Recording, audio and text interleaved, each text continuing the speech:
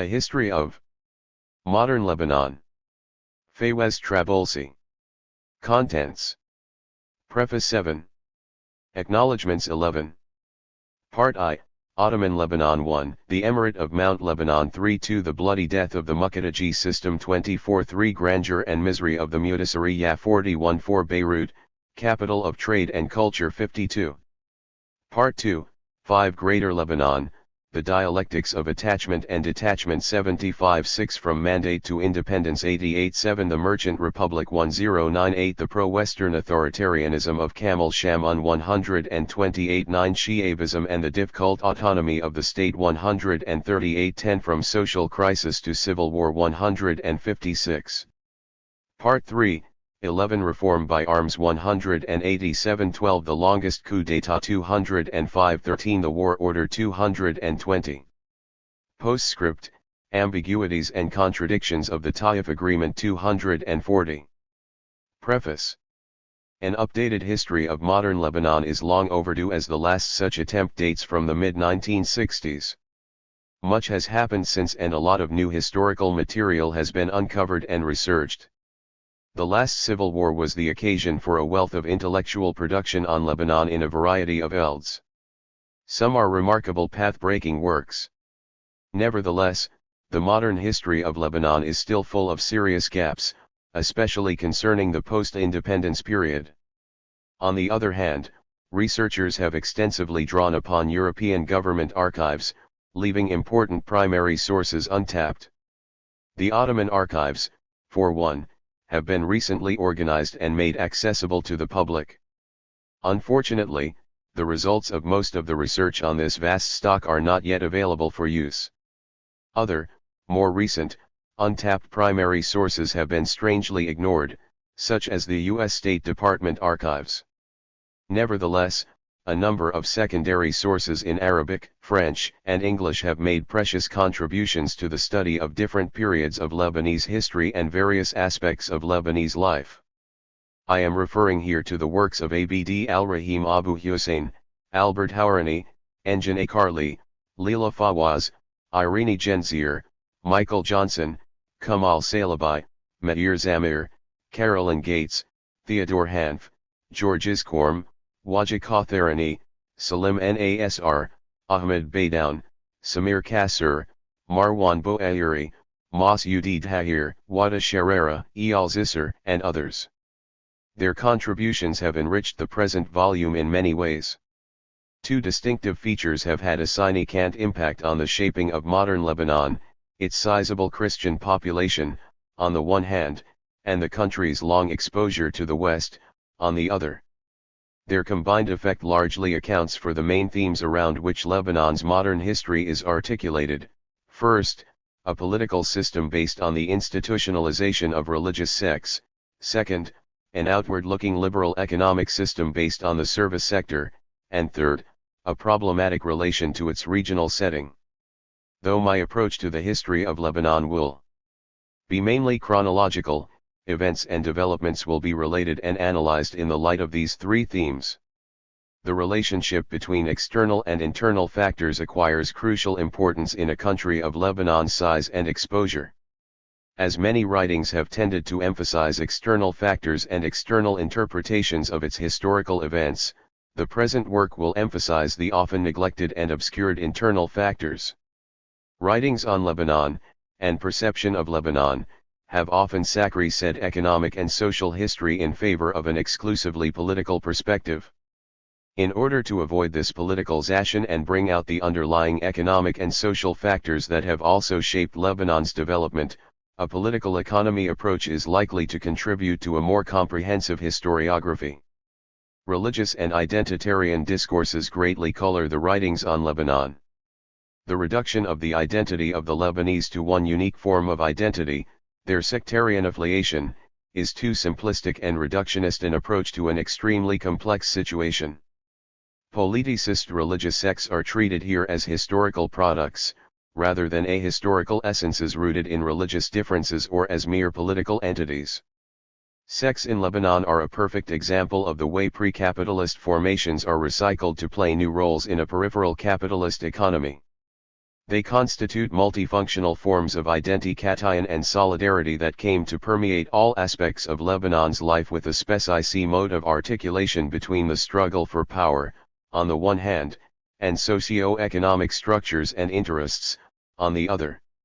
Two major functions of sects are often neglected, RST, their role as enlarged clientelist networks designed to resist the inequalities of the market and compete for its benefits and for the appropriation of social wealth and services of the state, and second, their long-standing habit of enlisting outside help in their struggle for power or for sheer survival. State-society relations in Lebanon have long been strained owing to the combined effects of extreme laissez-faire policies and the extensive political, legal and, often, military, autonomy enjoyed by Lebanon's sects. Hence the resilience of the question of state building, which has acquired a large bearing on Lebanon's national unity, its social cohesion, even the country's very existence. Finally, culture plays a major role in Lebanese life.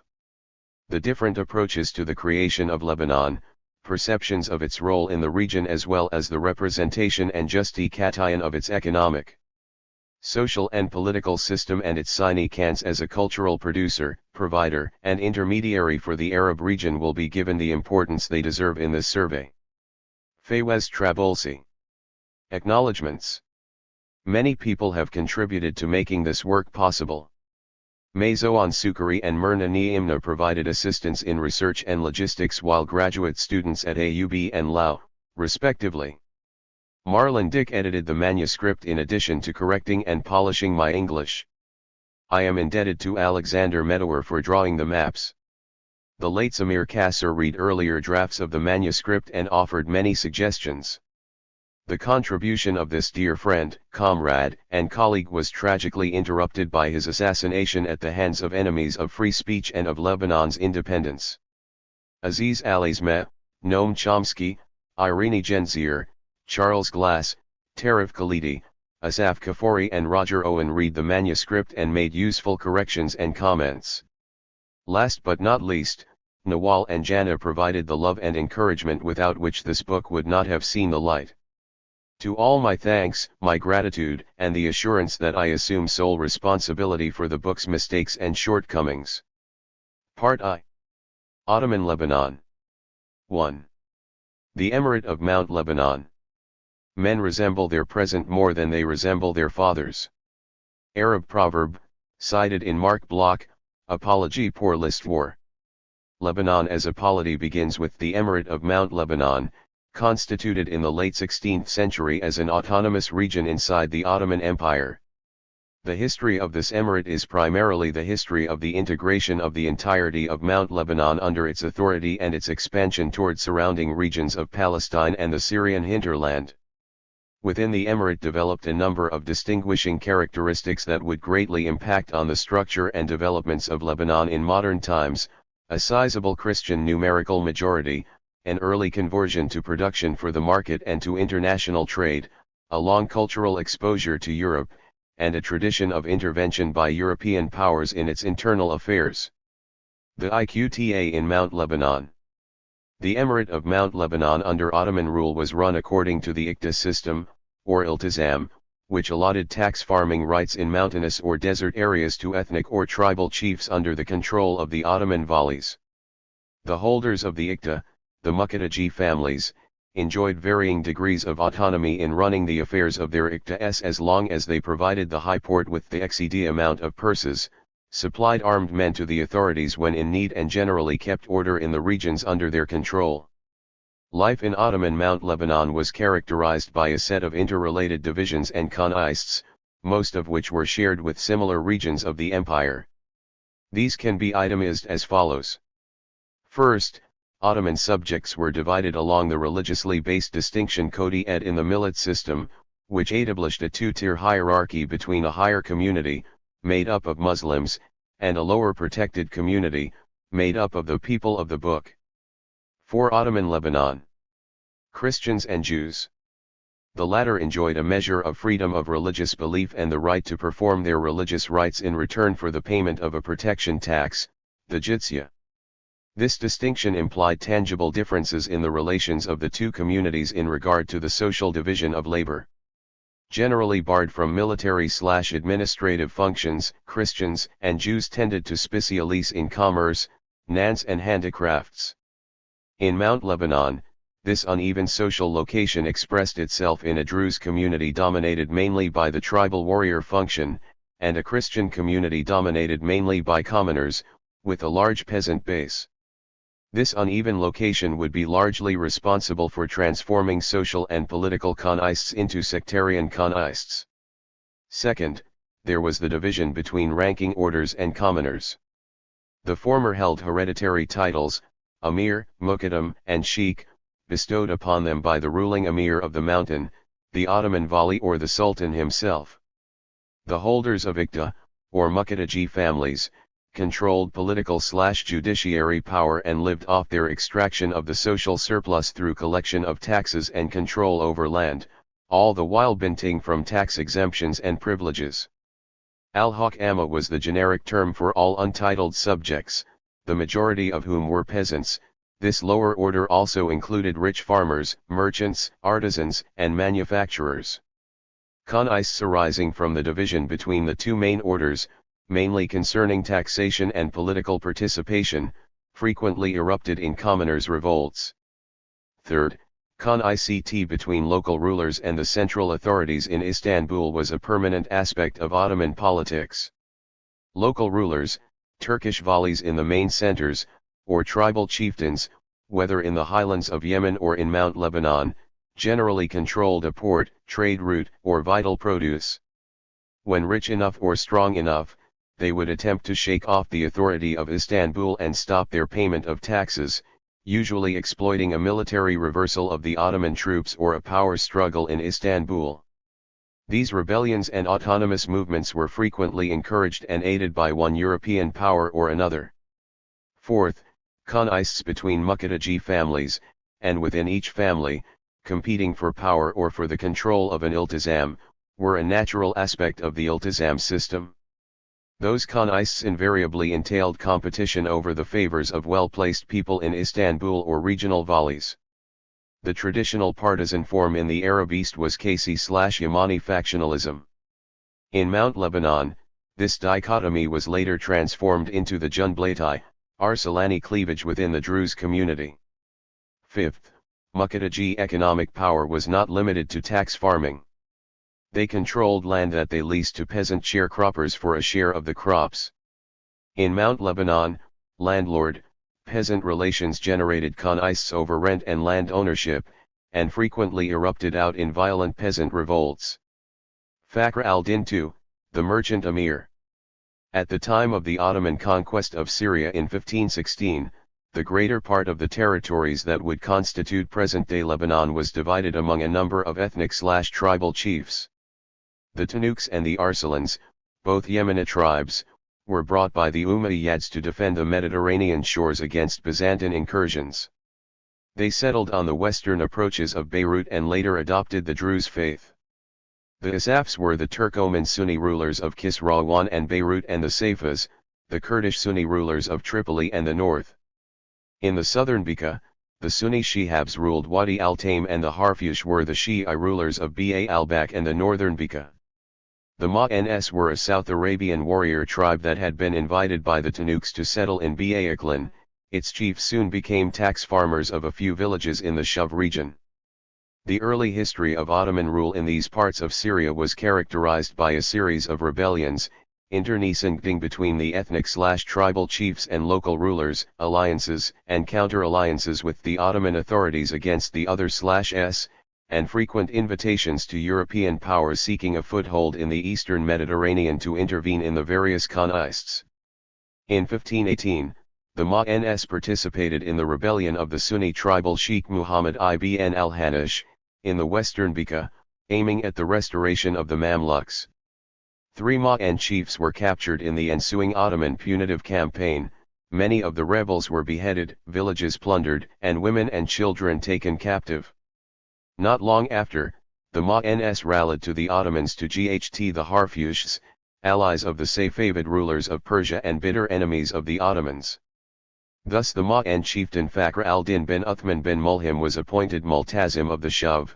He became later Amir Liwa or Sanyakbi of the Sanjaks of Sidon, Beirut and Safed. However, the people of Mount Lebanon were soon on the path of revolt again and remained so for long decades to come. They were only pacified in 1585 after a major expedition by Ibrahim Pasha, the governor of Egypt, allegedly related to the theft, along the coastal road to Tripoli, of Egyptian tribute on its way to Istanbul. Kirkumaz Ma'an, Amir of the Druze at that time, fled from the punitive campaign to the Tyrone cave, where he died in 1584. Kirkumaz's son Fakhr al-Din Ma'an, known as Fakhr al-Din II, took over after his father's death. In 1590, he was appointed Multazim of the Druze mountain by the Vali of Damascus, then Amir Liwa of the Sanjak of Sidon, Beirut.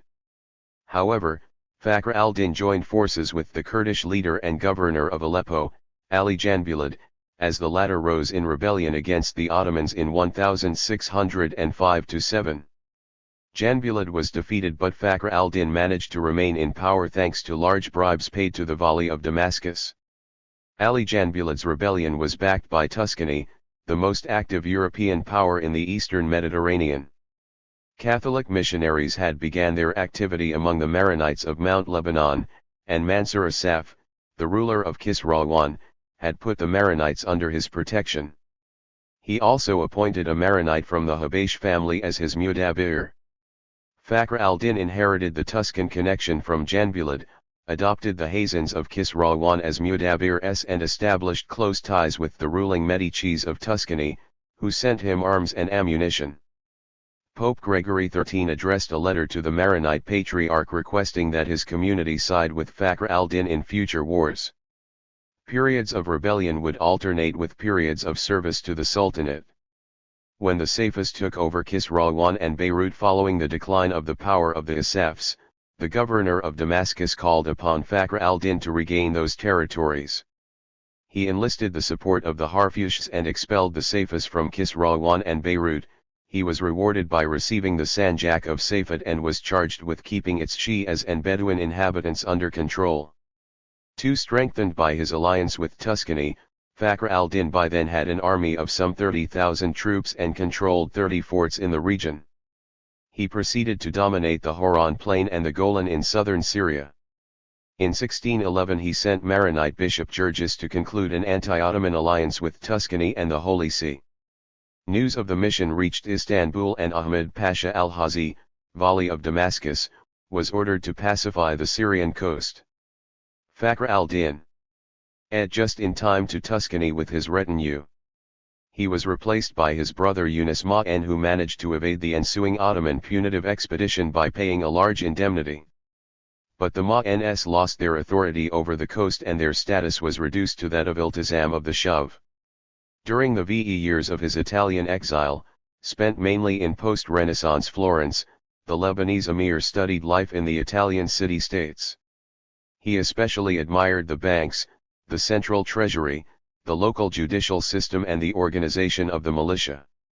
Although the Medicis were on the decline, Florence's Cosimo II, the Grand Duke of Tuscany, and his suzerain Spanish King Philip III, considered the Arab emir a major asset in their plans to extend their unions to the eastern Mediterranean. Upon his return in September 1618, Fakhr al-Din set about reforming his control over Mount Lebanon and regaining the territories he had lost. This was a time when Sultan Othman II was occupied with consolidating his rule after taking power in a palace coup. By 1621, Fakhr al-Din had taken control of Bshari and subdued its Maronite Muqaddams. Luckily for the Ma'an emir, Othman II was overthrown by the Janissary Corps in 1622, just as he was about to launch a campaign against Mount Lebanon. By 1623, Fakhr al-Din had come to control Akkar from the Safas and advanced into Sata and beyond in the Homs and Hama region. Having achieved full control over Mount Lebanon, Fakhr al-Din moved against the Harfushs and seized the Bekaa. The Vali of Damascus, Mustafa Pasha, the Harfushs and the Safas joined forces against him but were defeated in November 1623 in the Battle of Anjar, in which Mustafa Pasha was captured. Fakhr al-Din besieged the seat of the Harfush in Ba al-Bak, and had his men loot the Bika and plunder its agricultural produce. Finally, he agreed to release the Vali of Damascus in return for the restoration of the Palestinian regions of Safed, Ajalun, and Nablus to his authority. 3. But Fakhr al-Din had gone too far in his expansion and was a threat to Damascus. Moreover, he was seeking military and financial help from the Tuscans for his project to secede totally from Ottoman rule. Then, following their military successes against the Persians in 1629, the Ottomans turned their attention to punishing and controlling the Syrian rebels, Fakhr al-Din at their head. In 1633, Kutchuk Pasha was appointed governor of Damascus with the express task of eliminating the Druze emir. When Kutchuk Pasha's forces moved against Fakhr al-Din, the Tuscans failed to come to his aid and Fakhr al-Din surrendered. He was brought to Istanbul in chains and decapitated on April 13, 1635. Fakhr al-Din's main economic achievement was the introduction of silk production to Mount Lebanon as a cash product for export to the Italian city-states. For that purpose, he encouraged Christian peasants, who were mainly Maronite, to emigrate from the settled northern parts of Mount Lebanon to the Druze-controlled regions, where they engaged in silk cultivation and other agricultural and artisanal occupations considered unworthy by the majority of the Druze. For in addition, Druze Muqaddajis and warrior families began expelling Shias from the villages on the frontiers of Druze territory, in the western Bika and the Iklims, and settling Christian peasants in their place. 5. Thus was launched a process that would have a lasting impact on the history of Mount Lebanon, gradually changing the social demography of the southern, Druze part of the area by transforming it into a Christian, Druze mixed region in which the Christians would ultimately become a majority. Intimately related to his introduction of silk production was the emir's encouragement of foreign merchants to settle in his emirate. For this purpose, he attracted European merchants trading with the empire by the construction of a travelers' inn for them in Sidon. Al-Haq Sidon remained his capital. Fakhr al-Din selected Beirut as a winter residence, enlarged its port and built a castle and a fort in it. The emir was a silk merchant in his own right. In one instance in 1631 we are told that he sent the Maronite Ibrahim al-Hakalani to Florence with 45 bales of silk. He offered one bale to Cardinal de' Medici and sold the remaining 44. The proceeds were deposited in the Monte de Pieta Bank in Fakhr al-Din's name and the names of his 3 sons. Fakhr al-Din was succeeded by his nephew Mulhim bin Yunus bin Kirkumaz, who was appointed by the Ottomans to rule the Viennese of the Shuv, in addition to the Garb, the Jurd, the Matun, and Kisrawan. His reign lasted for 20 years. Upon his death those same regions were granted as an iltizam to Fakhr al-Din's grandson, Ahmad Ma'en, who followed his grandfather's tradition of exploiting Ottoman weakness to seek autonomy. This time it was Ottoman military reversal on the Hungarian front that prompted him to take up arms. Ahmad managed to escape arrest by a punitive campaign and died without a male heir, thus ending the Ma'en dynasty. Summoned by the Ottomans to elect a new ruler, the Druze Muqaddajis, meeting in Simkhaniye, could not agree on one from among themselves and chose Bashir Shihab, a Sunni emir and relative of the Ma'ens from Wadi al-Taim in the southern Bika. The centralizing power of Bashir Shihab II. During the early periods of Shihab rule, Mount Lebanon was marginalized and the Ottoman pashas of Sidon, Acre, and Damascus exercised direct control over Mount Lebanon, playing aspiring Shihabi factions against each other. Bashir I should be mainly remembered for pursuing Fakhr al-Din's efforts to extend the authority of the Lebanese emirate to Jabal Amil and Palestine. The rule of his successor, Hyder Shihab, achieved the Nal victory of the KCS, led by the Shihabs, over their Yamani challengers, led by the Alam al-Din family, in the Battle of Ain Dara in 1711. Hyder extended his control over Bshari, Batran, Jabal, the Bika, and Jabal al-Rihan and reorganized the Muqaddaji system by redistributing the districts among the chiefs of his victorious faction.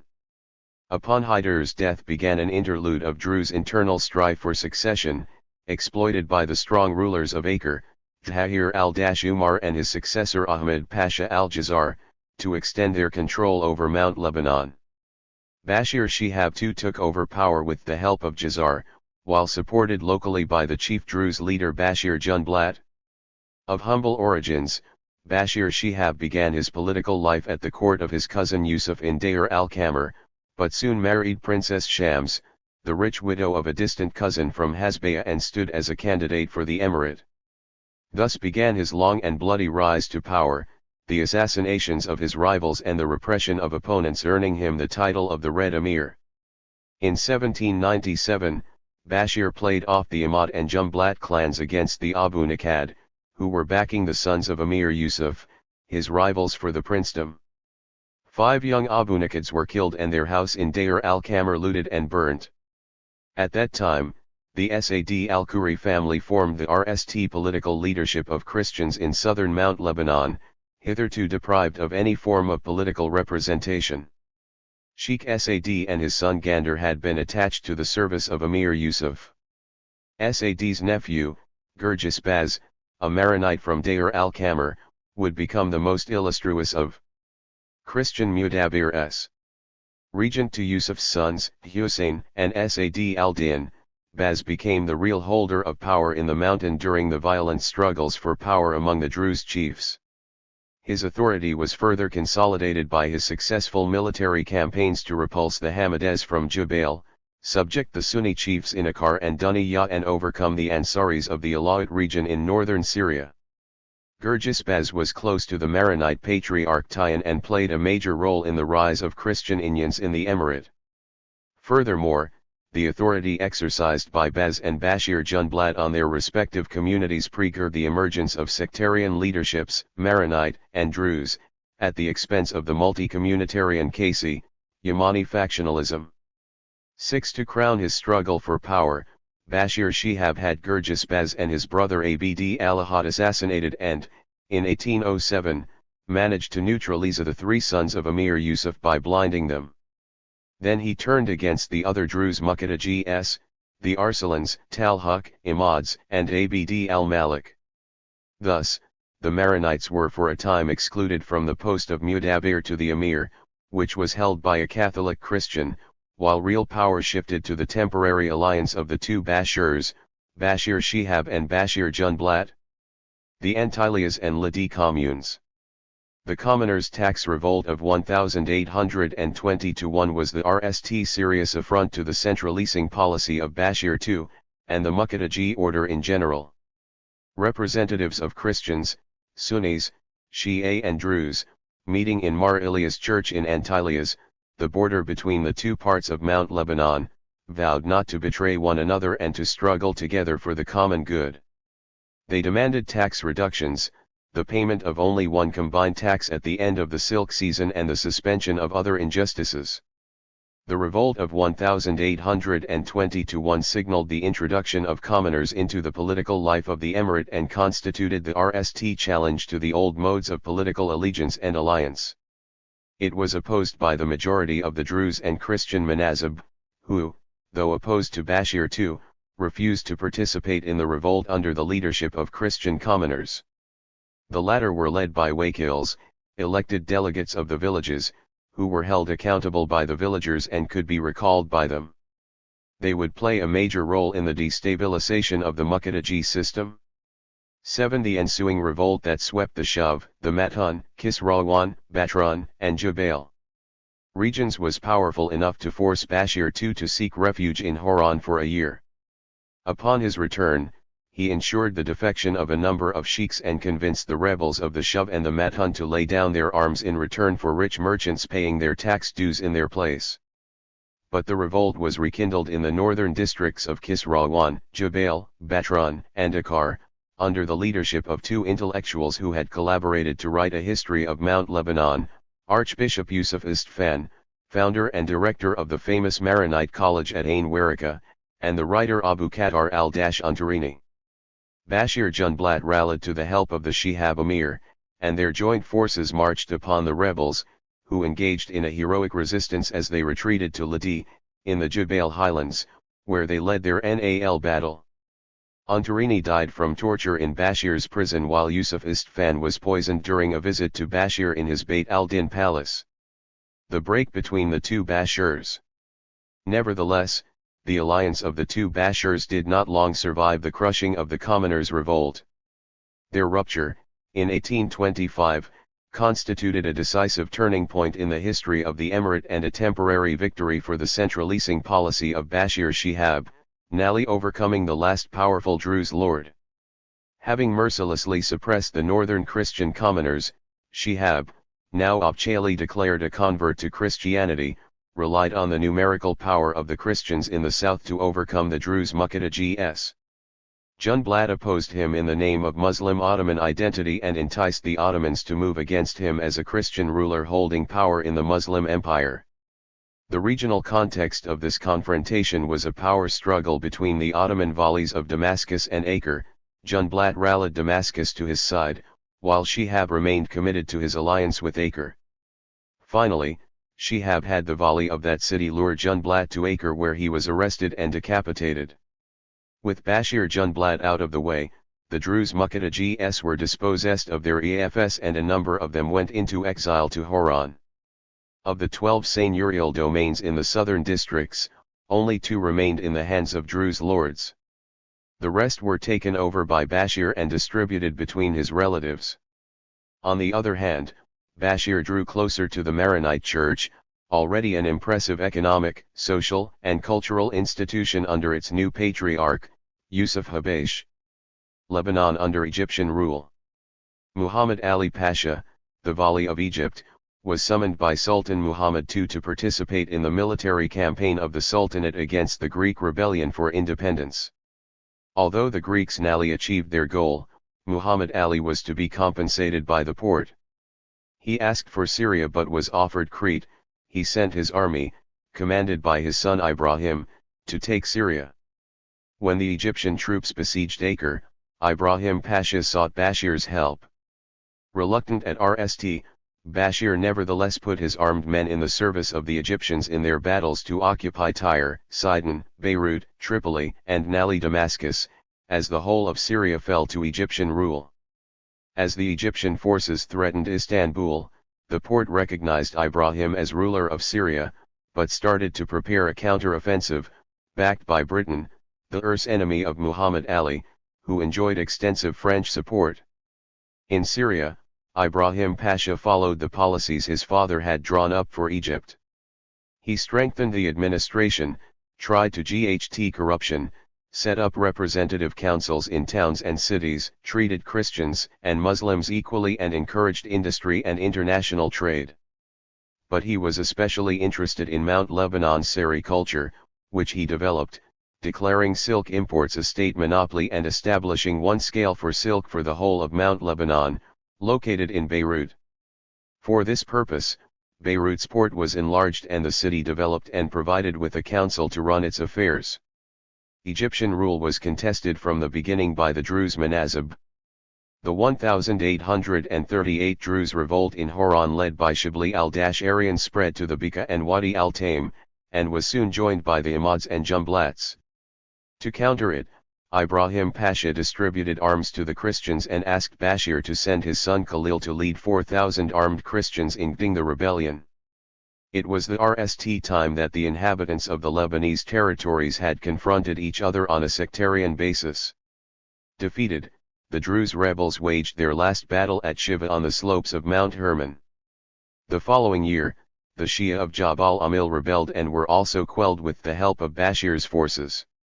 However, Ibrahim Pasha alienated wider sectors of the population with his exorbitant taxes, forced labor, and military conscription.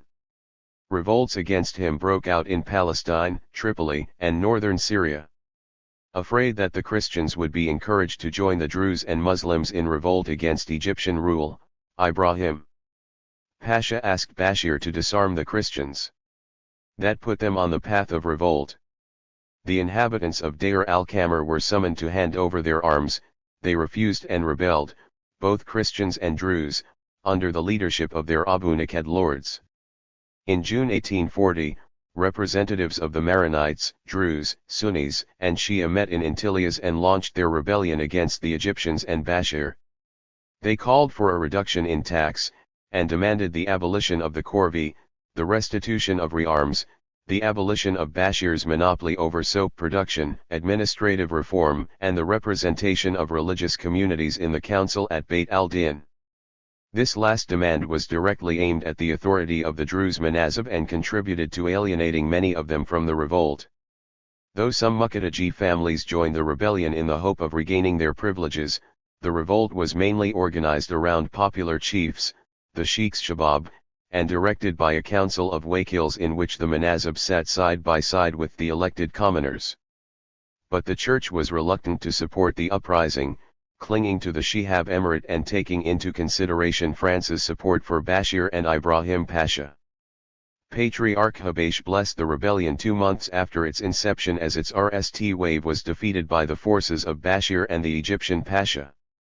The second phase was launched in September in support of the foreign military intervention of mid-July.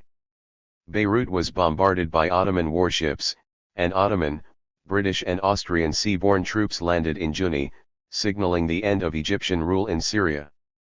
In October 1840, the Egyptian troops withdrew to Acre and Bashir was arrested and exiled to Malta. Paradoxically, the Christians, the great beneficiaries of the emirate, had nevertheless contributed to its downfall. The Patriarch's Program. The emirate did not long outlast Bashir II. Appointed by the foreign powers, Bashir Milham Qasim, Baptist Bashir III, ruled for no more than 18 months. Returning from exile, the Druze sheiks tried to regain their domains and power over their Christian subjects and faced the hostility of the new prince as well as the resistance of the Christians. Khanists over landed property broke out everywhere and dominated the period. The inhabitants of Deir al-Qamar obstructed the return of the Abu Nakids to their town, while the inhabitants of Jazin forcibly expelled the agents of the Junblat family from their region. Nevertheless, the Ottoman authorities and the British stood firm in support of Druze property rights. Although the Christian emirate was now dead, it became transformed into a banner under which many Maronites would rally for decades to come. Patriarch Habash supported Bashir III out of fear of being replaced by a Muslim and made the RST serious attempt to unite the community around a common political program. In October 1840, he addressed a memorandum to the Porte demanding that a Shihab Maronite prince rule Mount Lebanon, that he be appointed for life by the Sultan and be assisted by a Maronite Mudabbir and 12 councillors representing the different sects, all elected for a period of 3 years. The prince would exercise his judiciary powers according to the law and after investigation, and torture would be abolished. On the other hand, the right to judge and punish the Maronite clergy would become the exclusive prerogative of the Maronite Patriarch, who would have a special representative in Istanbul. The Patriarch's memorandum reiterated the demand for a uni-ed land tax and the abolition of the corvée. More importantly, it raised the demand that the Sultanate recognize France's protection of the Maronites. In support of his program, in March 1841, Habash convened the Maronite notables from all regions of Mount Lebanon, who vowed to remain united in Christian love and renewed their allegiance to the Sultan. In order to assure the unity of the community, the program established a delicate compromise between its two main social components. While respecting the titles and ranks of the Manazib according to tradition, it called for the nomination of wakils for all regions of Mount Lebanon whose task would be to reform and educate the people. Thus the role of this popular representative institution was reversed, rather than represent the people, it should henceforth educate them. In fact, Habash's program was a repetition of the main articles of the Ottoman reforms of centralization and modernization, the famous Tanzimat, promulgated by the Sultan in his famous Edict of Gulhan in November 1839. Nevertheless, Habash's program, based on the notion of the Christian majority, destabilized the established order in Mount Lebanon. The Nawab Christian prince ruler heralded the end of the Druze emirate and deprived the Druze Manazib of their main prerogative, the election of the Prince of Mount Lebanon, reducing Druze representation to a minority in the proposed consultative council. No wonder that the Druze Manazib, increasingly alienated by Bashir II's hostility, withdrew their support for the Shihab Emirate. In 1841, armed Druze attacked Bashir III in his palace in Deir al-Kamar. Armed Christians hurried to his defense but were overcome. In response, Habash called for a mass Christian uprising to take power in the south. Sini Kantli, the leadership of the Christian army, stationed in Ba Abda, was divided between sheikhs and wakils. The RST group feared popular power and believed that the loss of power by the Druze sheikhs in the south would lead to the demise of the Christian sheikhs in the north. However, secret contacts between Christian and Druze sheikhs to form a common front against the commoners were offset by the Patriarch, who threatened to excommunicate the sheikhs, later branded as traitors by Tunuz al-Shayyak, a moderate Maronite historian. The Gding in 1841 ended inconclusively, but it spelled the death of the emirate. On January 13, 1842, the Porte declared the end of the special status of Mount Lebanon and appointed Umar Pasha as governor. Inequality of origins to uneven development. The end of Egyptian rule in Syria not only was a military defeat for Muhammad Ali Pasha, but also had important economic repercussions for the region. The victorious British did not impose free trade on Egypt alone, but on the whole of the Ottoman Empire. In fact, the 1840s signaled the entry of the Ottoman Empire into the world market, opening up to European commodities and reducing customs duties to their bare minimum. The direct impact in Mount Lebanon was the transformation of the original uneven social locations of the Druze and Maronite communities into a pattern of uneven socio-economic development. By then, the Christians were constituted into a network of forces that were quickly eroding the Druze-dominated Muqaddaji system. A brief social mapping of Mount Lebanon on the eve of the second half of the 19th century helps provide a clear picture of the major components of this process. At the basis of the developments of this period lies the effects of the expansion of the Maronites from the extreme north of Mount Lebanon toward the south that had began under Fakhr al-Din II and had been rapidly developing since. This productive and settlers' function gave the Christians the right to bear arms and contributed to the creation of an asymmetrical social formation, a Druze bloc, primarily tribal, in which the tributary and military function dominated, and a Christian bloc, with a wide peasant and artisan base and commercial/national ramifications. There was also a distinction between the status of the Druze and Christian leadership. Salebi rightly notes that while the Maronite Muqaddajis were tax collectors and quasi-feudal lords over their own co-religionists, the Druze sheikhs were primarily tax farmers and quasi-feudal lords over their Christian subjects. The Druze bloc was characterized by its cohesion, as it coalesced around a single sheikh, a Junblat, elected by all the manazib of the Shuv, and whose authority covered the entire community. More importantly, the political and social position enjoyed by the Druze sheikh implied a number of privileges and exemptions for his community. The large domains allotted to the Junblat family by the Porte were generally distributed among the various allied manazib.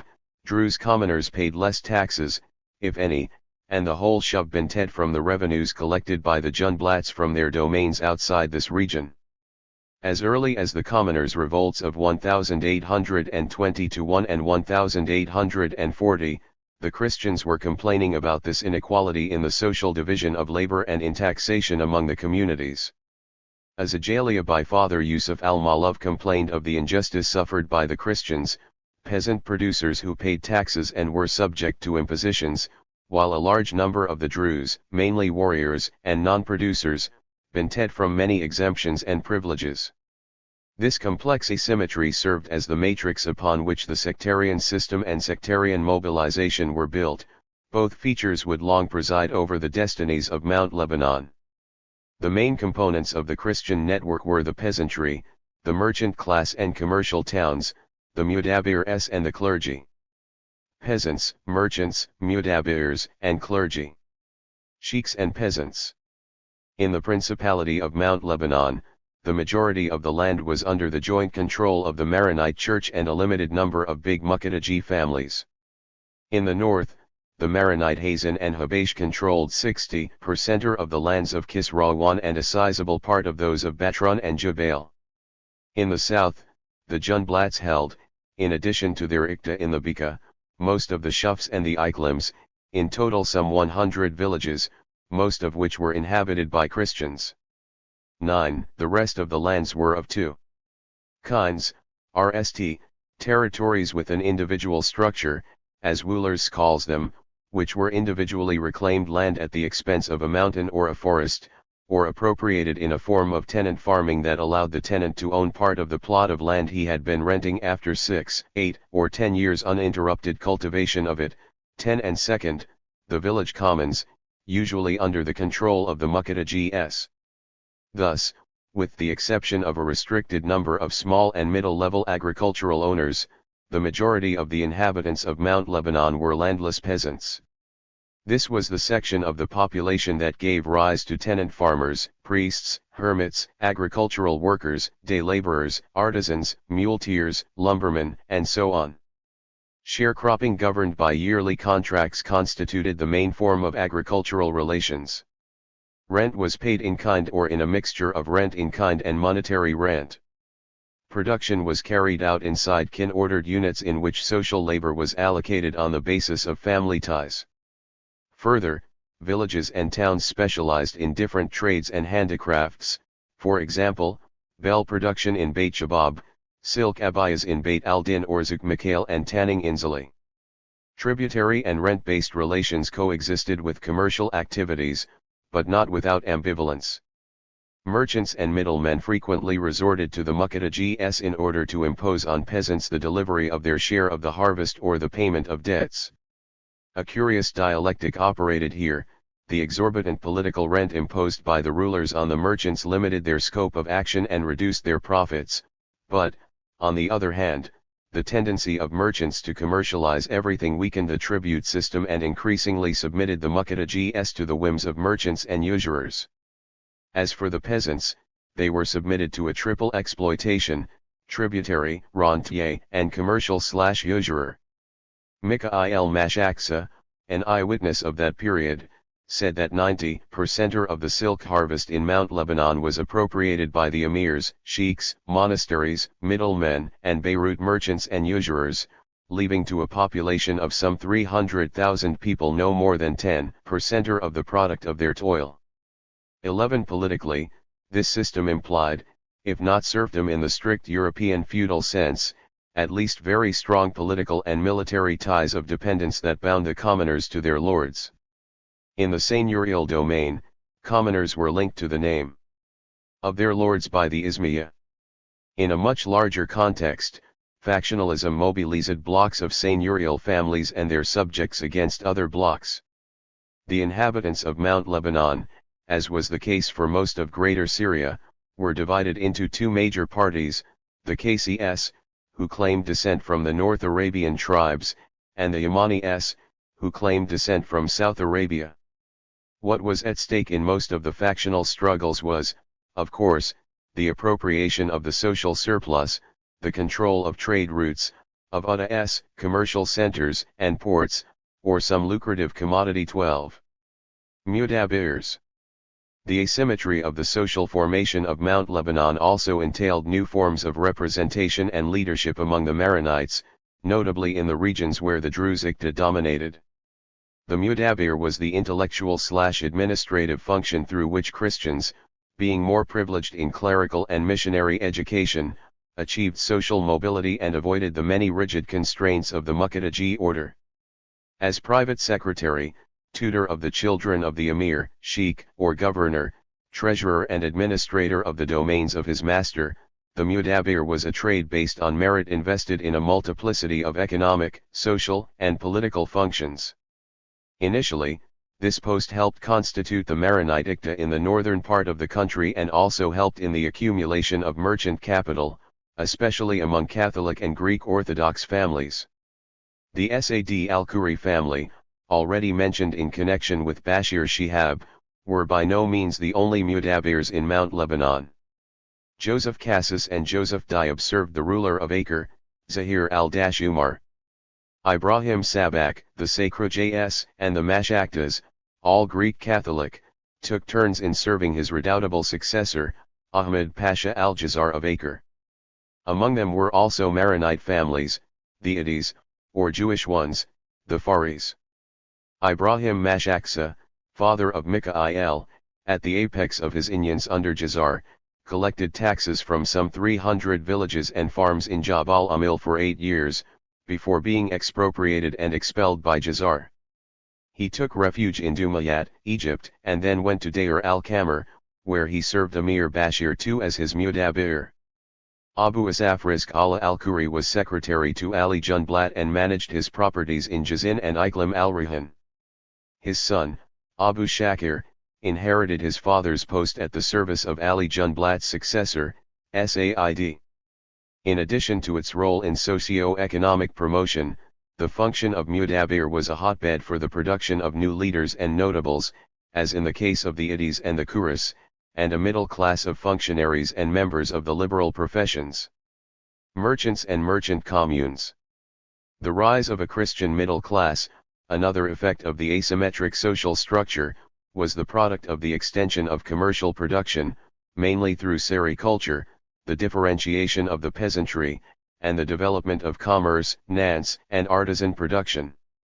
In fact, Mount Lebanon, Syria, and Palestine were already economically interdependent thanks to a network of trade exchanges centered on the supply of staples and livestock, the provision of raw materials and the circulation of artisan products. Mount Lebanon imported its cereals and livestock from the Bekaa and the north of Bilad al-Sham. Nablus, in Palestine, also exported cereals and livestock to Mount Lebanon and furnished Hasbaya with cotton for its looms. In return, Mount Lebanon furnished raw silk to the Damascus weavers. Zali merchants exported cereals to Damascus, Beirut, and Mount Lebanon and received livestock from nomadic tribes in Iraq and Palestine.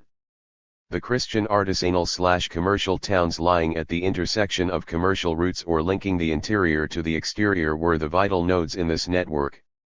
Progressively, they came to control an ever-expanding space of villages and farms and sap the foundations of Muqaddaji power on which they depended. The lords, and not only the peasants, become more and more naturally dependent on the towns and cities and indebted to their merchants and money lenders. In Kisrawan and Jabal, we observe the rise of rich farmers and merchants/money lenders investing part of their wealth in land. By the mid-19th century, Zukmika mainly Greek Catholic, possessed 150 to 300 weaving looms and distributed its products on a large scale. It constituted with its sister town Jauniya a market for the whole region.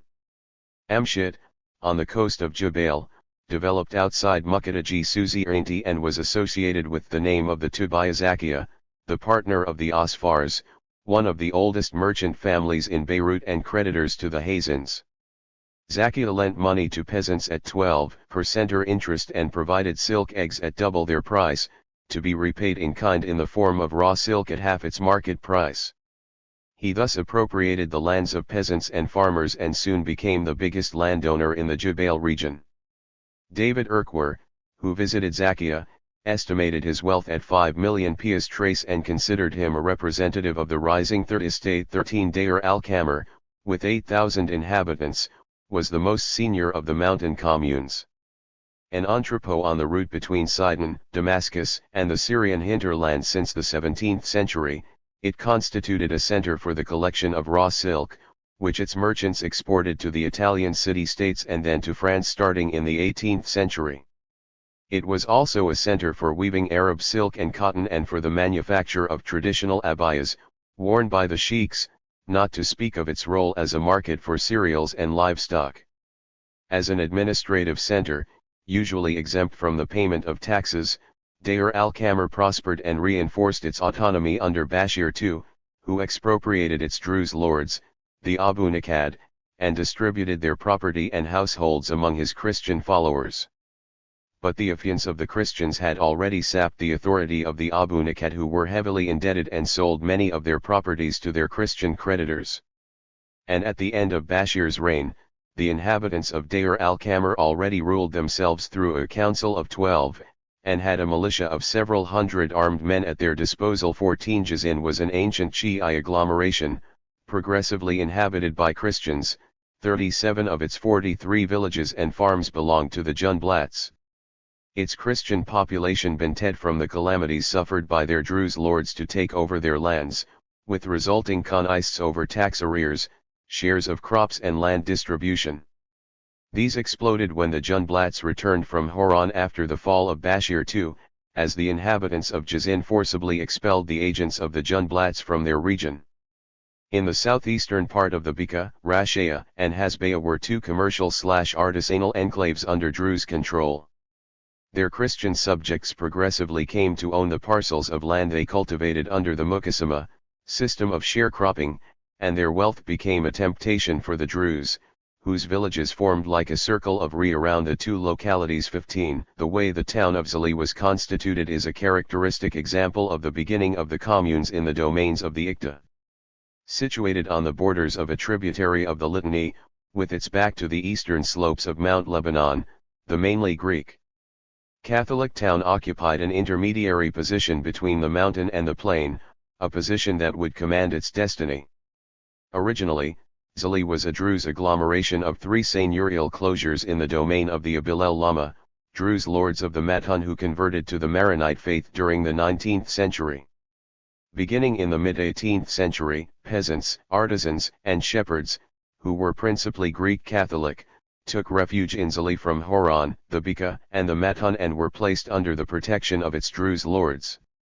Its Christian population soon became a majority and undertook commercial and artisanal activities, in addition to cultivating the lands of the Abil Lamas while preserving a hierarchical family and tribal structure, inherited from Bedouin society in Horan.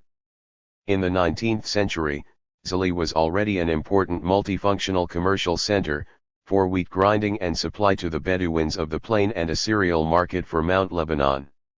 Its merchants bought cereals from Horan, Homs and the Kalamun and supplied Damascus with wheat. On the other hand, armed caravans from Zali traveled as far as Baghdad and Mosul to buy livestock, horses, and wool in order to sell them in Beirut, with which the Bika city was progressively linked from the 1840s. The town was also an artisan center for a prospering textile industry, exporting its products to Horan, Homs, and Nablus, in addition to tanning, shoemaking, arms manufacture, tailoring, dyeing, arak distilling and molasses pressing. Under the direction of its 7 families of merchants/warriors and landlords, the armed people of Zali put themselves at the service of the emirs of the mountain against their adversaries. This was their means of acceding to greater autonomy vis-a-vis their Abil el Lama overlords and the dominant forces in the plain, the Walis of Damascus, and the Shi'i and Kurdish tribes that imposed their laws and exact ayins and threatened the security of caravan routes. A durable alliance had linked the people of Zali to Bashir II. The town's rich lent him money and the poor fought on his side, in return for which the emir granted the town the right of self-administration. In 1825, the people of Zali exploited the conflict between Bashir Shihab II and Bashir Junblat to expel the remaining Druze families in their town. 16 Beirut, whose economic fortunes had slumped under the Mamluks, prospered under the Egyptians. The town greatly benefited from the political turmoil in the competing ports of Tripoli, Sidon, and Acre to become the principal port of Damascus, linked to it by a road. 2121. 22 Ottoman Lebanon. That was opened to carriages in 1856. Between 1827 and 1862, the value of goods transiting through Beirut increased 800%.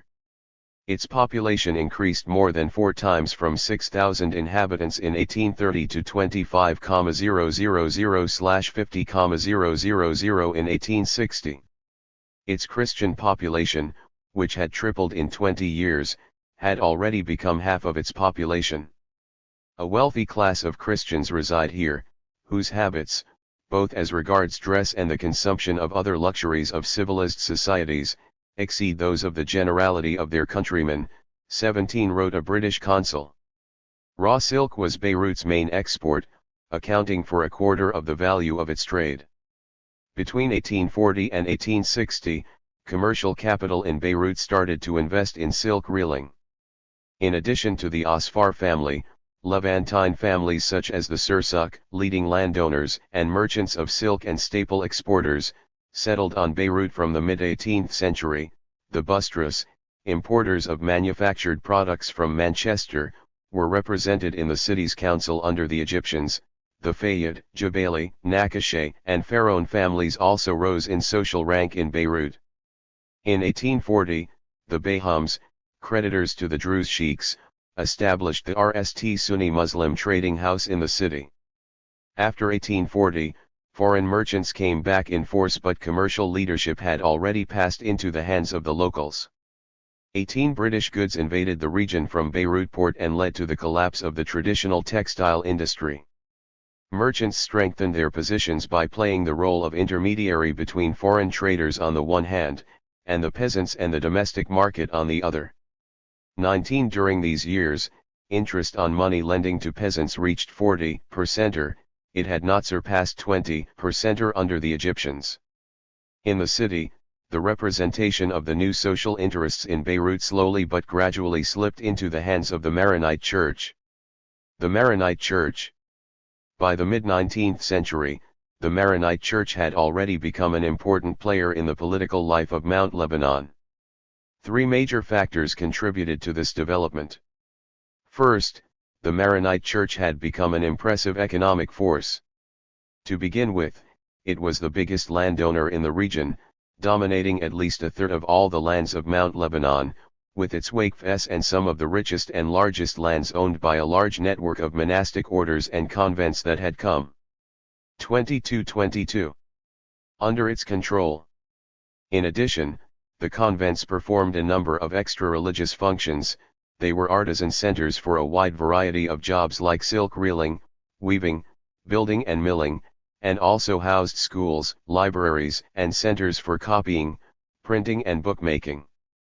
22nd, in the 1840s, the Patriarchal See was moved from the Kenyuban Valley in the upper north of the Bshari region to Kirki in the heart of Kisrawan, signaling the extension of the church's unions to the southern parts of the country. Third, as a reaction of the social mobility inside the Maronite community, in 1854, Bulas Mos'ad because the RST cleric of commoner descent to be elected patriarch, breaking a long-established tradition of Muqaddaji family monopoly over the patriarchal seat. His election, opposed by the Manazib of the north, was acclaimed by popular demonstrations in support of the Patriarch of Justice and Equality. A learned man educated by the Jesuits at the propaganda school in Rome during the Catholic counter-offensive against Protestantism and the ideals of the French Revolution, the new patriarch was mainly attached to the purity of the Catholic doctrine. He had been the right-hand man of Patriarch Habash when the latter launched his campaign against the Protestant heresy. Mos'ad had all the prerequisites to become a major actor in the events to come. However, it would take 20 years of travail, blood, and tears for the Muqaddaji system to nearly collapse. 23 2. The bloody death of the Muqaddaji system. The responsibility for does not fall at all on the commoners, but all of the responsibility falls on the Muqaddajis. We should not blame only one party for what it has committed against the other. Had the people of the Iqlim won over those of the Shuv, they would have done the same. Shakir al-Khoury, Mahma al-Masarat. Nobody wins in civil wars. The losers lose, the winners lose. Druze Sheikh Hussein Talhaq on the 1860 events. The end of the Emirate of Mount Lebanon spelled the death of its Muqaddaji system. The Qa'im Makamiyya declared in early 1843 divided Mount Lebanon into two administrative regions, exacerbating the struggle over its identity.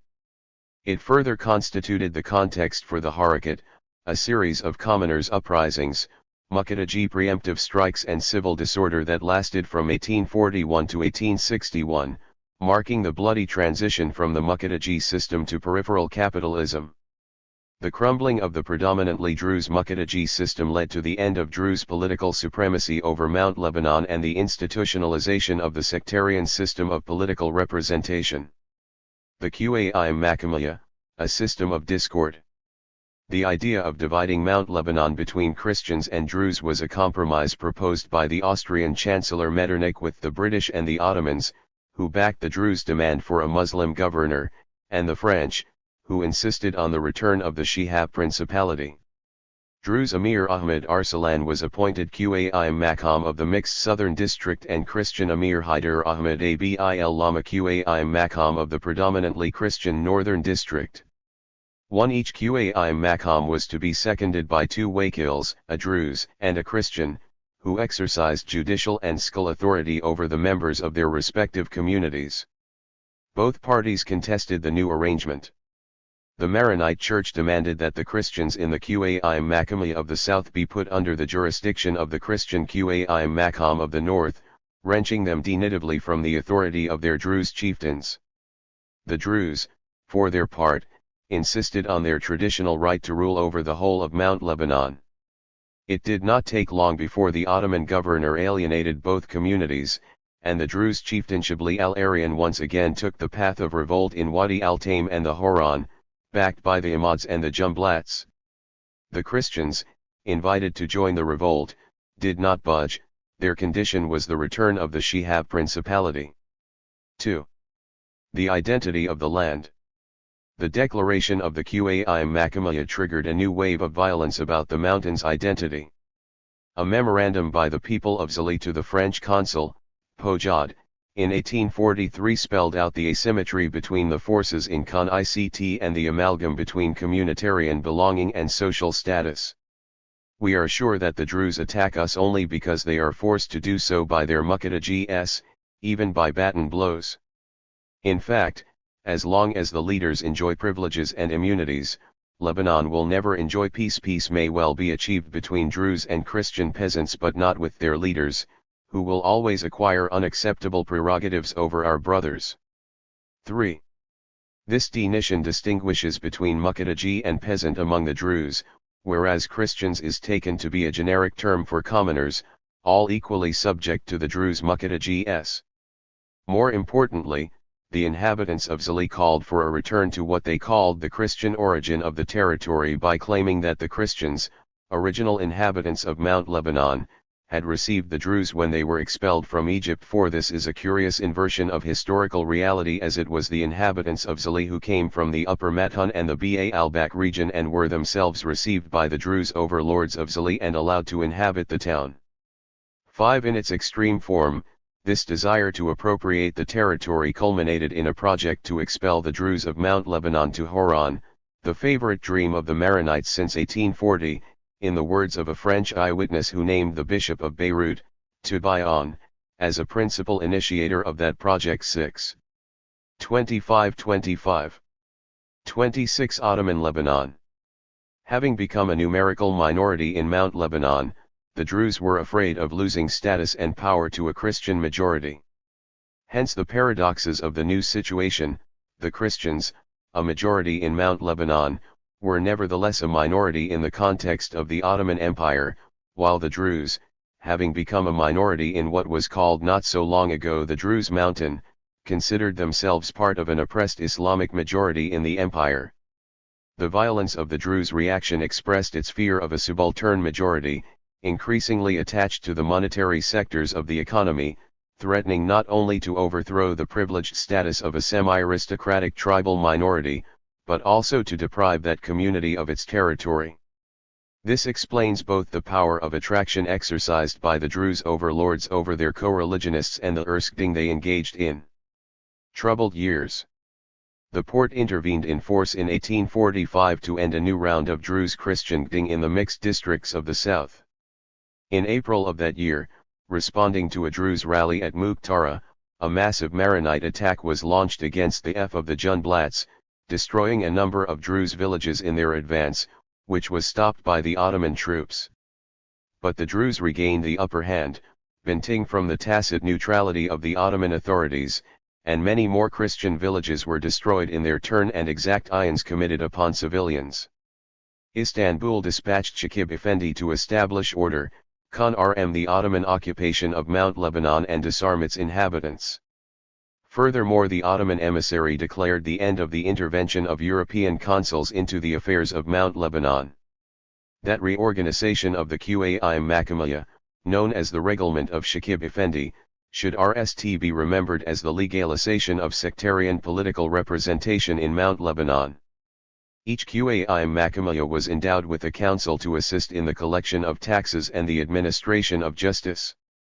Each council, presided over by a Qai Makam, was composed of 12 members, a councillor and a judge representing each of the 6 religious communities: Maronite, Druze, Greek Orthodox, Greek Catholic, Sunni Muslim, and Shi'i Muslim. As the latter did not have the right to be represented by a judge, since all of the Sultanate's Muslims were subject to Sunni jurisdiction, the 12th member would be the Vice Qai Makam, a Maronite in the north and a Druze in the south. Both Qai Makams 26, 27 were considered Ottoman government obchales and subject to the authority of the Vali of Seta, while Jubail, Zali, and Deir al-Kamar were granted the status of autonomous towns and put under an Ottoman governor. Shakib Effendi's settlement only served to exacerbate rather than resolve the deep crisis of the Muqaddaji system. Indeed, the councils and wakils constituted alternative institutions to Muqaddaji power, but they by no means had the ability and power to overcome it. While a heavy blow was dealt to the Druze Muqaddajis, who were theoretically deprived of most of their skill and judicial functions, they were nevertheless compensated by the appointment of the heads of the VE main Druze Muqaddaji families as administrators of the VE districts of the southern Qai Makamaya, though robbed of any authority over their Christian subjects. A wakil would exercise judicial functions and tax collection regarding his co-religionists in each district. The Christian wakils in the southern region were to be chosen by the governor, after consultation with the clergy and the notables of the community. In the north, the institutions of the council and the wakil were not applied, nor were the feudal uddas reorganized as administrative units. The Ottoman Sultanate recognized sectarian and not social divisions and khanists. Thus, while the Christian commoners were already represented in the council and held the post of wakil in the south, their northern co-religionists were left without any form of political representation, at the mercy of the Hazan and Habash Maronite Muqaddajis, who effectively retained all their political and judicial functions in addition to their privileges, exactions, and impositions. A series of overlapping and complicated khanists dominated the years that followed. First, inter-Muqaddaji rivalries arose as the Hazans opposed Bashir Ahmad Abil Lama, Qai Makam of the north, and the powerful Druze leader Said Junblat refused to recognize the authority of Amin Arsalan, Qai Makam of the south. The Druze-Ottoman clash on that issue led to a Druze armed revolt in 1852. When the Ottoman troops were defeated in the RST round of Ding in Jabal al-Duraz, they enlisted Christians for support, increasingly poisoning sectarian relations. Second, the Muqaddajis of all sects not only resisted the Shakib Effendi reglement but tried by all means to preserve their declining economic and political power. In 1858 the Ottoman government 27 28 Ottoman Lebanon issued the Land Code with the intention of creating a peasant-led market economy that would maximize state revenues from taxes. Land registration in Mount Lebanon exacerbated Khan-ICT over land ownership and was sabotaged by the Muqaddajis of both communities, as they had done with the earlier land registration of 1846. Under the pressure of the European consuls, the Ottoman authorities agreed to defer its implementation. Third, Muqaddaji/commoner Khanists raged in the mixed districts where the returnee Druze sheikhs, especially the Abu Nakat and Junblat, demanded that Christian commoners pay their tax arrears and return plots of land seized during the sheikh's absence. The situation was serious enough for a delegation from Jazin, led by 3 clerics, to meet with the Ottoman authorities in Beirut in 1850 and convey the determination of the town's inhabitants to collectively immolate themselves if nothing was done to reduce taxes owed and solve their khanists with their Junblat overlords concerning land ownership. The Ottoman authorities agreed to slash the taxes to 1/3 of their initial value but refused to take any measures concerning landed property. Fourth, in 1857, at least 4 major merchant towns had nally shaken off Muqaddaji control and ran their own affairs through elected councils in which merchants, silk producers, and middlemen predominated. The towns of Amshit in Bilat Jubail and Ghazir in Kisrawan liberated themselves from the Hazans and the Habash respectively. Deir al-Qamar, the central Christian town in the Shov, overthrew its Druze overlords, the Abu Nakad, and was run by 2 elected delegates, 1 Druze and 1 Christian. Finally, Zali declared itself an independent commune under the leadership of a council of 8 notable families, expelled the appointee of Qa'im Maqam Bashir Ahmed and expropriated the rest of the properties of the Abil Lama. In order to completely free itself from Muqaddaji control, this Catholic town in the Bekaa requested to be detached from Mount Lebanon altogether. The Ottoman authorities obliged, and Zali was attached to the Wilaya of Beirut in the summer of 1859, then to the Wilaya of Ceuta. Interestingly, these years witnessed considerable social agitation in Europe and in the other Arab provinces of the Ottoman Empire. In the latter, agrarian revolts were mixed with dissent against the Tanzimat, social movements, and bread riots. An obscure peasant rebellion rocked the Irkub region in the eastern mountains of Lebanon, leaving 200 people killed. Latakia in the north of Syria. 2828. 29. Witnessed a large peasant revolt in 1858. Bread riots erupted in Aleppo and its surrounding region in October 1859. In May of that year, rioters pillaged the houses of the Mufti of the city, its chief notable, and the Ottoman governor. They also attacked the police chief before looting shops and obliging the authorities and the merchants to distribute free wheat and bread to the population. On 24 and October 25, 1859, a strange reversal of the situation occurred when the rioters suddenly altered their targets and attacked 12 shops owned by Christian merchants, looting and burning them. Riots and acts of violence against foreign merchants and foreigners in general reached as far as the Arabian Peninsula, where, in July 1858, an angry populace attacked British merchants in Jeddah and invaded the French and British consulates. These revolts and riots constituted the regional context for the events of the years 1858–60 in Mount Lebanon. The main protagonists were the 2 parties that suffered most from the Qa'im Maqamiyya, the Maronite commoners and peasants of the north and the Druze Muqaddajis of the south. 7. The ensuing events and developments can be seen as a commoners' revolt against the Muqaddaji system, which produced 2 different types of movements following the uneven social demography of Mount Lebanon, a social revolt of Christian commoners against Christian overlords in the north and a sectarian civil war between Christian commoners and Druze overlords in the southern mixed districts. Indeed, an eyewitness, the American missionary William Thompson, described the war as simply a rising of the people against the wishes of the ruling classes, on all sides. 8. The Commoners' Revolt of Kisra 1. The opposition of the Hazans to Qa'im Maqam Bashir Ahmed Abil Lama was the spark that ignited the Commoners' Revolt against the Iqta of Kisra 1. Kisra 1 was already the weakest link in the Muqaddaji system of Mount Lebanon, a microcosm of its contradictions pushed to the point of rupture. The region was dominated by commercial production and dependent on the external market through its main economic activity, sericulture. Its sheikhs, increasingly indebted and their lands parceled out by inheritance, imposed higher taxes and rents on the peasants, who were over-indebted to silk courtiers, merchants, and usurers who lent them money at usurious rates reaching 50% or 9% as early as the 1820s. Gerard de Nerval wrote of those emirs of olive and cheese whose 2929 declining economic power was being compensated by a morbid attachment to political and judicial privileges and social distinction at the expense of the commoners. 10. To make matters worse, the years 1856–58 were particularly cruel.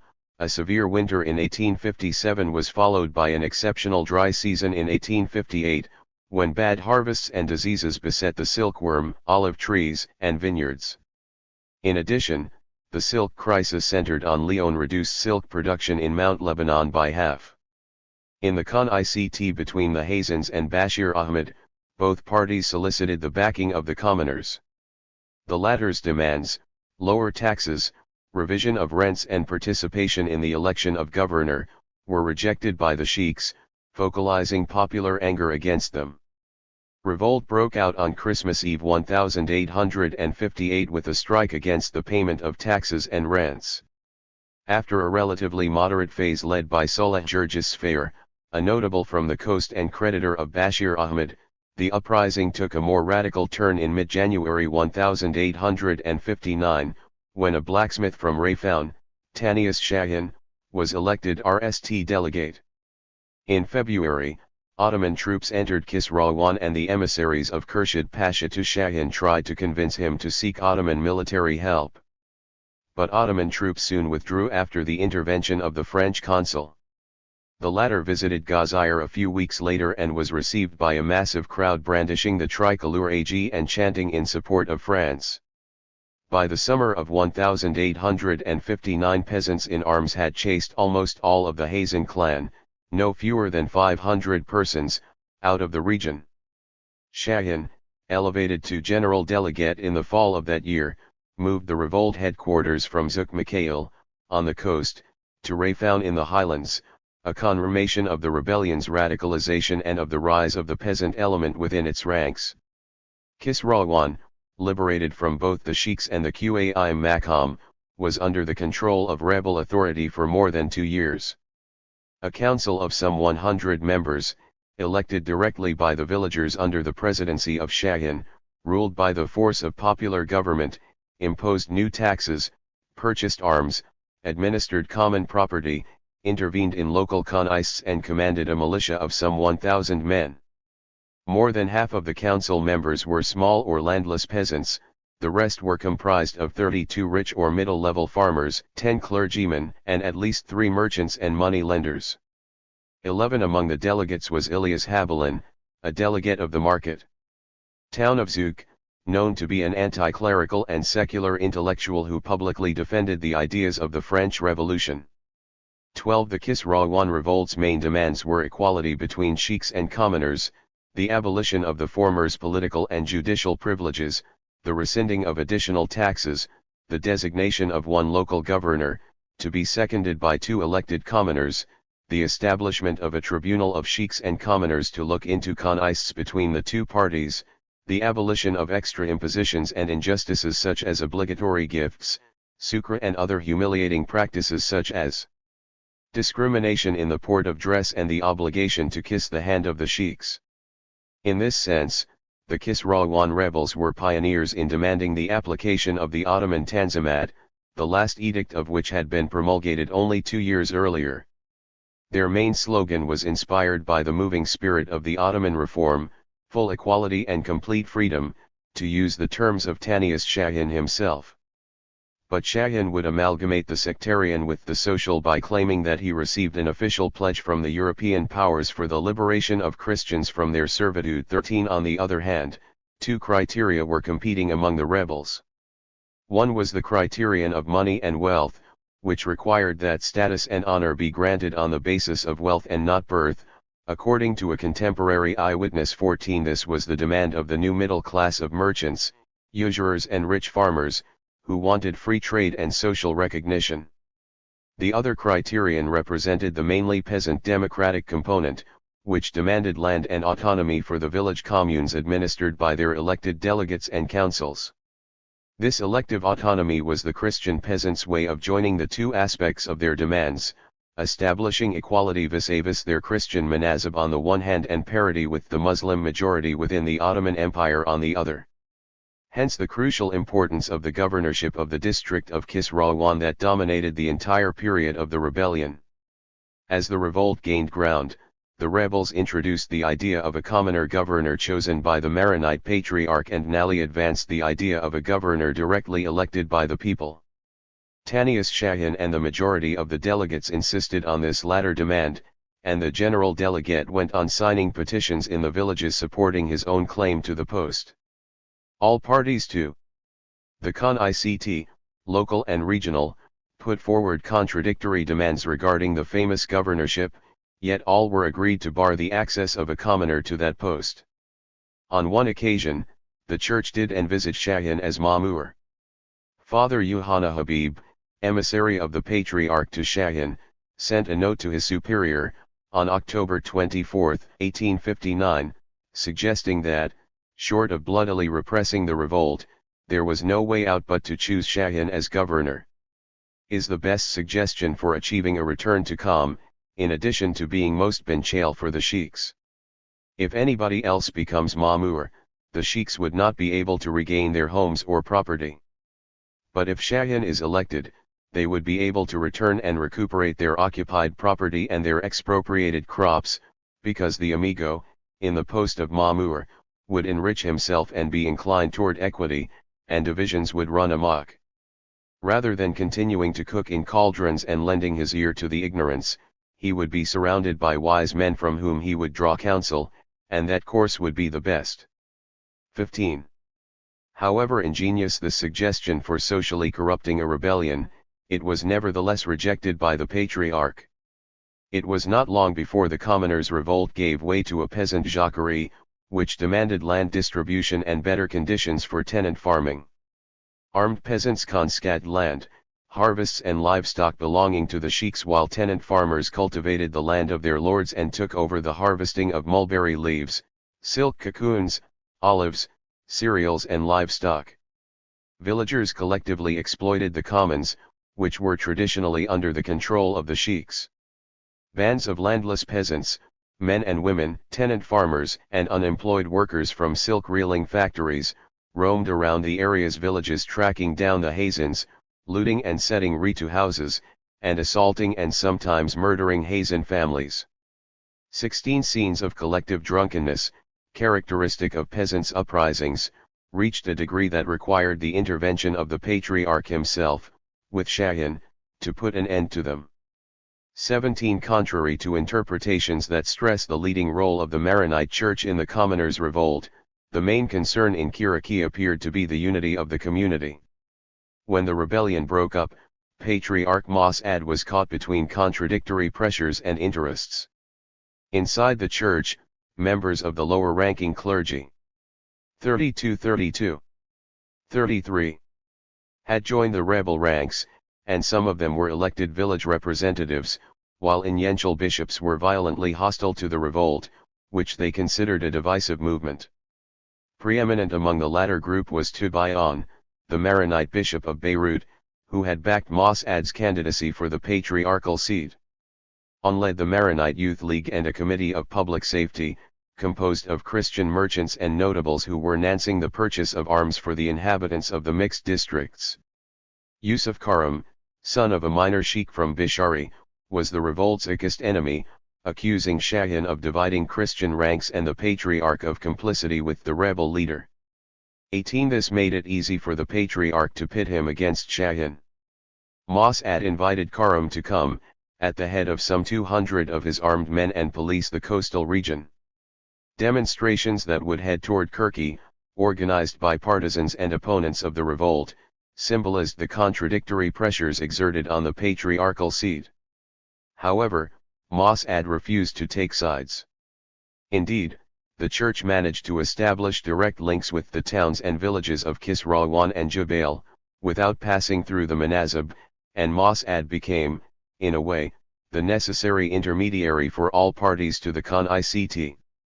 But in its capacity as the biggest landowner in Mount Lebanon, the church was determined to censor the peasant demands for land and better conditions of land tenure.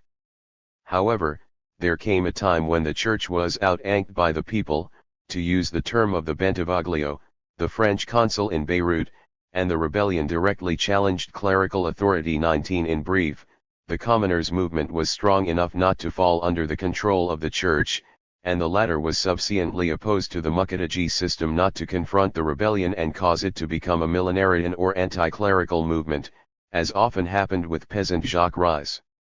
The events of 1860. The Gding in the southern part of Mount Lebanon was initiated by the Druze leadership as a preemptive measure to ward off the possible repercussions of the Kisrawan revolt, but, more importantly, to overcome the social and political agitation of their own Christian commoners. The events of 1860, as they were called, reportedly started in August 1859 in Beit Miri, a village in the mixed regions, and spread in the Matun region through a series of assassinations and limited armed confrontations. The winter and spring of 1860 passed without newsworthy events, as the Silk Truce held. Toward the end of May 1860, Gding resumed with a Druze attack in the Matun. In the Shuv and the Iklims, neighboring villages and towns were pitted one against the other. The Gding lasted 2 months, from the end of May to the end of July. Jizin was the RST Christian town to fall, but this was after an armed detachment of its inhabitants had attacked and burnt Druze farms in the Nihar region. Besieged in early June, Deir al-Kamar negotiated for some 3 weeks until it nally surrendered, but it was nevertheless attacked, looted, and its people massacred. A Druze version claims that the inhabitants of Deir al-Kamar still possessed 4,000 rearms when the town was taken, which explained the killings inside the town, while Christian sources maintain that the Ottoman authorities had already disarmed the inhabitants in return for assurances of Abchail Ottoman protection and grouped them in the Sirail, where they were attacked. Whatever the case, the conquest of Deir al-Kamar resulted in a massacre in which an estimated 900 to 2,000 Christians lost their lives. Christians who at Jizin and Deir al-Kamar, and were lucky enough to evade the Druzgdars hunting for Christians on the roads, regrouped in Seta, which had been neutral in the Gding. Many sought refuge in the Shi'i villages and were put under the protection of the Shi'i notables of Zerani, Nabataya, and Juba. Other Christian refugees made it to Beirut, whose notables had managed to contain the rising tension between the two warring communities. On the other slope of the mountain, Druzgdars, led by Ali Junblat, descended on Sikban, the principal Maronite village in the western Beka, and occupied it. After having looted, destroyed, and burnt Hasbaya and Rashaya, inhabited by Greek Orthodox Christians, they killed 17 Sunni Muslim Shihab princes in Hasbaya, presumably as a punishment for their alliance with the Christians. The Druze forces were then joined by armed men from Horan and encircled Zali, eager to punish its inhabitants for their participation in the campaign of Ibrahim Pasha against Horan in 1839 and their victory against the Druze in the Battle of Shudara in 1841–42. The Catholic capital, victim of its numerous enemies, withstood the Druze offensive alone. Its Shia allies of Ba al-Bak had deserted it, and Yusuf Karam, who left Kisrawan at the head of 500 armed men to rescue Zali, never arrived at his destination. 20 The town, deserted by the majority of its population, was pillaged, burnt and partially destroyed. 34. 35. Kisrawan and the north did not participate in the war. After an incursion by Tanius Shahin and his rebels into the Matun area, where he was stopped by Ottoman troops, the forces of the revolt limited themselves to patrolling their own territory. The Patriarch had opposed the Gding from the beginning, despite pressures upon him by bishops Abu Rizq, Bustani, and On. To alleviate pressures upon him, the Patriarch nonetheless formed an army and put it under the joint command of a Habash Sheikh and Tanius Shahin. The latter, called upon to come to the rescue of the Christians of the mixed regions, declared that he was waiting for orders from the Patriarch to move his armed men. So was Yusuf Karam. But the orders never came. Both camps practiced sectarian cleansing. In retaliation for the expulsion of their co-religionists from the Shuv and Jizin by the Druze, the Kisrawanis, under Shahin, expelled the Druze from Anti-Lias, the old demarcation line between the northern and the southern parts of Mount Lebanon, and the Christians would later expel the Druze from the mixed villages of the Matun with the help of French troops. Interestingly, Christians and Druze, all the while gding each other, protested from the occasion to get rid of Shi'i pockets in their respective territories. In one known instance, Druzgdars invaded the predominantly Shi'i Iklim al-Tufa and expelled many of its inhabitants and forced them to toward Harat Seta. On the other hand, the Kisrawanis, led by Shahin, launched an attack on the Jubail highlands in an attempt to expel the Shia of Jubat al-Munatra in the direction of the Beka. Some Shi'i villages were also plundered in other parts of Jubail and Kisrawan. However, sectarian cleansing had its economic limits. Soon Said Junblat called upon the Christians of the Shuv and Jizin to come back. He needed them to work in his domains. Damascus, an anti-Christian or anti-merchant pogrom. As the events of 1860 in Lebanon died down, an anti-Christian riot exploded in Damascus. During the last week of July 1860, an angry Damascene mob, driven by a number of the city's notables and enjoying the complicity of the city's Ottoman authorities, killed, looted and burned in the Christian quarter of Bab Tuma. No fewer than 1,000 people died, and many thousands were saved from a similar fate thanks to the intervention of Algerian Emir Abd al-Qadir, whose armed men helped them to safety toward Beirut. 3535. The Damascus riots, situated in their larger context, expressed overlapping predicaments in the Arab regions of the empire, the negative reactions toward the Tanzimat, on the one hand, and the economic crisis, on the other. Damascus had led the opposition to the Ottoman reforms of 1839 and 1856, spurred by the fatwa of the city's mufti in rejecting the proclaimed equality between Christians and Muslims. The entire Tanzimat were even looked upon as a European and Christian conspiracy against Islam.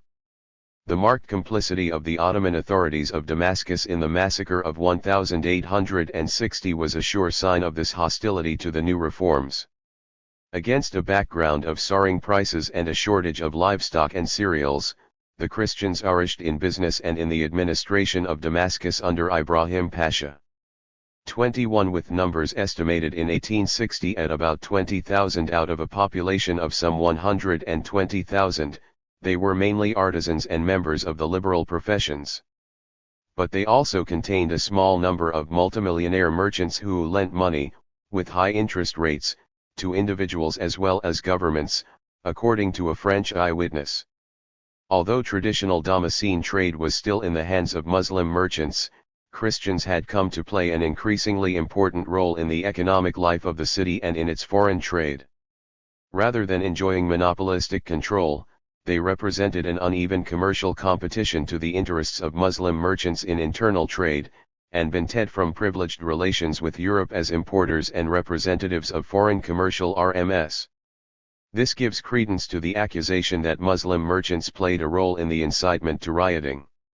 As for the rioters, research by Shelley Walter on 300 of the accused rioters who passed through the Damascene courts reveals that they were a typical mob mixture, grouping déclassé middle-class property owners who had to sell their landed estates to upper-class Christians, impoverished Sayyids, military men, and artisans, especially those related to the services sector. 22 Sini Kantli, the rioters spared the more socially modest Christian quarter of Al-Midin. Thus, many factors contributed to focusing popular violence against a minority that deployed typical victimary signs. The above-mentioned example of the Aleppo riots of the preceding year is significant in that respect. In a few months, the riotous mobs, previously directed against the city's Muslim notables and its Ottoman governor, were diverted against Christian merchants. The role of foreign powers. The Sultanate viewed the events in Mount Lebanon as a proof of the failure of the Qaim Makamiyya and an opportunity to re-establish its authority over Mount Lebanon. Beirut's Wali, Khurshid Pasha, contented himself with administering the crisis, but the Damascus killings projected the events of Syria on the international stage, and the pressure of the European powers prompted the Porte to dispatch Fuad Pasha, Minister of Foreign Affairs, to the region. The Ottoman Abchail arrived in Beirut on July 18 and arrested its governor, Khurshid Pasha, and a number of Druze leaders, including Said Junblat.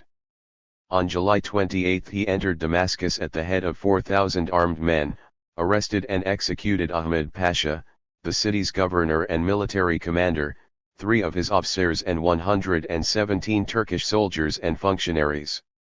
Some 400 Damascenes accused of participation in the riots were arrested, 56 were hanged and the rest condemned to prison. Around 40 notables accused of sedition were locked up and sent to Istanbul in chains. Nevertheless, Emperor Napoleon III insisted on armed intervention in Lebanon. In mid-August 1860, 6,000 French troops landed on the Lebanese coast under the command of General Beaufort de Hautpoul, who had served for 2 years under Ibrahim Pasha in Syria. De Hautpoul had been tasked with varied and contradictory assignments, to cooperate with the Ottoman authorities, restore peace, help the Christians, contribute to the reconstruction of Mount Lebanon and get the silk workers back to work, as well as help create an autonomous Christian enclave in Mount Lebanon. That was not all. Napoleon III, as if eager to con-arm Karl Marx's accusation that he was just a farcical repetition of his illustrious relative, envisaged the Lebanon expedition as a reenactment of Bonaparte's Egyptian venture by sending the learned Ernest Renan, with an assignment to investigate the country's Phoenician past, along with the military expedition. Cartographers were sent to draw the RST map of Mount Lebanon and its surroundings, which was to serve for future military purposes. Last but not least, d'Hautpoul was also commissioned to buy pure Arab steeds from the Bedouins of the Syrian desert to rejuvenate the French cavalry. This period saw especially bitter competition between the colonial designs and interests of France and Britain. Britain stuck to its policy of defending the unity of the Ottoman Empire and sought to enhance its policies through relations with the Porte rather than encourage secessionist movements at the peripheries. As the British were primarily exporters of fabrics, rather than importers of raw materials, their main economic interest was to distribute their goods in the Syrian market. Traditionally, they were supportive of the Muqaddiji system and of the Druze, to whom they sent arms during the Gding. The French meanwhile had to defend French capital invested in sericulture, and needed to rebuild the silk reeling factories and bring the silk workers back to work. But the French military intervention was being played out within a much more ambitious project. Napoleon III had already launched his dream of an Arab kingdom in Algeria, and he envisaged his intervention in Mount Lebanon as an outlier of his Maghreb project, an Arab kingdom, attached to France, led by its faithful ally, Emir Abd al-Qadir, whose entity would play the role of a buffer state between Anatolia and the Suez Canal. In France, political parties were divided over the intervention. Catholics, who were pressing for an armed intervention in Italy to save the Vatican from the approaching forces of Italian unity, suspected the Syrian campaign of being a subterfuge for not defending the threatened papacy. Paradoxically, the enthusiastic supporters of the Syrian adventure were the secular parties, foremost among them the Saint Simonian socialists, nostalgic for a repetition of the Muhammad Ali experience. They supported Abd al-Qadir as an enlightened despot who would build railways and roads, and above all the Suez Canal linking Europe to Asia. 23. The past as present. Though the Kisrawani rebels did not participate in the civil war, they still had to pay its costs. They resisted a mere return to the status quo ante. The Ottoman Marine imposed an embargo for a number of weeks on the port of Juni to oblige the rebels to negotiate. On July 29, 1860 the accord was signed with the Hazans, under the patronage of Bishop Tubayan and an Ottoman emissary, in which the revolt was described as an exaggeration of a minor dispute exploited by troublemakers who were moved by suspect goals against the Ottoman government. The accord stipulated the return of the sheiks and the restitution of their properties, and obliged the peasants to pay their arrears in rent and taxes. In return, all the commoners got was a promise to put an end to the inhuman practices of the Muqaddijis. An international commission of the consuls of Britain, France, Prussia, Russia, and Austria convened in Beirut with the participation of Fuad Pasha. It held meetings from October 5, 1860 to March 5, 1861 to supervise the punishment of the accused, reparations and reconstruction, and to devise a new social and political status for Mount Lebanon. On December 8, 1860, a legal tribunal was set up in Muqtara in which 300 people were tried, 25 Druze were sentenced to death and executed, the rest were later reprieved. On November 18, 1860, Fuad Pasha, keen for a quick withdrawal of French troops, appointed Yusuf Karam Qa'im Maqam of the Christians. Karam's RST task was to put an end to the Kisrawan revolt. In March 1861, he launched an attack on the headquarters of Tanias Shahin in Rayfoun and set Rituat as Shahin to Beirut and put himself under the protection of the French consul. Karam earned the congratulations of Lord Dufferin, the British government representative in the International Commission, for having re-established social order.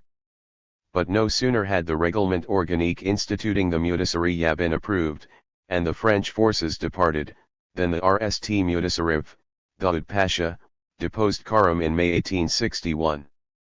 Majid Shihab, a candidate for the governorate of Mount Lebanon, was named governor of Kisrawan and charged with collecting taxes from a population that had been bled white.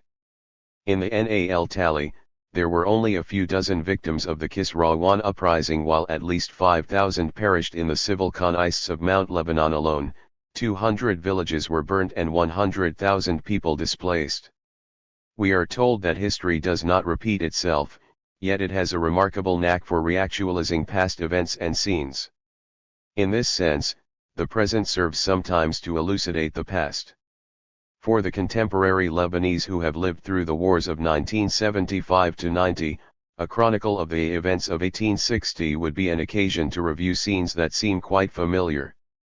The trigger events, be they the Ain al-Rumana bus incident of April 13, 1975, or the accident of the two muleteer boys of Beit Miri in 1859, always concern a question of the rite of passage in a country where traffic is always jammed. The front lines have been the same, passing through Mutane, or along the Beirut-Damascus road. Sieges have been repeated in Zali, Deir al-Kamar, Jazin and Dahmer.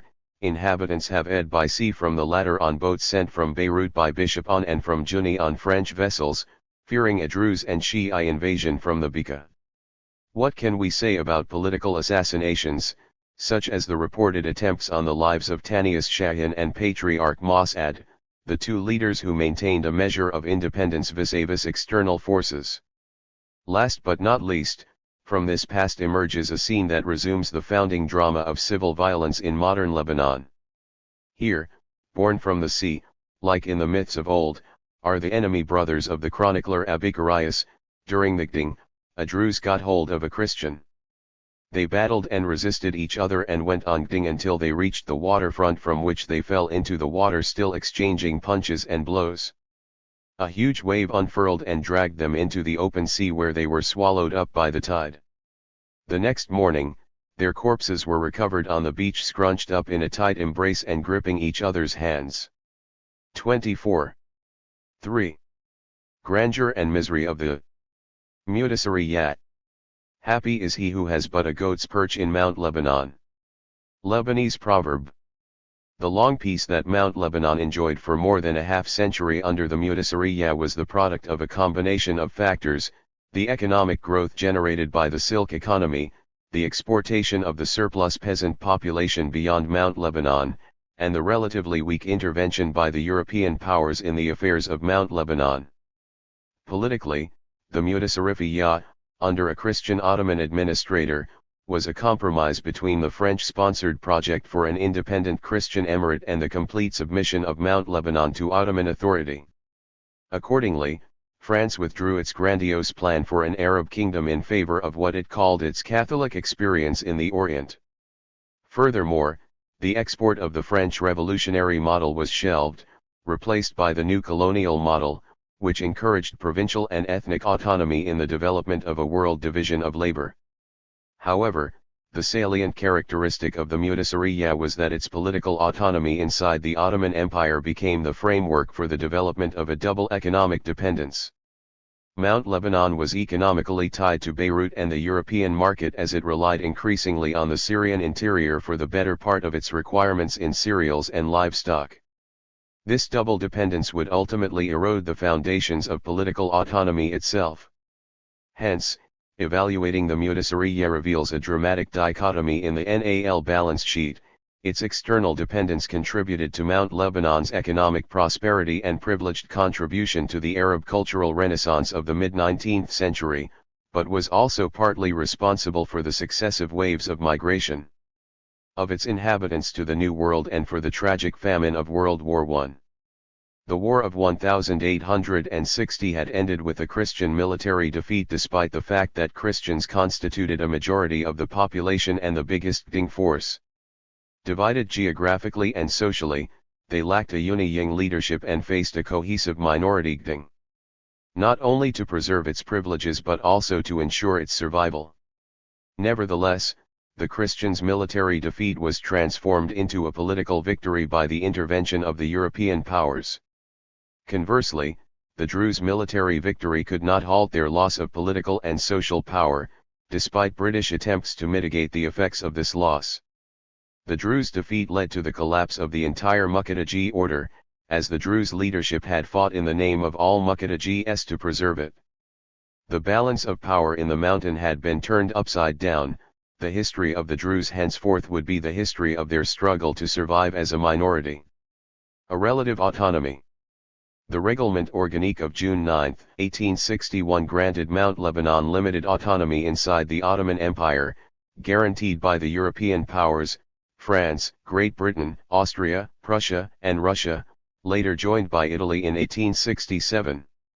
The new organization merged the two Qa'im-Makamiyas of 1841-61 into a Mutasariyah, the RST subdivision of a Wilaya. Zali, in the east, which had been part of the Wilaya of Damascus under the double Qa'im-Makamiyah, was reintegrated into Mount Lebanon, in addition to parts of the Hermil district. To the west, the Mutasariyah extended to the Mediterranean coast with the exception of the main cities, Tripoli, Beirut, and Seta, which remained part of the Wilaya of Damascus, along with the rest of the Bekaa Plain. The governor of Mount Lebanon was a non-Arab Ottoman Christian who enjoyed wide-ranging executive powers and reported directly to the Porte. An administrative council of 12 elected members enjoyed only consultative powers vis-a-vis the Mutasarrif, but was granted the right to veto his decisions on two crucial issues, the intervention of Ottoman troops in the territory of the Mutasarriyah and tax increases. Elections to the AC were held in two stages. Each village would elect a local Sheikh Shabab, who was required to receive Abchail confirmation from the Mutasarrif. Then, the Sheikh Shabab of each constituency proceeded to elect the 12 councillors. Initially, the AC councillors were equally divided between Christians and Muslims, 2 for each of the 6 major sects. But the revised Règlement Organique of 1864 modified this into 7 Christians to VE Muslims. Administratively, the territory of the Mutasarriyah was divided into 7 districts governed according to the majoritarian community in each. The only armed force on Mutasarriyah territory was a local police force, the gendarmerie, trained and organized by French officers, whose number was set at 1,400 but never reached half the score. Nevertheless, the Mutasarrif, who enjoyed the rank of military ruler with the title of Mushir, was granted the right to disarm the population. Taxes collected in Mount Lebanon constituted the basis for the budget, and only the surplus was to be turned over to Istanbul. In the event of a budget deficit, aid was to be provided by the Central Ottoman Treasury. The judicial system was vested in courts of RST instance and in a court of appeal whose judges were appointed by the Mutasarrif, and elected village sheikhs, who also acted as justices of the peace. Finally, the Règlement reiterated the formal abolition of the Muqaddiji system and declared the inhabitants of Mount Lebanon to be equal before the law. Daoud Pasha, Yusuf Karam, and Abd al-Qadir. Yusuf Karam's Christian Emirate and Abd al-Qadir's Arab kingdom were the victims of the Règlement Organique. In compensation for the part he played in saving thousands of Christian lives in Damascus, Abd al-Qadir was congratulated and decorated by Europe's rulers and invited to France. In Marseilles, crowds greeted him as Saint Abd al-Qadir, and Emperor Napoleon III received him with great pomp at his residence in Saint Cloud. On his way back to Damascus, the Algerian prince visited Istanbul, where he obtained from the Sultan the release of Damascene notables accused of instigating the anti-Christian massacres of 1860. Retired in his Damascus home, he repeatedly declared his withdrawal from political affairs and spent the rest of his days in pious recollection and contemplation. He died on May 24, 1883. Matters were more difficult concerning Yusuf Karam. After the revision of the Règlement Organique in 1864, Daoud Pasha's term in office was extended for more years. Daoud took a number of conciliatory measures to appease the Christian opposition in the north.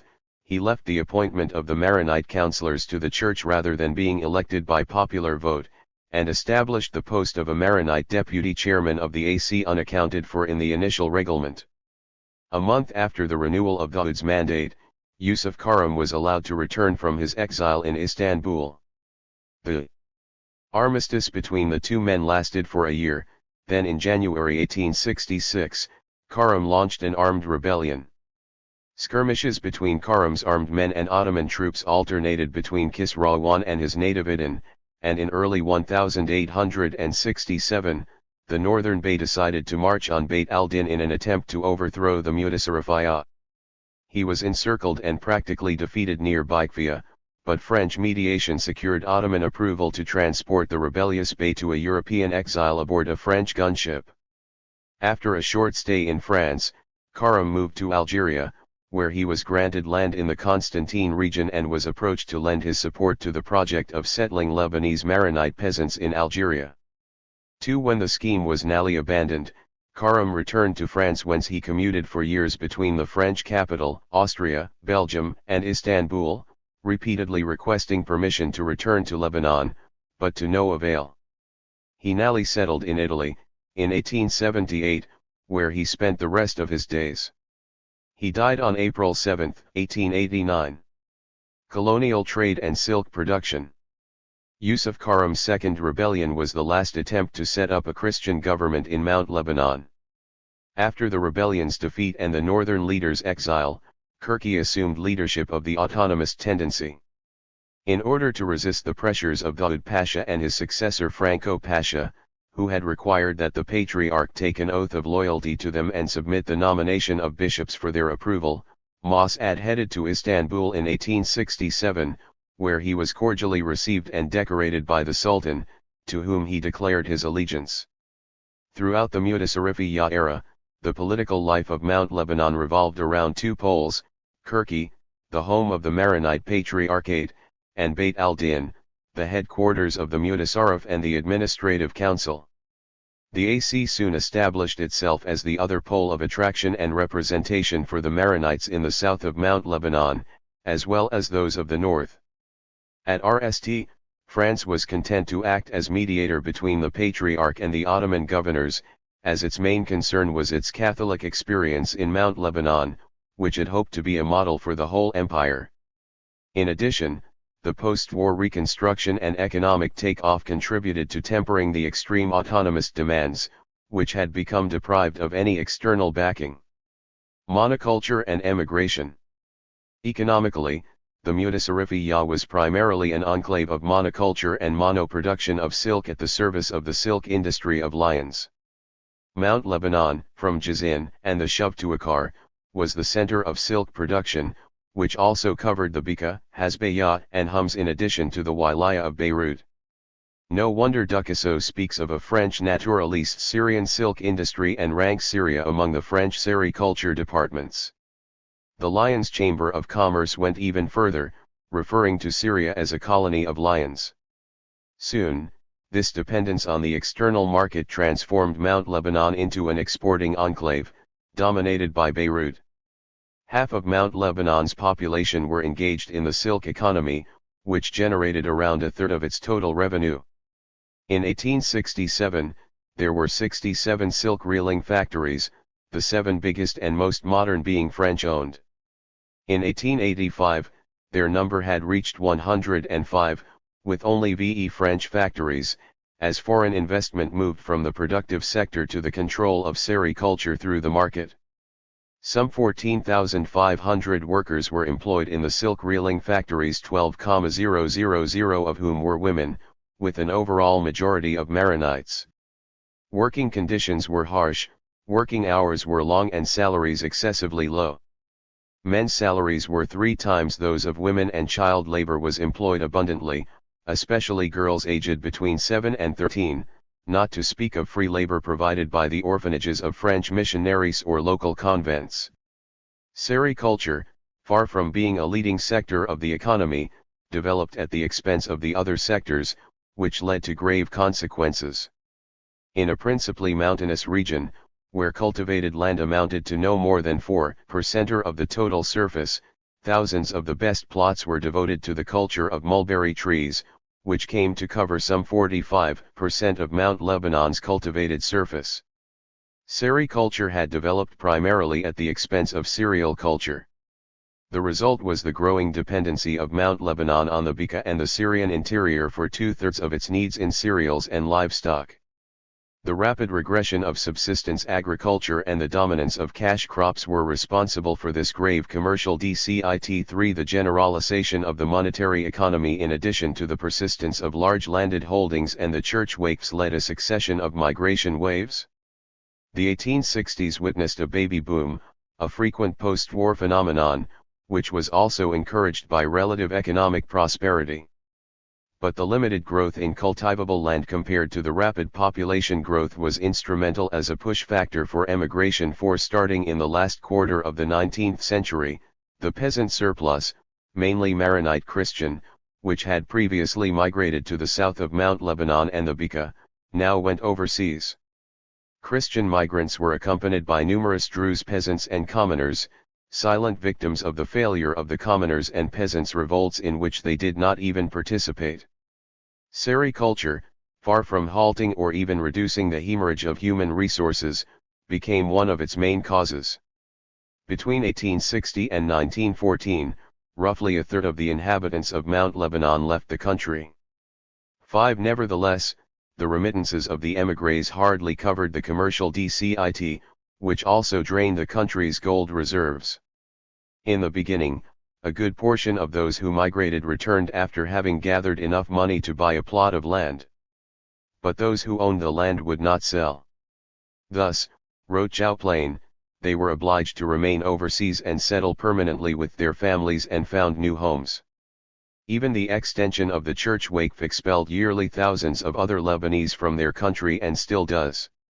6. Migration from Mount Lebanon reached such proportions that the Ottoman authorities decided to intervene to control departures and, in any event, peasant movements calling for the distribution of land did not cease.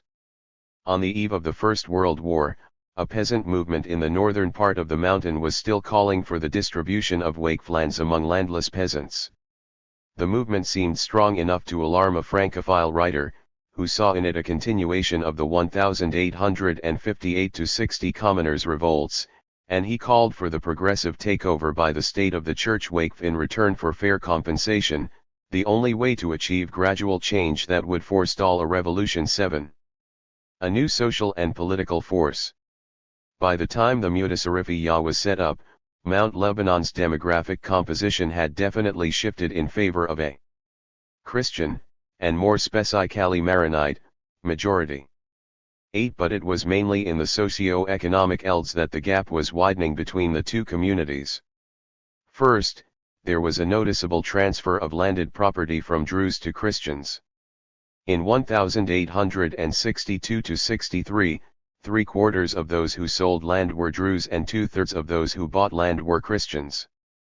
9. Second, the Maronites were increasingly being anchored in the privileged sectors of the economy, trade, services, and sericulture, while the Druze were being marginalized and remained linked to agricultural and artisanal production.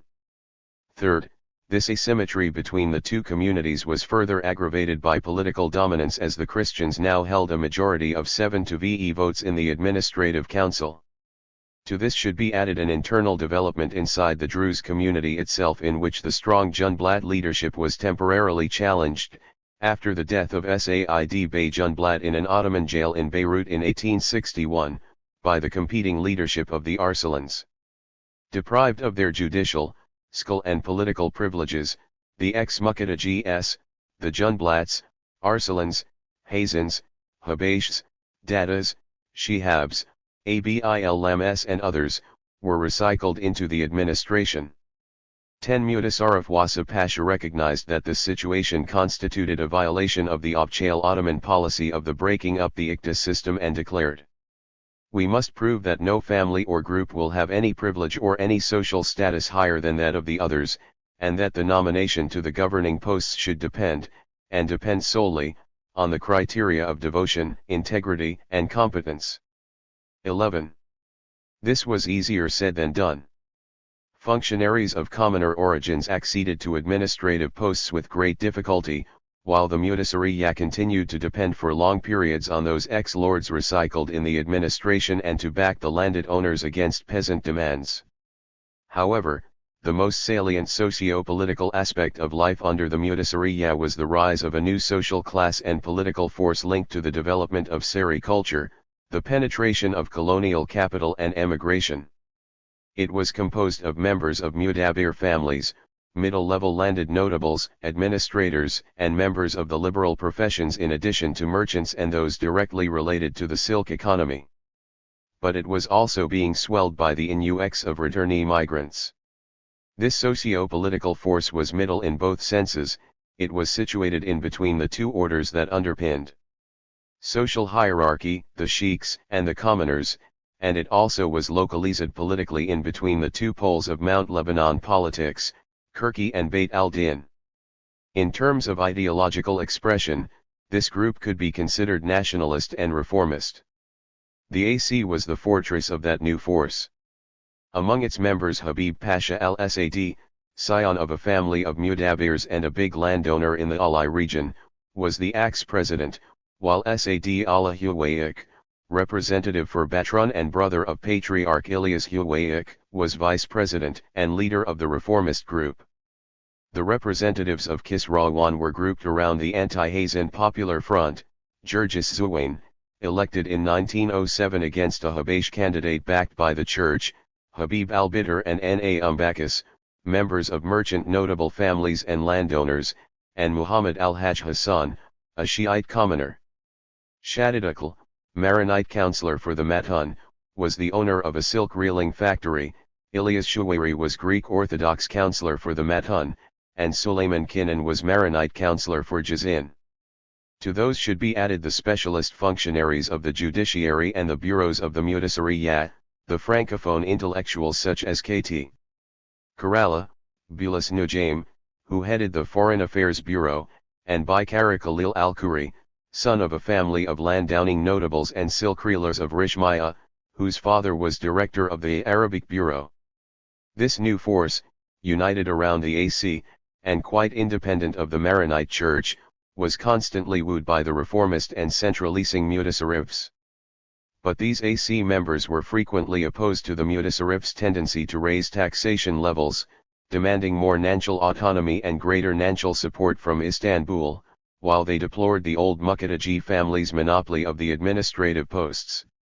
Ideas of independence, Lebanon's nationalism, and reformism germinated among their ranks.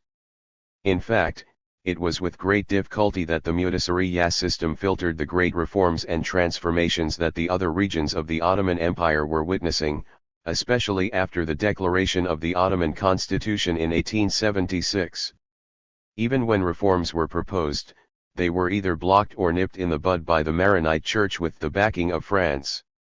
French politics after 1879 relied more on the Maronite Church than on the Mutasarrif, while trying to maintain the social and political status quo. Although French consul Joseph Sienkiewicz was a Republican and a secularist, he declared that France should remain clerical in Lebanon, and his successor in 1881 still considered the Maronite Church as the only social force among the Maronites. On the other hand, the reformist and secular Mutasarrifs, such as Rustam Pasha, tried to reduce the role of clergy and the unions of private religious schools by backing the new notables of the AC against clerical authority. Muzaffar Pasha was engaged in an ambitious project of administrative reform, took measures to reduce Mount Lebanon's dependence on Beirut, by developing the port of Juniyah and trying to open it to foreign trade, and introduced the secret ballot in elections to the AC. However, all his reforms were undone by his successor, the conservative Yusuf Bey. Colonial designs and independentist demands. The Ottoman defeat in the Russian-Ottoman War of 1877 revived the hopes of independence in Mount Lebanon. But by then Paris and London had begun to envisage the dismemberment of the Ottoman Empire, and their common interest was mainly focused on a comprehensive strategy for the entire region.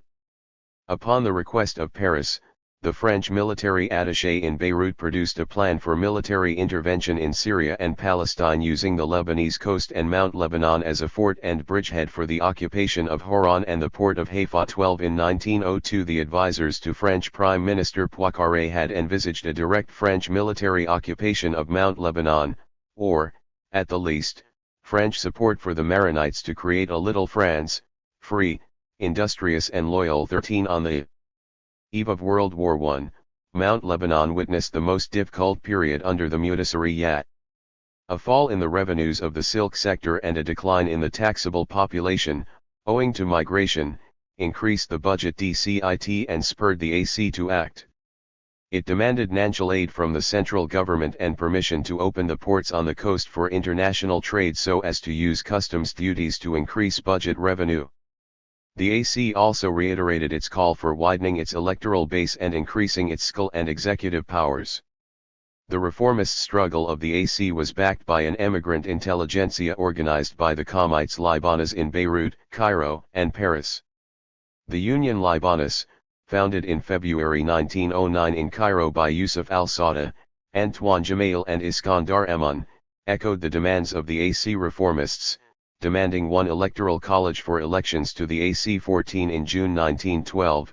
KT Kerala, of the Paris Qawmite Libanese founded the year before, presented the Quai d'Orsay with a memorandum demanding the limitation of the prerogatives of the Mudasirif, an increase in the number of the AC to 18 members, all elected by universal suffrage, the election of an independent president of the AC with executive powers, the right to open ports on the coast and levy customs duties, and the immediate payment of the 3 years' arrears by the central government to the Mudasiriyat. 15 The Quai d'Orsay showed little interest in this memorandum, which did not enjoy the Patriarch's approval. As for the Ottoman administration, the defeats in the Balkans forced the Porte to make concessions to the reformists in order to counter French and British influence, which was becoming more and more menacing in Syria. The Protocol of December 1912, a modified version of the Statutes Organiques of 1861 and of 1864, enlarged the electoral base of the AC and gave it a say in the elaboration of the budget and control over its implementation, allocated an additional Maronite seat to Deir al-Qamar and opened the port of Juniyah to the commerce of Mount Lebanon.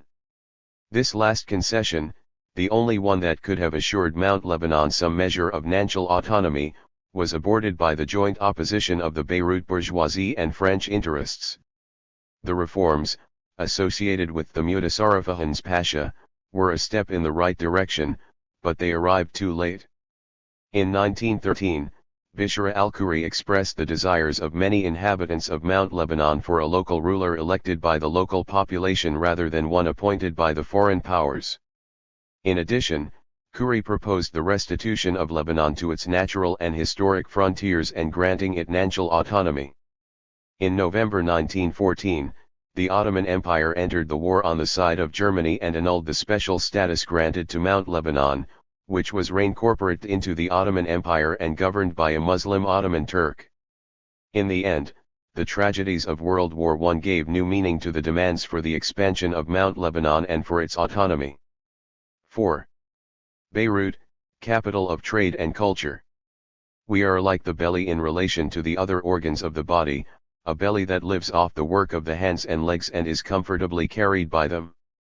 Salim Bustani, 1872. The door to East and West. Beirut's phenomenal growth and development in the latter half of the 19th century benefit from the two major trends that characterize the late Ottoman period, post-Tanzimat modernization and centralization processes, and the extensive penetration of European capital in the eastern Arab provinces of the empire. A last attempt by the ailing Ottoman Empire to face up to European colonial domination and dismemberment, the Tanzimat produced the opposite of the desired effects as the ambitious infrastructure and modernization projects aided Ottoman debt, increased the empire's colonial dependency and ultimately led to its demise. Paradoxically, Beirut benefited greatly from both trends, as a model of late 19th century Ottoman modernism and a base and bridgehead for European control over Syria. As European colonialism radically changed international trade routes in the era of the Second Industrial Revolution, the Beirut-Damascus axis became the main avenue of international trade in the eastern Mediterranean. In addition to its control over the traditional export of grain from the Syrian hinterland, Beirut's principal export was raw silk, the production of which had achieved a new stimulus and largely expanded under the Mutasarriyat. In return, Beirut's principal imports were cotton fabrics and manufactured goods. Raw silk was exported to France, while most manufactured goods arrived from England, invading the markets of Mount Lebanon and the Syrian interior and contributing to the collapse of traditional handicrafts and local production. As Beirut's trade developed, imports exceeded exports by a factor of 3. In 1887, the Ottoman authorities recognized Beirut's role and named it the capital of a new Ottoman wilaya bearing its name and governing a territory of some 20,000 square km, extending from Alexandretta in the north to Acre and Nablus in the south. In effect, Beirut had already become the economic, judicial, educational, and cultural, if not political, capital of Mount Lebanon. The seat of the Mutasarriyah was transferred from Beit al-Din to Ba Abda to be closer to the new capital. Commercial disputes in Mount Lebanon were heard in the Beirut Commercial Court. Moreover, many consulates, foreign investors and missionaries adopted Beirut as their regional seat or upgraded their representation in the city. Both the silk economy and immigration contributed to the development of Beirut's intermediary role, economic prosperity, and dominance over the mountain. The city became the base for maritime and insurance companies. Its usurers lent villagers the Nolan in return for liens on mortgages and exorbitant rates of interest. Its strongmen organized the contraband between the wilaya and the territory of the Mutasarriyah in addition to the transport of illegal passengers for travel abroad. Beirut banks advanced credit to silk farmers, financed silk manufacture and handled the remittances of émigrés, estimated at £1 million per year in 1908. The constitution of Beirut into a separate Ottoman wilaya attracted considerable French and European investment, especially in infrastructure and communications. In 1863, a French, Ottoman company, the Compagnie Ottomane de la Route Beirut Damas, niched building a carriage road linking the two cities. The 110 kilometers trip from Beirut to Damascus now took no more than 13 hours. Jacques Thoby described the road as the most lucrative French enterprise in the Ottoman Empire. The RST telegraphic link with Europe was established in 1858 and in 1890, the Compagnie Impériale de Ports, de Quais et Entrepôts de Beirut obtained a 100-year concession for the construction and running of a new harbor, managing customs sheds and the loading and unloading of all goods. When the new harbor started work in 1895, a Franco-Belgian company, the Société Ottomane de Chemins de Fer Damas, Hama et Prolongements, proceeded to build a railway line between Beirut, Damascus, and the Hauran. The RST trains ran in 1894–95. As Beirut's regional economic role grew, competition between British and French interests became more pronounced. While the French monopolised the silk economy, the British dominated the export of manufactured goods and were gaining an edge in insurance, maritime transport, and banking. But more important was the scramble of the two colonial powers for control over ports and means of communication. French investment in this sector was greater, estimated at 168.3 million francs in Lebanon, Syria, and Palestine. The British, out of favor in Beirut, started work on enlarging the Palestinian port of Haifa, which was rapidly replacing the traditional port of Acre, and constructing a railway line linking Haifa to Damascus. Thus began the long-term competition between Haifa and Beirut to win the role of gateway to the eastern Mediterranean. By the early 20th century, however, Beirut port had superseded the port of Haifa and came to handle 75% of the trade of Bahr al-Sham. Perhaps the most eloquent expression of Beirut as a new economic powerhouse is found in an article by Salim Bustani entitled Our Position, which can be considered a founding text on the political economy of natural Syria and its coast in a changing world. We have become, he wrote, the door from which the west enters the east and the east accedes to the west. The we refers to natural Syria, which occupies the center of the oriental nation, anchored by Turkey in the north and by Egypt and Tunis in the south. The author recommends that economic activities should exploit this geostrategic position between the west, land of civilization and success, and the east, a demographically rich territory and a land of wealth and agricultural abundance. Bustani thus conceived of an economic role for Syria based on agriculture and trade, the latter distributing the products of the former. To legitimize trade as the vocation for the Syrian coast, Bustani makes reference to Phoenicia. 3. A new kind of city and society. Commenting on the particularity of Beirut's position and role, Albert Hourani has talked about a new kind of city, a new kind of urban society with a new kind of relationship with the rural hinterland. A convergence of factors, migration, rapid urbanization, the symbiosis between the city and Mount Lebanon, the development of an enterprising indigenous bourgeoisie, and a rapidly growing educational and cultural infrastructure, accounted for much of what made this new city and society. Beirut's population had already quadrupled in 3 decades. On the eve of the creation of Greater Lebanon in 1920, it had tripled to 120,000 inhabitants. Much of this growth must be attributed to the refugees fleeing civil strife in 1841-45 and the 1860s. They came from Aleppo, Damascus, the Bekaa and, of course, Mount Lebanon. In 1860, some 20,000 had fled from the latter to Beirut. Affluent merchants and skilled artisans from Deir al-Kamar, Jazin and Damascus settled in the city and contributed to its economic growth. Later on, more numerous but less affluent migrants walked there from Mount Lebanon and the neighboring countryside, seeking employment opportunities. Immigration altered the city's sectarian composition, as most of the newcomers were Christians of all sects who, by the turn of the century, constituted at least 60% of its population. The absence of strong artisan guilds or unions greatly assisted the unhindered development of Beirut's international trade and services sector. For on the other hand, internal migration was an important factor in diversifying the city's economic activities and helped create a plural urban society characterized by wide social mobility. At the close of the 19th century, Beirut had earned its title of the jewel in the crown of the empire, as German Emperor Wilhelm II remarked during his visit in 1898. The city witnessed unprecedented urban development, thanks to the joint effect of ambitious Ottoman infrastructure projects and the efforts of the city's municipality, set up in 1868. The municipal council, which brought together representatives of the city's merchant and notable families with some middle-class professionals, enjoyed considerable powers. It proposed projects of public works to the Sublime Porte, secured funding and supervised their execution. The council also collected taxes, maintained law and order, managed public places, constructed public schools, controlled market prices and took over responsibility for the city's sanitary infrastructure. But most importantly, Beirut's municipal council ultimately became the representative of the city's local interests, as opposed to those of the central government.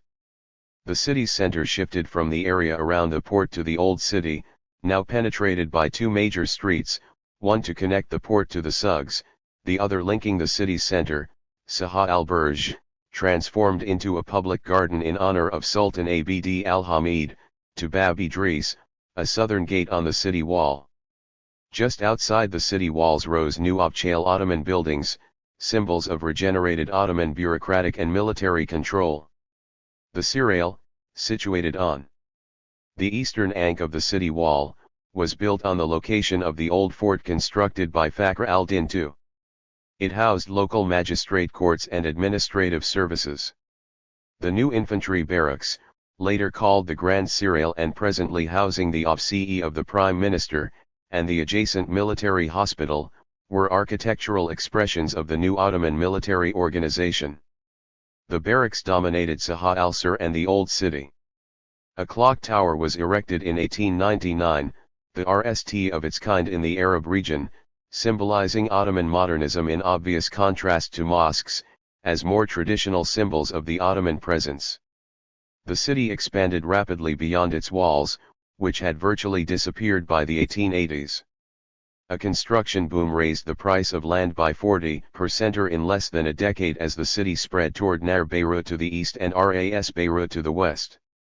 By the end of the century, the majority of the city's inhabitants were already living outside the walls.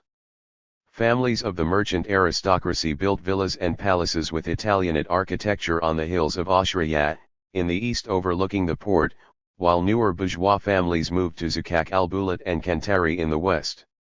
New quarters developed further west in Bashira and Musaitiba, middle-class quarters of merchants and civil servants, in addition to the popular neighborhoods of Basta and Mazra'at al-Arab.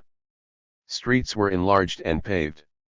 A Belgian company, the Compagnie de Gaz de Beyrouth, which had provided Beirut streets with gas lighting in 1889, obtained the concession to build an electric tramway and provide the city with electric power under the name of Tramways et Éclairage de Beirut.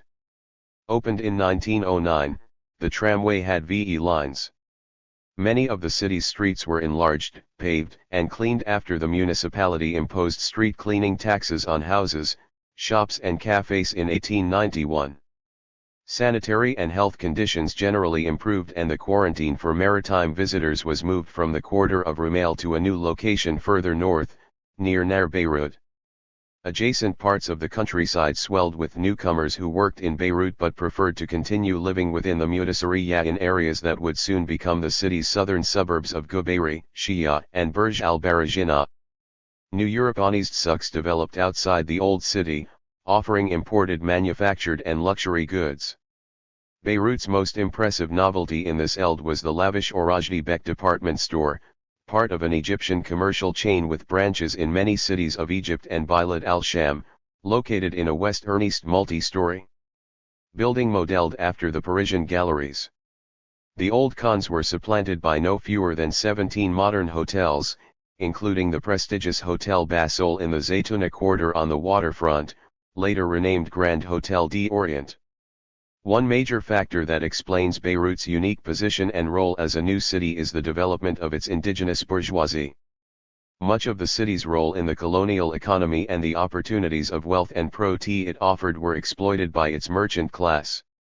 Ultimately, European entrepreneurs played a smaller role in Beirut as compared to their involvement in other Levantine ports such as Alexandria.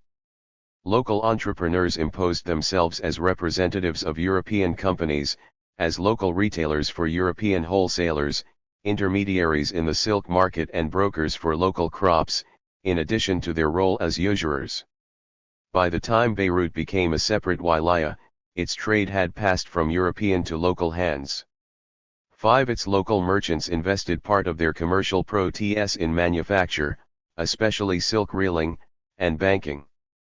Inside the city's merchant class, the balance of economic power rapidly tipped in favor of its Christian component. Christian merchants controlled the international import trade, whereas Muslim merchants had to content themselves with trade between the different ports of the Ottoman Empire, the export of agricultural products from the Syrian interior to Europe and the local trade in grain, both in bulk and in retail.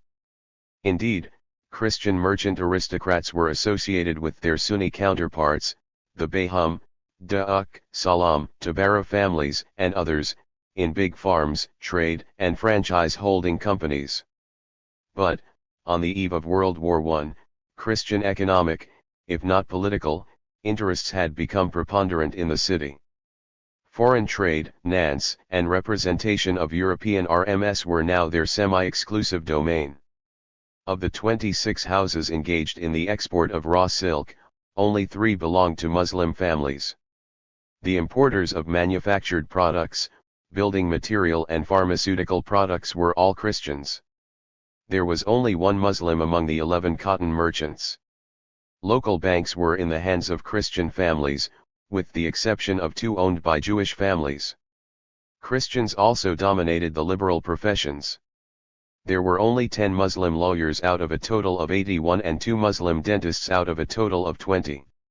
6. The Christian merchant class was itself undergoing a process of differentiation between an aristocratic and a bourgeois faction. Its Older established merchant aristocracy was mainly composed of Greek Orthodox families, whose activities covered the various wilayas of the empire. The Abela, Sursuk, Bustras, Trad, Fayyad, Jabali, Tuwaini, and Tibet families arrived in the city in the 17th and 18th centuries.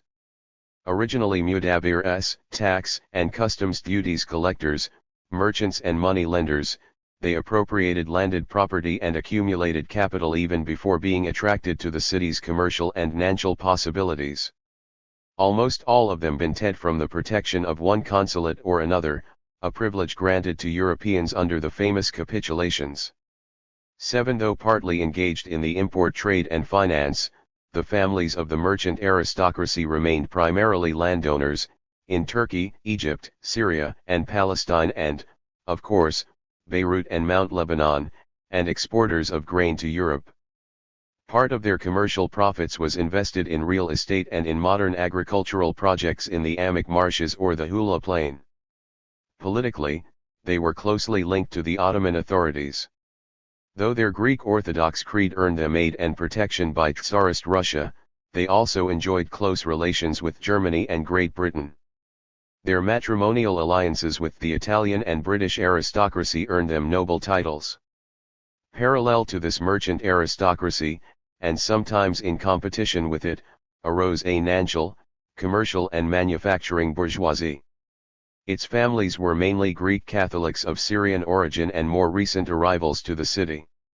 They were more closely related to European capital through the silk economy, banking activities, and the import of European manufactured products. Two associated and related families, Pharaon and Shiha, were typical representatives of this new class. In 1876, Antoine Shiha and his father-in-law Raphael Pharaon invested the big protes they had earned from speculation on raw silk in establishing a commercial and financial society that became the Banque Pharaon, Shiha, one of the RST indigenous banks in Lebanon. In 1914, the Pharaon, Shiha Association had become the biggest silk reeling RM in the wilaya of Beirut, and its commercial branch controlled 12% of the total volume of silk exports from the city. In 1894, it gained a quasi-monopoly on the import of British coal transported by their merchant ship, Ying the British AG, and kept warehouses in Mersin, Jaffa, and Beirut. 8. Foreign missionaries, local churches, and central and local government authorities competed to provide Beirut with a sizable and rapidly expanding educational and cultural infrastructure that would support the outring of a distinctive intellectual climate. Education provision in Mount Lebanon had long preceded that of Beirut. The Maronite Church, a pioneer in the Eld, sent student missions to Rome, particularly after the establishment of the Maronite College in the Vatican in 1584, and adopted the establishment of schools for male children as official church policy as early as the Synod of Loayza in 1736. One such school was the renowned Maronite Seminary of Ain Waraka, established in 1789, where the principal intellectuals of the Nada studied.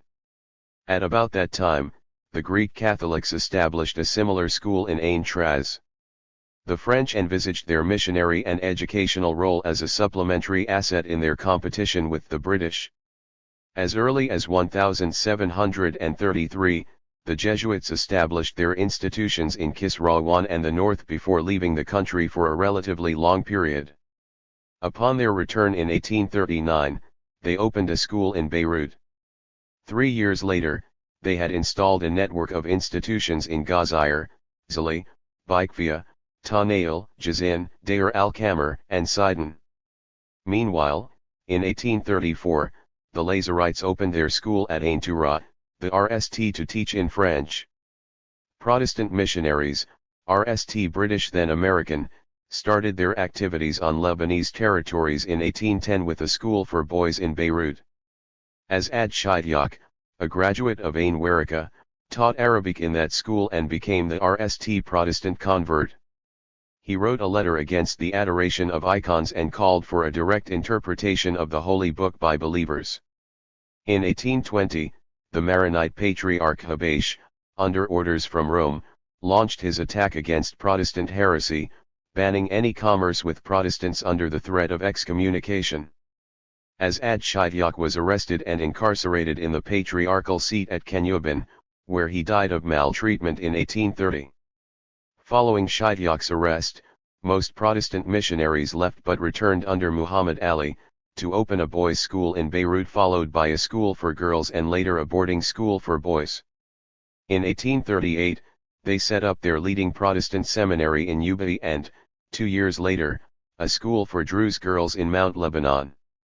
By 1862, the Protestants were running 41 schools with 948 students. After the 1860s, the tendency was to set up schools or upgrade them in Beirut or move them to the city. College education had begun in 1866 with the founding of the Protestant Syrian American College. The Jesuits followed suit as they transferred their college from Gazair to Beirut. In 1874–75, a medical school and a faculty for Oriental studies were added, marking the beginning of the Universite Saint Joseph. The Protestant challenge prompted local churches to engage in a new round of school construction in Beirut and Mount Lebanon. The Greek Orthodox built a school in the convent of Bala Mand near Tripoli and in Souk al-Garb. The Catholics founded the École Patriarcale in 1865 and, in 1874, the Maronite Bishop of Beirut established the École de la Sages. Lay charitable institutions also contributed their share to this rapid growth of education. In 1878, a group of Sunni notables of Beirut founded Jamiyat al-Maqasid al-Qur'iyya al-Islamiyya, the Muslim Association for Benevolent Intentions, whose main goal was the spread of education among the city's Muslim youth, as a reaction to missionary schooling. The RST Maqasid schools were soon established in Beirut, Tripoli, and Sidon. For the Greek Orthodox, Emily Sursuk established Zarat al-Lisana School for girls in 1880. Finally, Ottoman public education should not be underrated. Sultan Abd al-Hamid II had greatly encouraged the construction of public schools. Through the joint efforts of Ottoman Valis and the city's municipality, Beirut's public schools grew in number from 153 in 1886 to 359 in 1914. Beirut also became a center for printing and publishing. Book publishing in Arabic in the Arab regions of the empire did not start until after 1727, when the Porte lifted the ban on printing in Arabic. Before then, books in Arabic were produced in Italy and France, although presses in Mount Lebanon had been established at an earlier period. The RST known printing press in Markazaya Monastery began printing religious books in Syriac script as early as 1610. In 1723, Deacon Abdallah Zakir started a new Arabic press in the Greek Catholic monastery of Mar Yuhanna al-Shuwair, including printing the RST book in Arabic in 1734. The Protestants' concern with spreading the Bible in Arabic provided Beirut with its RST printing press. In 1834, Eli Smith moved the American press from Malta to Beirut and donated a new set of elegant Arabic letters.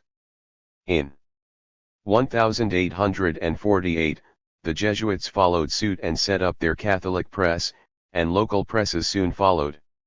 In 1856 the poet and critic Khalil Khoury founded Hadakat al-Akbar, the RST Arabic weekly in Syria. By 1914, there were 168 publications in Beirut alone, ranging from daily and weekly political newspapers to academic and scientific journals. Among them were a dozen women's magazines pioneered by Hind Nawfals al-Fadat in 1893. One of the leading newspapers was Lisan al-Hal, published by Khalil Sarkis. In addition to al-Mashriq, the Jesuit Orientalist journal, we should mention the scientific journal al-Muqtataf founded in 1876 by two students, and later teachers, at the Syrian Protestant College, Yaqub Sarov and Faris Nimr. Al-Muqtataf, which was transferred to Cairo in 1883, established itself as a forum of scientific thought, played an important role in the translation of scientific terms and published celebrated polemics on Darwin's theories. To these should be added the role of Lebanese men of letters in the development of Arab journalism in the rest of the Sultanate. Ahmed Faris al-Shidyaks al-Jawa'ibi, published in Istanbul in 1861, is considered the RST pan-Arab modern newspaper. It enjoyed a wide distribution and considerable influence in all the capitals of the Arab provinces of the empire. Intellectuals from Lebanon also played a major role in the development of journalism in Egypt. Jurji Zaydan founded Al-Hilal, and the Tikla brothers Salim and Bishra established Al-Aram, which remain to this day the most influential monthly and daily publications respectively in Egypt. The RST cultural associations in the region saw the light in Beirut. The Syrian Association for the Sciences and Arts, a literary and scientific circle, was founded in 1847 in Beirut by Ibrahim al-Yazigi, Idris al-Bustani and Mikhail Mashaksa, encouraged and influenced by the Protestant missionary and scholar Cornelius van Dyck. The deliberations of the society, collected and published by Bustani, covered many themes in science, history, rationality, women's rights, the GHT against superstition, the history of Beirut and the importance of trade.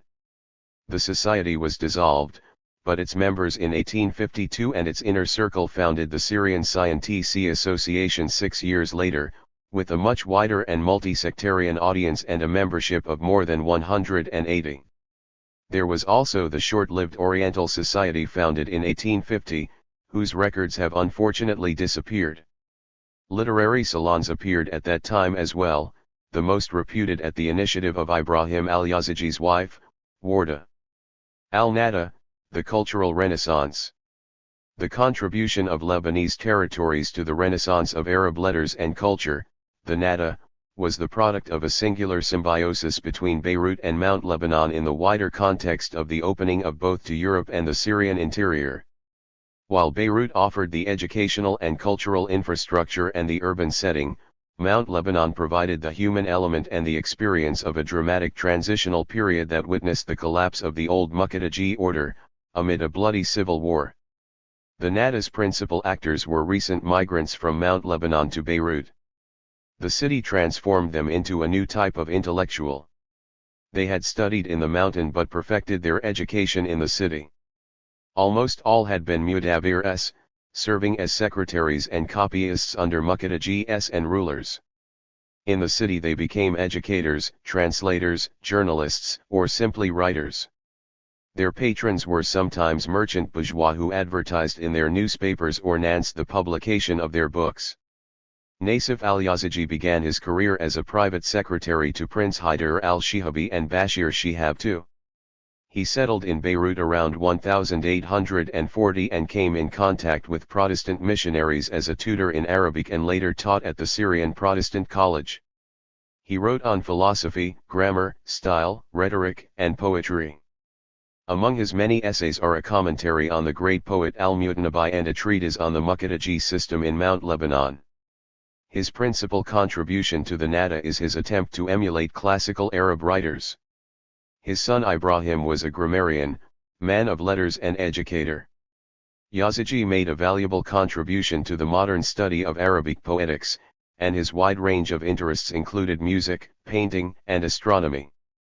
Among his many innovations was the creation of a simply ed Arab font, which reduced Arabic character forms from 300 to 60 and contributed to the creation of the Arabic typing machine. Ibrahim died in exile in Egypt eyeing Ottoman repression. Idris al-Bustani was the Nada's encyclopedist. The Mu'allim was also a grammarian, educator, journalist, critic, and a pioneer in liberal, nationalist and secular thought.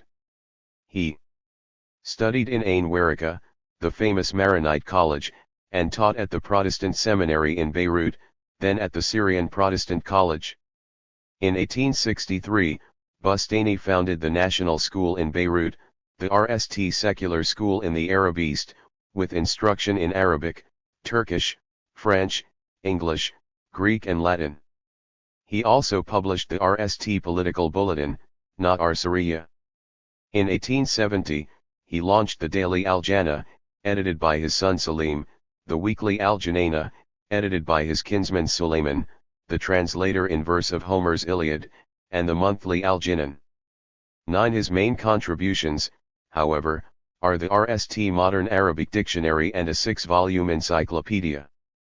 Faris Shidyak is undoubtedly the most radical and creative of the Nada figures.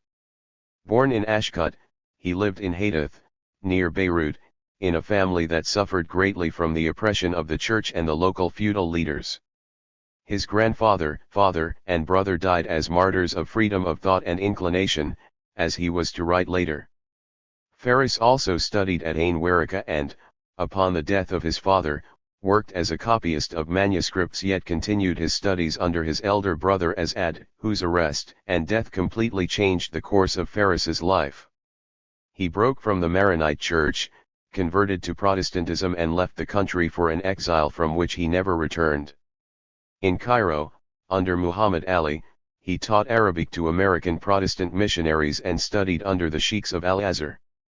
From 1834 to 1848 Shidyak was in Malta, where he taught at the American Missionary School and edited the publications of the American press. Later, he spent a decade between England and France, during which he assisted Dr. Samuel Lee in the translation of the Bible. After a brief stay in Tunis in 1859, invited by its reformist governor, Ahmed Bey, to edit the Abchail al-Raid al-Tunis, he converted to Islam and went to settle in Istanbul, where he spent the remainder of his days. In the Ottoman capital, he worked at the Imperial Press, translated the Journal of Ottoman Court Orders into Arabic, and founded the newspaper Al-Jawaibi in 1861. Man of letters, philologist, and grammarian, Faris is the author of 2 books relating his travels in Europe, Al-Wasita Marifat Awal Malta and Kashf al-Mukaba and Funan Yoruba, both published in 1863. His writings on philology and grammar include a number of dictionaries from French and English into Arabic, Al-Jajis al-Elkamis, a monumental critique of Fairuzabadi's classic dictionary, and 2 books on grammar and rhetoric. His masterpiece, Al-Sak al-El-Sak, written and published in Paris in 1855, is considered a founding text of Arab modernity, both in content and form. Yusuf al-Asir was born in Sidon and stood out as the leading Muslim among the men of the Nada.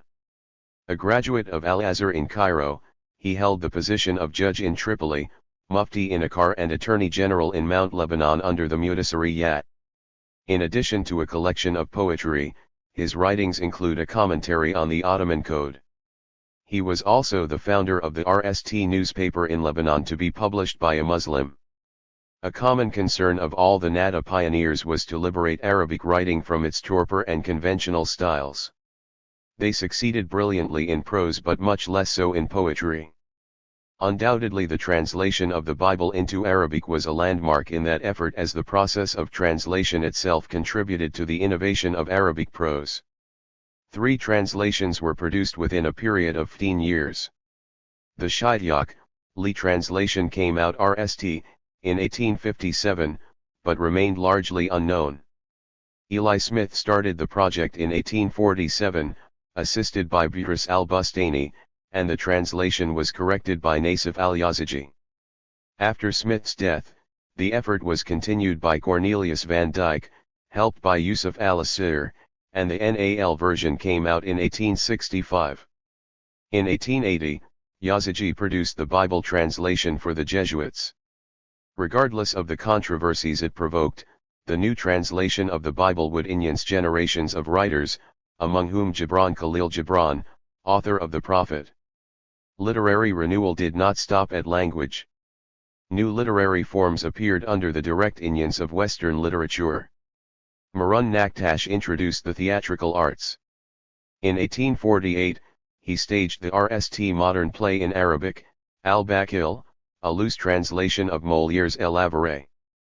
Mikhail Mashaksa must be mentioned as a pioneer in the genre of autobiography with his Al-Jawab ala Iktira al-Abab, while Salim al-Bustani initiated the novel form with his Al-Huwam Jinan al-Sham and Zanubiya.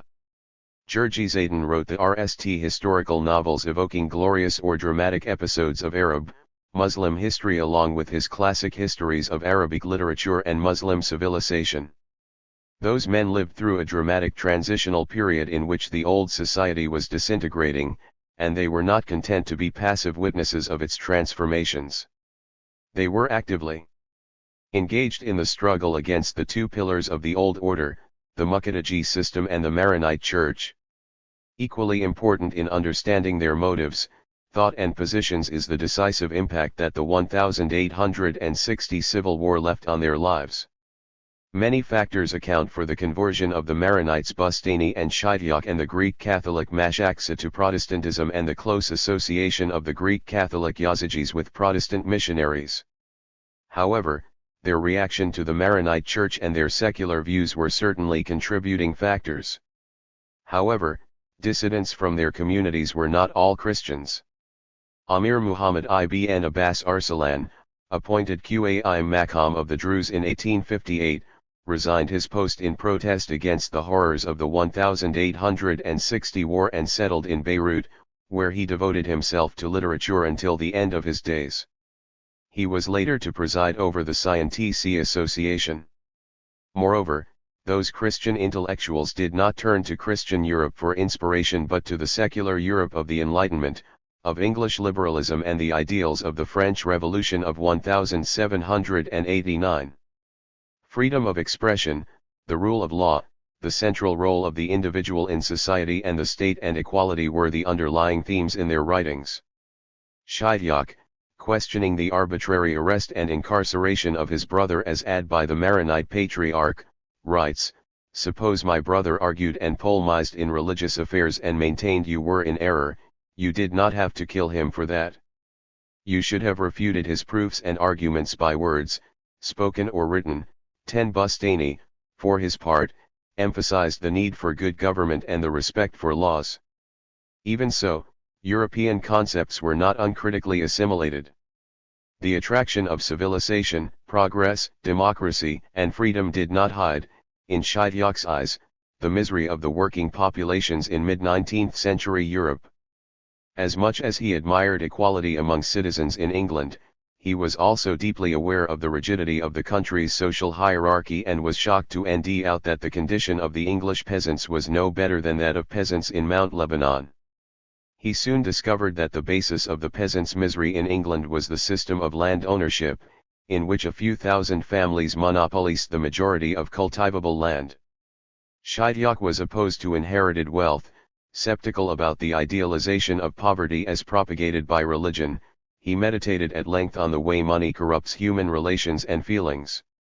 In Victorian London, where rich and poor quarters coexisted as heaven and hell would coexist, Shaityaq realized that poverty was at the basis of all social ills: crime, suicide, prostitution of adolescents, abortion, etc.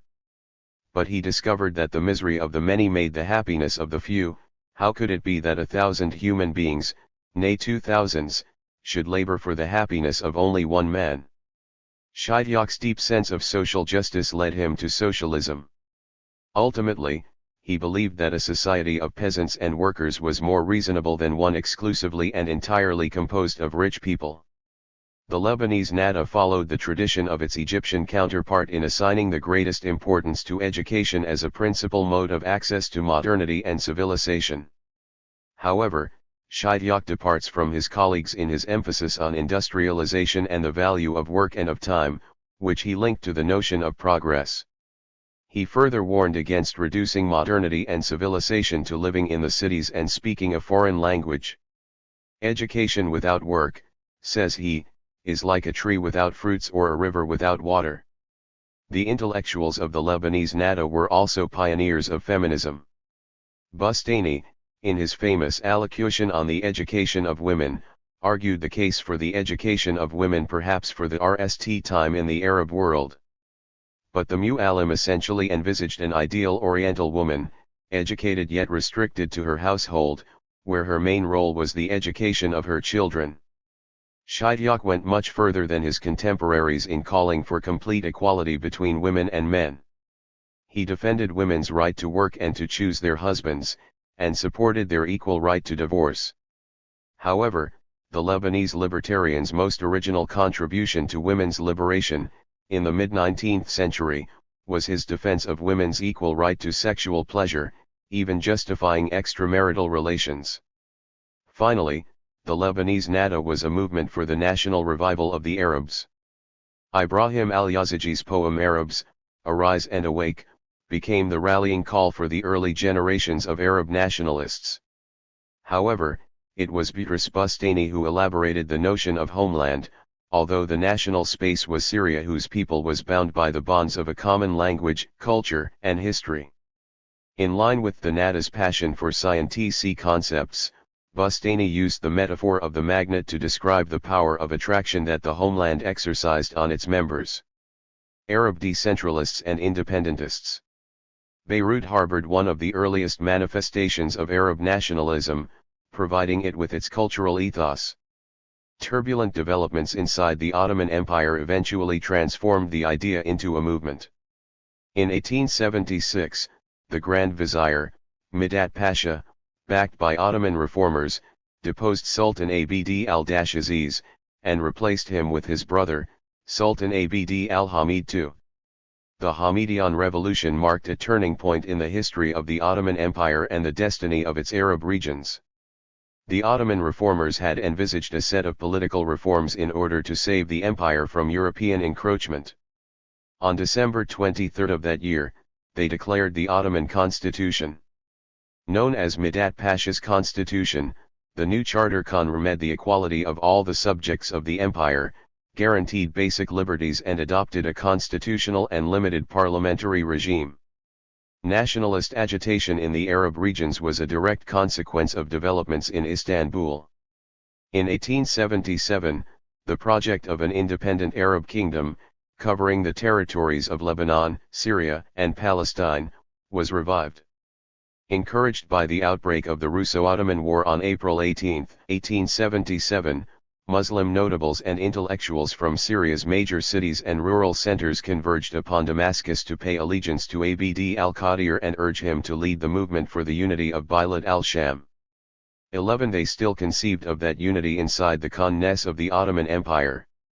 Significantly, the movement welcomed a new recruit in Yusuf Karim, whose political beliefs had undergone a radical transformation while in exile.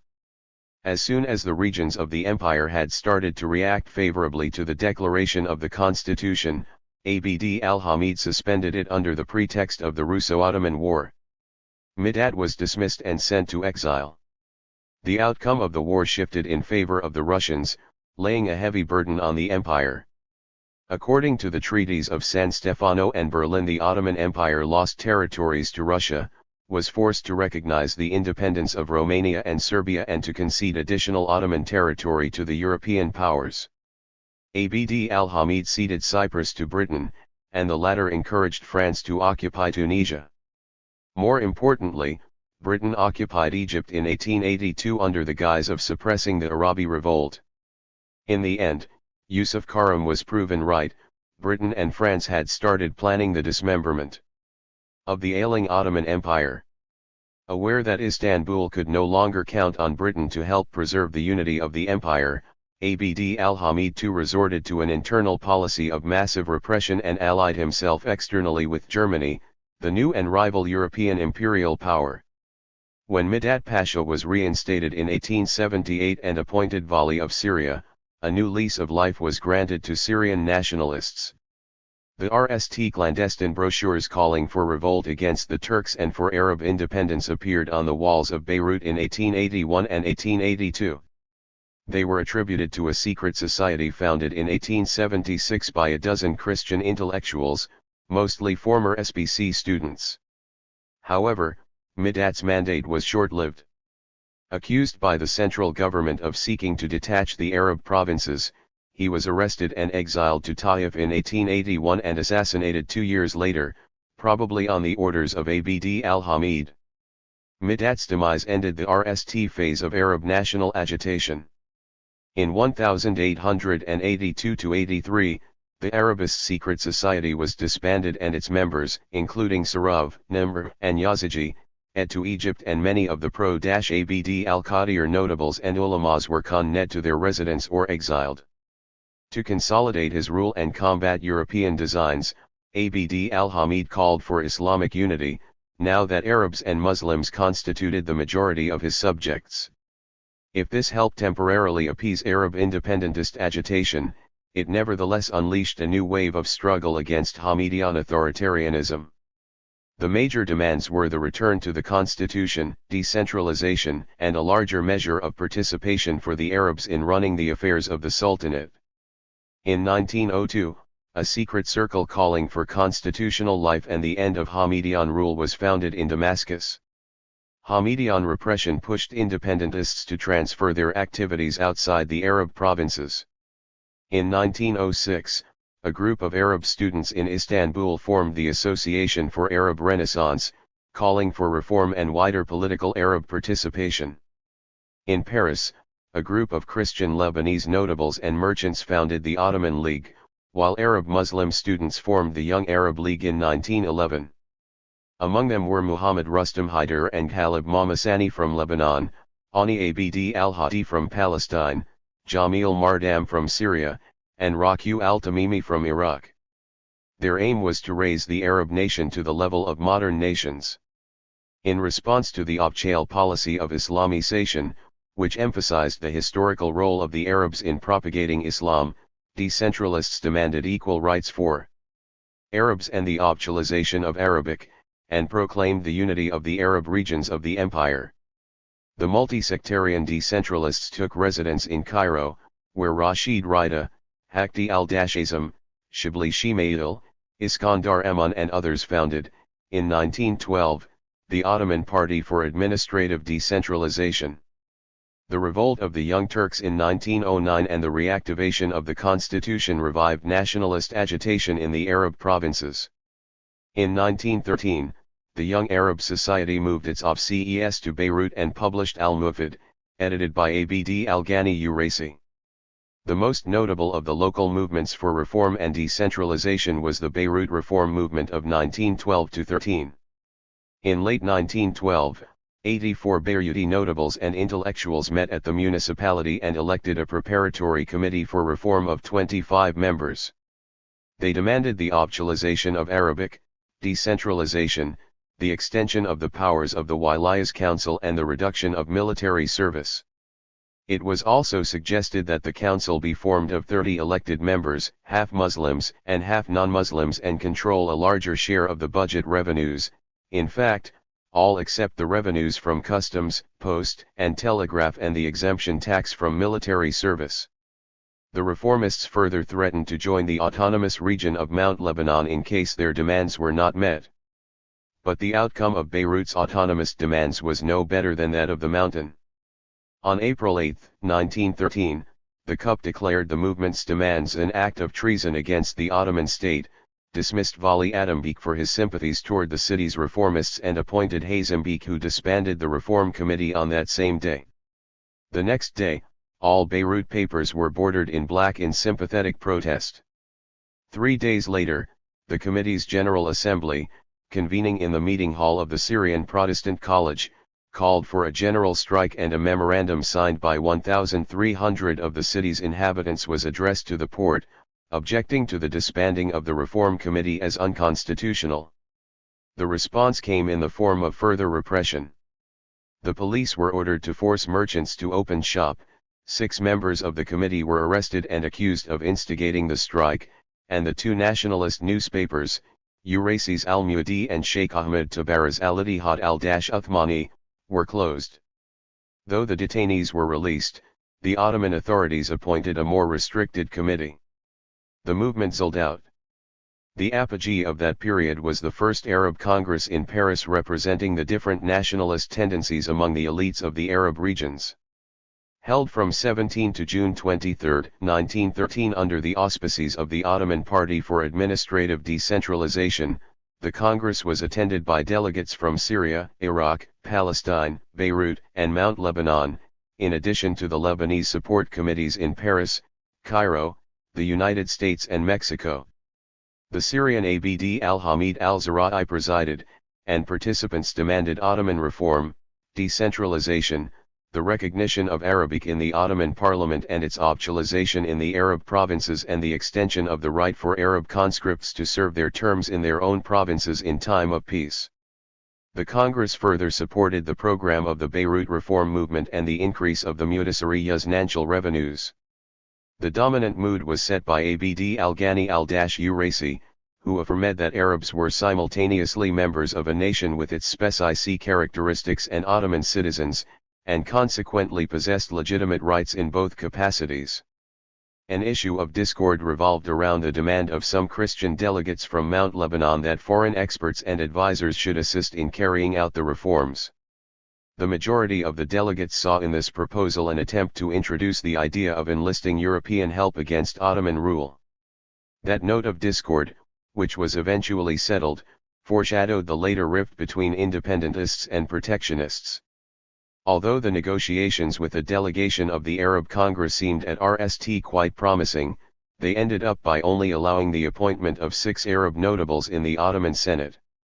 In the end, the cup's abandonment of Abd al-Hamid's policy of Islamic unity, its military dictatorship and Turkish nationalist policies drove Arab nationalists and Lebanese independentists alike to seek independence by force, even with the help of European powers. The catastrophes of World War I.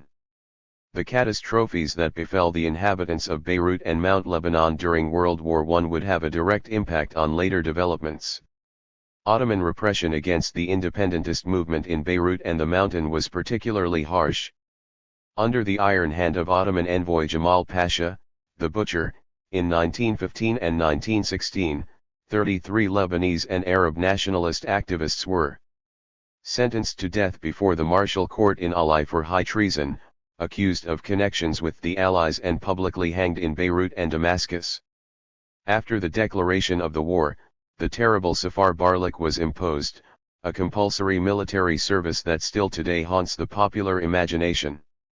The exemption tax, set at 44 gold pounds per head, put people at the mercy of the usurers. Ottoman authorities controlled trade, expropriated wheat and livestock, speculated, issued paper money and imposed a compulsory subscription to war bonds, payable in cash. Most importantly, the war revealed the economic insufficiency of autonomous Mount Lebanon, which depended on overseas trade for over half of its revenues and mostly fulfilled its needs in cereals and livestock with imports from the Bekaa and the Syrian interior. The shortages of the war, aggravated by a locust invasion during the summer of 1915, and the speculation of the usurers and governors made the territories of the Mudassiriyat and Beirut the hardest hit by famine among all the other Ottoman provinces. Father Yamin, a Maronite priest from the north, wrote a poignant account of Beirut and Mount Lebanon during the war years in which he describes, in painful details, the ravages of locust, the epidemics, typhus, cholera and leprosy, prostitution and famine.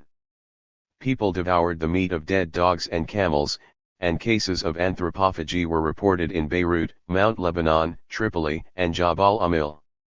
In Beirut, victims of the famine stacked in the streets were collected by municipal carts and dumped into collective graves in the Al-Ramel quarter on the city's outskirts. Many were taken for dead and buried alive. Significantly, Yamin refused to follow the tradition of blaming all his country's ills on the Ottomans.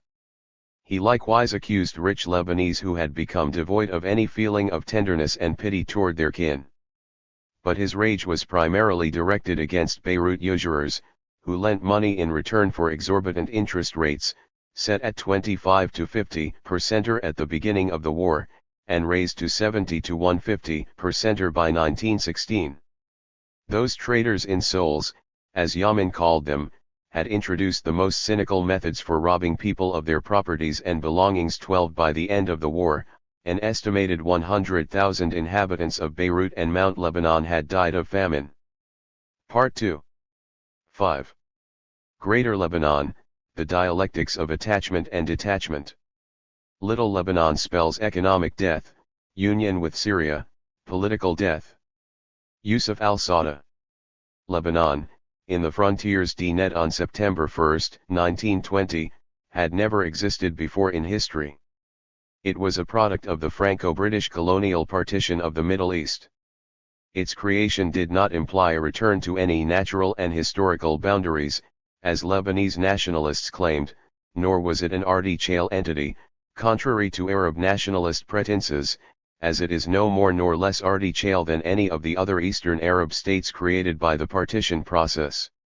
Like the rest of these states, Lebanon's borders were imposed against the will of the majority of its population. Greater Lebanon's creation was mainly determined by the interests of France in dividing and controlling Syria, in the context of the partition of the Arab provinces of the ex-Ottoman Empire between Paris and London. Indeed, many Lebanese Christians had called for territorial expansion and separation from the rest of Syria, under some form or other of French protection or guarantee. But the NAL product, Greater Lebanon under French mandate, hardly corresponded to the program of any Lebanese political party. Lebanon in the partition of the Middle East. As has become widely known, the Sykes-Picot Accords of 1916 divided the Arab provinces of the Ottoman Empire into two broadly denuded British and French zones, each of which was to exercise direct control over the coasts and retain zones of influence in the hinterland, with the Jerusalem region as an international zone. France's interest in Syria was not new, although an expedition funded by the Chambers of Commerce of Lyons and Marseilles was sent during the war to ascertain whether, and to what extent, the region was worth colonizing. The mission's report reached positive conclusions. But there lingered in the French conception of Syria the idea that Palestine constituted its southern part, while Britain had a strong claim over Palestine as a buffer zone between Sinai and the Levant to defend the Suez Canal and the road to India. British interest in the territory that constitutes present-day Iraq was mainly in its oil fields and the control over the Gulf, which had become a zone of British influence. There was of course a marked difference between those colonial aims and their objective justification. In a post-war period dominated by the right of nations to self-determination, a principle invoked with equal force by Woodrow Wilson's America and Lenin's Soviet Russia, the legitimization was rooted in the age-old minorities policy, focused on ethnic and religious communities. France justified its claim to Syria by the necessary defense of the Christian, Druze, Alawi, and Shi'i minorities, while Britain claimed Palestine in order to create a national homeland for the Jews. The text of the Balfour Declaration of November 1917 is a striking example of this ethnicization of the peoples of the region. Whereas the Jews are assumed to be a people and a nationality, since the aim was to establish a national home for them in Palestine, the Arabs, the majority of the inhabitants of the country, were negatively denuded by their non-Jewishness and reduced to the status of religious communities whose only rights were civil and religious, that is, neither national nor political. After having occupied Lebanon and overthrown the Arab government, France's priority was to ensure that it received a mandate over Greater Syria. Behind the British-supported Arab revolt loomed the spectre of Britain breaking its Sykes-Picot commitments. An Arab prince, whose revolt was inspired, advised, financed, and armed by Britain, ruled Damascus, the seat of the Arab government. Ultimately, the Sykes-Picot Agreement was revised and modified according to recent developments. France dropped any claim to Palestine, and ceded the Mosul region, originally considered part of Syria, to Britain in return for a share in the Anglo-Persian Petroleum Company that had recently discovered oil in that region. In return, France's control over Syria was legitimized, with British encouragement to try and end a solution with Faisal. France's Lebanese project was made subject to that priority. In order to obtain its mandate over the Syrian territories, France relied mainly on the Maronite Church, represented by Patriarch Elias Huwaic. But the elected representatives of Mount Lebanon were giving different signals. In April 1919, the Administrative Council unilaterally declared Lebanon's independence, under a democratic system based on the principles of liberty, equality, and fraternity, and guaranteeing the rights of minorities and freedom of belief. However, at the Paris Peace Conference a month later, the AC delegation headed by Thud Amon encountered robust pressure by French officials to limit its demands to French protection and territorial expansion. During the following months, Lebanon's fate was left in the balance as it awaited the outcome of negotiations between France and Emir Faisal. In October 1919, French Prime Minister Clemenceau vaguely promised Patriarch Huwaic the annexation to Mount Lebanon of territories in the Bekaa and appropriate ports under an autonomous government and an independent national status. Negotiations between Clemenceau and Faisal led to a secret accord on the creation of an Arab state in Syria under Faisal, according to which the capital would be Damascus while a French high commissioner would be posted in Aleppo. In return, the prince agreed to resort exclusively to French civil and military advisors, and economic, cultural and military aid, while giving priority to French enterprises in his country's economic projects. On the other hand, Faisal recognized Lebanon's independence and territorial integrity under French mandate. Although the definition of Lebanon's borders was left to the Peace Congress, it was understood that Lebanon meant Mount Lebanon. To convince Damascus that the Bekaa was negotiable, French troops kept a modest presence on the Beirut-Damascus road, while the rest of the plain was left in the hands of Faisal's armed partisans. From Ba al-Bak to Marjouyun and from Tyre to Tripoli, armed operations were being conducted against French forces.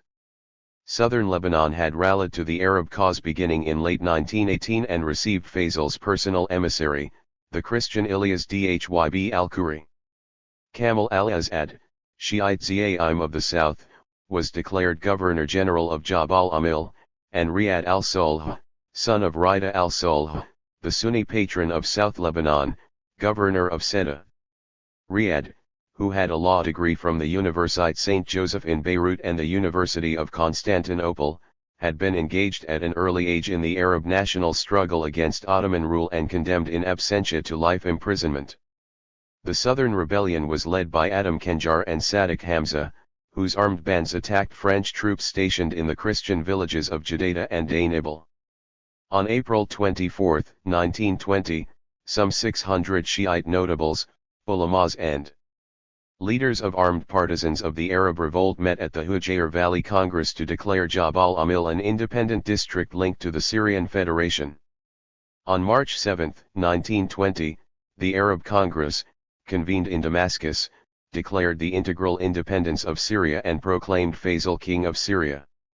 Lebanon was the object of a vague promise to take into consideration the national desiderata of the Lebanese regarding their country in its borders known before World War I on condition that Lebanon avoid any foreign ingerence. Faisal, increasingly criticized by the nationalist opposition for his compromises with France and Britain, Nally opted for the arbitration of the International Mandate Commission set up by the Allies to decide the fate of the populations of the Ottoman Empire. Boycotted by the French and the British, only the Commission's American members, Chicago businessman Charles Crane and Henry King, president of Oberlin College, arrived in the region in June 1919. The King-Crane Commission, as it became known, met delegations from 36 cities and 1,520 villages and received no fewer than 1,863 petitions. Fully 80% of the respondents voted for a united Syria, 74% supported independence and 60% chose a democratic and decentralist constitutional monarchy. In the event of the imposition of a foreign mandate on Syria, 60% opted for an American mandate, a much smaller number for a British mandate, and only 14%, mainly Lebanese Maronites, requested a French mandate. A total of 72% of the respondents were opposed to Zionist colonization and to the separation of Palestine from the rest of the Arab East. In its report to the Peace Conference in Paris in 1919, the Commission recommended a united state for the whole of natural Syria governed by Prince Faisal under one mandatory power. It also emphasized that the Zionist project of unlimited emigration of Jews into Palestine and its NAL goal, the creation of a Jewish state, required serious modifications and concluded, anything else would be tantamount to treason of the Syrian people. The Commission's endings were shelved, however, and a few weeks later, on April 26, 1920, the San Remo Conference granted France its mandate over Syria and Lebanon. Parallel to the Franco-Syrian negotiations, talks had been engaged between Prince Faisal on the one hand, and Patriarch Huwaiq and the Administrative Council members on the other. The latter two opposed the independence declaration of the Arab Congress of March 1920. But when the Arab government recognized Lebanon's right to territorial expansion and independence, the majority of the AC. 78-79 Members accepted, concluding an agreement with Damascus despite the objection of the Patriarch, who was already won over to the idea of the French Mandate. On June 10, 1920, a declaration by the AC reiterated the main points of its independence declaration, adding Lebanon's desire to live in peace with its neighbors. After Clemenceau's fall and the formation of a new government under Millerand, France broke its commitments to Faisal. Nevertheless, on July 10, 1920, 8 of the AC's 13 members set off to Damascus to sign a joint declaration in which both parties would denounce the French Mandate in return for Prince Faisal's recognition of Lebanese independence. The party was then intercepted and arrested by French troops in Safar, on the Beirut-Damascus road. The delegation, led by Saad al-Huwaiq, vice president of the council and brother of Patriarch Huwaiq, included 4 Christians, 2 Druze, and 1 Shia. General Gouraud accused the delegation of planning to accompany Faisal to Europe, through a Palestine port, where they would claim to represent Lebanon and declare the integration of Lebanon to a Syrian kingdom under Faisal. 2 days later, on July 12, Gouraud disbanded the AC, and in September of that year, the 8 AC members were convicted of corruption, accused of cashing money from Faisal's men, and exiled to Corsica. On July 14, Gouraud sent Prince Faisal a 4-day ultimatum that ordered him to accept the French Mandate, French currency, a French military presence on the Rayak, Aleppo Railway, and the reduction of the Sharifan army. First-hand accounts from Damascus relate that Faisal had cabled Gouraud accepting the terms of the ultimatum, but the French claimed that the answer came too late. Whatever the case, on July 21, French troops under General Goybet crossed the Bekaa, occupied Rayak, and moved across the anti-Lebanon range.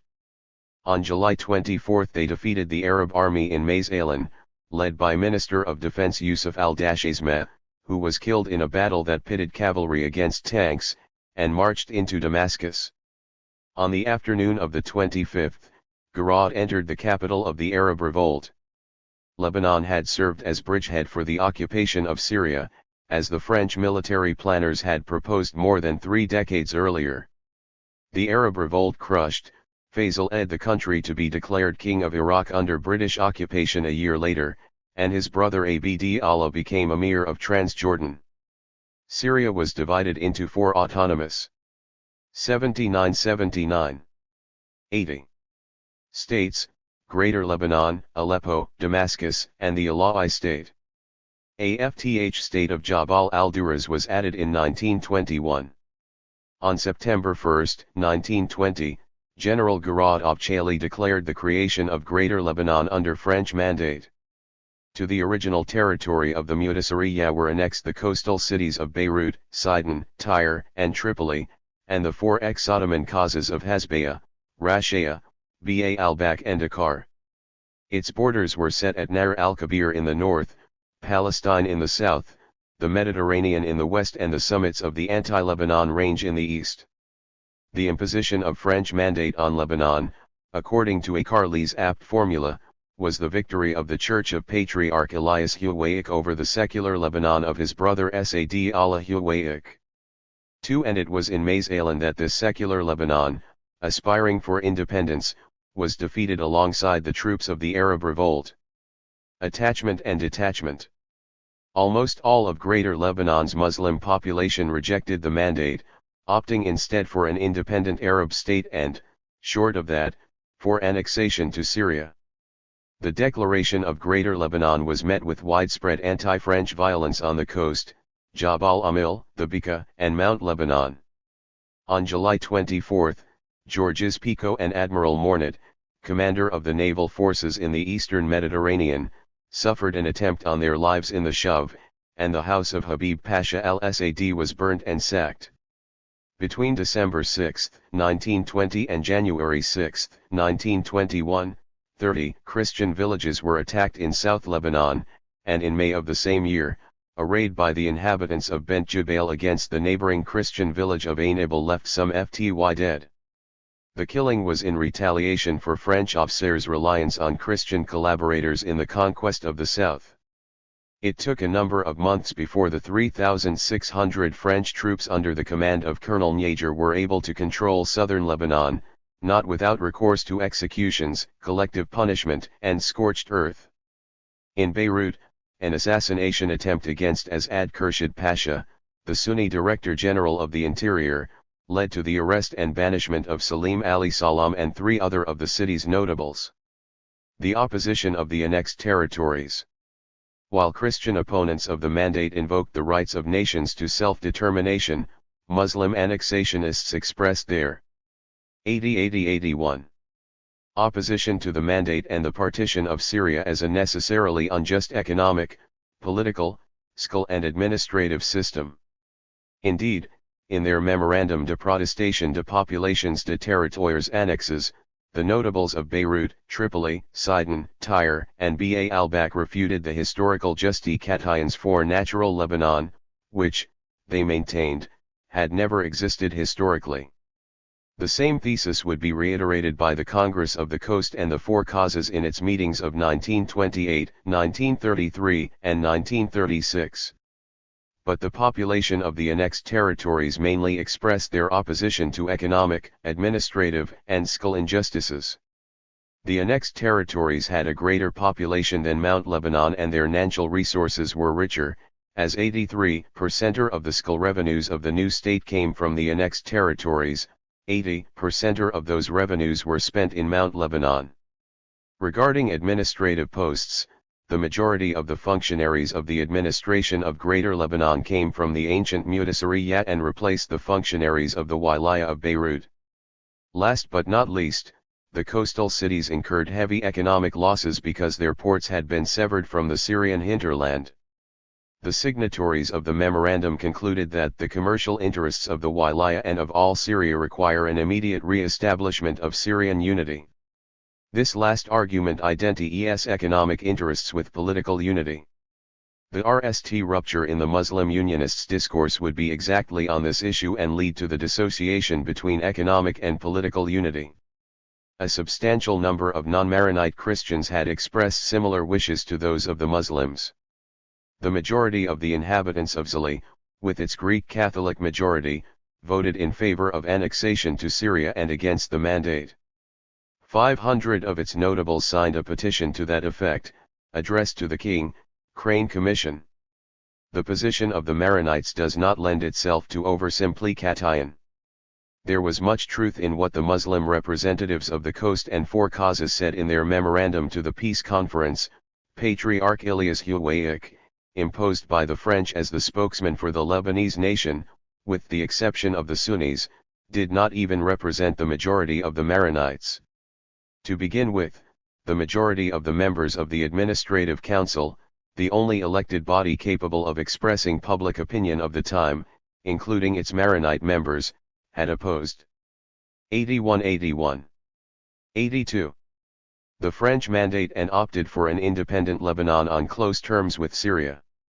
Though an exact typology of the positions of the Maronites is difficult to determine, given the diversity of their political projects and the constant shifting of positions that partly followed the meanderings of European diplomacy, 4 main currents can nevertheless be detected.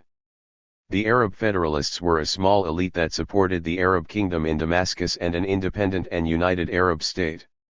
They counted among their ranks Iskandar Eman, president of the Lebanese Union, and members of Beirut's merchant aristocratic families and of mainly notable Maronite families from Mount Lebanon.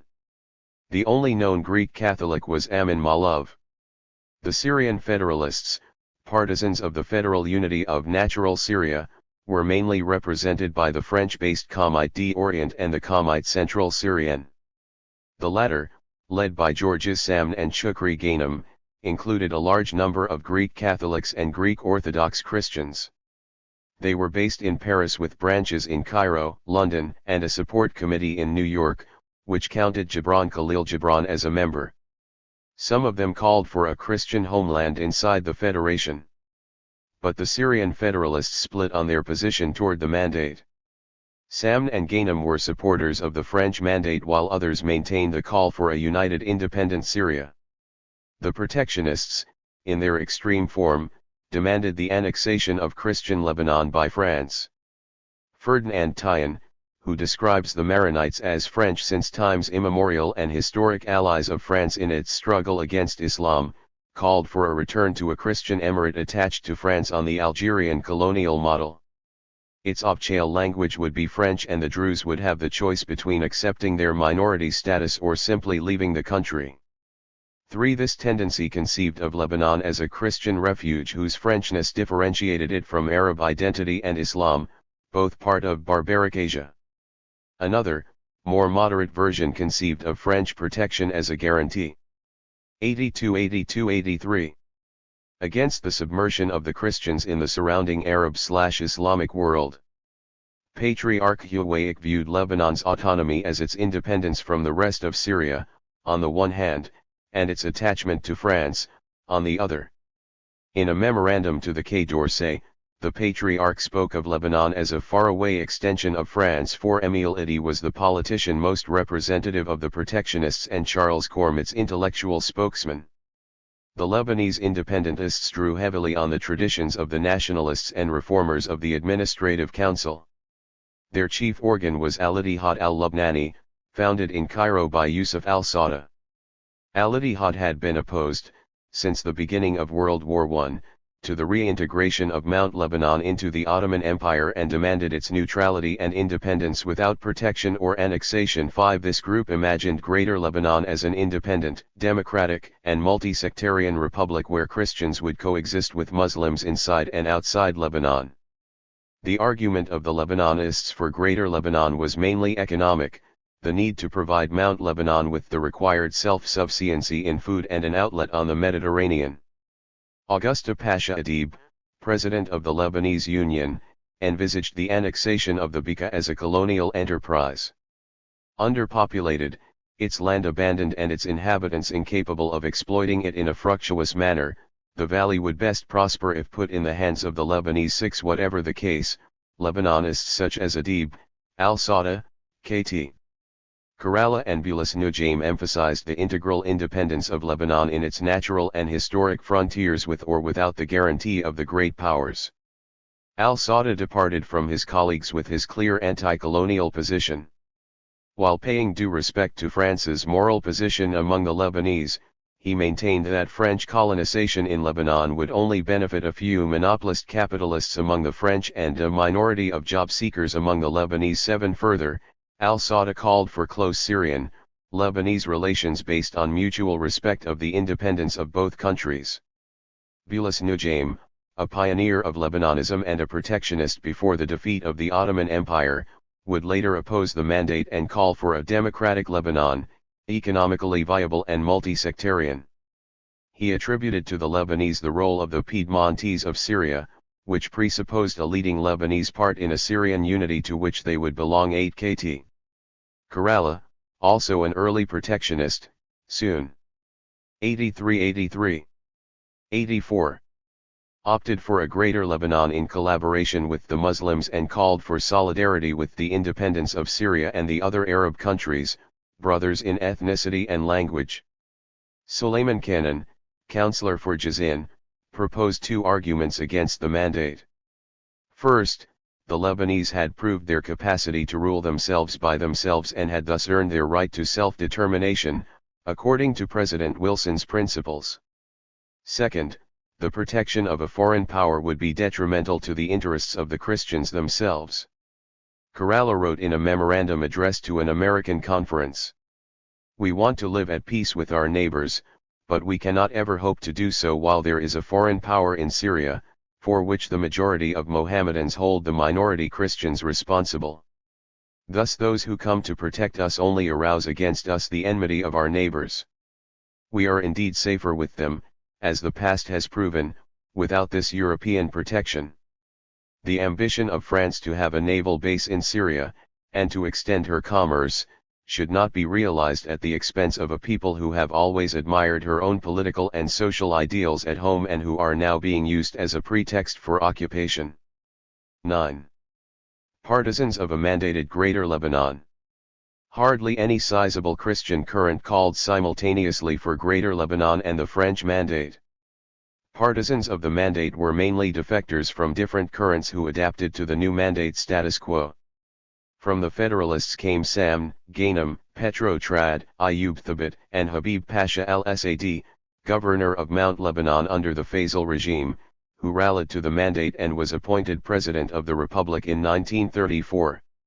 From the independentist camp came Augusta Adib, a future prime minister. Even Bishra al-Khoury and his brother-in-law Michel Shiha had started as partisans of Saada's Lebanese Union. In December 1921, the partisans of the mandate launched the Party of Progress under the slogan for the preservation of the independence of Greater Lebanon under French mandate. They conceived of Lebanon's independence as primarily vis-a-vis Syria and guaranteed by France. The party's platform called for the defense of national traditions, freedom of religious belief and the nomination of government functionaries on the basis of competence and merit. Exclusively Maronite and Catholic, the party was the RST. 84-85. Political manifestation of the alliance of the Mount Lebanon notables with Beirut's commercial/financial bourgeoisie.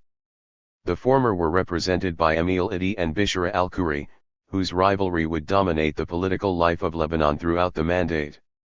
10. Greater, Smaller, or Middle Lebanon. Economy or autonomy. Christian partisans of an independent Lebanon obtained a bigger Lebanon than they had asked for. The creation of Greater Lebanon under the French mandate launched a series of debates and revisionist projects that was to last for over 15 years. In these debates, the question of attachment/detachment had two dimensions. It involved the attachment/detachment of Greater Lebanon vis-a-vis Syria as well as the attachment/detachment of the Christians, especially the Maronites, vis-a-vis the inhabitants of the newly annexed territories, with their Muslim majority. The Maronite discourse was torn between the desire for a Christian state and the need to guarantee a minimum of economic viability and financial resources for the new political entity. It was indeed a tragic choice between the Christian refuge and the specter of the World War I famine. 11 George Sand eloquently expressed this contradiction in what he saw as Greater Lebanon's detachment from Syria being self-defeating for the Christians. For him, the choice was clear: either a Syrian federation inside which Lebanese territory would be reduced to Mount Lebanon, or a Greater Lebanon that would renounce its claim to be a Christian refuge in order to cooperate with the rest of Syria. The fact that Greater Lebanon corresponded to neither option led Sam to exclaim, "What kind of a Christian homeland was this, where half of the population was Muslim?" 12 French officials were also divided on the question of the size of Greater Lebanon. Of course, they approached the question from a different angle, which was the better method to dominate the whole of Syria, especially its rebellious Sunni majority. Giraud favored partition into big entities. It will be easy to maintain a balance among 3 or 4 states that will be large enough to achieve self-sufficiency and, if need be, pit one against the other, he wrote in a memorandum to his superiors. 13 In September 1920, he had it his way. However, he included Tripoli in Greater Lebanon against the will of the French government and was reprimanded for that move by Prime Minister Milrand, who ordered him to consider. 85-85.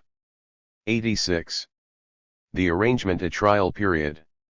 14 For his part, Decaia envisaged a proliferation of many states, up to 10 in number, in order to guarantee the weakening of the largely Sunni independentist and pan-Arab movement. He was critical of what he termed Lebanese megalomania demanding Greater Lebanon and warned against the annexation of Muslim regions of Tripoli, the Bekaa, and Dakar as a threat to the stability of the future Christian state. As early as 1921, Aristide Briand had suggested that the separation of Tripoli would assure Lebanon's Christians a numerical majority.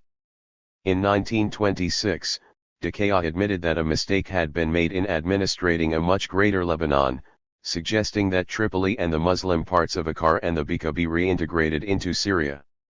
The resulting Middle Lebanon was supposed to reduce the number of Sunnis who, according to Decaia, had proved after 6 years of mandate that they did not consider themselves Lebanese but Muslims.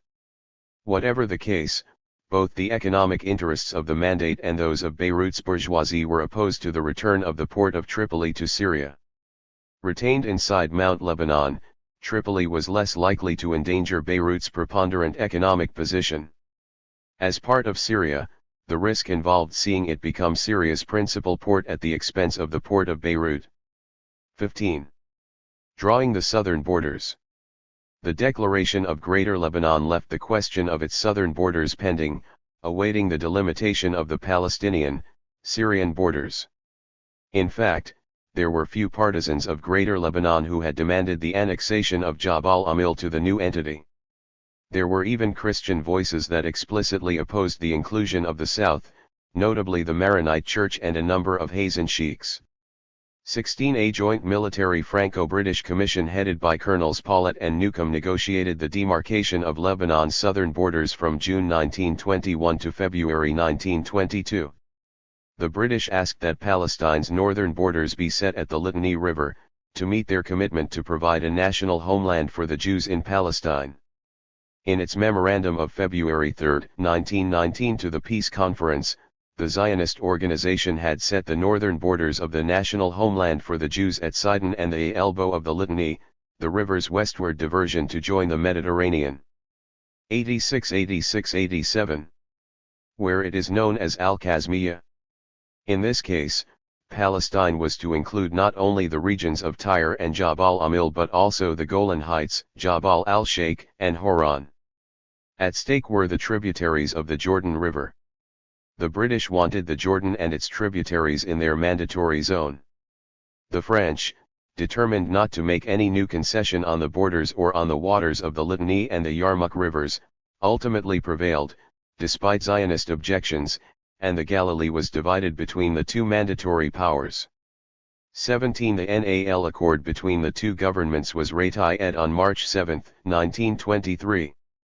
It exceeded the borders within a safe distance south of the Litani Basin, retained the tributaries of the Jordan inside the French zone, ceded Hula Lake to Palestine and exceeded the western borders at Ras al-Nakhora on the Mediterranean.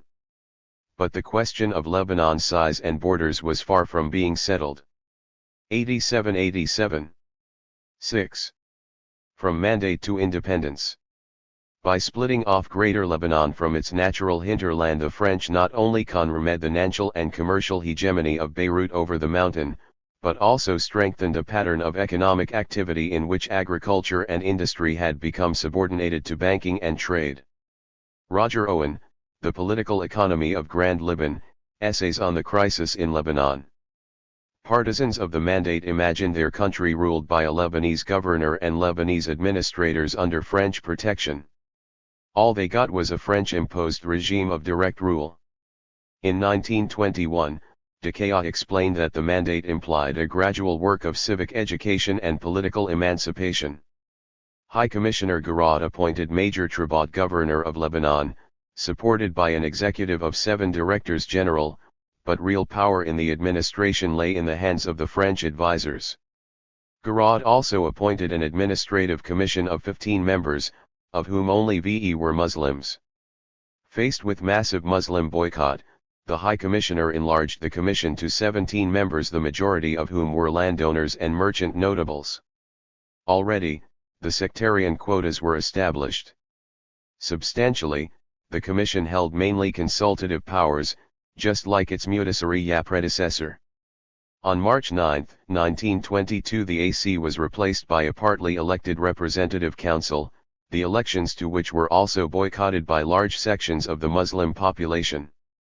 Nevertheless, the AC, headed alternatively by Habib Pasha al-Asadi, Naum Labaki and Emil Idi, began to slowly attract Muslim participation. High Commissioner Maurice Sarrail's period of OFCE deserves mention, as the Freemason and secular general represented the Republican exception in French policy toward Lebanon. He wanted to appoint a Lebanese governor, but opposed the choice of Emil Idi, the Patriarch's candidate, and Nally appointed a 88, 88-88, 89 Frenchman, Decaila, as provisional governor. Sarrail initiated a series of courageous reforms. He unified the school system, reducing inequalities in imposition between the inhabitants of the annexed territories and those of Mount Lebanon, opened administrative posts to Muslims and proposed a secular and public education system. Sarail also divided Lebanon into 11 mixed muhafazahs and did not apply sectarian representation in the electoral system. A new representative council presided over by Musa Namur, a Maronite from Zali who had turned to Freemasonry, elected Dakala governor of Lebanon. But most of Sarail's reforms were rejected by the THIRD-WORLDISM under pressure from the Maronite Church, and his policy of appeasement toward the Muslims was soon drowned in the blood of his repression against the Syrian revolt of 1925-27. The shock of the Syrian revolt and the imminence of the League of Nations Mandate Commission drove France to grant Lebanon and Syria a constitution. High Commissioner de Juvenal appointed a parliamentary drafting commission, including Petro Trad, Umar Daouk, Shibli Damas, and Michel Chiha, which was immediately boycotted by the majority of Sunni and Shi'a leaders. Nevertheless, the NAL version of the constitutional text, adopted on May 23, 1926, renamed Greater Lebanon the Lebanese Republic, dened its AG as the tricolor French AG with a cedar in the white strip, and adopted French and Abkhaz language alongside Arabic. Significantly, the constitution did not deny Lebanon's borders, as if to emphasize that they were open to modification. The Representative Council was renamed the Chamber of Deputies, and a Senate set up to represent sects and regions. The constitution was a hybrid one, on a republican body, emphasizing individual rights and liberties, and political and judicial equality were grafted articles concerning communal rights and representation, most probably at the initiative of Michel Chiha. Article 95 provided for the fair distribution of government and administrative posts among the various sects. According to Article 9, the state relinquished to the religious communities its legislative rights and rulings on personal status in the name of the freedom of religious belief. Article 10 summoned the state to defend private religious education on condition it did not connect with public education. But above all, the Constitution legalized the mandate, with French control over the country's foreign and military affairs and public security. The President of the Republic was given extensive executive powers, helped by the cabinet whose ministers he had the right to dismiss, yet he was responsible to no one and no institution except the French High Commissioner. On May 26, 1926, Charles Dabas, a Greek Orthodox notable, was elected head of state for 3 years in a joint meeting of the Chamber of Deputies and the Senate, whose 16 members were appointed by de Juvenal. Nevertheless, the Senate was abolished a year later, and in 1929 the presidential mandate was prolonged from 4 to 6 years. From that time onwards, the Chamber of Deputies was elected on a sectarian basis. At another level, the debate over attachment and detachment continued unabated. On the French side, some mandate functionaries found they had created a too great a Lebanon that needed reduction. Among the Lebanese, Riyad al-Sulh declared, in July 1928, that French Prime Minister Aristide Briand had promised him to re-annex the whole of Lebanon to Syria. One at the other extreme, Emile Itti presented a memorandum to the THIRD-WORLDISM in which he argued that a Greater Lebanon with a population of 405,000 Muslims to 425,000 Christians did not contain a majority strong enough to defend the country. He proposed that Tripoli become a free city. 1990-91. Under French administration, its Christian inhabitants would be given Lebanese nationality and the Muslims, Syrian nationality, and South Lebanon would acquire an autonomous status similar to that of the Alawite country. As for the rest of the country, rid of some 55,000 Muslims from Tripoli and an additional 140,000 Sunnis and Shi'i from the south, it would constitute a reduced Lebanon but with a secure Christian numerical majority of 80% and sufficient agricultural area of the Bekaa to avert the danger of famine. The French opted for a different solution based not on the Christian/Muslim divide but on the notion that Lebanon was a land of religious minorities. The political supremacy of the Maronites was ensured in their capacity as the biggest numerical minority according to the 1932 census, the last to be organized in Lebanon. However, that year closed with an interruption of constitutional life on the occasion of the presidential elections planned for May. Tripoli leader, Sheikh Muhammad al-Jasr, submitted his candidature to make the point that a Muslim has the right to the post of head of state. Emil Idi, fearing he might lose the contest to his rival Bishra al-Khoury, withdrew in favor of Jasr, upon which High Commissioner Henry Ponsat, refusing to create such a precedent, decreed the suspension of the constitution and disbanded the Chamber of Deputies. The economic mandate, Phoenicia and Switzerland. France treated Syria and Lebanon as one economic unit controlled by two sets of French companies, the common interests and the franchise holding companies, that held between them a monopoly of public services and the main sectors of the economy. For from the beginning, the definition of the borders of Greater Lebanon followed a precise vision of its economic role. As Roger Owen has noted, Lebanon's political detachment from Syria was the condition for its role as economic intermediary vis-a-vis the Syrian hinterland.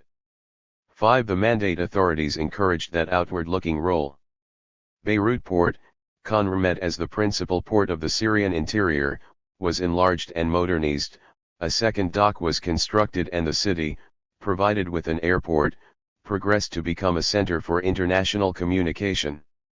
According to a new urban plan, the city was recentered on Place de l'Étoile, designed on the model of that of the French capital, and the parliament and a new business quarter were inaugurated there on the occasion of the 91-92 French Colonial Exposition of 1921.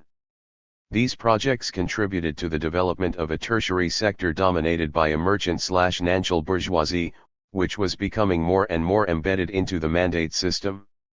On the other hand, the development of education, another mandate policy, helped create a middle class from which to recruit for liberal professions and the bureaucracy.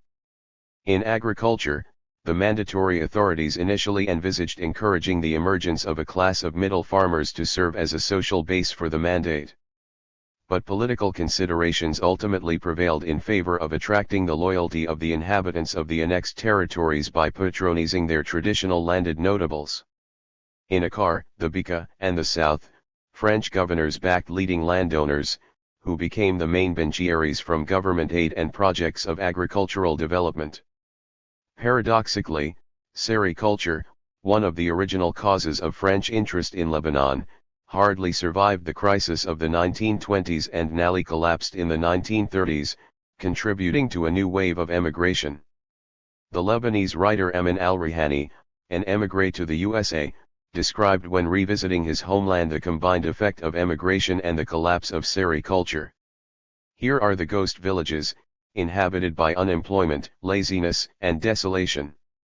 Nothing remains except factories and churches to console you for their disappearance. Here is the lost wealth, lamented by the newspapers, and the gentleman dressed in European attire. National pride, dressed in artichael silk, eats its bread drenched in the sweat of Africa. 6. A new role was conjured up for Mount Lebanon, estivation and tourism. The idea was proposed by the New Phoenicians, who were Christian and mainly Maronite intellectuals of the Francophile Beirut bourgeoisie. Grouped around Charles Corm's La Revue Phénicienne, Michel Chiha, Albert, and Alfred Nakache, Fouad al-Khoury, Jacques Tibet and others had revived Phoenicia as a cultural and national identity differentiated from the Arabs and as a model for an outward-looking service economy. The Phoenician model was complemented by the notion of Lebanon, Switzerland of the East. The term, RST used by the French travelers Lamartine and Gérard de Nerval to compare the landscape of Mount Lebanon to that of the Alpine country, soon became a multifunctional model, Lebanon, banker of the region, federation of sectarian cantons and a country that exploits its natural beauty in tourism and estivation. While Rihani and his like were bemoaning the wounds and ruptures of emigration. 92-92. 93. The New Phoenicians' glory ed the peasants' dignity ed misery in Mount Lebanon, now presented as an abode of the spirit and of faith. They hailed migration as an age-old vocation of an entire people, expressing its spirit of freedom and adventure. Interests of the city, notables of the mountain under the mandate, Beirut enjoyed economic domination over Mount Lebanon and the rest of Greater Lebanon, but it was the mountain that controlled the city politically and administratively. Soon, Sunni and Greek Orthodox politicians and functionaries of the city were replaced by those of the Mount Lebanon middle classes, who quickly linked up with the city's commercial/financial interests. But these political newcomers were far from being united.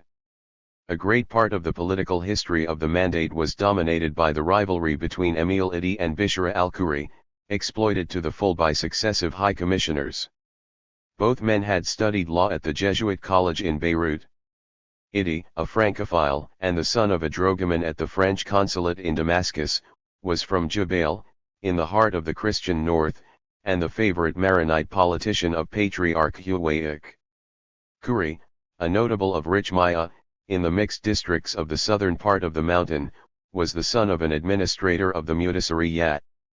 He was a journalist and talented speaker, at ease in Arabic literature and Arab history, with a perfect and eloquent command of Arabic.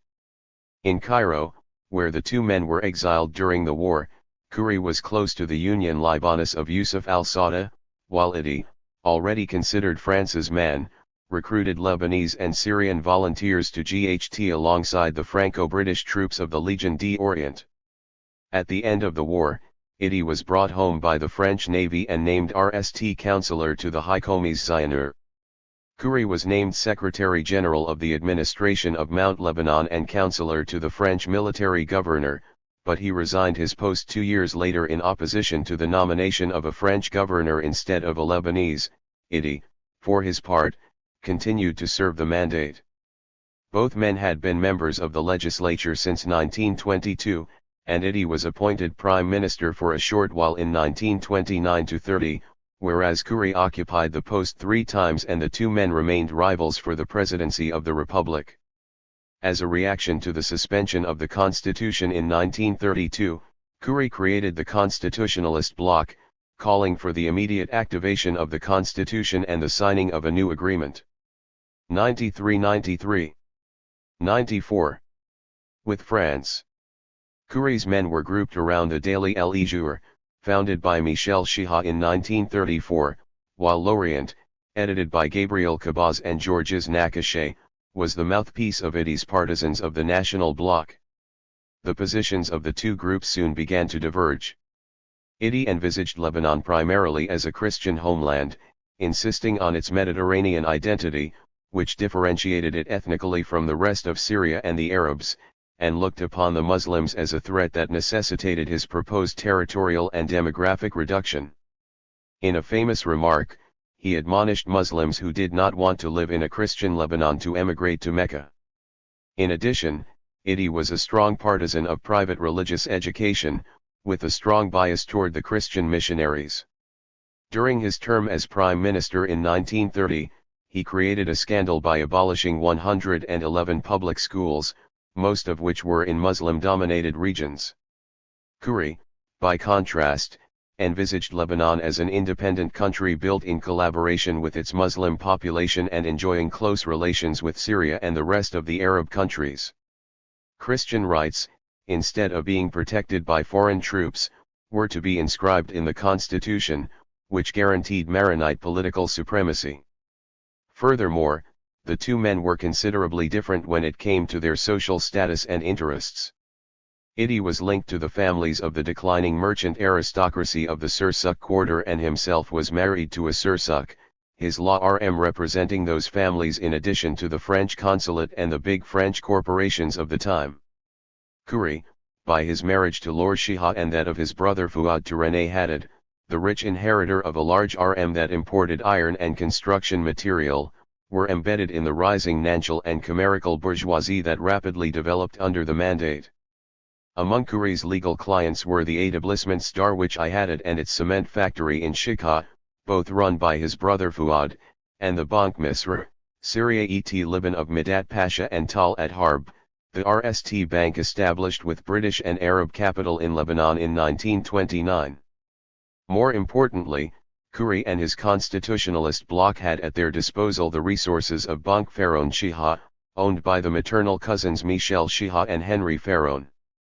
Pharaon participated with French interests in the administration of the French conglomerate, Société du Port de Birouth, and was active in property development.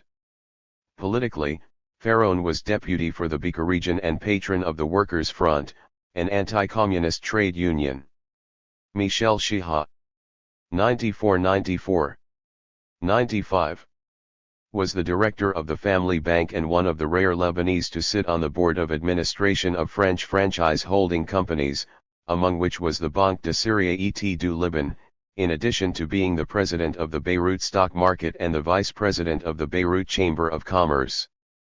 Chiha was appointed deputy for the minority seat in Beirut and played a major role in drafting the Lebanese constitution of 1926. The rivalry between Khoury and Idi was also expressed in the dominant intellectual gurus of the times, Michel Chiha and Charles Corm. Corm, the apostle of a Christian Lebanon, considered Muslims as religious and historic adversaries who lacked loyalty to the polity. He emphasized French as the language of the Lebanese Christians and despised Arabic as an Asian language that had been imposed by massacres and fright. In his long poem La Montagne Inspirée, Corm writes, "Jesus made me love Mohammed and Moses / to love our enemy, especially that he hurts us is to triumph against evil." His identification between Lebanon and the Christians was complete. Muslim brother, understand my candor / I am the real Lebanon, authentic and devoted. According to Corm, Christianity, the historical inheritor of Phoenicia, accomplished the elaboration of a Lebanese cultural identity distinct from that of the rest of the Arab world. Chiha, on his part, was no less a Phoenicianist, but he restricted Phoenicianism to the economic sphere, refusing to consider it the hallmark of Lebanese identity. The Lebanese were a Mediterranean variety, a confounded mix of many origins. Lebanon had existed even before Phoenicia and its inhabitants were simply Lebanese. Chiha's Lebanon was defined as both a people of merchants and a country of associated sectarian minorities. He would be mainly known as the intellectual of the commercial/national bourgeoisie. Economic difficulties and social agitation. The 1930s were a decade of great transformations and troubles in the economic, social, and political spheres for Mandate Lebanon. To begin with, the port of Beirut was losing ground to the Palestinian port of Haifa, which was developed at a rapid pace by the British. 95-95. 96. Mandatory authorities and also benefited from the growth of the Jewish sector in the Palestinian economy. Enlarged and modernized, the main dock of the Palestinian port had a surface of 35 hectares compared to 23 for its Beirut counterpart. For years, business circles in Beirut had been pressing the French to enlarge the city's port facilities, create a free zone and modernize the Beirut-Damascus railway line. They also complained about the high customs duties on imports, which allowed Palestinian merchants and industrialists to compete with Lebanese products in Arab markets and inside Lebanon itself. In addition, Palestine had become the center for air traffic between Europe and the Far East. Finally, by 1934, the port of Haifa had surpassed Beirut port despite the eventual enlargement and opening of a free zone in the latter facility. On the other hand, the economic privileges of the Mandate were alienating larger sectors of society. Bourgeois interests were coalescing against the monopoly exercised by the French concessionary companies, their fiscal exemptions and the export of their produce to France. They were calling for Syro-Lebanese control over the common interests. In 1931, a general strike by taxi drivers against competition from tramways merged with a protest by the inhabitants of Beirut and Tripoli against the high electricity prices to unleash a mass boycott of the services of the tramways et éclairage de Beirut, the French concessionary company that ran both the city's tramway lines and its electricity supply. After some months, the movement succeeded, and imposed a reduction of the company's fares by 49%. Socially, the repercussions of the Great Depression of 1929 further aggravated the collapse of the general standard of living. The ensuing years witnessed a number of workers' strikes against unemployment and the rise in the cost of living, all calling for wage increases and the amelioration of working conditions. The situation in the rest of the country was no better. In November 1934, the French granted a monopoly for the cultivation of and commerce in tobacco and the manufacture of cigarettes to a French franchise holding company, the Régie Cointéressée Libano-Syrienne de Tabacs et de Tombacs, controlled by the French Colonial Bank, the Crédit Foncier d'Algérie et de Tunisia. A general protest strike was called in the two major areas of tobacco cultivation, the predominantly Maronite regions of Jebel and Batron in the north and the predominantly Shiite. 96-96. 97. Region of Jabal Amil in the south.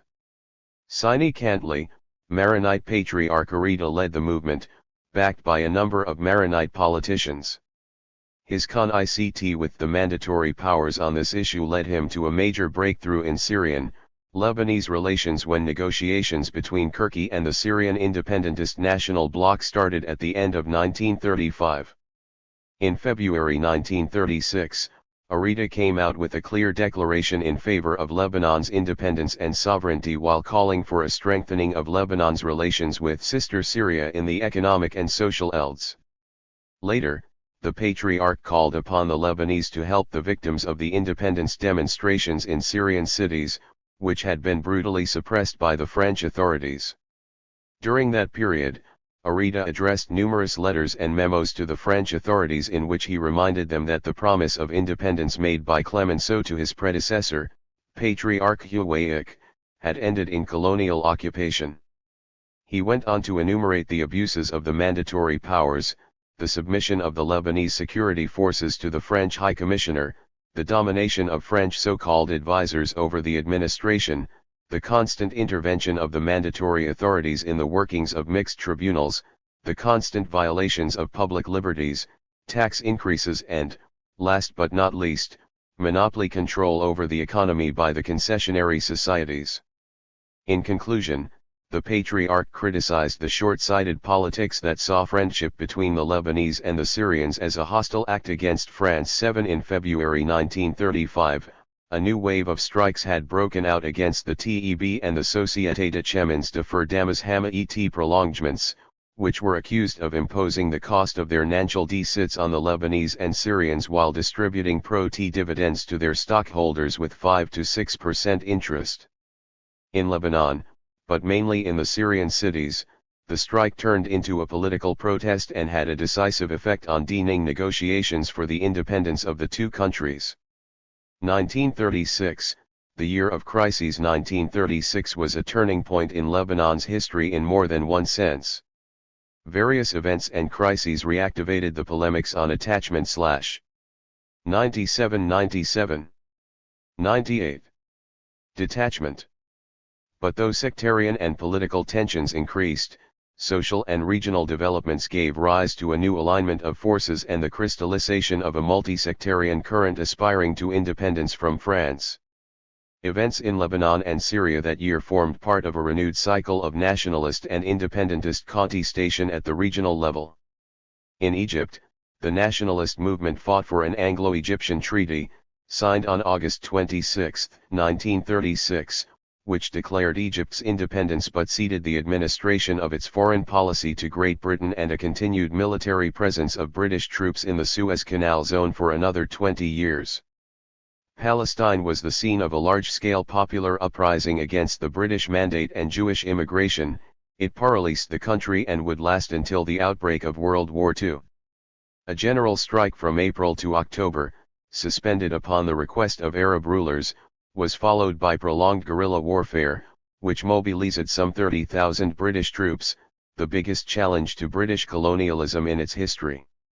8 In Syria, the anti-mandate demonstrations led the French High Commissioner, Comte de Martel, to promise, on February 24, 1936, the re-establishment of parliamentary life and the conclusion of a treaty recognizing Syria's independence and backing its admission to the League of Nations.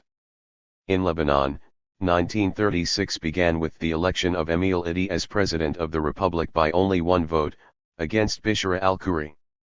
Following the Syrian precedent, 7 deputies from the Constitutionalist bloc addressed a memorandum to de Martel on March 2 demanding that Lebanon be treated on an equal footing with Syria by the application of the Constitution and backing Lebanon's admission to the League of Nations.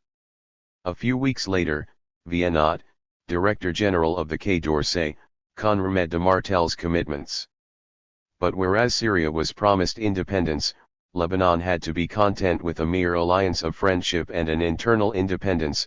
The country's defense and foreign relations were to remain in French hands. The imminence of a Franco-Syrian treaty created two kinds of apprehensions in Lebanon. Christian protectionists feared that Lebanon, independent from France, might soon be annexed by Syria, while Muslim Unionists feared that the country's independence would legitimize the Lebanese borders of September 1, 1920 and destroy their hope of annexation. In the RST week of March, the Congress of the Coast and the Four Causes which had reconvened to reiterate the annexionist demands. 98-98. 99. Suffered the defection of a moderate current represented by Riyad al-Sulh and his cousins Qasim and Taqi al-Din.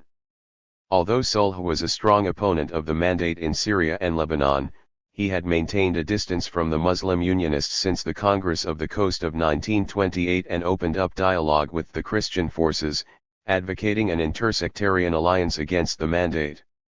In 1931-33, he was active with Monsignor Mubarak, the Maronite Bishop of Beirut, in the transport and electricity strike. Settled in Beirut, Sulh, who shared the leadership of the South with the Azads, also aspired to the leadership of the Muslims of the capital against their traditional leader, Salim Ali Salam. He was also opposed to the Mufti and leader of Tripoli, Abd al-Hamid Karami, and publicly supported the maintenance of Tripoli within Lebanon's borders. In 1935, Sulh served as intermediary between Patriarch Arida and the Syrian national movement.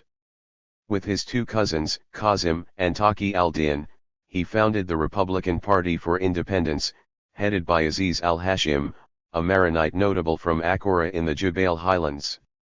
The party, representing a section of the professional middle classes, agitated for the political independence of Syria and Lebanon and their economic unity.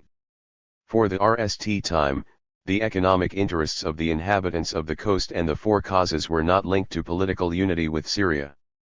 Riyad al-Sulh had not attended the Congress of the Coast in 1936 as he was banished to the Syrian Jazira for his role in the pro-independence strikes of the preceding year. Upon his release, he traveled to Paris to join the Syrian delegation negotiating the independence treaty. Riyad's cousin Qasim, writing in a brochure that appeared a few days after the end of the Congress, accused the majority of the congressmen of ignoring the new realities in the country. At the beginning of the mandate, he argued, Lebanonism was synonymous with Christianity and Unionism synonymous with Islamism.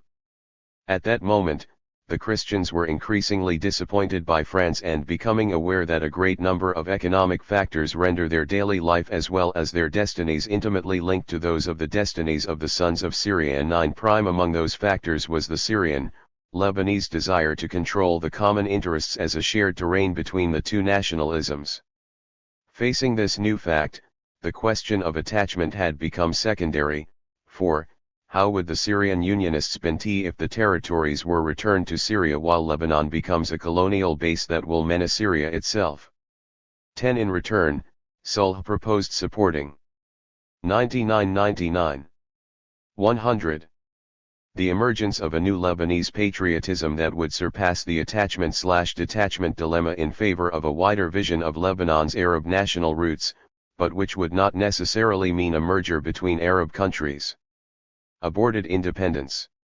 In this atmosphere of UX opened the independence negotiations in Paris.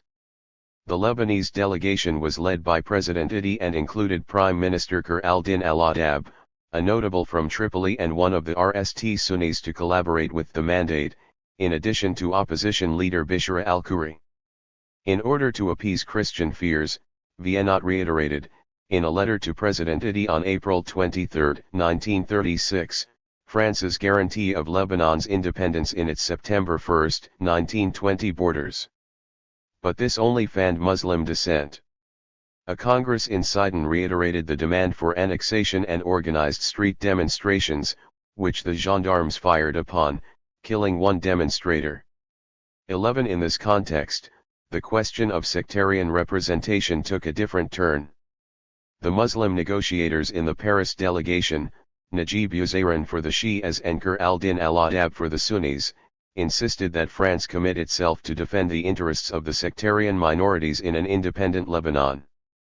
Those Muslims who believed in an independent Lebanon not annexed to Syria were certain that that entity would be evidently under Christian, and particularly Maronite, domination. A few months before, Patriarch Arida had asked that the office of President of the Republic be officially reserved for a Maronite Christian. Thus, while the Christian negotiators were looking for French guarantees vis-à-vis Syria and the Lebanese Muslims, the Muslim negotiators were looking for French guarantees vis-à-vis the Christians. The Treaty of Friendship and Alliance between France and Lebanon, signed on November 13, 1936 by President Idi, State Secretary Ayoub Thabit and High Commissioner de Martel, was approved unanimously 4 days later by the Lebanese Chamber of Deputies. France recognized Lebanon as an independent state and undertook to help its admission to the League of Nations. In return, Lebanon guaranteed French capital and interests, and the continuation of the monetary parity between the two countries, and vowed to remain an ally of France in the event of war. France undertook to provide military aid to Lebanon if attacked by a third party. Lebanon would 101 have its own army, but France would maintain a military presence for its Levantine troops and would enjoy transport and communication facilities. For its part, France would provide military technical aid and advice to the Lebanese armed forces. Émile Idi threw his weight behind an unlimited French military presence in Lebanon. He received a 25-year period renewable by tacit automatic renewal for the same duration. Thus, the Franco-Syrian Treaty, signed on September 9, 1936, contributed in 3 fundamental ways to solving important aspects of the above-mentioned problems.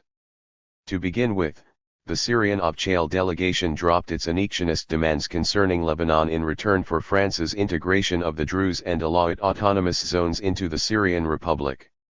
Nonetheless, in their declarations to the press after the signature of the treaty, Hashim al-Atassi and Jamil Mardam insisted on a federal union between the two countries. Second, in terms of independence and sovereignty, the Lebanese obtained more than the initially promised internal independence. Finally, the question of minorities' rights, which was not included in the text of the treaty, was relegated to an exchange of letters between de Martel and Idi, attached as annexes to the treaty. In letter number 6, the President of the Lebanese Republic vowed to guarantee equal civic and political rights and to ensure the equitable representation of the country's different components in government posts. Also, in letter no. 6b, the President informed the High Commissioner that he would implement administrative reform aiming at a larger measure of administrative decentralization and grant municipal and governing councils a consultative vote concerning their respective shares of state expenditure. A few weeks later, the HC designated that Tripoli and its port become an independent Kaymakkamate.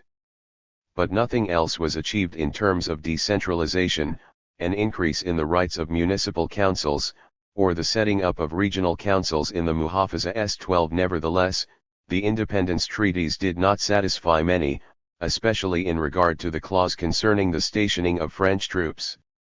Tripoli, Sidon, Tyre, Nabataya, and Bent Jbeil were rocked by waves of demonstrations and strikes from September to November 1936.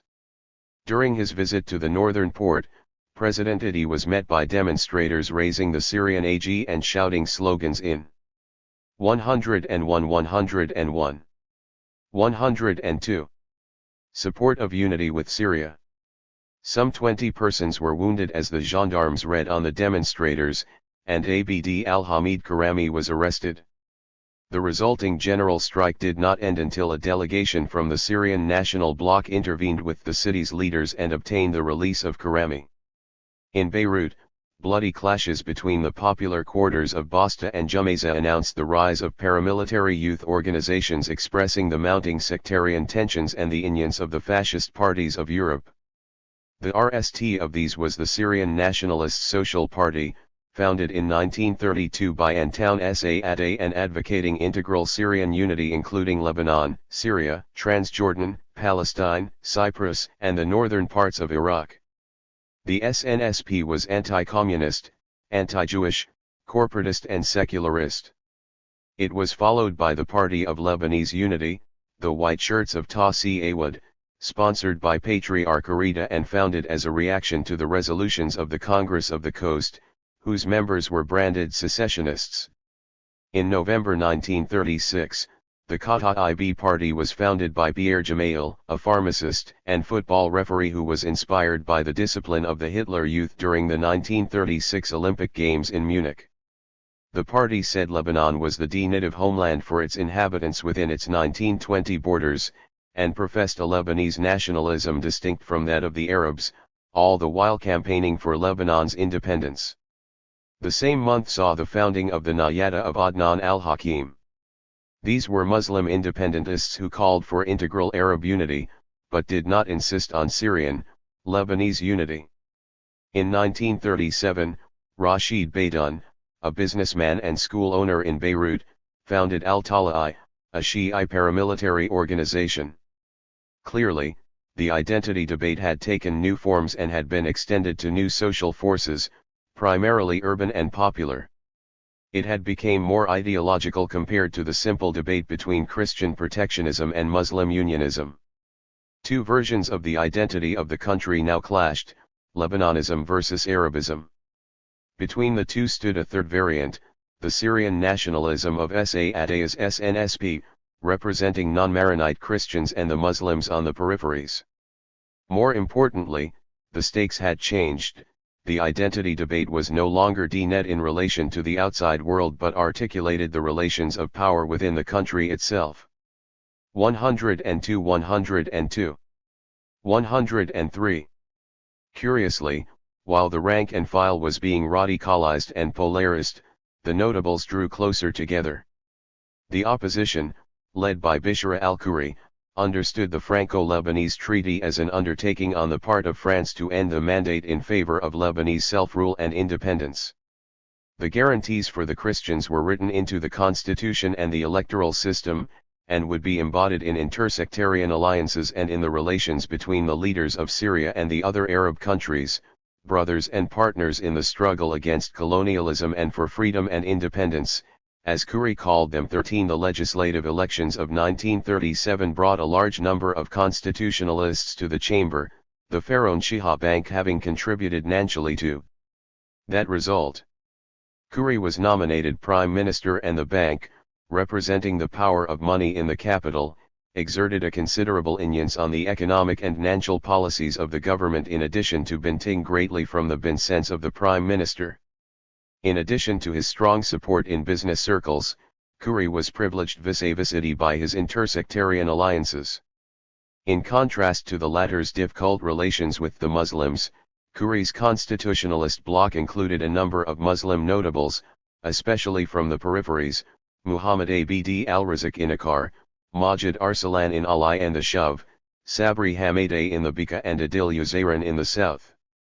This period also witnessed the emergence of a third force, which was democratic, reformist and multi-sectarian and reacted the social and anti-monopolist struggles of the 1930s. This group crystallized around the National and Democratic Congress, which convened in Beirut in November 1938 at the initiative of the Lebanese Communist Party. The Congress included members of the professional middle class, economists and trade unionists, in addition to merchants and notables opposed to the traditional ZAIMS. The Congress's resolutions condemned the intervention of the mandate functionaries in the work of the ministries, administrative corruption, and of mandatory authority support for the franchise-holding companies. They advocated a united budget for the state and the common interests. Politically, the resolutions stigmatized the Chamber of Deputies as a chamber of notables and big landowners, in which a dozen MPs were ready to be bought and sold, and called for its dissolution and the election of a parliament of 44 deputies through popular suffrage. Other reforms proposed were the election of the President of the Republic by direct popular vote and the ban. 103 103. 104. On combining the posts of MP and cabinet minister. Noting that the 80% of school revenues came from indirect taxes, a system detrimental to the poor and the middle classes, the Congress called for the adoption of a direct and progressive income and inheritance tax. 14. The outbreak of war in 1939 suspended the crises of that fateful year. The French National Assembly did not ratify the independence treaties with Syria and Lebanon. In Lebanon, the High Commissioner suspended the constitution and dissolved the Chamber of Deputies in early 1939, and though he was still nominally president of the Republic, real power returned into the hands of the French High Commissioners. In 1941, he was dismissed when the Vichy administration of General Dentz appointed Alfred Nakache to replace him as head of state. Toward independence. As World War I created the conditions for the emergence of Greater Lebanon under French mandate, it was during World War II that the conditions for Lebanon's independence from France matured, in the context of Franco-British competition over the destinies of the peoples of the Near East. In 1940, France collapsed under Nazi occupation. In 1941 the Free French and British troops attacked from three directions and overthrew the pro-Vichy administration in Syria and Lebanon. General de Gaulle was increasingly apprehensive that Britain's intentions were motivated by the preconceived idea of evicting France from the entire region. On November 26, 1941, in order to thwart the British outbidding the French, Catroux, who was nominated General Delegate of Free France in Syria and Lebanon, declared France's recognition of the two countries' independence and invited their respective governments to sign a new treaty with France to terminate the mandate. The declaration came to nothing. The Syrian and Lebanese independentists rejected the idea of a new treaty as there already was one, and the French retorted by claiming that independence could not be accomplished before the League of Nations relieved France of its mandate. Nevertheless, Catroux remed Alfred Nakache as president and continued to behave as an all-powerful High Commissioner. Britain, the USA, Turkey, Egypt, Saudi Arabia, and Iraq immediately recognized the independence of the two countries. Lebanese independentists of all colors, the Constitutionalist Bloc, Riyad al-Sulh and his friends, and Kirki, who called 104 104 105 for a national congress under the patronage of Patriarch Arida, stood up against that illusory and incomplete independence, calling for new elections and the complete handing over of power to the Lebanese, including their right to elect their own president. The refusal of the French authorities was confirmed during General de Gaulle's visit to Damascus and Beirut in August 1942, when he declared that war conditions did not allow the exercise of full independence. General Edward Spears was appointed mission chief for Great Britain in both countries, based in Beirut. Moreover, the Near East, as the region was then called, was a uni-ed theater of military operations and an economic union organized to support the war effort, with the HQ in Cairo, home of the Middle East Supply Center, a body that administered the Allies' communication lines and logistics, while controlling agricultural and industrial production. In short, Britain dominated the whole region. Two economic factors motivated the financial/commercial oligarchy to opt for independence. The RST was its desire, all sectarian factions included, to privatize and control the French common interests as well as the franchise holding companies. 15. The second was the oligarchy's desire to liberate itself from the constraints and restrictions of a weak and closed French monetary zone. 16. In addition, the oligarchy had accumulated huge protests during the war and established many links with Anglo-Saxon markets and the Arab oil-producing states. Already, Beirut was the center of communication between Europe and the Gulf states and Saudi Arabia. The greater part of the gold purchased by the emirs and sheikhs of that oil-producing region transit through its port, and its banks had begun receiving the RST deposits and investing Gulf money in property. It was in Cairo that the accords concerning Lebanon's independence were negotiated. Meeting under the patronage of Egypt's Prime Minister, Mustafa Nahas Pasha, in June 1942, Bishra al-Khoury and the nationalist Syrian leader Jamil Mardam agreed on the return to constitutional life and the integral independence of both countries, while refusing any privileges for France after independence. The two leaders also decided to take charge of the common interests. Khoury was thereby recognized by the Syrian nationalists as the representative of the majority of the Lebanese Christians and Muslims. Also during that visit, the alliance between Bishra al-Khoury and Riyad al-Sulh was sealed and elaborated in the famous National Pact, in which the former traded French protection for Christian political primacy guaranteed by the constitution and the latter dropped the 105 106 idea of Muslim annexation to Syria in return for Muslim partnership in running the affairs of the country. Sulh, like many Arab nationalists of the time, had become closer to Britain as the Allies appeared to be heading for victory. During another visit to Cairo in May 1943, Khoury, already treated as the forthcoming president of Lebanon, signed an economic treaty with Egypt, Iraq, Syria, and Jordan. In a declaration to the press, immediately denied by the constitutionalist bloc in Beirut, he even declared his willingness to sign a federal union between Lebanon and Syria. Khoury was not an obvious British choice from the beginning, though Nahas Pasha had already adopted him. Spears, though a sworn enemy of Idi, whom he called a French stooge, was not very enthusiastic for Khoury and hoped to advance Kamel Shaman. As late as July 1943, Britain's men in the region were still testing the two candidates. Iraq's Prime Minister, Nouri al-Said, met Shaman and Khoury in July 1943 and was more convinced by the latter. No doubt Khoury's support for a Syrian, Lebanese federal union struck a favorable note with the champion of the Greater Syria Project. Nevertheless, Lebanon's transition to independence did not occur without clashes and violence. The return to constitutional life was not implemented until late 1942, under pressure from Spears, who insisted on the need to organize national elections and did not hide his sympathies for the independence of the two countries.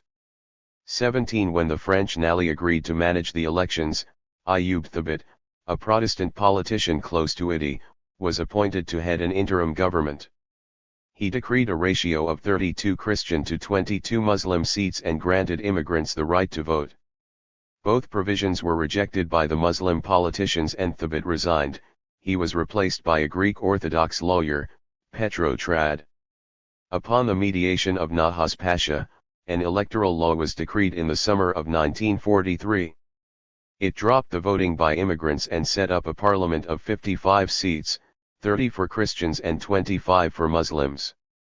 This ratio of 6/5 remained the guideline for Christian-Muslim sectarian quotas until 1990, when it was replaced by parity according to the Taif Accords. On September 21, 1943, the result of the summer's elections was a net victory for the constitutionalists. Bishra al-Khoury, who was elected president of the Republic on September 21, immediately invited Riyad al-Sulh to form the government. In October, a high-level Syrian delegation arrived in Beirut, headed by Prime Minister Jamil Mardam Bey, who agreed on three vital points with his Lebanese counterpart. Syria recognized and defended the independence and sovereignty. 106 107 of both countries. Second, Lebanon made the commitment that its territory would not be used as a base or passageway for any foreign force that endangered Syria's independence or security, and third, close collaboration between the two countries would take place in the economic and social domains. Following that, Lebanon asked the National Committee of Free France for a transfer of powers and of the common interests to the Lebanese authorities. The response was negative, with France declaring that as long as the country was still under mandate, there would be no question of terminating the mandate without a new treaty. In fact, General de Gaulle wanted a new treaty that would guarantee for France a privileged position in Lebanon and Syria in the cultural, economic, and military domains. Lebanon replied that the CNFL had no legal status or legitimacy to sign such treaties and that Lebanon would not grant privileged status to any foreign power. On November 8, 1943, the Chamber of Deputies passed a series of constitutional revisions that abolished the clause stating that the French mandatory authority was the sole source of political power and jurisdiction, reinstated Arabic as the country's only official language and adopted a new design for the Lebanese AG. Thus Lebanon's independence was imposed as a fait accompli. On the following day, President Khoury promptly ratified the revisions. French Delegate General Jean Helleau declared the constitutional revisions null and void, as they had been unilaterally carried out without prior consultation with the French authorities. On November 11, at dawn, Khoury, Solh, Abd al-Hamid Karami and ministers Salim Tikla and Kamal Shamoun were arrested and incarcerated in the fort of Rashaya in the southern Bekaa. Emile Idi, who had abstained from voting the constitutional amendments, was appointed head of state and prime minister. Boycotted by the entire political class, Idi was incapable of forming a government as news of the arrests led to violent popular reaction. A countrywide general strike was decreed. The Abchales who were still at large formed a provisional government under Habib Abi Aishallah, the Speaker of Parliament, and Majid Arsalan, the defense minister, and launched an appeal for national resistance. In Beirut, the Phalange and the Nayada formed a united command to wage this common battle, and demonstrators took over the parliament building, claiming the liberation of the incarcerated leaders.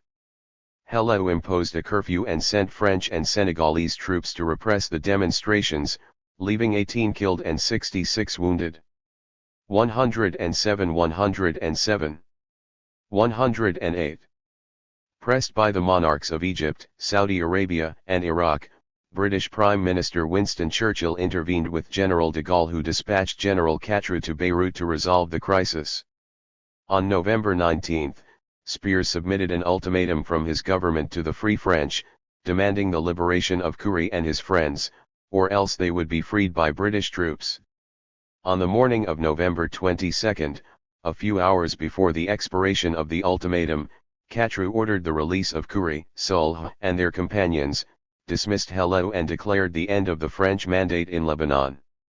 Lebanon's independence was largely a product of an entente between Great Britain and Egypt. The former's role was decisive in the termination of the French mandate and the choice of the ruling tandem. Explaining why the Francophile oligarchy had accepted independence from the French, Michel Chiha cynically told his friend Charles Hillou that Lebanon could not remain a French trading post in a dominantly British region.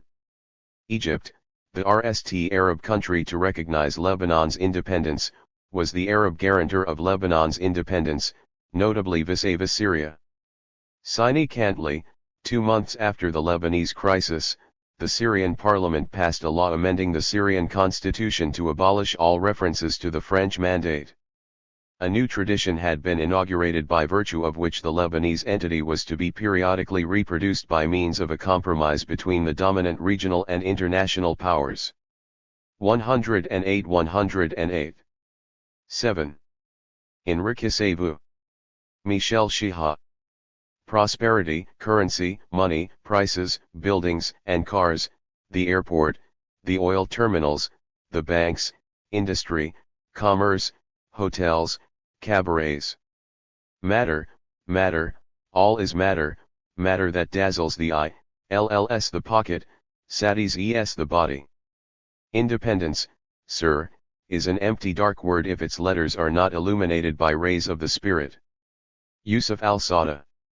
2 founding texts. Lebanon's independent republic took off with 2 founding documents, a formal constitution and an informal verbal understanding between Bishra al-Khoury and Riyad al-Sulh known as the National Pact, the only written trace of which is found in the latter's ministerial declaration of October 7, 1943. The constitution itself contains a fundamental dichotomy. It establishes the judicial, civic, and political equality of all Lebanese as citizens, inasmuch as it institutionalizes their judicial and political inequality as subjects belonging to hierarchist religious communities with unequal access to political power and public office.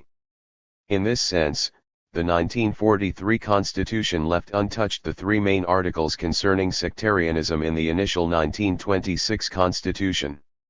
1. Nevertheless, sectarian pluralism barely concealed Maronite political primacy, represented by the exceptional powers that the Constitution bestowed on the President of the Republic, now RMLY established by tradition as a Maronite. These are the powers of an autocrat, or a Republican monarch, says jurist Antoine Kerr. 2. Whereas constitutional jurist Edmund Rabath notes that the head of state corporally incarnates all the life of the state. 3. As uncontested head of the executive, the president names ministers and chooses a prime minister from among them, and holds the right to dismiss. 109. 109 109. 110. His cabinet, individually or collectively. Not only does he initiate legislation, but holds the right to veto legislation passed in Parliament. Although himself elected by Parliament, the President could dissolve the legislature and call for new elections. More importantly, a head of state enjoying such wide powers was unaccountable for his actions during OBSCE except in the case of the violation of the Constitution and high treason. On the other hand, the National Pact acted to supplement and correct the Constitution on essential questions of the country's identity, its Arab and international relations and the incorporation of Muslim communities in the power structure. There were four major principles involved. First, the pact confirmed the power-sharing formula among the sects already established in Article 95 of the Constitution, the 6/5 ratio in political and administrative representation as well as the distribution of the three major posts of government, namely a Maronite president, a Shi'i speaker and a Sunni prime minister. Second, the pact denied the country's identity, relations, and obligations vis-à-vis the outside world. Whereas the Constitution defined Lebanon as an independent state enjoying indivisible unity and integral sovereignty, the pact denies it as a country with an Arab pro-Le that assimilates all that is beneficial and useful in Western civilization. Thus Lebanon's Arab pro-Le was supposed to replace the demand for unity with Syria, and the cultural links with the West replace the demand for French military presence or Western protection in general. Third, a major principle of foreign policy pledged that Lebanon shall not be a base or a passageway for colonialism. This was designed to reassure traditional Syrian phobias, with General Garad's campaign in 1920 to topple the Arab government in Damascus, from Lebanese territory, still fresh in people's minds. Fourth, striking a different note from the Constitution, the pact implied a virtual partnership in the running of the affairs of the state between President Khoury and Prime Minister Solh, and thus a better participation of the Muslims in power, decision-making, and state functions. Sectarian quotas in the administration were supposed to favor Muslim access to it at the expense of traditional Maronite, and generally Christian, primacy in the public service, a legacy of the Mandate period and of the Maronites' historically accumulated educational and cultural privileges. 110 110. 111. Thus, the National Pact can be seen as a confirmation of political guarantees for the Christians in exchange for political and socio-cultural promises for the Muslims. These provisions were not incorporated in the body of the revised Constitution of 1943, no doubt so as not to endow them with constitutional power, a further sign of the unevenness in the relationship between the representatives of the two communities. The negative impacts of a country taking off with two founding texts, instead of one, cannot be underestimated. A great part of the later history of Lebanon and of its Khanists would be articulated around the way those two texts were read, interpreted, and assigned priority. To a great extent, the history of the application of the 1943 Compromise is the history of Khanict between constitution and custom. Navigating in troubled Arab waters. Lebanon's years of independence were rife with problems and challenges. Looming over Lebanon's newfound independent identity were the two Hashemite unity projects, the Greater Syria project of Emir Abd Allah of Jordan and the Fertile Crescent project of Iraq Prime Minister Nouri al-Said. In order to attract the Lebanese Christians, King Abd Allah proposed autonomy for Mount Lebanon inside a united Greater Syria. Khoury's main contribution to Lebanese foreign policy was his capacity to navigate between the Khanisting Arab camps of the time.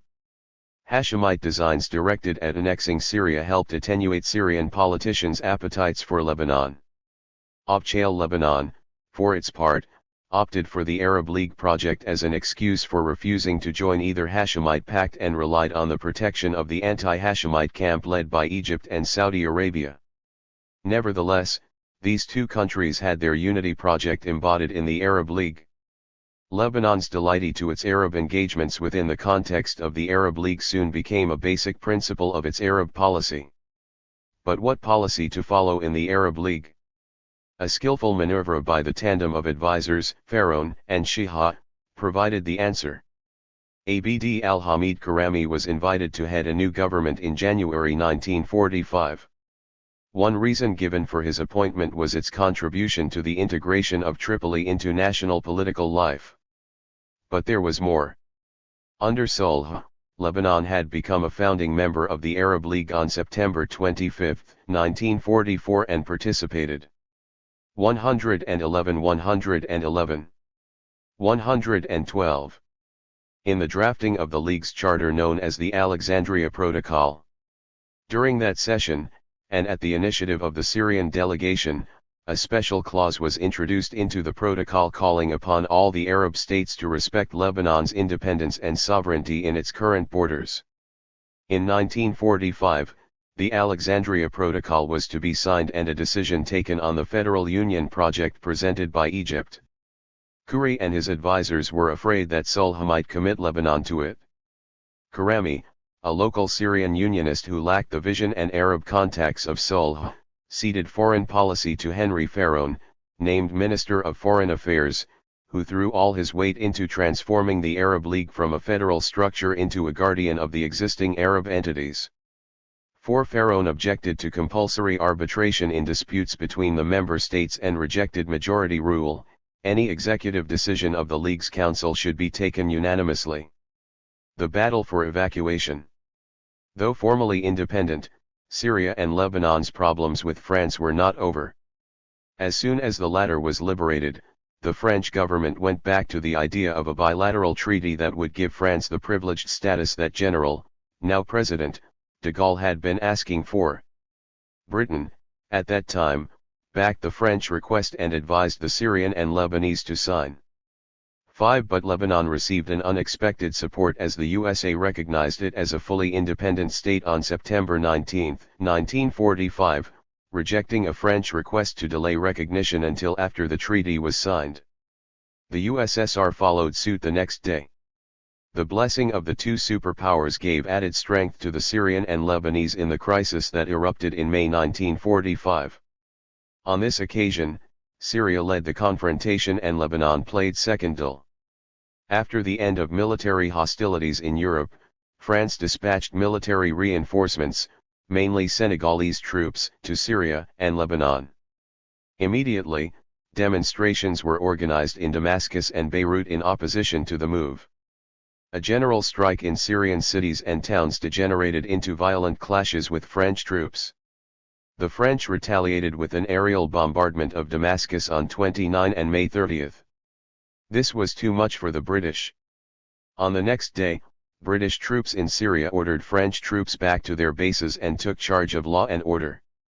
In the United Nations, a US-brokered compromise was reached on December 13, 1945 to 112 113.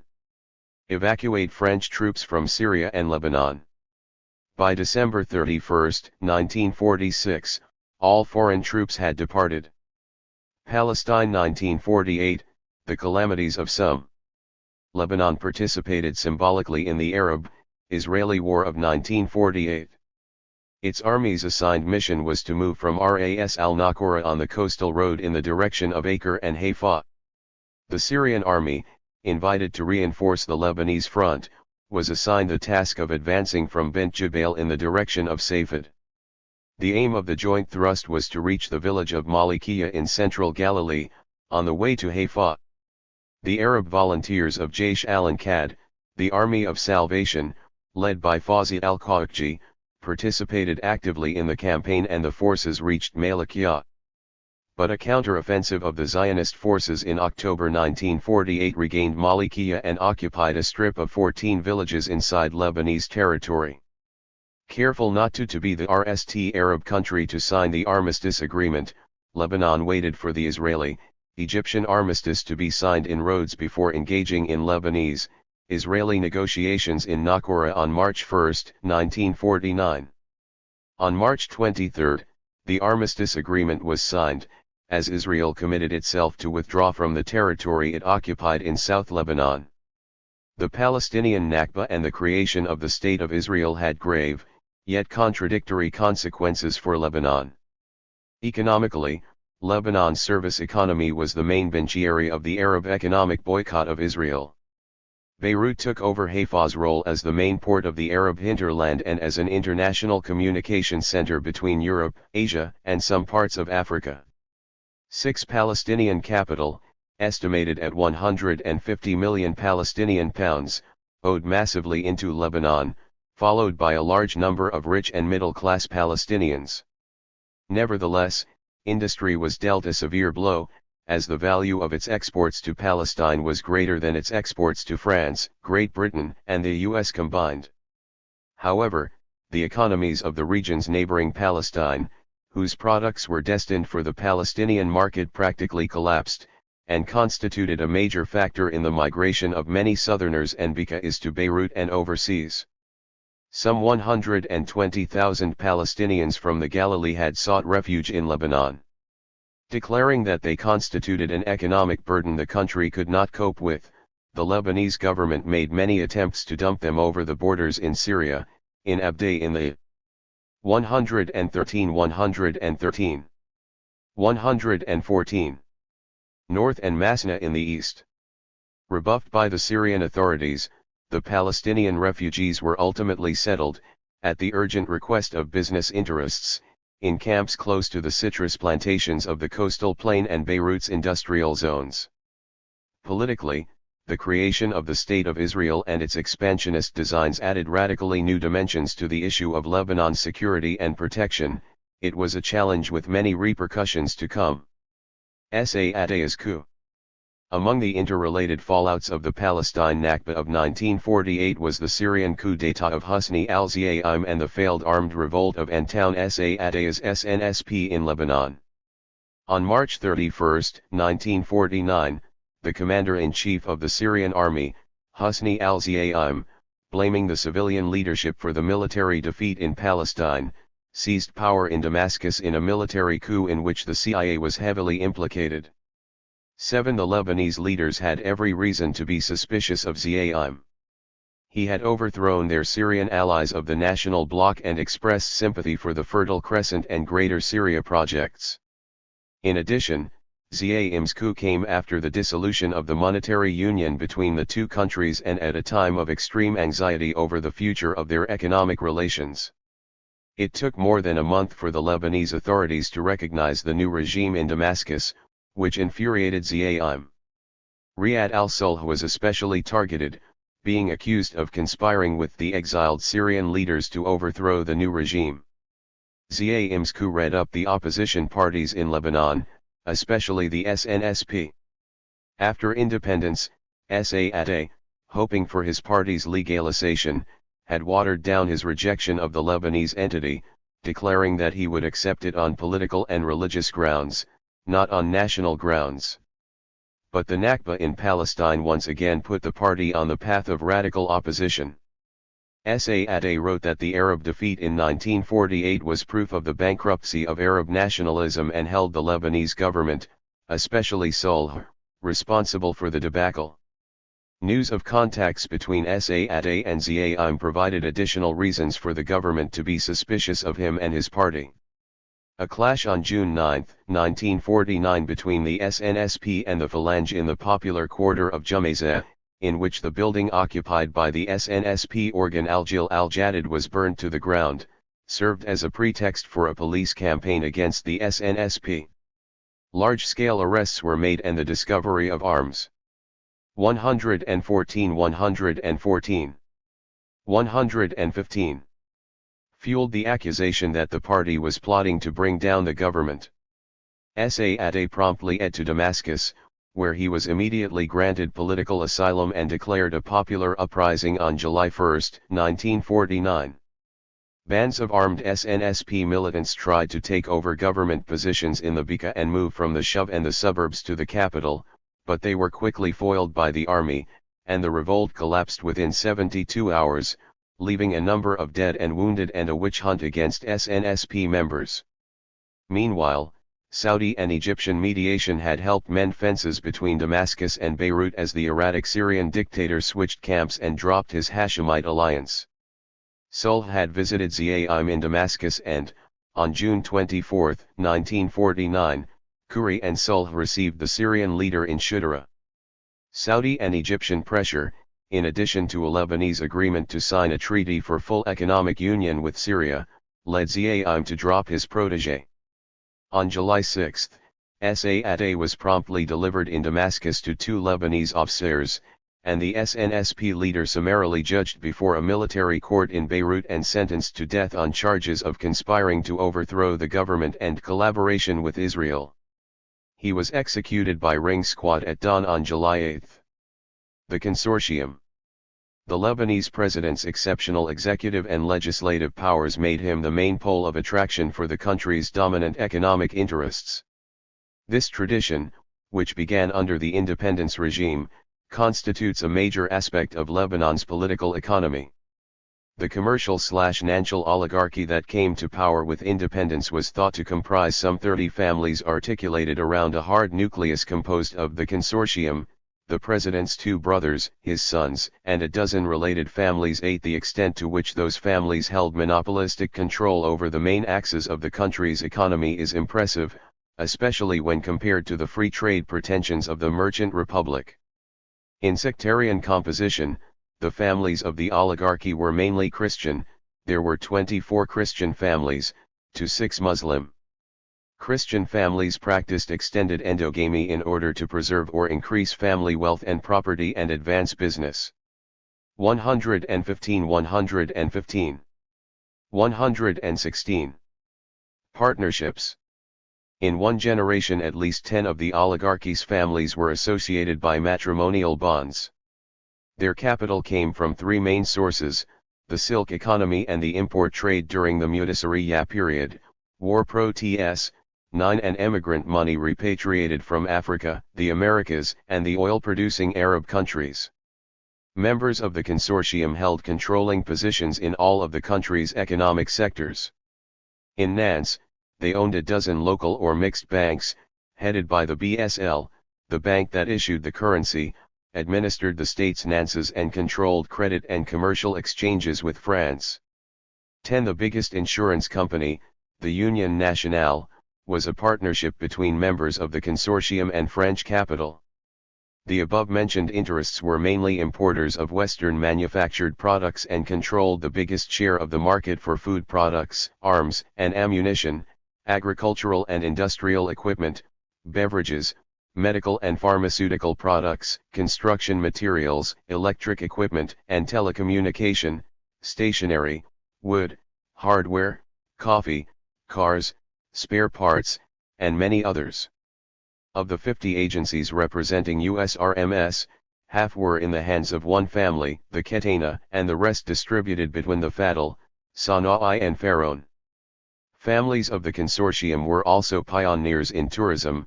They owned the country's biggest and most luxurious hotels in Beirut, the summer centers of Bamdun and Safar, and the ski centers of Faria and the Cedars. In the services sector, the consortium, in association with French interests, controlled almost all the franchise-holding societies and public services companies, the Port of Beirut, the water and electricity companies, the Régie de Tabacs et Tombacs, and so on. The consortium also controlled the biggest construction companies in the country and one of the biggest in the Middle East. The two principal air transport companies, Air Liban and Middle East Airlines, and the biggest land transport company were owned by members of the oligarchy. In industry, the oligarchy directed the main industrial RMS in electricity, cement, textile, beer, matches, agricultural products, vegetable oil, paint, glass, etc. They also combined the import and production of the same products in cement and construction materials. Finally, all the 116 116 117 families mentioned had large property holdings in both city and countryside. 11. An estimated value of the fortunes of 15 of those families amounted to LL 245 million, the equivalent of 9 times the state budget for 1944 and to more than 40% of the national revenue for 1948. A significant portion of those fortunes was invested overseas. During that period, 13 of the oligarchy's members were elected deputies, VE held cabinet posts and one was nominated prime minister. Most of the MPs of the oligarchy were parachuted into the peripheries, particularly the Bika and the South, where they acted to fund the large lists of political feudalists. Ilyas Traboulsi, a rich trader in Deir al-Khamar, announced Ahmed al-Azad's list in the South and ran on it. Pierre Pharaon, the cousin of Henry, and Nicolas Salim, were elected MPs for Jazin. For a time, Henry Pharaon was the political patron of the region of Zali and part of the Bika, where his relative Moussa de Frage had a mechanized farm and a parliamentary seat. A member of the Sursak family, big landowners in the Amak region, was also MP for the Bika. Industrialist Beatrice Al-Khoury announced the lists of the northern leaders before himself running for parliament. Under the Khoury regime 36 deputies were owners or shareholders in the country's biggest 230 rooms 12. Be that as it may, Michel Chiha had set up an interesting bifurcated model for the relationship between economic power and political power. Economic power was to be exercised mainly through the executive. The President of the Republic, rallying point and business partner of the commercial/financial oligarchy, represented, served and defended its economic interests. Similarly, the administration's main task was to speed up business deals and transactions. Hence, in the interest of efficiency, Chiha was opposed to sectarian quotas in the administration. On the other hand, Parliament, DNet as an assembly of notables, was to be the reserve of the landed Zaims representing the country's various sects. Its principal, if not exclusive, role was the establishment of sectarian peace. Nevertheless, that con-ICT resolution function attributed to the legislative indirectly served the best interests of free trade, as it simply meant minimum legislation and very soft budgets. Chiha's model was not followed to the letter. The oligarchy ceded the administration to the political bosses who soon led it with their 117 clients, and public function became a means to absorb some of the surplus labor power that the service economy could not absorb. The intermediary role.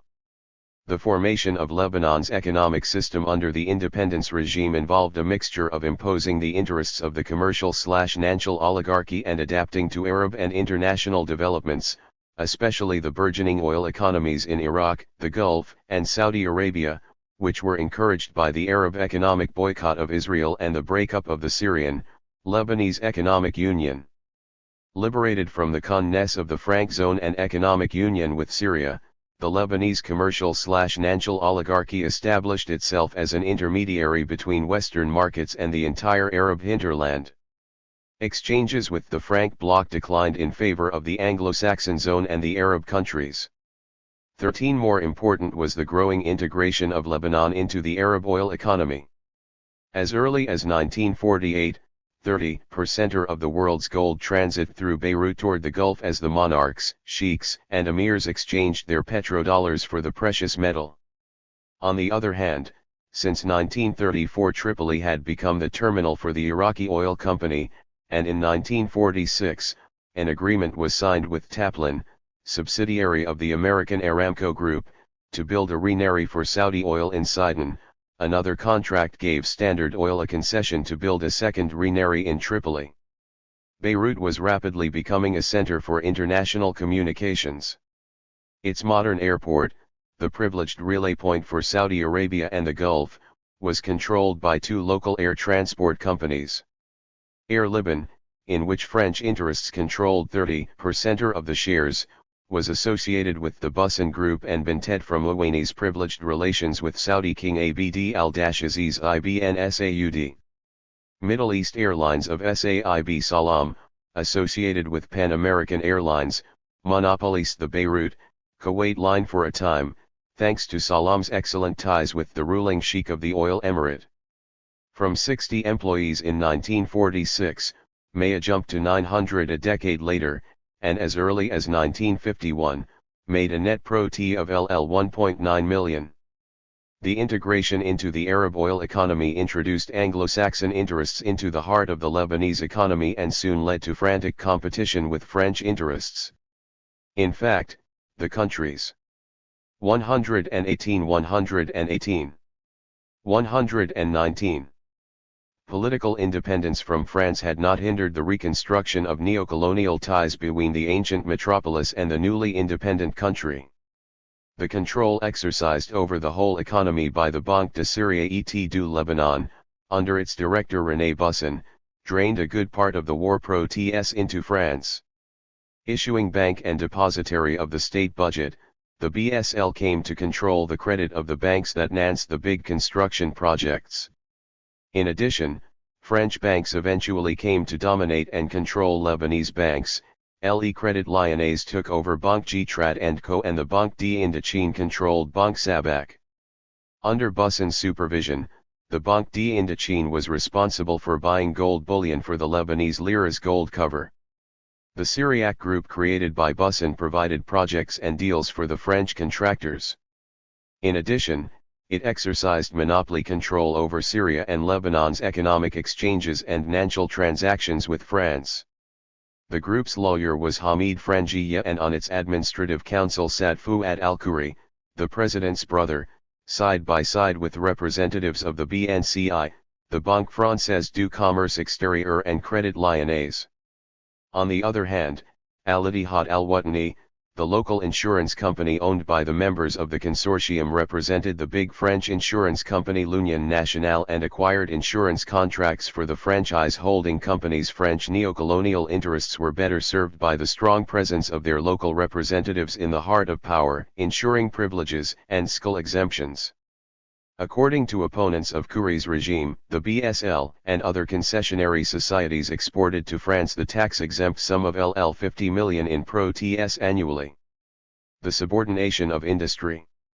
Although Lebanese industry witnessed extensive growth during the war, its development was soon to be arrested by the increasing tertiarization of the economy as the commercial/financial oligarchy used its dominant position in power to subject industrial interests to its own logic and needs.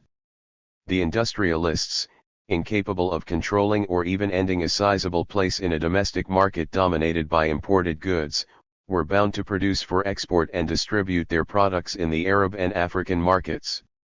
The Lebanon of the 119 1940s was a pioneer in rejecting import substitution in favor of export-oriented industry. Nevertheless, the intermediary role did not impose itself without resistance. Naim Ami-Youni, Assistant Director General of the Ministry of National Economy, was among those who presented an alternative view. In a lecture at the American Junior College in July 1946, he denounced himself as a partisan of the development of the productive sectors, of greater self-sufficiency in staples and a wider differentiation in exports. Reminding his audience that commerce is the engine of the economy, not the economy itself, he expressed his anxiety at the rapid increase in the number of merchants and middlemen, the transfer of capital from landed ownership to trade and finance, and the massive importation of consumer and luxury goods. As for tourism, Ami-Youni remarked that the country's main sources were agricultural and industrial and not touristic. Only two industrial sectors, cotton spinning and tannery, produced 2.5 times more revenue than the entire tourism sector. Arguing against Shihah's thesis that the Lebanese had refused to be enslaved by industrial labor, he forecast that tourism would transform the Lebanese into a class of servants. Ami-Youni discussed at length the lost opportunities for Lebanese agriculture, which used to produce as much citrus fruit as Palestine before World War I, but 10 times less at the end of the war, and noted the negative impact of the multiplication of middlemen on the price of agricultural products, which had risen at a rate of 150 to 200%. Without underestimating the economic effects of the facilities granted to foreign RMS and the country's transit role, Ami-Youni warned against the prevailing optimism.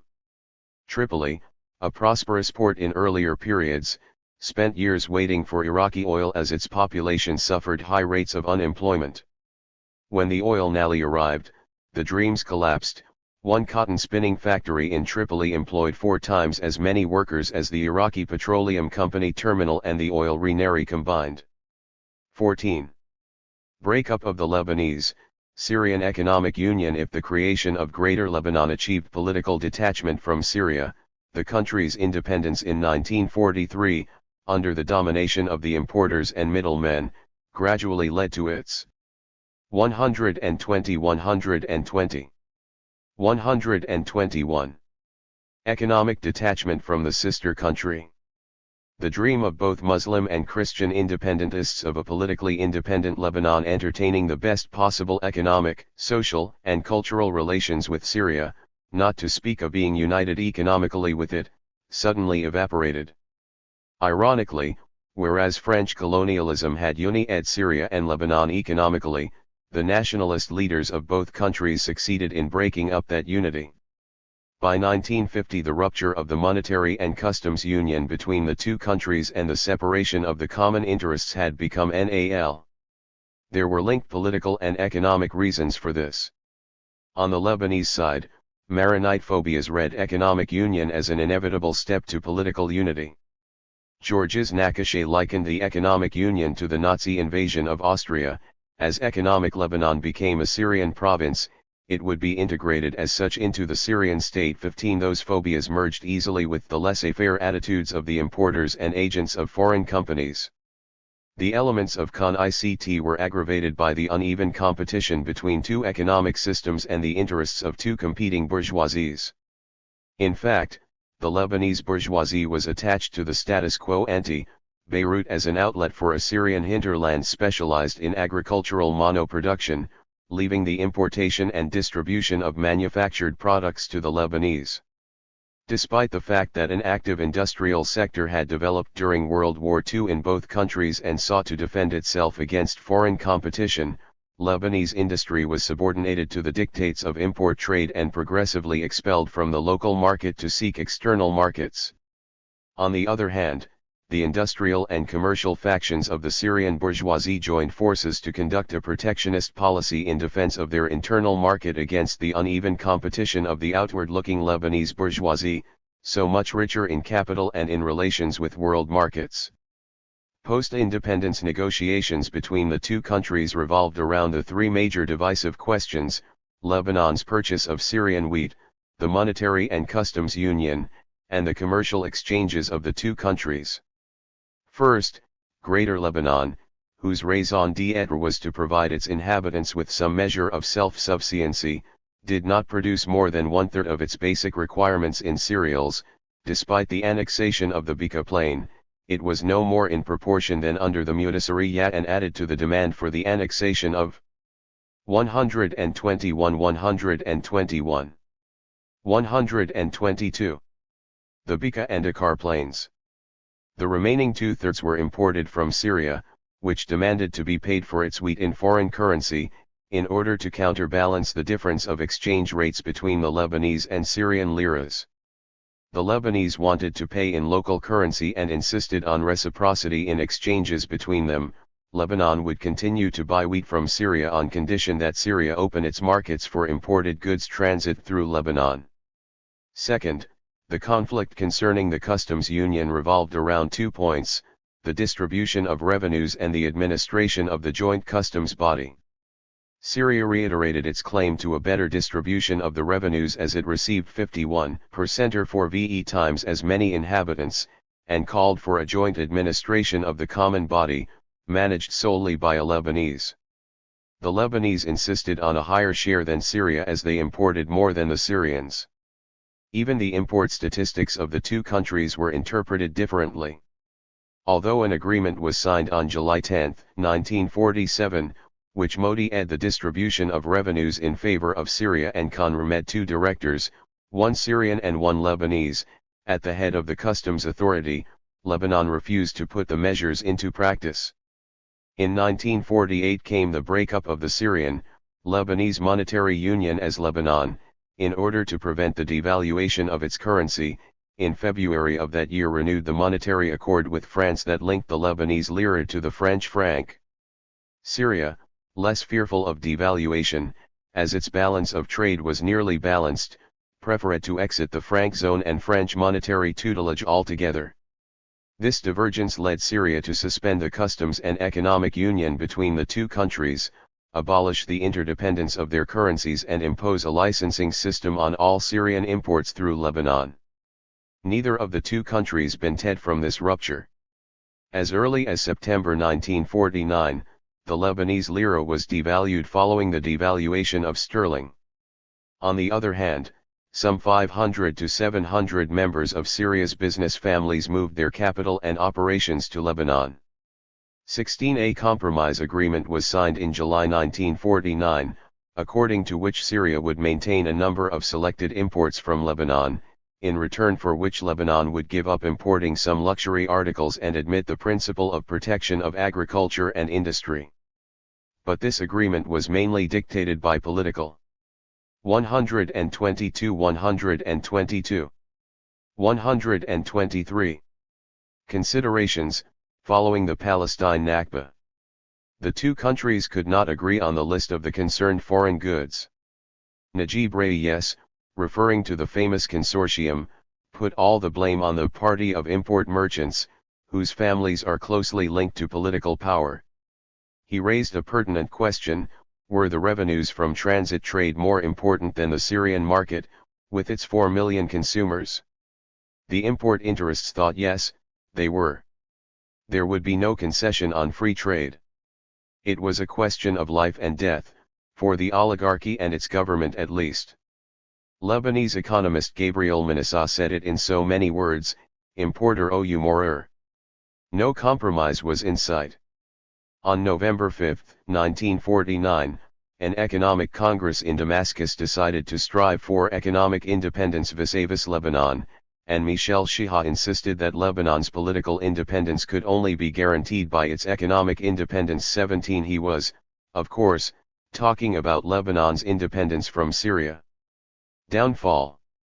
Despite a positive economic balance and unprecedented economic growth, the Khoury regime did not fail to give rise to a fierce opposition, which was triggered after the truncated elections of May 1947, designed to give Khoury the two-thirds parliamentary majority needed to modify the constitution and renew his term of office. The 1947 legislature was appropriately described by the journalist Iskandar Riashi as the parliament of 15 capitalists and 40 of their lackeys. Several additional factors contributed to the rise of the opposition: the Arab defeat in Palestine, the pro-tearing of the president's men, the Inyan's peddling of his brother Salim, and the absence of his Sunni partner and supporter Riyad al-Sulh, who was assassinated in 1951 by a commando of the SNSP while on a visit in Amman, for his role in the summary execution of Anton Saadeh. But a considerable part of the opposition also had to do with the growing connict over French neocolonial policies. Two ministers had opposed Bussin and his empire. Kamal Junblat stood against the group's attempts to monopolize the export of citrus fruits, and Philippe Tickla, minister of Nantes, had revised the franchise of the BSL and contributed to the dismissal of Bussin, accused by the British shareholders of the BSL of running the bank as a dictator and using funds for his personal use. Tickla also waged a campaign to tax the franchise holding companies on a par with Lebanese companies. He revealed that the tramways et Éclairage de Beirut bought electricity from the company Libanais d'Électricité de Ner Ibrahim for 400,000 LL per year, for which it paid LL 125,000 in taxes, before reselling it to Lebanese consumers for double the purchase price at LL 800,000, and the TEB Pro TS were tax-exempt. In fact, the opposition called for nationalising the TEB, and critics detailed its surplus Pro TS, bad service, huge production costs and lack of planning for Lebanon's future needs. An American company offered to generate electricity from the waters of the Litani River and sell it at 3 piastres/kilowatt, that is, 3 times less than the price at which the kilowatt was sold by the Ner Ibrahim Electricity Company. But the TEB stood its ground and sabotaged the project, backed by its lawyer, no other than Sheikh Khalil al-Khoury, the president's son. On January 15, 1952, Parliament decreed, upon a motion tabled by Kamal Jumblat and Kamel Shamon, to revise the agreements with the Company Duport, the DHP and the TEB, and abolish all the privileges and concessions granted to foreign RMS under the Ottoman Empire and the French Mandate. When the government decided to submit the TEB to taxation, after a general strike and a boycott of the company's services in autumn 1952, the company promised to pay, starting from 1953. But it was nationalized by the Lebanese government under Shamon in 1954 before having paid a penny in terms of taxes or customs duties. The consequences of the Korean War aggravated the social crisis. Whereas the oligarchy made enormous protests on speculation in currency and goods, the population suffered a dramatic rise in its cost of living and unemployment. In 1951, Lebanon counted 57,000 unemployed out of a population of 1,250,000. 18. The Sami al-Sulh cabinet, formed in February 1952, faced a widespread strike movement calling for reductions in the price of meat and bread and the abolition of the monopoly held by the franchise-holding companies. There were strikes in a variety of sectors, such as industrial workers, postal workers, contractors, teachers, taxi drivers, journalists, and lawyers. The latter were protesting against the two-headed system of civil and religious legislation and courts, calling for a uni-ed civil code for matters of personal status. An alliance of the opposition forces and GERS, led by Kamal Jumblat, Kamel Shamon, Raymond, and Pierre Idi, in addition. 124 125 To the Phalange, the Nayade, the PSNS, and the LCP, formed the Patriotic Socialist Front in early 1950. On May 16, 1952, the PSF adopted an ambitious program of democratic and anti-monopolist policies mainly inspired by Jumblat's Progressive Socialist Party, the independence of the judiciary, freedom of the press and of political parties, and the abolition of noble titles. Socially, the program called for social security, an unemployment insurance scheme for workers, peasants, and intellectuals, and the transformation of exploitative companies into cooperatives in which the salaried would be shareholders. Signed by Jumblat, Shamon, Anwar al-Khatib, Ghassan Tuwaini, Abd Allah al-Hajj and Emil Bustani, the program was made public during a mass rally by the PSF in Deir al-Qamar in August of that year. In his speech, Jumblat insisted on the abolition of the sectarian quotas in the elections to the Chamber of Deputies and called upon the President to apply those reforms or resign. At the new parliamentary session on September 9, Prime Minister Sami al-Sulh exploded his political bomb. He declared that a covert power led the republic and blocked all reforms. Men with authority hold power without being accountable and they interfere in all the affairs of the state, he said in direct reference to the president's advisers, whom he accused of onions peddling, intervention in the course of justice and financial scandals. 19 Those whose fortunes were safely outside the country, Sulh continued, have impoverished the people and oppressed them, and concluded by accusing that same clique of the assassination of his cousin Riyad and presenting his government's resignation and his own. 20 The next day, Michel Chihar replied in his Le Jour editorial, with a hefty dose of cynicism. It may well be that authority and responsibility are disassociated whereas they should be joined. That may well be a mistake, but that is the way things are. 21 Whatever the case, the death knell of the Khoury regime had sounded, despite the fact that it could still count on a sizable parliamentary majority. Khoury appointed Saib Salam as prime minister, heading a three-man government. On September 17, the opposition declared an open general political strike until Khoury resigned. The president stood his ground and rejected a parliamentary note signed by a number of deputies asking for his resignation. Salam then resigned and Khoury's last card was to call upon General Fouad Shihab, commander-in-chief of the army, to break the strike by force. Shihab declared his readiness to engage the army in keeping law and order but not to use 125. 126. It against the people. Khoury's resignation was announced on midday of September 18, 1952. An external factor in Khoury's downfall was related to the question of Lebanon's membership in Western military pacts. On this issue, the two guarantors of Lebanon's independence, Great Britain and Egypt, were at odds.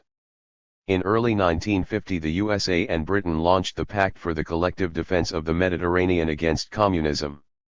Egypt, invited to join the Western Military Pact with Syria and Lebanon, rejected the offer, setting as precondition the closing of British military bases on Egyptian territory.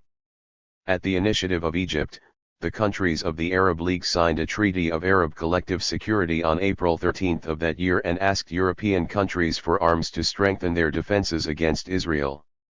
The Tripartite Declaration of May 1951, issued by the US, Britain and France, was a reply to that treaty. In it the signatories gave priority to defending the region against communism, criticized the Arab-Israeli arms race and declared the inviolability of the Middle East's borders and the 1949 armistice lines. In their collective response of June 1951, the Arab League states retained from the Tripartite Declaration its opposition to resorting to violence to solve the problems of the region or modify armistice lines. It insisted on the defensive character of Arab armaments, rejected all pressures to impose the status quo or negotiations with Israel, and reiterated its demand for the implementation of UN resolutions concerning the right of return for Palestinian refugees and compensation for their properties. The Arab states' response concluded with the affirmation of the sovereignty and independence of their countries. 22 Abchail Lebanon sided with Egypt, adhered to the tax and signed the collective declaration. As early as 1950, Khoury and Sulh had rejected British offers to join the Mediterranean Collective Defense Pact. They had decided that Lebanon would be the last Arab state to join any foreign military pact. At best, both were ready for a bilateral defense agreement with any Western power, but not a collective military pact. Facing increased British pressures, Khoury convened an assembly of some 40 notables of the constitutionalist bloc, who reiterated his position. The only dissenting voice was that of Henry Pharaon, who also expressed the opinion of his cousin Michel Chiha, the most vocal advocate of an immediate membership in the pact. Chiha had strongly disagreed with Khoury on that issue to the point. 126 126. 127. That relations between the president and his brother-in-law reached the point of rupture.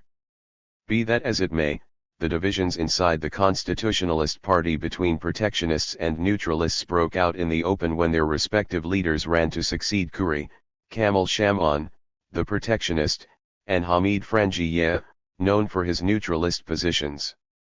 Frangieh withdrew from the race when Ahmed al-Azad's southern bloc of 14 deputies declared their intention to vote for Shamon. 23 On September 23, 1952, Shamon was elected president. He had agreed to engage Lebanon in the Western Pacts, and he kept his promise. 127 127. 8. The pro-Western authoritarianism of Kamel Shamon. Lebanon is important to the United States because of its lines of communication and bases which could be provided in the development of a forward defense in the Middle East. Lebanon possesses one of the best harbors and communications centers on the eastern Mediterranean shore and potentially good air bases. Most of the pipelines which transport oil from the Persian Gulf area and Iraq terminate in Lebanon ports on the Mediterranean.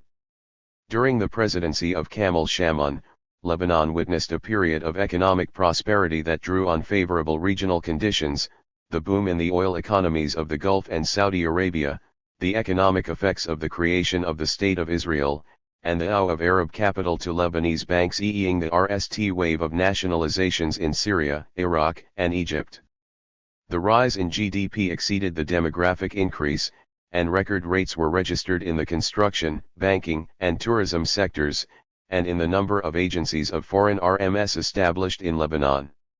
Revenues accruing from transit trade with Jordan, Iraq, and Saudi Arabia more than compensated for the losses incurred following the breakup of the customs and monetary union with Syria. Shamuen's uncontested merit was to provide the appropriate judicial framework, such as the 1954 law on the creation of joint stock companies and the banking secrecy law of 1956. Yet Lebanon's prosperity aggravated social and regional disparities and tensions, as most of the protests were absorbed by the commercial and financial sectors of the economy and concentrated in parts of the capital and Mount Lebanon. Shamoun was immediately surrounded by the same consortium of the Kuri days, enlarged to accommodate the new president's men and the nouveau riches of emigration. The first thing the newly elected president did was to break with his former partner in the Patriotic Socialist Front after representatives of U.S. oil interests officially asked Shamoun not to give Junblad any ministerial post, as they suspected him to be a supporter of nationalizing the oil interests. Nevertheless, in his nomination speech on September 23, 1952, the new president promised to GHT corruption, talked about the modesty and asceticism of the president's post and promised to abolish the privileges and formalities attached to it, including the secret funds at the discretion of the president. In the PSF charter, he had committed himself to achieve Lebanese neutrality in international affairs, reform the administration, create a state council to examine the constitutionality of legislation and abuses of power. The extent to which the new president did exactly the opposite of what he had committed himself to do is quite amazing. Presidential authoritarianism. Shamoun pushed his exercise of power to the limits of autocracy, relying on the textual interpretation of the constitution at the expense of the spirit of the national pact. Not only was an unprecedented pomp and ceremony attached to the presidency, but Shamoun established two traditions that contributed greatly to the concentration of power in his hands. First, he chose weak prime ministers who, rather than represent their community's interests and aspirations, were dependent on the favors and privileges of the president. Second, the president ruled by direct liaison with the directors general of the major ministries, which meant beyond the control of the respective ministers. Presidential control over the executive branch was further complemented by the subordination of the legislature. Shamoun opted for the small electoral district but reduced the number of deputies. According to the new electoral law of November 1952, the country was divided into 33 electoral districts and the number of deputies reduced from 77 to 44. This last measure was justified by the president's alleged desire to replace quantity by quality. Theoretically, the adoption of smaller electoral districts would break the monopoly of the traditional leaders over the chamber, but in practical terms, it guaranteed the president a safe majority in the legislature and amplified the sectarian character of the electoral district. According to the new legislation, women were granted the right to vote for the first time, a measure that crowned the women's movement's long struggle for legal and political rights. The results of the 1952 elections partially fulfilled Shamuen's goal. 22 new individuals entered parliament for the first time and the major heads of lists were weakened. Shamuen's authoritarianism reached such proportions that the leader writer of L'Orient, the francophone Christian Daly, was prompted to write in 1956. The head of state has become the entire legislature and executive. This is so true that we notice each time he is absent, all the prerogatives are absent with him. 3. Strengthened by foreign backing, the complicity of the bourgeoisie and by Maronite mobilization, Shamoun exacerbated sectarian tensions as no other political leader had done before him. With the majority of the Muslim leaders outside parliament, the Muslim street was massively attracted to the Nasserist nationalist and anti-colonialist discourse. The Anglo-Saxon alignment. Undoubtedly, the rise of Jamal Abd al-Nasir in Egypt increased the U.S. administration's interest in Lebanon. Arab nationalism was seen as the enemy and its policy of non-alignment as a tacit alliance with the Soviet camp. In response, Washington's strategy was based on three axes: to wean Saudi Arabia from Abd al-Nasir, to transform Iraq into a competitor of Egypt, and to reinforce the Lebanese authorities.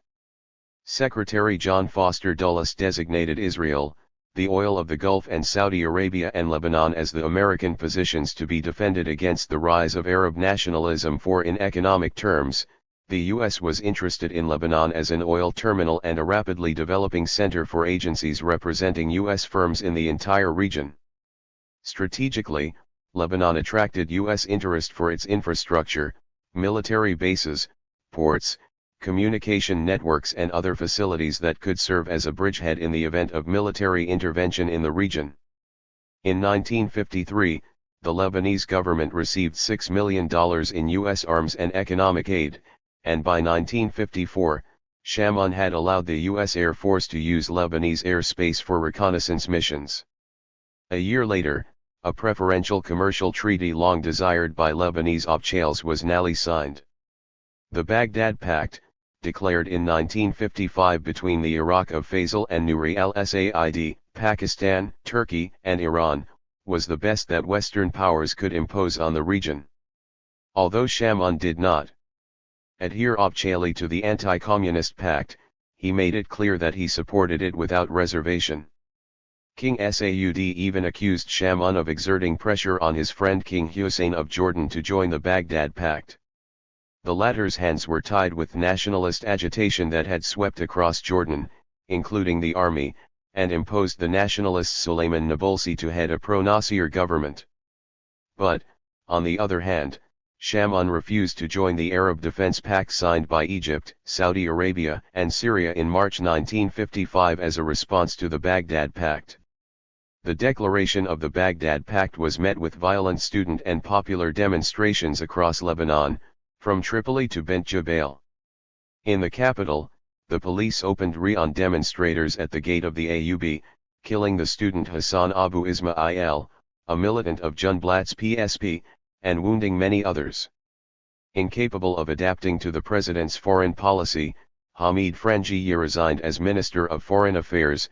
In September 1955, he had assured Abd al-Nasser, in the name of his government, that Lebanon would oppose Western military pacts.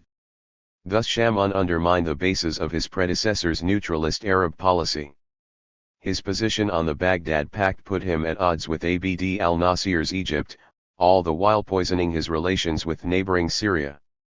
During the Suez Crisis of 1956, Official Lebanon offered quali-aid support to Egypt, while criticizing the abruptness of the nationalization of the Suez Canal Company. As a reaction to the tripartite aggression against Egypt, Shamoun called for a summit of Arab rulers in Beirut, a maneuver to outbid his domestic opposition.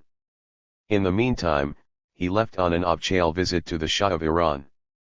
When the Arab summit newly convened, the ding on the Suez Canal zone had ended and Shamoun tried to divert discussions away from sanctions against France and Britain to demands for an Israeli withdrawal from Egyptian territory.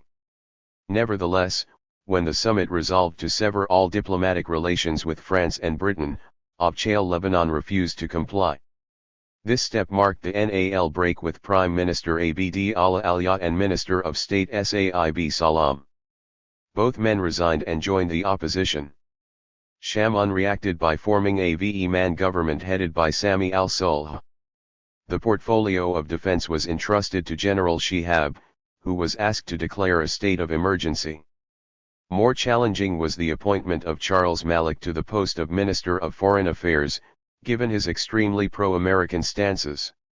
In April of that year, Shamoun, accompanied by his prime minister, went on an official visit to Ankara. The joint declaration insisted on the identity of views and policies of the two countries at a time when Turkey was menacing Syria and massing troops on its borders. On March 16, 1957, Shamoun formally linked Lebanon to the Eisenhower Doctrine via a joint communiqué by the two governments approved by a vote in Parliament on April 4. In May that year Shamoun organized national elections bought for him by the CIA, to use the term of Wilbur Crane Eveland, who wrote, "Throughout the elections I traveled regularly to the presidential palace with a briefcase of Lebanese pounds, then returned late at night to the embassy with an empty twin case I'd carried away for Harvey Armada CIA Nance off CE to replenish.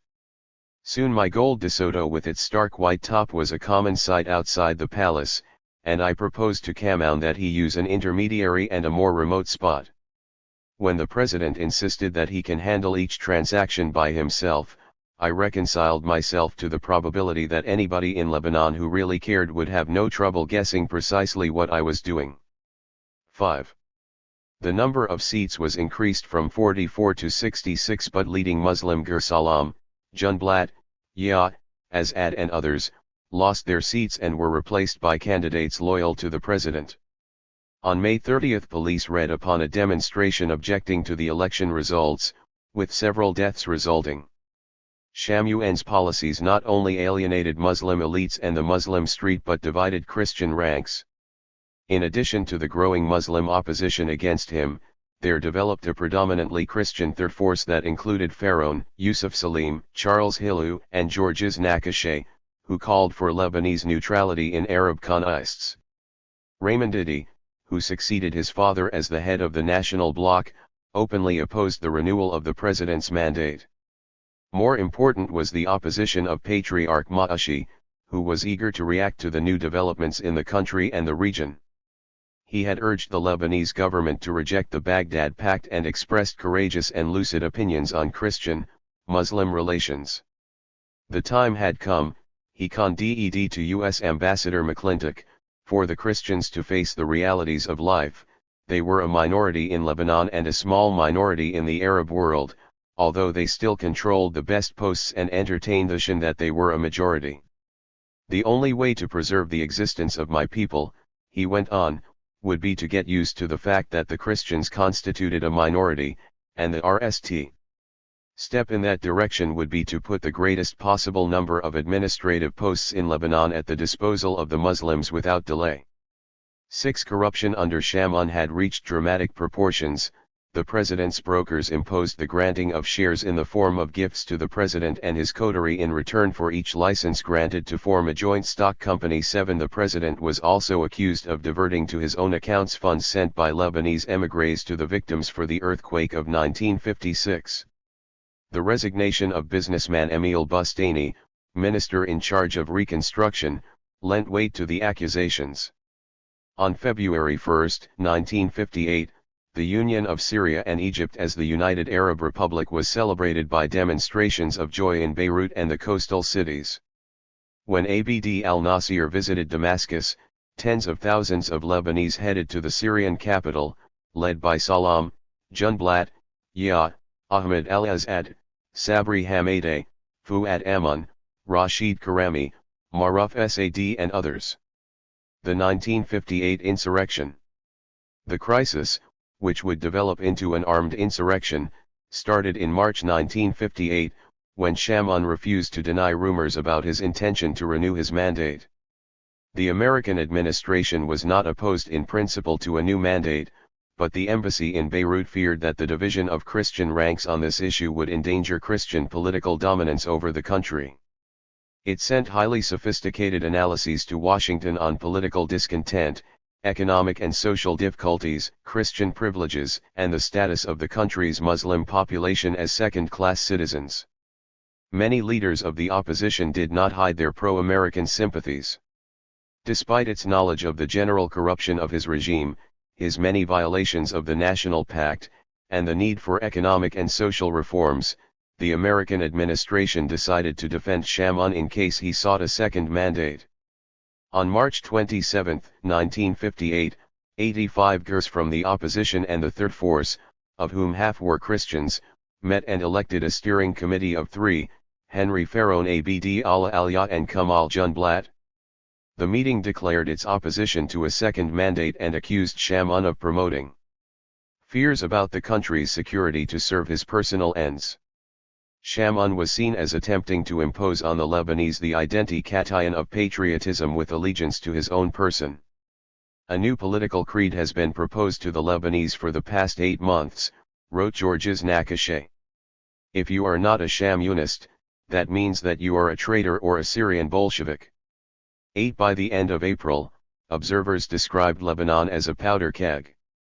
The spark came with the assassination on May 7 of the leftist journalist Nazib al-Madni, the Maronite editor-in-chief and owner of a popular opposition daily, Al-Talakrv, known for his violent criticism of Shamun's foreign policy and his regime's corruption.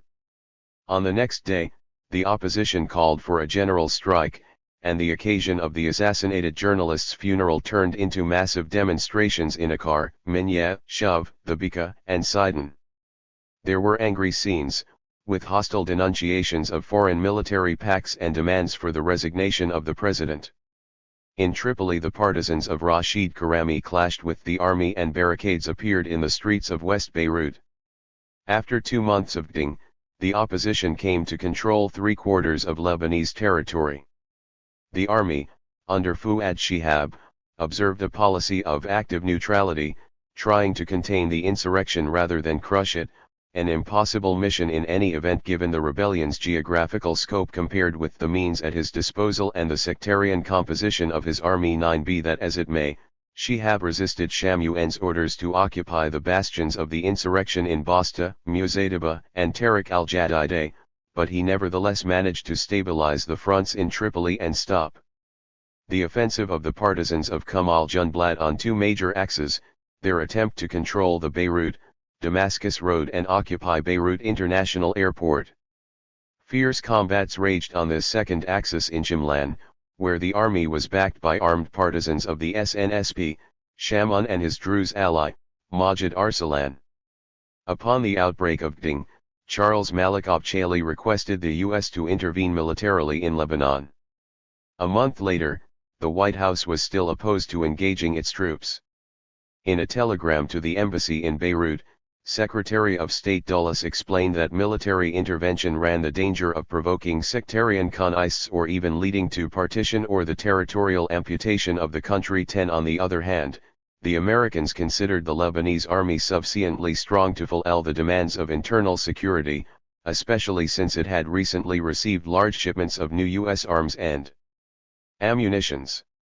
Nevertheless, from the autumn of 1957, plans for possible military intervention in Lebanon had been ready in the Pentagon, under the code name Operation Blue Bat. However, this plan was drafted in relation to a much wider regional context, as we shall soon see. Meanwhile, an American emissary was dispatched to Jamal Abd al-Nasir, whose relations with the Soviet Union had suddenly turned sour that year. The Egyptian leader, all the while criticizing the American lack of understanding for the aspirations of the Arab peoples to liberate themselves from the established powers, proposed a compromise solution. He suggested a general amnesty, the nomination of Shihab as prime minister, a declaration by Shamun that he would not seek a renewal of his mandate in return for serving the remainder of his term, and the organization of immediate elections. Abd al-Nasir's proposal was even more moderate than that of Patriarch Ma'ashi, who had suggested that Shamun leave the country, on the pretext of taking a vacation, and that new elections be organized in his absence. However, Shamun rejected the amnesty, and to head off any accord between the US and the UAR, issued arrest warrants against 15 of the opposition leaders. In June 1958, the military situation had become untenable for Shamun. The popular resistance of Saib Salam was threatening the presidential palace in the Kantari district of West Beirut, and Junblat's rebels were preparing for a NAL assault on the airport. The authorities' biggest worry was seeing the two groups join forces in an operation to take over the airport. On the other hand, the UN group of observers dispatched to investigate the military intervention of the UAR in Lebanese internal affairs confirmed the out of arms from Syria but not the Lebanese government's allegations about the participation of Syrian or Egyptian troops in the fighting. 11. Operation Blue Bat. On July 14, 1958, the Iraqi monarchy fell to rebel army units led by a group of free officers, as the mob took to the streets of Baghdad and reacted with unprecedented violence against the symbols and gears of the regime. The diplomatic exchanges between Washington and London make for interesting reading. When Eisenhower telephoned the British Prime Minister to tell him that the Americans would put the plan into action, an unusual quid pro quo arose. While the U.S. President was thinking of intervention in Lebanon, Harold 135 136. Macmillan, believing that oil was in jeopardy, saw the Iraqi coup as a showdown and viewed Lebanon as only one part in a wider military operation that would reach the Gulf, running all the way through Syria and Iraq. There was nothing surprising in this aggressive attitude toward the Syrian regime, as it was already known that Britain and the US were trying to topple it in 1957. But declassified British documents reveal that Prime Minister Macmillan and President Eisenhower approved in that year a CIA/MI6 plan to stage border incidents and even acts of sabotage in the neighboring countries, which would be used as a pretext for Syria's Nayars to invade Syria and topple its Ba'ath leftist regime. To facilitate the execution of this plan, fomenting internal uprisings in Syria itself was envisaged, and it was decided to physically eliminate key figures of that regime, namely Abd al-Hamid al-Sarraj, head of military intelligence, Af al-Bizri, the chief of staff, and Khalid Bakdash, secretary-general of the Syrian Communist Party. 12. Apart from Turkey, no neighboring country agreed to participate in the Anglo-American plan. The following year, the Ba'athists and Nasrites moved against their communist allies and pressured Abd al-Nasir to make a complete merger between Syria and Egypt, or else the former would fall in the hands of the communists. The U.S. president referred to congressional restraints concerning a large military operation and settled with Macmillan on American intervention in Lebanon and British intervention in Jordan to save the two remaining pro-Western regimes. On that same July 14, Shamon reiterated his request for a U.S. military intervention within 48 hours, or else a second pro-Western Arab regime will fall in its turn. The U.S. administration obliged in less than 24 hours. 13. On the afternoon of July 15, while British troopers were landing in Amman airport, the RST Marines disembarked on the coast of Khalday, south of Beirut, and their tanks encircled the city, cannons pointing toward West Beirut. In the 4 days that followed, 15,000 American soldiers landed, backed by another 40,000 on the 70 warships of the U.S. Navy's 6th Fleet, in the RST operation of its kind since the war. Shamon, who had believed the landing represented strategic support for him to achieve victory over his enemies, increased pressure on his commander-in-chief to occupy rebel neighborhoods and clean up Beirut. Shihab seemed more concerned with expressing his apprehension at the entry of a foreign army, albeit a friendly one, into his country's capital. On the following day, Robert Murphy, Under-Secretary of State and Special Presidential Envoy, arrived in Beirut, tasked with ending a peaceful settlement to the crisis at any cost. In the best tradition of gunboat diplomacy, Murphy sent a message to Saib Salam that the repower at his disposal could annihilate Basta in a few seconds. On the other hand, he amicably informed General Shihab in their RST meeting that the aircraft carrier Saratoga anchored opposite the coast of Beirut was armed with nuclear warheads. It did not take much more talking to reach a compromise. American troops entered the Lebanese capital escorted by elements of the Lebanese army. The airport, occupied by the Marines, was now safe from Junblatt's partisans. The rebellion was practically contained and the American emissary could now look at a political solution. It soon turned out that the 6th Fleet came to Beirut to impose a successor to Shamon rather than defend him against the rebellion. The choice of Fuad Shihab was not surprising, as many factors favored him. His name had already been mentioned during the negotiations with Abd al-Nasir, and he fulfilled the condition of Eisenhower, who wanted a military man. On July 31, 1958, Parliament convened and elected Fuad Shihab with 48 votes, with 10 Shamon loyalists staying away. Raymond Didi, who had presented his candidacy to protest at the election of a military man to the presidency, received 7 votes. On September 23 Shamon left office at the end of his term, and Shihab was newly sworn in. The new president asked Rashid Karami, the leader of the rebellion in Tripoli, to form the new government. Karami duly unveiled an 8-man cabinet that was immediately judged to be too biased in favor of the opposition, especially since the prime minister had declared his government's intention to reap the fruits of the rebellion. That same day saw the abduction of Fuad Haddad, editor-in-chief of the Falangist daily Al-Amal, known for his bitter diatribes against President Abd al-Nasir. On the following day, a general strike observed in the Christian regions following a call by the Phalange Party, opened 3 weeks of armed con-ICT known as the Counter-Rebellion, which were characterized by sectarian clashes, kidnapping, and violence in Beirut and the mountain. The guns were silenced only after a 4-man cabinet was formed, split between representatives of the loyalists and the rebels, Karami and Douani for the Muslims and Pierre Gemayel and Raymond Idi for the Christians, with reconciliation signaled by the slogan "No victor and vanquished." By the end of October, the American troops had left the country. 9. Shi'abism and the difficult autonomy of the state. The Lebanese state is but a pretext. It exists just enough to make the country into a skull paradise. Philippe Simonot, Le Monde, October 29, 1968. The Shihab reforms. Fouad Shihab's personality and his political and social project dominated an entire decade of Lebanon's life, spanning 2 presidential mandates. The man had drawn many lessons from his job as commander of the army and from the experience of the 1958 rebellion.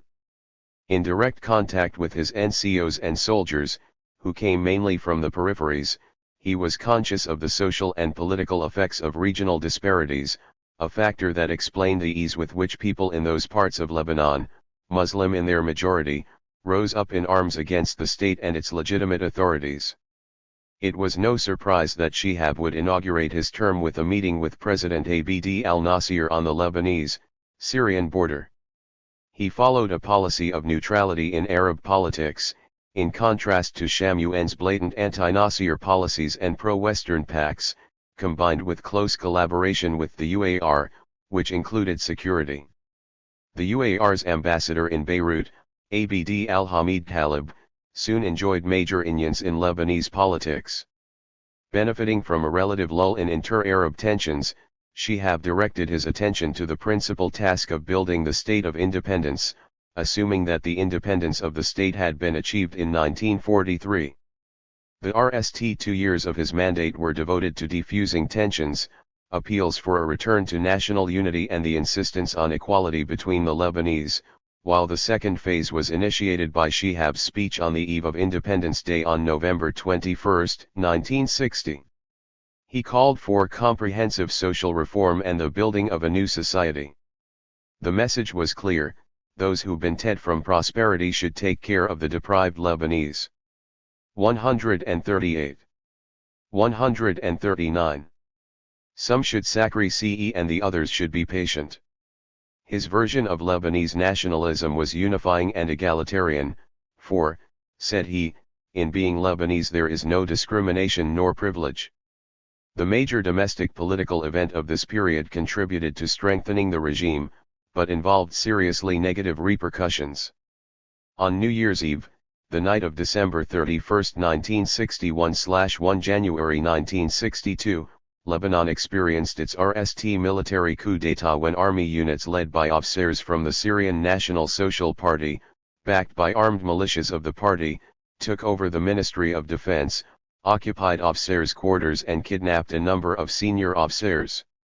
The coup was foiled by loyal troops, however, and the rebel officers arrested. Internally, the coup was largely a reaction to the way the 1958 crisis was resolved.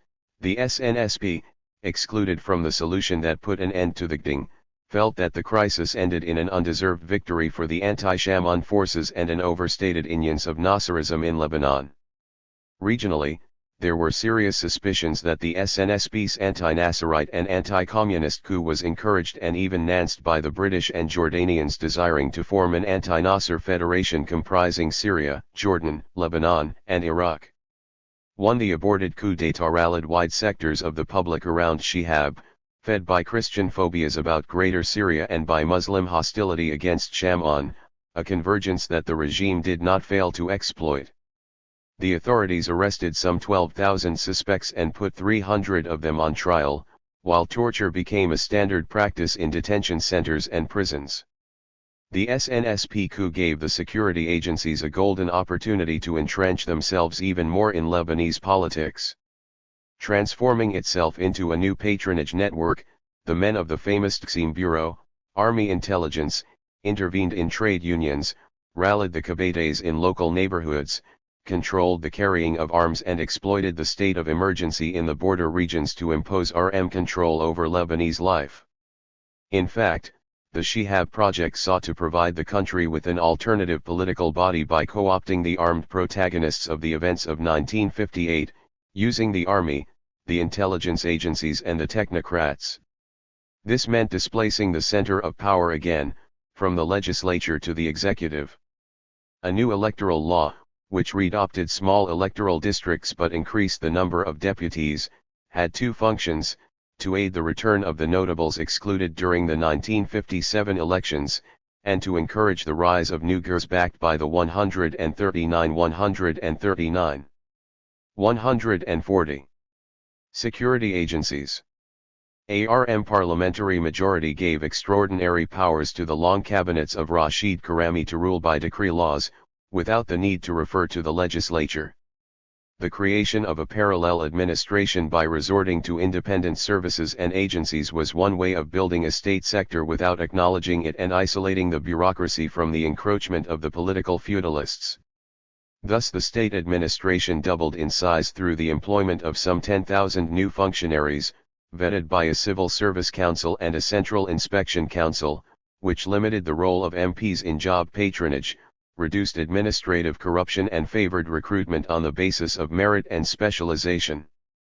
In addition, the sectarian composition inside the administration was clearly Modi-ed in favor of the Muslim communities, and the Shiites in particular. Under Shamon, the Maronites constituted 29% of the population but held at least half of the administrative posts. By the end of Shihab's mandate they held no more than a third. Shihab contented himself with those measures without questioning political sectarianism as such. His constitutionalist approach was limited to establishing sectarian equilibrium rather than abolishing sectarianism. In effect, Shihab wanted to correct the failures of the sectarian system by injecting it with large doses of economic and social justice. Economically, a rationalization and regaining of control over the development of Lebanese capitalism was needed for two major reasons. One was the anarchic development of the economy during the boom years under Shamon, especially in the banking sector. The other was the change in the basis of the economy itself, from domination by the productive sector to that by the tertiary sector. In 1939 the productive sector yielded 50% of national revenue. By the 1960s, that contribution had been slashed by half. The principal task involved organizing the banking sector, the bellwether sector of the economy. When the Banque de Syrie et du Liban's concession ended in 1964, the Banque du Liban was established as the central bank. The law on credit and currency, passed the year before, gave the BDL the right to issue currency, stabilize exchange rates of the Lebanese pound and, in general, direct economic performance. To achieve this, the BDL imposed on the banks a compulsory deposit in its safes in order to regulate the interest rate and act as a safety valve for helping banks in difficulty.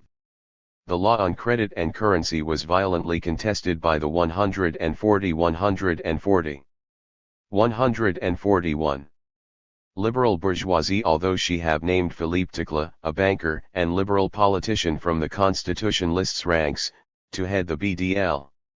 On the other hand, labor relations were subject to strict regulation in the law on collective labor agreements, which organized the relations between the state, employers and employees, and Code-ed regulations on strikes.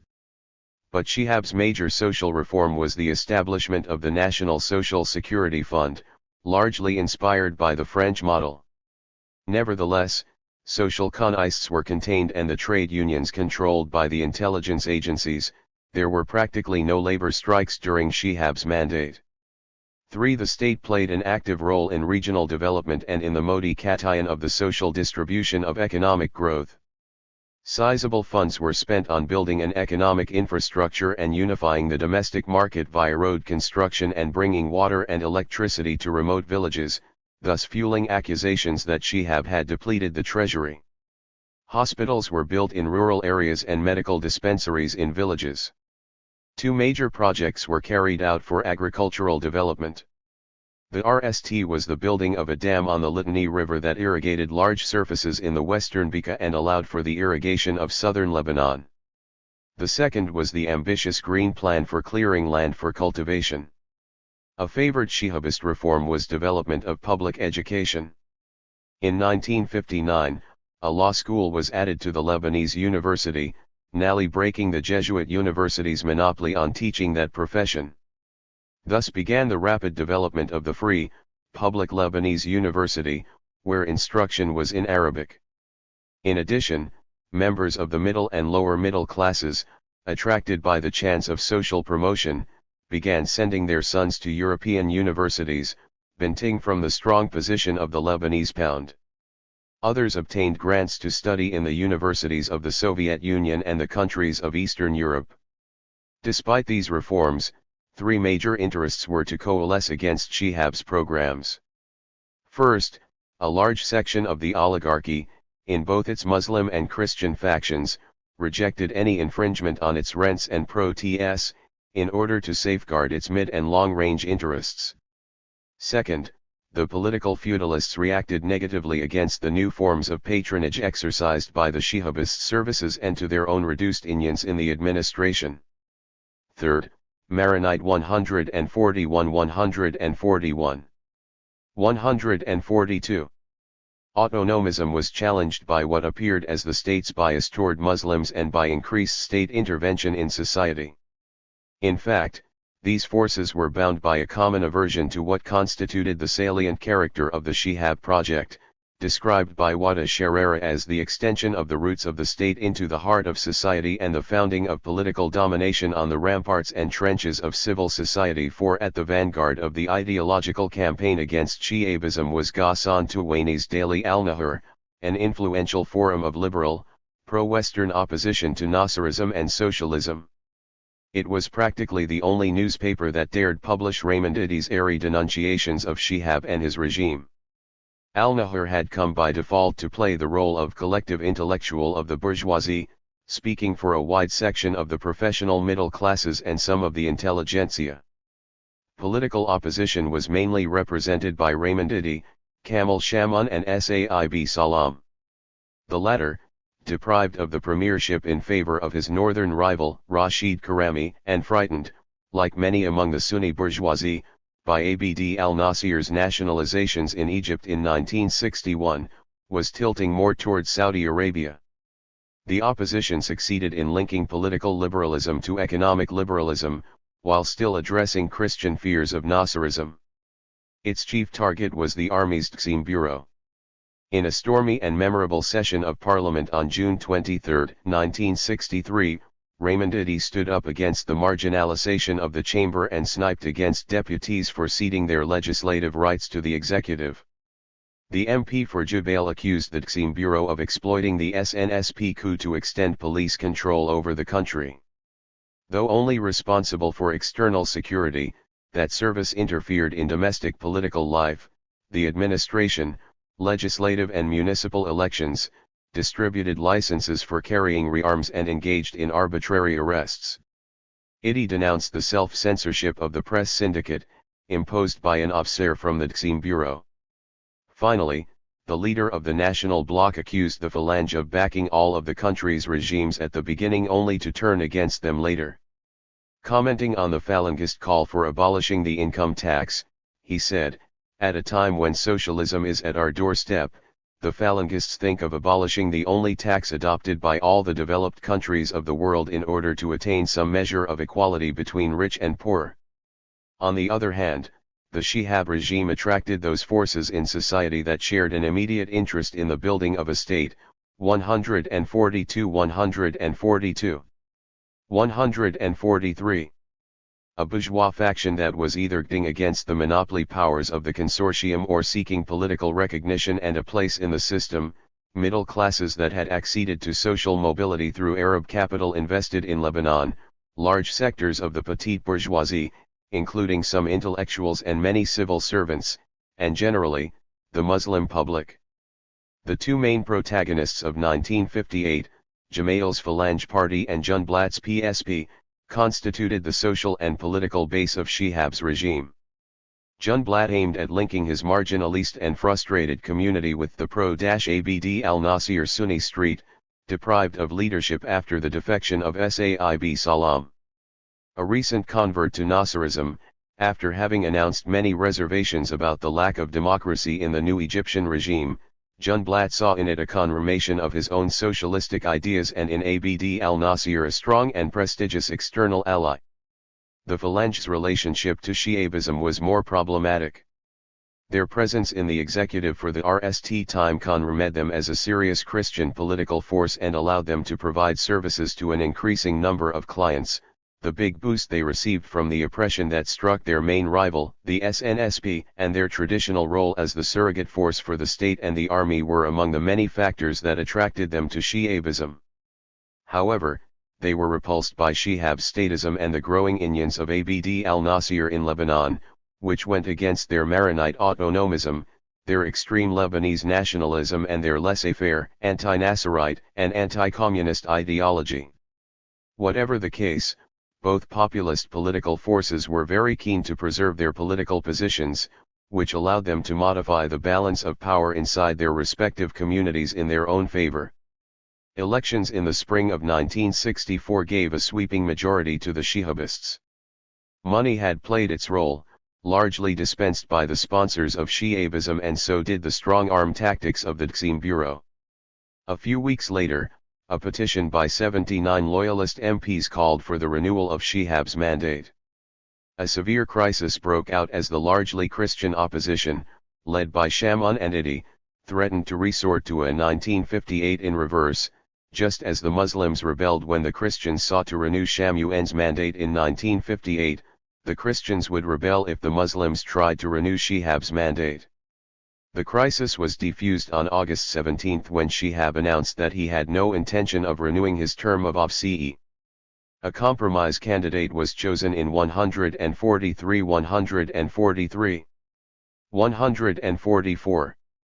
The person of Charles Hilou, who was elected with 92 votes against the votes of the Phalange bloc. Pierre Gemayel had presented his candidacy to distinguish himself and his party from both factions of the political elite. Dualities and divisions of the HILU regime. Charles Hilou was the RST Lebanese president without a sizable regional and popular base. A journalist and lawyer, and fervent disciple of Michel Chiha, he edited Le Jour before becoming Lebanon's RST ambassador to the Vatican. Politically, he participated in the foundation of the Phalange and belonged to the Constitutionalist bloc at the same time. Though those credentials were instrumental in bringing him to power as a compromise president, Hilou soon fell victim to the polarization between the Shihabists and their opponents, as well as the polarization between the two populist parties that constituted the basis of the preceding regime, Pierre Gemayel's Phalange and Junblat's PSP. These dualities and the reigning social and political divisions dominated his mandate. Although Hilou dropped Rashid Karami as prime minister of his RST cabinet, the Shihabists were still a majority in the chamber and RMLY entrenched in the agencies and the administration. In addition, Ilyas Sarkis, RST lieutenant of the ex-president, was secretary of the presidency, and Gabi Lahad, in his capacity as head of the Army's Taqsim Bureau and commander of the UNIED Security Agency, attended all serious decision-making meetings, including those in which ministers were appointed. Regionally, the Hilou regime corresponded to a period of intensification of the Arab Cold War between Abd al-Nasir and his Saudi and conservative rivals. While the former successfully managed Lebanon's fragile neutrality, the latter used their economic and financial means to press for Lebanon's decisive engagement with the Arab conservative camp, going as far as to threaten to abrogate the preferential commercial treaty between the two countries. The stakes were great, as no less than 40% of the country's exports were destined for the oil kingdom. Another burning issue was Israel's diversion of the waters of the Jordan River and Arab efforts to counter this. Ali Amir, the Egyptian commander-in-chief of the UNIED Arab Command, considered introducing Arab troops under his 145 command into Lebanon, to reinforce that part of the northern front. Philippe Tikla, the Minister of Foreign Affairs, objected in Lebanon's name, arguing that the presence of these troops would become a pretext for Israeli aggression against his country. A compromise elaborated by Abd al-Nasir and Hillel deferred the military deployment and admitted Lebanon's right to submit any decision of the Council of Arab Defense for prior approval in its parliament. Nevertheless, for the first time since signing the armistice, Lebanon was being confronted by its obligations toward the Arab-Israeli conflict. Its traditional policy, based on the motto that Lebanon's strength lies in its weakness, would be severely tested in coming years. Social movements in the political quagmire. In economic policy, Hillel was keen to reassure the anti-statist oligarchy. Conceding that free enterprise was a necessary but not sufficient condition for a sound economic policy, he maintained that the role of the state should be limited to building the infrastructure for the development of the services sector. He nevertheless concluded that the Lebanese businessman is more enterprising and a better administrator than his government seeks to back this role of the state. Hillel got Parliament to approve on November 22, 1965 an ambitious development plan for $272 million, which included the building of popular housing units, clinics, laboratories, technical schools, and a university campus for the LU, among others, a diluted form of Shihabist developmentalism and Planikatayan 7 ebbs and outs in. Economic and social choices would last throughout his mandate. But in the short term, at stake were the problems left unsettled by the Shihab reforms and the impressive rebirth of the social movement frozen under the former president. A nearly uninterrupted series of strikes and protest movements unfolded in the period leading up to the June 1967 war. In the autumn of 1964, employees of the oil sector, public transport, the electricity company and of the central bank forced the General Workers' Union in Lebanon to threaten a general strike if their demands were not met, a wage increase and a rise in the minimum wage. Parliament reacted in a manner that would become chronic. It decreed an 8% wage increase for workers and a 20% salary increase for the deputies.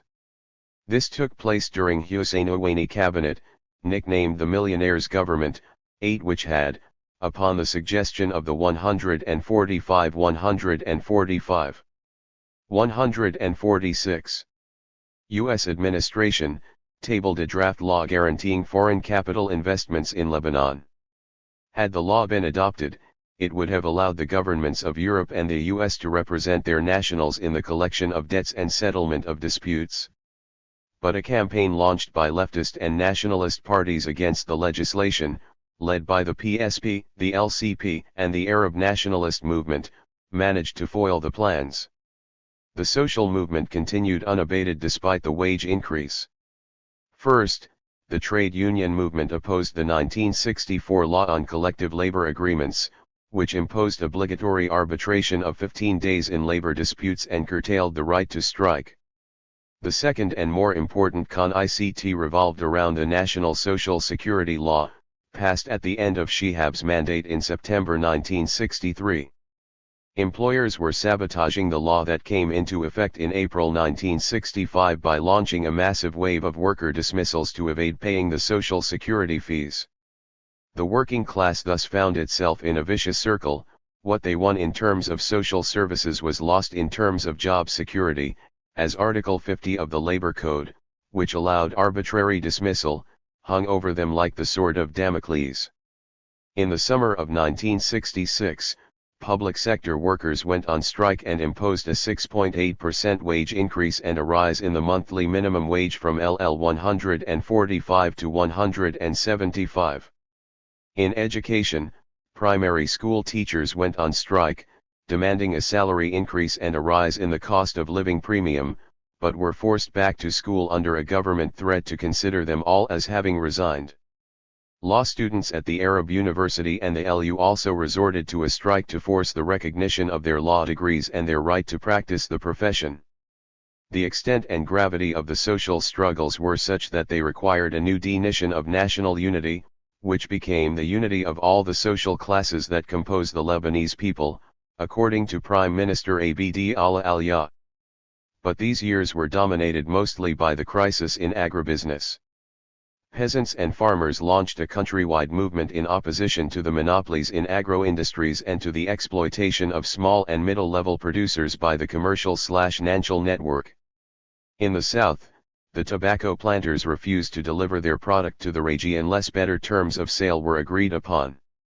9. In the Bika, thousands of beetroot planters were in con-ICT with the sugar factory, the industrial monopoly and sole buyer of their product, and vegetable producers rose up against brokers and middlemen who 147 tripled the price of their produce when selling to consumers.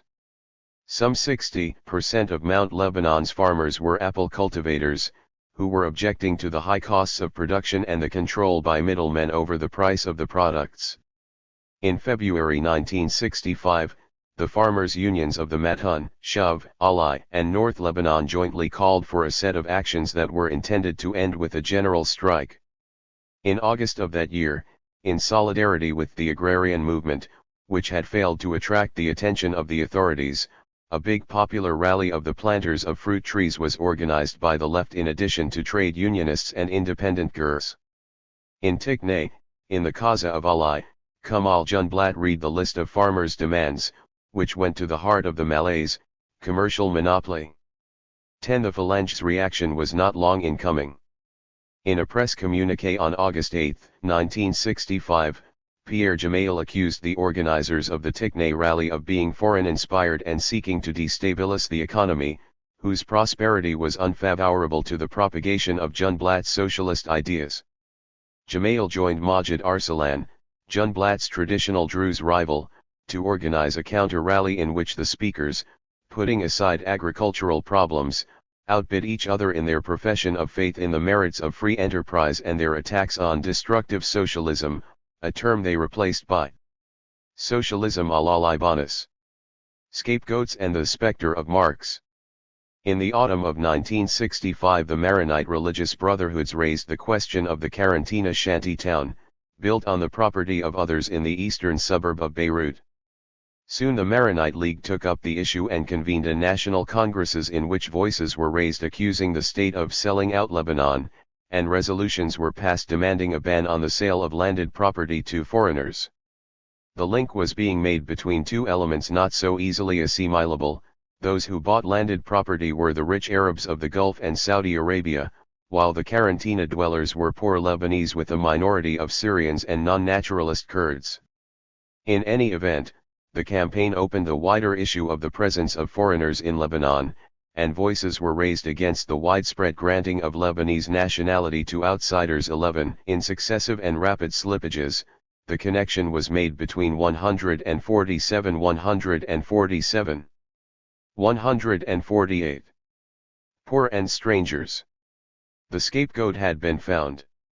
Father Simon Douahi, MP for Zugerda, in a speech in Parliament, called for a census of those miserable individuals who constituted a source of corruption, petrifaction, and illness that saps the moral, human and spiritual values of Lebanon.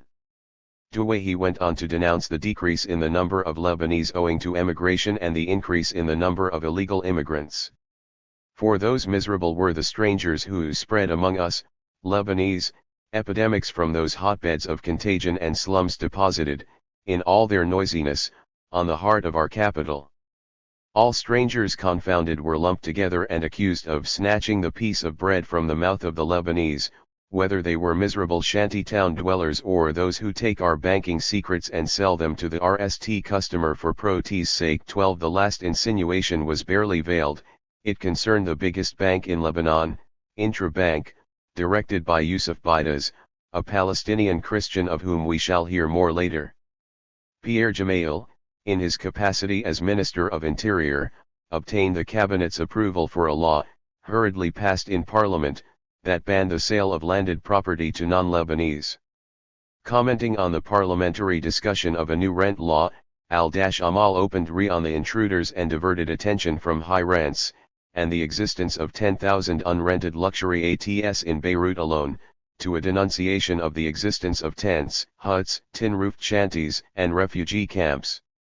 Thus, the country's problems were exteriorized, poverty was attributed to strangers and social problems seen as manifestations of a foreign conspiracy aiming at destabilizing the economy.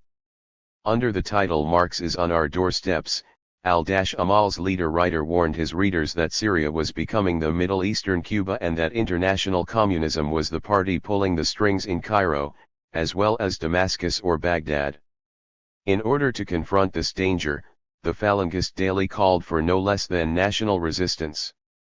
When communism is knocking at Lebanon's doors from the borders of Mazalan and Wadi al-Harir, it becomes our duty to mobilize all the vital forces of the nation to stop this dangerous invasion and save Lebanon as it is, and it should remain forever, a citadel of freedom and a haven of security, stability, and prosperity. 13. Marx is inside the borders, reminded Gibran Hayek in the editorial of his afternoon daily Listen al-Hal, embodied by poverty in some Lebanese regions, huge inequalities between rich and poor, and 148. 149. Unemployment and vagrancy, all aggravated by the failure of government, its carelessness and lack of foresight. Hayek concluded with a solemn appeal to officials to deal with these problems with the greatest lucidity, or else the Marx of the interior will rise up to assassinate democracy in collaboration with the Syrian Marx and other Marxists. 14. The intrabank crash. While the bourgeois press was exorcising the specter of Marx, a real malaise was striking the heart of the Lebanese economy.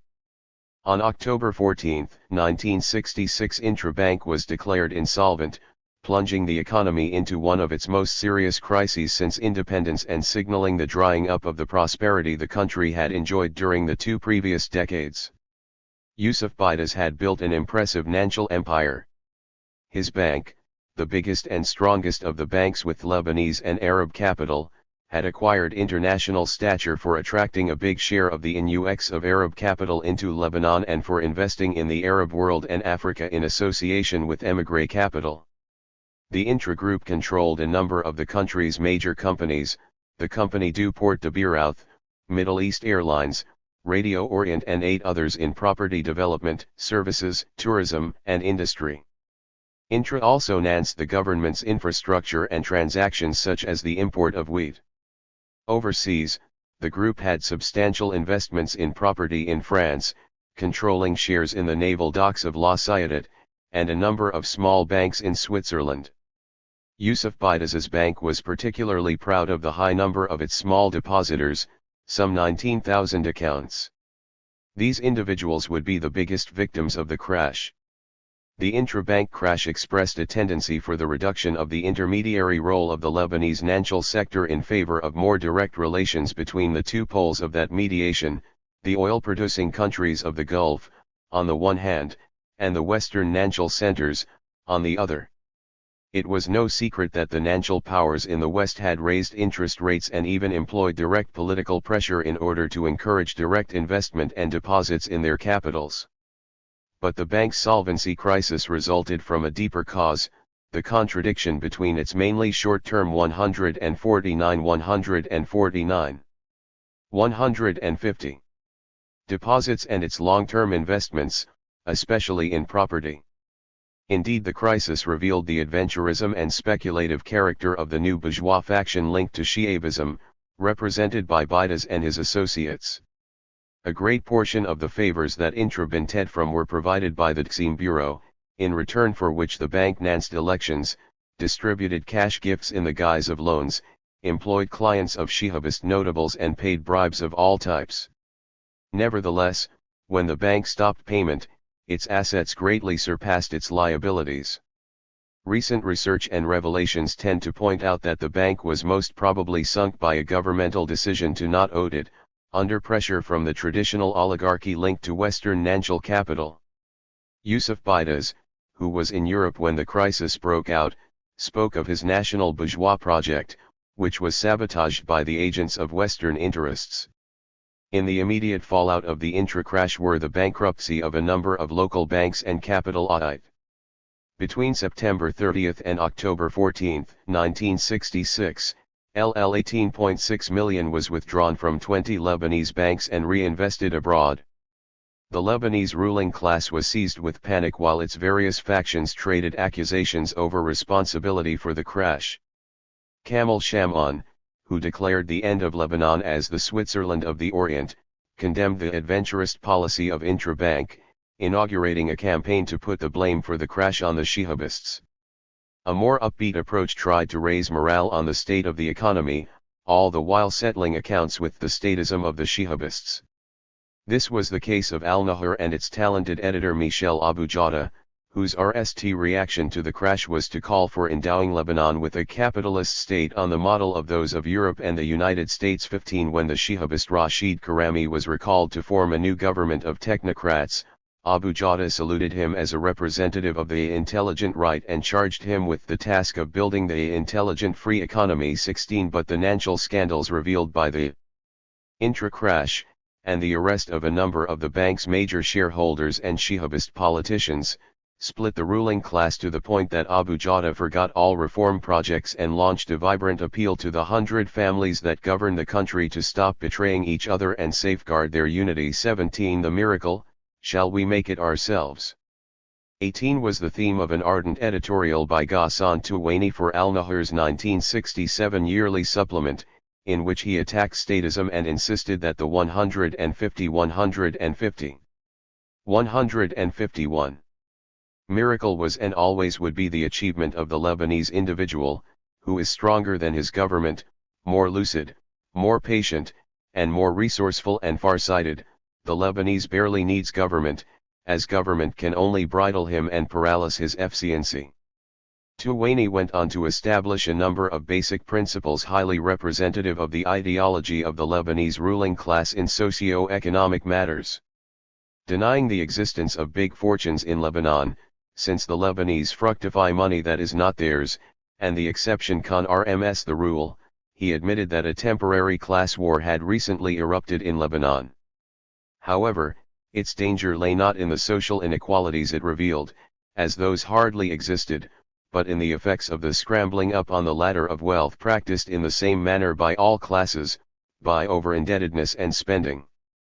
The danger in that scrambling up on the ladder of wealth was that it abolishes the real differences between rich and poor and creates physical and mental gaps that separate the Lebanese. That is why, Tuwaini continued, all classes of Lebanese society were to be held responsible for the suicidal turn that economic and social relations had recently taken. The laboring classes, be they rich or poor, try hard to hate the only regime that allows them to aspire to more wealth, whereas the rich classes, whether their wealth is mere appearance or real, are governed by fear, which prompts them to export their money or shy away from investment. For all of these reasons, there was no historical basis for right or left in Lebanon. The country's future would be made by the partnership in wealth rather than in the generalization of poverty and deprivation. As for the role of the state, it was to create the adequate legal context for prosperity and transform the budget and skill policy into means of development and justice. This was the condition for developing trust between the individuals and the state. Tuwaini concluded by suggesting that 1967 be declared the year for achieving the partnership in prosperity between money and labor, a partnership that amounted to the miracle that people would perform themselves. On a different level, the intra-crisis was the occasion for the Muslim faction of the oligarchy and the political class to reiterate its demand for a greater share in political power and decision-making. Aliyah al-Sulh, daughter of Riyadh, wrote in Al-Nahr that the socio-economic privileges of the Christians had always been the source of all the 152 countries' crises, while Saib Salam revisited the question of parity in sectarian representation between Christians and Muslims and called for a constituent assembly to revise the National Pact of 1943. The politicization of the crisis involved the settling of accounts between the different factions of the bourgeoisie and the ruling class. Rare were the voices that asked about the responsibility by the regime and its men for the crisis. Reform projects were plentiful, but the only one that attracted attention was a project for administrative reform initiated before the intra-crisis. It was nevertheless sunk in the inking between the factions of the ruling class, and ended in October 1966 in a partial laying off of a small number of high functionaries.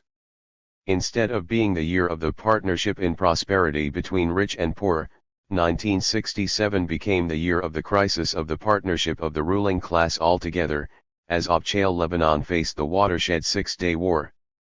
PLO, security, and polarization. The June 1967 war plunged Lebanon into the Arab-Israeli conflict, which it had sought to evade for so long. The physical incarnation of that involvement was the entry of Palestinian Da'i into its territory and their accelerated implantation in the south, where they launched their raids against the Jewish state, triggering a policy of Israeli military retaliations that escalated to preventive strikes, which transformed the southern part of the country into a battlefront for years to come. At RST, the Palestinian commandos established their bases in the Arqub region along the Syrian, Lebanese borders, baptized Fatahland by the Western press and the Israeli military. It should be said that the Da'iyan were favorably welcomed by a population shocked by the Arab defeat of 1967, during which the Lebanese army contented itself with defending foreign embassies and the headquarters of British and American oil companies in Beirut from an angry population. Young Lebanese joined their ranks, and the death of Khalil Jamal, the RST Lebanese martyr, was the occasion for a massive and moving demonstration in Beirut in support of the PLO. In the south, the armed Palestinian presence acquired a domestic function as a large part of the population found in it a recourse against two alien forces, 152-152. 153. The traditional leadership of the Azads, on the one hand, and the iron hand of the Shihabist agencies, on the other. The government was initially complicit with the establishment of Da'iyan bases in the south, but soon found itself facing the hammer of the Israeli military and the anvil of Syrian pressure. The latter took the form of closures of the Syrian, Lebanese borders and economic sanctions. On March 1, 1968, the RST of a series of armed clashes between the army and the Da'iyan took place. On the other hand, with Abd al-Nasir's astounding defeat in the June 1967 war, the inter-Arab balance of power started tipping, slowly but surely, in favor of the Saudi-led conservative camp. The repercussion for Lebanon was the formation of the tripartite alliance by Shammon, Idi, and Gemayel against Nasserism, communism and Zionism. In April 1969, the Hilf registered a substantial victory in the parliamentary elections, resulting in a parliament divided between the Hilf and the Naoi. In internal politics, the campaign against strangers, the RST reactions to the armed Palestinian presence and the increasing hostility of large sections of Christian public opinion to the Shihab security agencies, contributed to that electoral victory. In October 1968, Hilu, hoping to profit from all these changes, submitted his resignation as a means of pressure on the Naoi and services. He withdrew it after having received the support of the Hilf and imposed Abd Allah Aliyah as prime minister with a four-man government from which the Najists were excluded. Non-Shihabist moderate Muslims sat with two leaders of the Hilf, Raymond Idi and Pierre Gemayel. Hilu's bias toward the Hilf was cut short by the RST crisis on the presence of the Palestinian resistance. On December 28, 1968, 13 Middle East Airlines planes were destroyed on the ground by an Israeli commando unit as retaliation for the hijacking of an El Al plane to Athens claimed by George Habash's Popular Front for the Liberation of Palestine. Caught between popular anger at the state's inability to defend its own airport, on the one hand, and the accusations of the Hilf that he was encouraging Palestinian armed presence, on the other, Hilu resigned. Hilu placed the army command in charge of internal security and designated Rashid Karami, leader of the Shihabist bloc, to head a new government. All that Karami could do was ask Parliament to recognize the right of the Palestinians to armed struggle. But not everybody was ready to accept this solution. On April 23, 1969, the army opened at a massive demonstration in 153. 154. Solidarity with the Palestinian resistance in Sidon and Beirut, leaving a number of dead and wounded. The violent reactions to the army's behavior, especially in his hometown, Tripoli, prompted Karami to resign. He was charged to form a new government and declare a state of emergency, but the country plunged into a ministerial and political crisis that would last for 215 days. At the end of September, after a series of confrontations with the resistance, the army launched a last attempt to control the situation. Syria reacted by closing its borders with Lebanon and imposing a number of severe economic sanctions. The crisis was temporarily resolved with the signature, on November 8, 1969, of the Cairo Accords by Yasser Arafat, soon to be elected PLO chairman, and General Emil Bustani, commander-in-chief of the Lebanese army, under the patronage of President Abd al-Nasser. The accords, whose terms were kept secret at the time, were quickly ratified in parliament behind closed doors. Only Raymond Idi and his parliamentary group voted against the accord, which they viewed as an infringement on Lebanese sovereignty. The accord recognized the armed Da'iyan's right to be present on and move around Lebanese territory, especially to and from the Arqub region, and provided a form of extraterritoriality for the Palestinian camps, long under the heavy hand of the Lebanese security services, and recognized a higher Palestinian commission, headed by a Palestinian veteran Shaqu al-Hut, as a de facto Palestine embassy in Lebanon.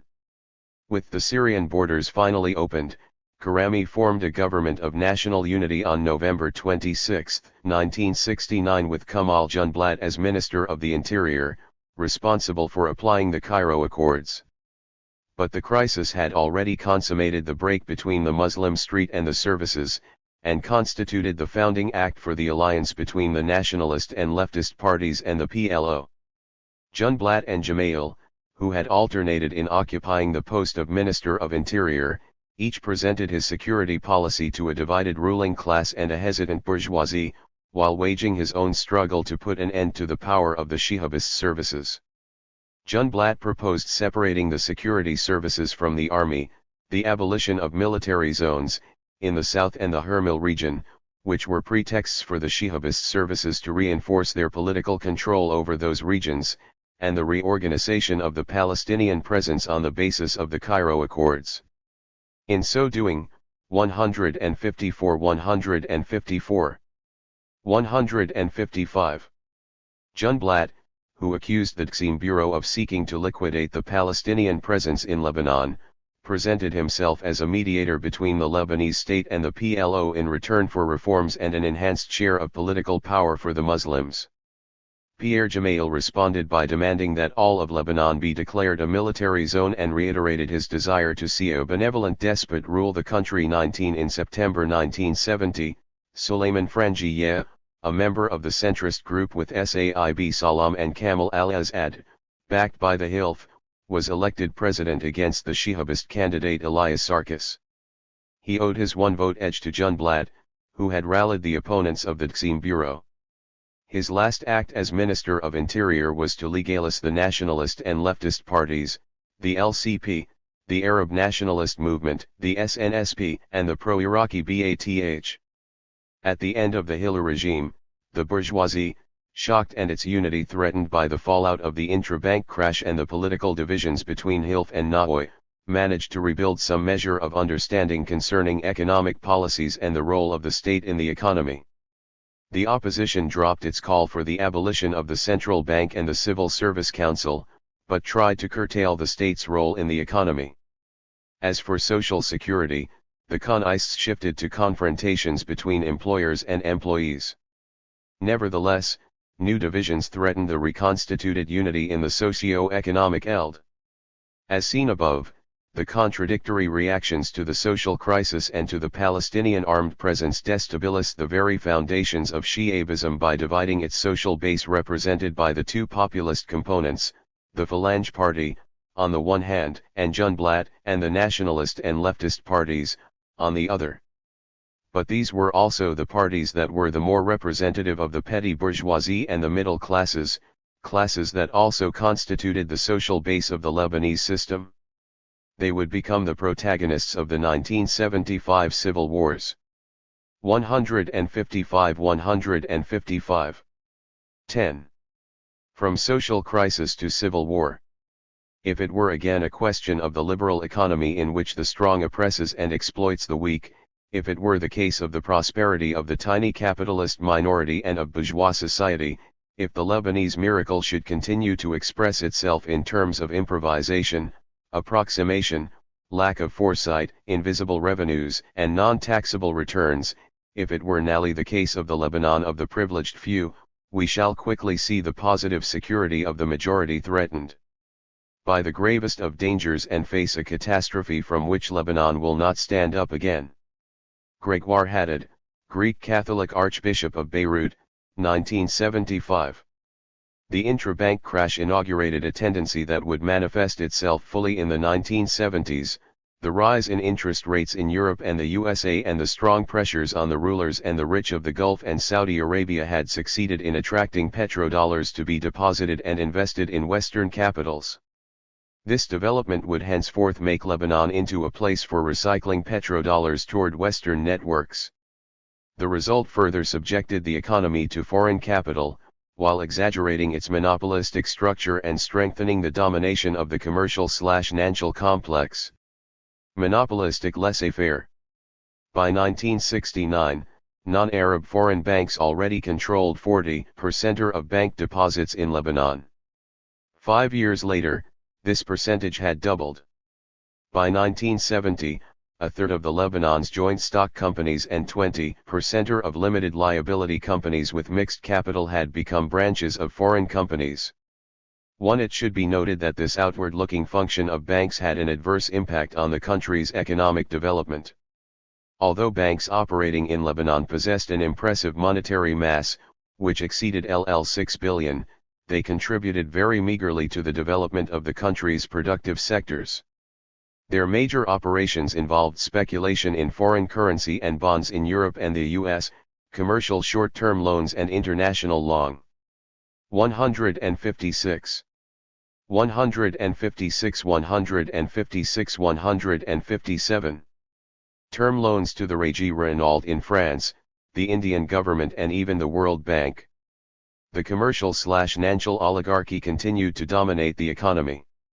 According to a survey carried out in 1973, 41 of a total of 800 families controlled the majority of shares in 103 joint stock companies in trade and services, accounting for 70% of their turnover. 5 families among those controlled half of the country's import/export trade. 5 agents of European and American companies controlled 22% of the market for the exports of these countries, and 20 merchants controlled 85% of the import of food products. 4 of those families belonged to the consortium. Furthermore, commercial monopoly was legally enshrined in Law Decree No. 134 of August 1967, which limited commercial representation of foreign companies to an exclusive agent. However, the salient characteristic of this period was the rising encroachment by the commercial/financial complex on industry and agriculture. In the banking sector, 57 family holdings, representing 32% of the total, controlled 72% of the capital of the industrial SARLs, 75% of the deposits in Lebanese banks, 52% of the capital of the SARLs in trade, agriculture, and services, 64% of the capital of the insurance companies, 71% of the capital of transport companies, 92% of the capital of financial joint stock companies and 37% of the capital of property companies. 4. A dependent industrial mediation. During the post-intra years, Lebanon witnessed rapid industrial growth. The industrial share of GDP rose from 14 to 18%, and investments in that sector grew from $987 million in 1966 to $1,234 million in 1970. Closely related to foreign capital investments, this expansion followed the logic of the recuperation of petrodollars by Western capital. Thus, multinationals came to directly control existing industries or established processing industries for their own products in Lebanon, producing mainly for Arab markets. Interestingly, the majority of these new industrial RMS were financed by loans from Lebanese banks. It should be noted that industrial growth depended heavily on the intensive employment of labor. Numbers of industrial workers nearly doubled in 10 years, from 65,000 workers in 1965 to 120,000 when the war broke out. 157 158. Four major effects of this boom should be noted. First, as half of the domestic market had already been ceded to imported goods, foreign capital competed with local industry for the other half and for Arab markets. Second, the external dependence of the industrial sector was aggravated by the rise in imports of raw materials and the payment of various royalties and licenses. This led to a third result, namely that exports increased at a much slower rate than the increase in imports, and the DCIT in the balance of trade shot up to LL 1.5 billion, 4 times the volume of exports. Fourth, industrial growth gave rise to a double concentration, in the volume of industrial RMS and in the share of industrial RMS in production. 5. The crisis of agriculture. For its part, agriculture was invaded by the financial/commercial complex, which controlled direct producers through credit, prices, the sale of insecticides, fertilizers, agricultural machinery and tools, the packing and refrigeration industries and, finally, distribution. Here, concentration was no different from that in other sectors. 20 VE brokers who also owned the main refrigerated storehouses controlled 2/3 of the market for apples, 20 brokers controlled 81% of the market for citrus fruits, and 2 RMS practically controlled the imports of insecticides and fertilizers. 6. By the 1970s, sharecropping had practically disappeared. Despite the development of relatively large capitalist farms using salaried workers, the better part of agricultural production was still coming from relatively small family-based units that nevertheless increasingly resorted to Syrian agricultural workers. Between those two poles developed two hybrid forms of production. One, prevalent in the Bekaa, was a capitalist form of sharecropping, according to a yearly contract between a number of small land-owning farmers and a capitalist entrepreneur.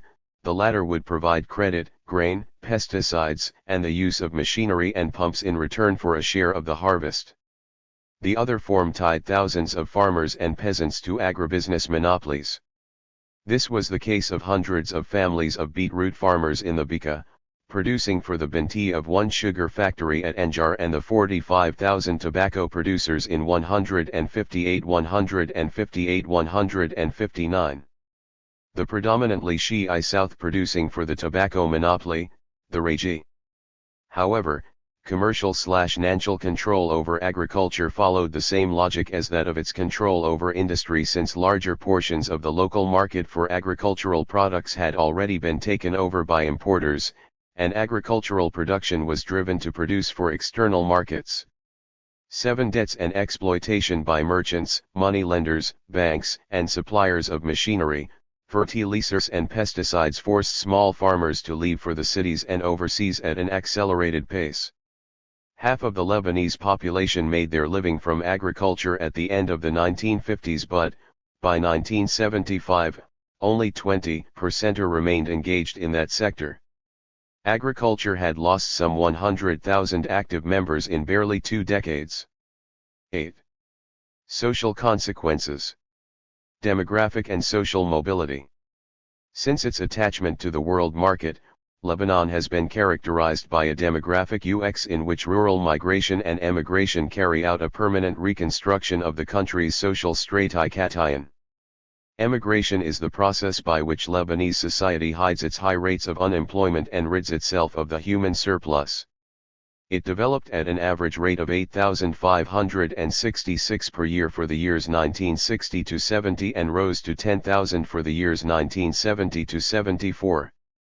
The share of émigré remittances of GNP showed dramatic growth, rising from 5.38% in 1951 to 30% in 1974.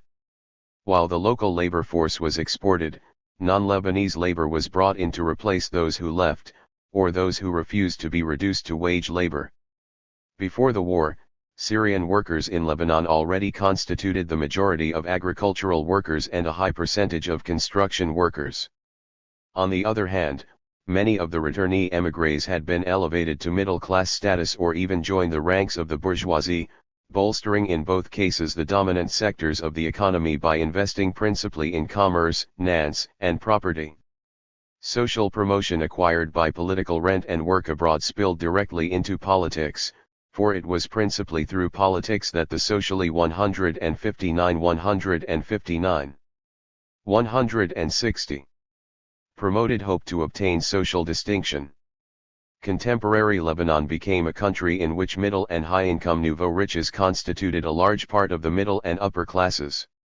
The dialectics of wealth/honor were implanted in the heart of social relations and regulated the relationship between the political and the social. High cost of living. The increasingly outward-looking nature of the economy, the absence of any price controls to check merchants' lust for proteas and monopoly control directly impacted on the standards of living of the majority of Lebanese. Between 1967 and 1975 the cost of living had doubled, and during this time Beirut had been classified as more expensive than Washington. In 1 year, 1972 to 73, the price of imported goods rose by 10 to 15% despite the fact that the Lebanese pound had registered a net rise compared to the US dollar and sterling. The only possible explanation for this was the arbitrary decision-making by importers and middlemen, opined Marwan Iskandar, a liberal conservative economist. He went on to add that the market price of imported meat was 8 to 10 times more than its purchase price CIF. Beirut and that the price of agricultural products in Saudi Arabia was 40% or lower than in Lebanon. The same could be said for the high prices of pharmaceutical products, medicine, and hospitalization, determined by monopoly control and by the extroverted orientation of medical services, to satisfy the needs of the rich of the Gulf. Property speculation, the main form of investment by the commercial/financial oligarchy, the Gulf sheiks and the émigrés, raised the price of land and imposed the construction of luxury apartment buildings. In the forest of stone that Beirut had become, rent gobbled up no less than 40% of family budgets, while low-cost public housing, promised for so long in ministerial speeches, never materialized.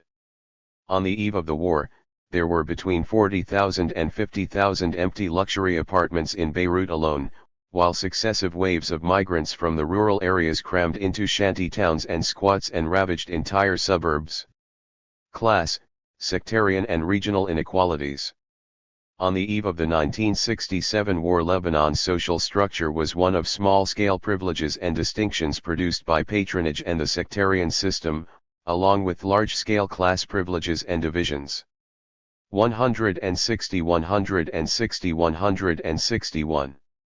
The majority of the Lebanese had no more than 12 to 15% of national income. 10 Bishop Gregoire Haddad wrote that 79% of the Lebanese received less than the minimum income, estimated by him at LL 10,480/month. 11 Meanwhile, 72% of the workers did not earn more than LL 561/month. 12 And the Opchale minimum wage increased only from LL 205 to LL 310 between 1970 and 1975. Despite the ambitious Shihab reforms, great disparities persisted between center and periphery. While the annual per capita revenue in Beirut was estimated at $803, it was $151 in South Lebanon. Beirut and the surrounding Mount Lebanon totaled 64% of private primary and complementary educational institutions, 73% of those in secondary education and the entirety of university teaching. In the early 1970s, 65% of all medical doctors lived and worked in Beirut, which accounted for 27% of the population. 5.5% were in the south for 18% of the population, and only 3% in the Bekaa, where 13% of the Lebanese lived. 13. Beirut's poverty belt. Rapid urbanization surrounded Beirut with a poverty belt stretching from Karantina in the east to Ramel al-Ali and Laylaki neighborhoods in the west, between which lay a number of villages that had been rapidly transformed into the poor and working-class suburbs of Jadaydah, Sin al-Fil, Midawar, Burj Hamyad, Nabay, Dikwana, in the east bordering Nar Beirut, and Gubayri, Ain al-Rumana, Shia, Harat Hurayk, Burj al-Barajana and Murayjeh, stretching to the airport. The belt was punctuated by the Palestinian camps of Tal al-Ziyar in the east, and Mar Ilyas, Sabra, Shatila, and Burj al-Barajana, further to the west. Some 400,000 out of a total population of Beirut that had attained 1 million lived in these neighborhoods, which mushroomed within 2 decades, swelled by rural migrants who were victims of the collapse of sharecropping and the crisis of agriculture. But this rapid urbanization was considerably accelerated by additional factors: the collapse of the economy of Jabal Amil and the southern Bekaa after the creation of the State of Israel in 1948, and those displaced by Israeli retaliation for Da'ian operations against the villages of the south. Although it primarily served the industrial locations of Mukalis in the east and Shuwaifat in the west, the poverty belt was also the location for a mass of sub-proletarians, whether members of a growing informal artisan and manufacturing sector or simply masses of unemployed. The inhabitants were mixed. While Harat Hurayk 161, 162, and Murayjeh, in the west, were still nearly exclusively Christian, the eastern suburb had become home to some 250,000 Shia in the mainly Armenian neighborhoods of Burj Hamyad, Nabay, and in Dikwana, the latter surrounding Tal al-Ziyar Palestinian camp. But the most impressive process of urbanization concerned the Shia. While most of the community was rural in the post-independence years, more than 3/4 of it had become urbanized by the 1970s. Those were not the favelas of Rio de Janeiro, but their high density per square mile, squatting, very poor sanitary and health conditions, scarce water supply and stolen electricity, made these suburbs breeding grounds for the populist parties of the left and the right. The proximity of the Palestinian camps provided one with hope for change, the other with the needed scapegoats. Sectarian distinctions. In the 1970s, business was still basically under Christian control. At the end of the 1950s, Yusuf Saidi, in his pioneer study of Lebanese entrepreneurs, found that the ratio of Christians to Muslims was 10:2 in industry, 11:2 in finance and 16:2 in services. 14 in a later study in 1973, Boutros Labeka demonstrated that these ratios had been sizably modified but remained quite uneven, 75.5% Christians to 24.5% Muslims in commercial RMS, 67.5%/32.4% in industrial RMS, and 71%/29% in the banking sector. 15 Conversely, among the industrial working class, 75% of the workers were Muslims, Shia in particular, against 25% Christians, though the percentage of Christian wage earners would markedly increase when it came to the services sector. Kinship relations and regionalism played an important role in employment and in maintaining a balance of power inside RMS that was favorable to employers. The middle classes, unity and differences. The ination of the middle classes was a salient characteristic of Lebanon's social structure in the pre-war period, owing primarily to emigration, the development of education, the unaided bureaucracy and the sizable increase in the members of the liberal professions. By 1973, the middle classes accounted for 67% of the population, according to some estimates. 16 among the large lower middle and middle classes, small privileges based on sect and region immediately translated into socio-economic 163. Advantages. Two major domains of sectarian differentiation were the privileges in the bureaucracy and the education system. As already noted, the Lebanese laissez-faire system did not prevent the existence of an unaided administration of some 100,000 functionaries. In fact, the development of literacy and the relative equalization in access to education between the sex combined to exacerbate competition among graduates for a restricted number of posts in the state administration and to an increasing questioning of the validity of the sectarian quotas on both sides of the sectarian divide. Consequently, the education question took on an exaggerated dimension and led directly to political contests. Its function in the enlarged reproduction of the class structure operated by transforming the traditional petty bourgeoisie of farmers, tradesmen, artisans, village teachers, and the like into a modern petty bourgeoisie of functionaries in the public sector, employees in the private sector, teachers in public education and the liberal professions. But the chaotic rush toward education widened the gap between the economic system and an education system that prepared students for everything and for nothing and exported a big portion of its graduates to the foreign markets. 17 Under the impact of the general crisis, the pressures on class and sectarian selection and elimination increased in different ways. Discrimination in opportunities of access to higher education. Only 8% of primary school students reached the end of secondary schooling and 6.1% of those sat for the baccalaureate exams and made it to university. The elimination grade in intermediate and secondary exams favored the sons of the rich and Christian families and students of private schools in general who received a relatively good French education or spoke French at home. Regional selection manifested itself by the concentration of educational institutions in the dominantly Christian regional sectarian zones. The flagrant gaps between public and private schooling. These inequalities were reacted in unequal access to higher posts in the state and the private sector and in differences in salaries. A bank employee who graduated from the American University of Beirut would start with a monthly salary of LL 2000, a graduate of 163. 164. The Jesuit Universite Saint Joseph with LL 1500, and a graduate of the Lebanese University would only get LL 600.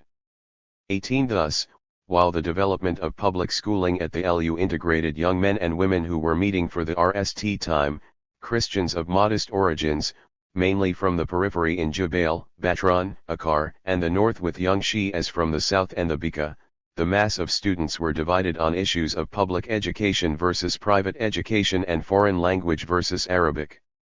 The long struggle for the establishment of the LU, its development, and the recognition of its diplomas is a strong example of this.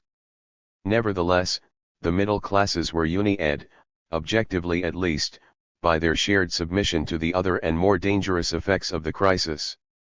Whereas the correspondent of Le Monde in Beirut spoke of the slow death of the petite bourgeoisie, economist Marwan Iskandar expressed the frustrations of the middle classes and their desire for change. The middle classes, hard bitten by the high cost of living, are more and more ready to exchange a false liberty, that they supposedly possess, for any system on condition that that system hits at monopoly and demolishes its ramparts. As far as the middle Lebanese were concerned, any system, inasmuch as it contains a part of what its name denotes, is better than the prevailing system of arbitrary privileges and complete blindness. 19. Social movements. On the eve of the 1967 war, all segments of the Lebanese population were in motion to contest the established order, resist the crisis and confront the policies of the commercial/financial oligarchy, expressing, in one way or another, a deep desire for political, economic, and social change. From the convents of the north to the plantations of the south, the agrarian crisis set in motion struggles that combine the desire for land with resistance to the introduction of monetary relations into agriculture. In 1970, tenant farmers of the Maronite convents of Tenuran and Mayflouk organized strikes and demonstrations for a better share of the crops and for the distribution of church lands between them. In Mayflouk, the gendarmes intervened against the peasants. 1 year later, a 165 violent conflict over land ownership broke out between the peasants of Hanin and Kamal al-Azad, Speaker of the Chamber of Deputies. 23 villagers were accused of violence and arrested. Kantara, property of the Uzairan family, experienced a similar dispute in the same year. But the most important agrarian movement was the revolt of the peasants of the Akkar Plain, starting in 1968 against a background of difficult conditions for sharecropping and a rush of capitalist entrepreneurs. To enhance their new lifestyle in the cities, Akkar's absentee landowners imposed a semi-feudal exploitation and exact ions on their sharecroppers, when they did not sell or rent their lands to capitalist entrepreneurs. These reduced the sharecroppers to the status of salaried workers or expelled them from their land and cottages altogether. Caught in the cross, sharecroppers and peasants resorted to an armed rebellion, assisted by the Saika, the Palestinian faction of the Syrian Ba'ath recently created by the government of Salah Jadid. After the fall of Jadid in 1970, the parties of the Lebanese left took over the leadership of the movement. In the south, the Raji had become a private reserve of the traditional Zaims, who pacted with their clients and controlled cultivation licenses, which they distributed to their friends or rented to farmers. A private franchise holding company since 1935, whose franchise was extended until 1973, the Raji also held the exclusive right to export Lebanese-produced tobacco, import cigarettes, and produce local cigarettes. 2,000 employees worked in its administration and in the sorting and packaging centers. The problems of tobacco cultivation had been dragging on for a decade, articulated around the following planters' demands. Ending speculation in cultivation licenses by withdrawing them from those who were not engaged in agriculture, limiting the area cultivated to 25 dunams per person, increasing the purchase price of tobacco leaves, nationalising the Raji, a major demand of the tobacco planters, but which ran counter to a project by the Phalange minister Joseph Shader to lease it to Philip Morris, the big American cigarette conglomerate. 165 165 166. After many years spent awaiting results, on January 22, 1973 a procession of thousands of tobacco planters occupied the offices of the Raji in Nabataya, demanding a 20% increase in the purchase price of their products. The following day, the army shot at the demonstrators and killed 2 peasants. A few days later, 20,000 people demonstrated in the streets of Beirut in solidarity with the tobacco planters. Moreover, the agrarian movement was organizing itself at a rapid rate. In April 1973, the Uni-Ed Syndicate of Tobacco Farmers was born. A month earlier, the RST Congress of the National Union of Agricultural Workers was convened, representing 163 villages from all parts of the country. In May of the same year, the RST Congress of the Peasants and Farmers of the Bika launched a campaign against the rise in the price of fertilizers and insecticides, demanded a new tenancy code, attacked the middlemen's network, which contributed to raising the price of agricultural products, and demanded the admission of peasants and farmers to the National Social Security Fund. Militant working class unity. The struggles for NSSF coverage united workers and employees around a common program, led by a Uni-Ed trade union federation, the General Workers' Union of Lebanon, inside which the unions of the left-wing federation, the National Union of Workers' Trade Unions, and the reformist trade unionists was on the rise. Large segments of the lower income groups in the cities and countryside were mobilized around a program that integrated the demands of agricultural workers and mobilized all those who suffered the rise in the cost of living. 20. The threat of a general strike planned for February 1970 forced the authorities to activate medical coverage by the NSSF that was supposed to guarantee some 250,000 employees. But a counter-offensive by employers succeeded in imposing equal representation in the Administrative Council of the NSSF, which meant practically controlling it. Further, under pressure from business circles, the government agreed to deposit NSSF funds in private banks at an interest rate of 3 to 4%, much lower than the normal rate of 8 to 10%. More serious was the extensive campaign of layoffs waged by employers against their old employees in order to reduce the number of employees for which they would have to pay Social 166 166. 167. Security fees. These layoffs raised the question of job security at work and the right to engage in trade union activity and organization, which required amending Article 50 of the Labor Code. A new threat of general strike by the GWUL planned for May 25, 1971 demanded the immediate halt of arbitrary layoffs, a salary increase of 11% or a 25% or reduction of rents, the importation by the state of medicine and essential foodstuffs, and legislation for agricultural workers within 6 months. The strike was deferred after a wage increase of 5% or was decreed. When the GWUL nally acted on its strike threat on August 28, 1973, it called also for limiting commercial protests and encouraging cooperatives. This was the RST time that the trade union movement had touched upon the covert and sacrosanct power and privileges of the commercial/financial oligarchy. The government's answer had become traditional. It decreed a new wage increase of 5% and raised the minimum wage to LL 225 and family allowances to LL 70. A compromise on Article 50 of the Labor Code imposed restrictions on the laying off of trade unionists. None of the other demands were met. On another level, an uninterrupted series of strikes and shop hour movements had rocked the industrial world since 1968. The rapid industrialization and the exploitation of young manual workers of rural origin who were being rapidly and aggressively proletarized sharpened their class consciousness and combativeness. Their demands covered all aspects of working class life: implementation of labor legislation concerning working hours, the minimum wage, equal pay for men and women, family allowances, maternity and sickness leave, the right to trade union organization and the recognition of shop hour committees, opposition to arbitrary layoffs, integration of agricultural workers in the NSSF, including its medical BNTS branch, improvements in working conditions, workplace safety, indemnities for work accidents and outlawing of sexual harassment of female workers. The rank and LE workers' struggles culminated in a strike at the Gondour Biscuits and Chocolate Factory. Its 1,200 workers in Shia were the biggest non-unionist element of Lebanese industry.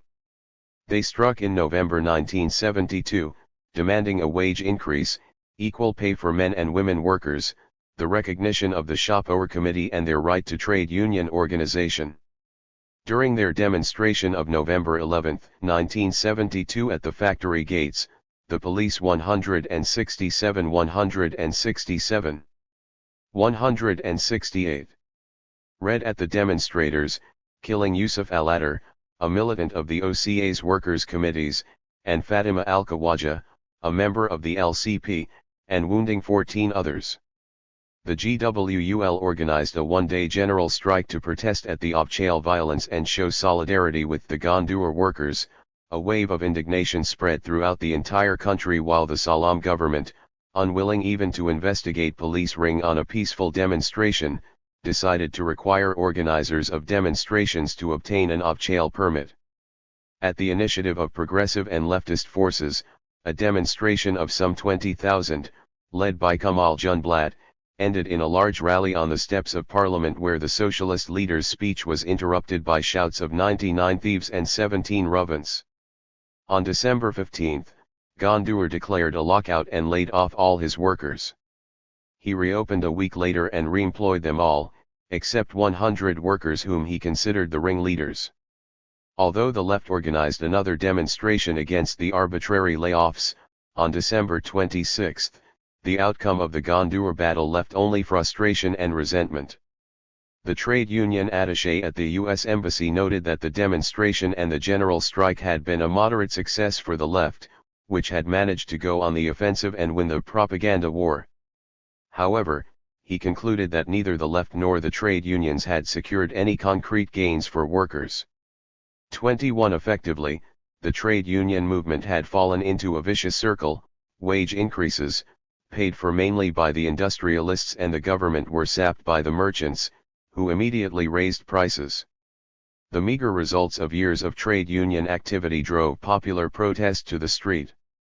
When, on February 5, 1973, the GWUL announced another postponement of its general strike, a movement of wildcat strikes and violent demonstrations swept the country, in Beirut, Sidon, Tyre, Bent Jbeil, the south, the Bekaa, and Tripoli. More important were the demonstrations in the Christian localities of Junayyah, Jbeil, and Hamana, not to speak of the mixed regions of the Shav, Alai, Shuwaifat, and Jiyet. On the following day a wildcat strike, organized by the workers' committees of the Organization of Communist Action, closed the factories of the industrial zone of Mukalis Tal al-Ziatar, and a workers' demonstration blocked the Beirut, Beit Miri road for 2 days. This wild strike cannot be reduced to its mere demands. 168 168 169. Commented René Aguiauri, editor of the French-language daily Al Safa, as it calls into question the political leaders in Lebanese society and, more importantly, its trade union leaders. 22. Students against the Merchant Society. A revolt against our Merchant Society. In these words Edward Saab, the astute correspondent of El Monde in Beirut, described the student movement 23 much more than a protest movement. It was a radical questioning of Lebanese and Arab societies from a moral and cultural point of view, greatly influenced by the defeat of June 1967, the emergence of the Palestinian resistance, and the impact of May 1968 in France. The movement started with a long strike by secondary students in March 1967, demanding lower fees, getting rid of the elimination grade in exams for foreign languages and the unication of school textbooks. In Tyre, the gendarmes read on a demonstration, killing a student, Edward Ghanima. June 1967 and the following months were marked by intense student activity concerning the Arab-Israeli war, which ultimately led to the Abchail closure of the schools and universities and the occupation of AUB campus by police and the expulsion of striking students. AFTY day strike by both the students and teachers of the Lebanese University began in April 1968. The latter were demanding a wage increase and tenure, the former sought the building of a Uni-Ed university campus, an increase in scholarships and the provision of university restaurants.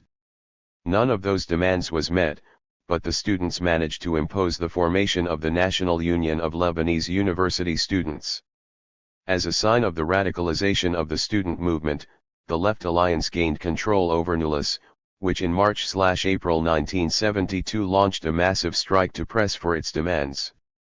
Private universities, AUB, USJ, and the Beirut Arab University, joined the strike in solidarity. The LU strike was renewed the following year and was interrupted by police intervention and the laying off of a number of teachers. 3 times during that year, 1969, teachers and students from the private and public sectors went on strike to demand wage increases and mutual aid funds, to no avail. In the cities and the countryside, technical schools saw considerable mobilization in support of improving teaching conditions and a better diversification of specializations and job opportunities. There 169 169 170. Movement culminated in a general strike at the beginning of 1974, although practically no substantial results were achieved. In the private university sector, AUB students, mainly belonging to the middle and upper classes, went on strike in 1971, to protest at fee increases.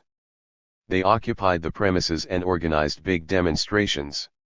The police and the Phalange militia intervened and students were expelled. In 1972, Lebanon witnessed a major nationwide strike movement by the 16,000 public education school teachers demanding a wage increase, the right of trade union organization and retirement after 25 years of service. The strike, which lasted for 2 months, was broken after the ministry suspended the payment of salaries. When the strike was renewed from January to July 1973, 324 teachers were laid off, condemned as agitators by Prime Minister Saib Salam. Protest and solidarity movements with the teachers covered the entire country, while their sit-ins and hunger strikes became a rallying point for all social movements. Even the Maronite Church intervened to demand that the expelled teachers be reinstated, also to no avail. Student demonstrations, at times 25,000 strong, became an everyday scene in Beirut and major Lebanese cities. Police repression only produced new demonstrations, so much so that President Frangilla contemplated closing the LU for that academic year, fearing that university agitation might unleash a revolutionary situation. 24 The last student demonstration occurred a few days before the beginning of the GDing. Political sclerosis. A flagrant contradiction dominated political life in the 1970s between the gravity of the socio-economic crisis and the return of the traditional notables to power. The centrist ruling troika, Frangilla/al-Assad/Salam, had given priority to its GHT against the intervention of the army in political and civil life, and Frangilla inaugurated his mandate with a purge of the Shihabist intelligence officers. The death, in a helicopter accident, of the Shihabist Jean Nujaim, the commander-in-chief of the army, was the occasion for his replacement by Iskandar Ghanem, a friend of the president. On the other hand, the patronage of the Shihabist security agencies was quickly replaced by the northern clients of the president's son. 170 171. Tony, the eternal minister of communications who was accused of having made a fortune from telecommunication contracts. 8. Associated representative system. The structure of parliament and the electoral system were particularly indicative of the flagrant contradiction between the political system and the country's new socio-economic realities. The chamber was dominated by true political dynasties. Out of a total 425 deputies elected since 1920, 245 belonged to families of parliamentarians. 25. On the other hand, the influence of funders was increasing. Parliament, that arrogant alliance between money and the feudal system, according to Georges Nakache, was being increasingly dominated by moneyed interests, and the landed notables themselves were rapidly transformed into capitalist businessmen, shareholders in joint stock companies and holders of import quotas distributed by the state. The rapid monetarization of political mediation became a way to bridge the widening gap between those notables, increasingly incapable of providing effective services to their clients, and their public. In fact, massive migration toward the cities rendered the rural basis of the electoral system obsolete. A great part of the Lebanese were obliged to vote in villages where their parents had been born, in which they had no longer any interests or links, save perhaps memories of clan or family allegiances and disputes. Meanwhile, they were deprived of the right to vote in cities where they had been living for decades, where they worked, paid their taxes and fees, became individualist and grouped into socio-professional and class forms of representation, in short, where they had interests to be defended and represented. For example, no more than 20% of the inhabitants of the suburbs of Beirut voted in their localities. On election day, they would make the trek to their respective villages, where the effects of socio-economic integration were being erased and family, clan, and sectarian allegiances reproduced.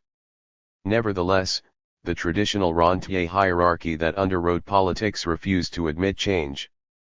On the eve of the 1972 elections, during one of his many polemics with Junblatt, Prime Minister Saib Salam gave a perfect illustration of this logic.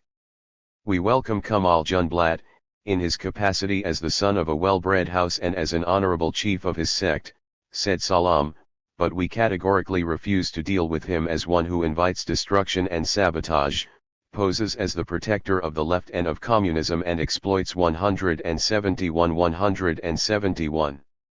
172. Popular problems. If anything, the 1972 elections revealed the degree of impermeability to change that characterized the Lebanese political system and the many blockages that it imposed on the participation of new forces in society, especially as represented by cross-sectarian political parties. A few independent candidates who ran on traditional lists managed to get elected. For the rest, the title of El Imon's article says it all: a team that hardly represents public opinion. 26. Aborted revolution from above. Saib Salam, who formed the RST cabinet under Frangilla, named it a youth government and committed himself and his team to carry out a revolution from above to undercut the possibility of one from below. but his ministers, technocrats, and professionals had to face the covert power of the commercial/financial oligarchy. They ended up resigning, one after the other. Ilyas Saba, economic advisor to the president and minister of the economy, issued Ministerial Decree No. 1943, which contained a set of skill reforms and protective measures for national industry, but had to back down after the Merchants Association threatened to strike. Emil Bitter, Minister of Public Health and member of a new reformist political formation, the Democratic Party, proposed government control over the price of medicine and seeing the NSSF import a number of pharmaceuticals. That last suggestion meant discovering the cost price of medicine and, consequently, the pro-TS of the importers. Vital medicines such as insulin disappeared from the market as the syndicates of drugstore owners and pharmacists threatened to strike, also backed by the Merchants Association. Eventually, Frangieh, who had friends and funders among the agents of big pharmaceutical companies, withdrew support from his minister and Bitter resigned. Architect Henry Iddy, Minister of Public Works, resigned in solidarity. Two other ministers were prompted to resign on the education question. Ghassan Touwaini, the editor of Al-Nahar and Minister of Education, and his successor Michel Iddy could not enlist the president's support for their projects of educational reforms.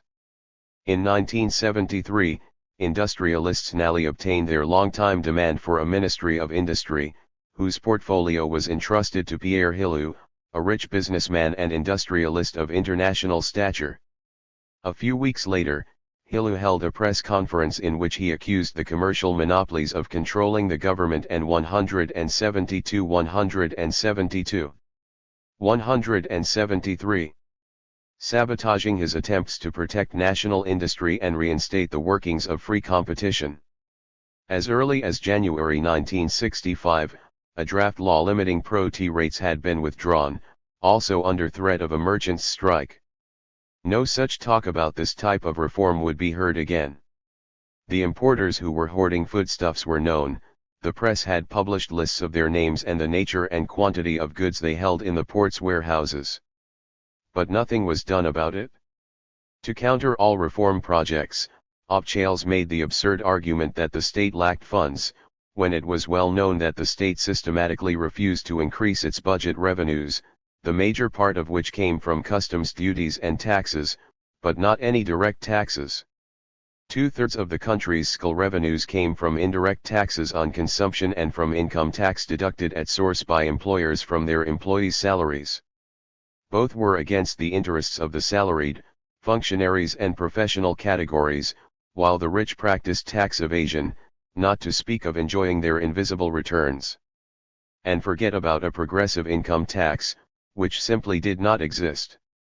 Bank pro-TS were taxed according to an inclusive rate of 15 to 22%.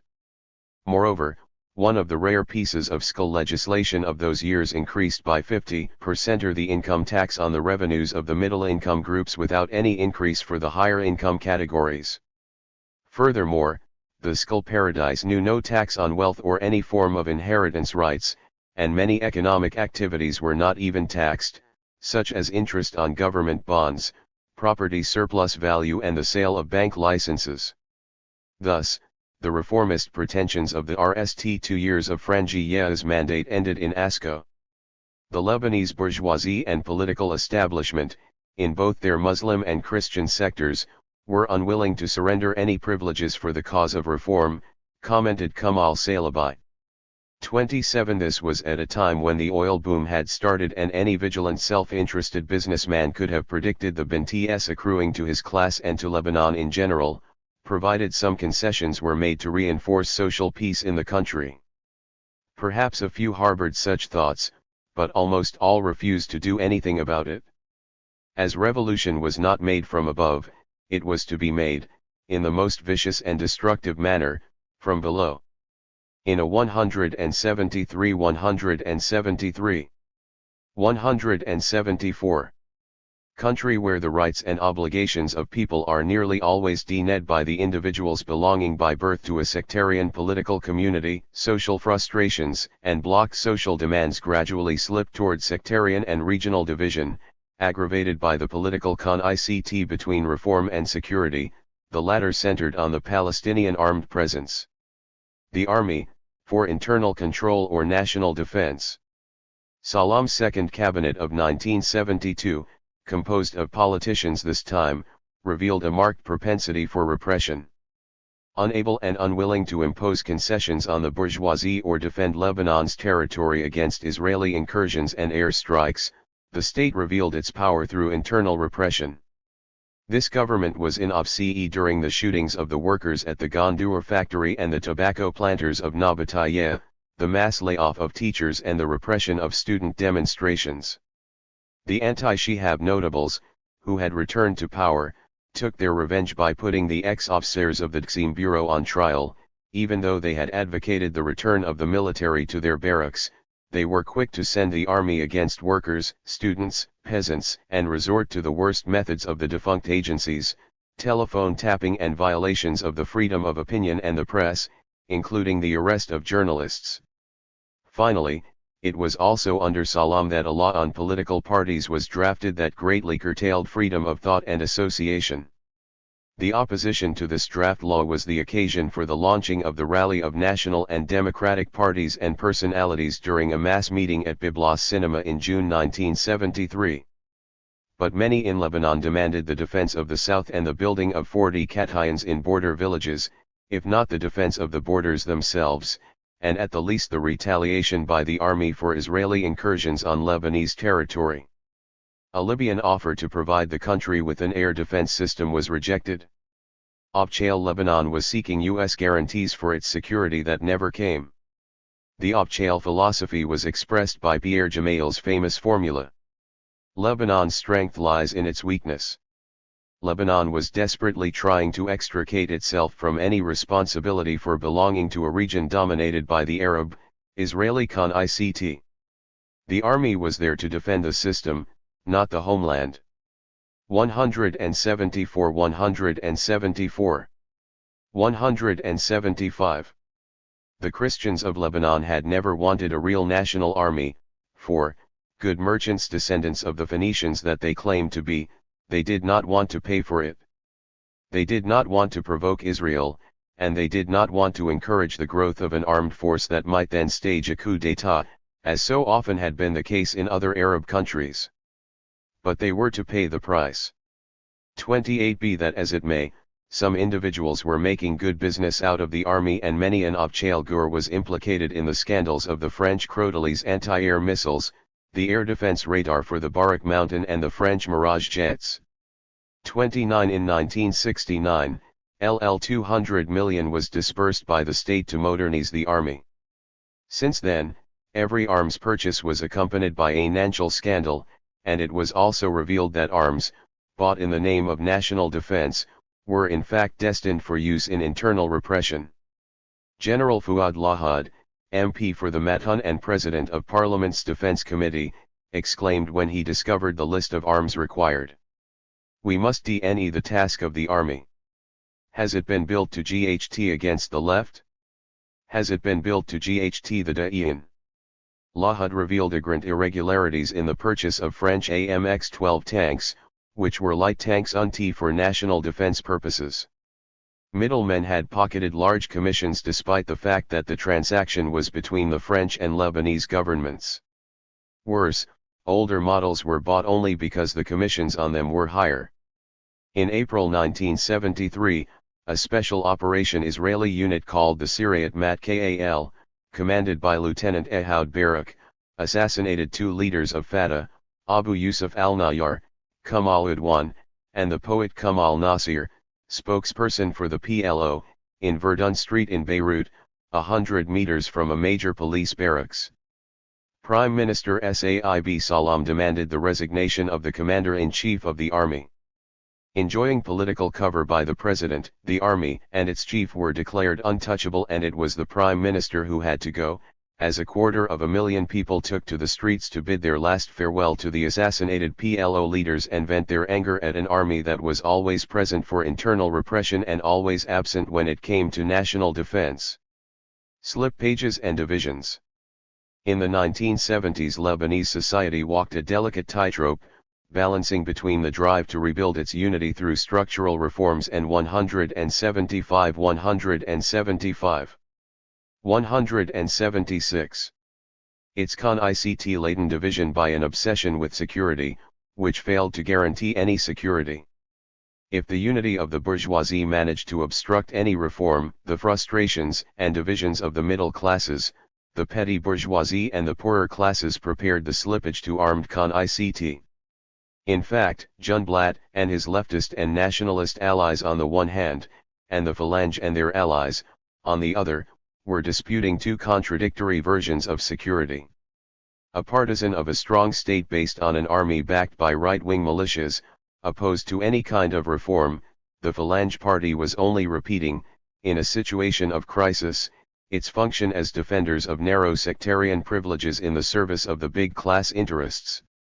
Junblatt, now recognized in the Arab world as the leading Muslim gur in Lebanon, emboldened by Syrian and Egyptian support and fully conscious that the presence of the Palestinian commandos had broken the Maronite monopoly of violence, proposed a bargain: moderate socio-economic reforms and more equitable participation by Muslims in managing the state, in return for an amicable limitation of PLO military activities by rigorously applying the Cairo Accords.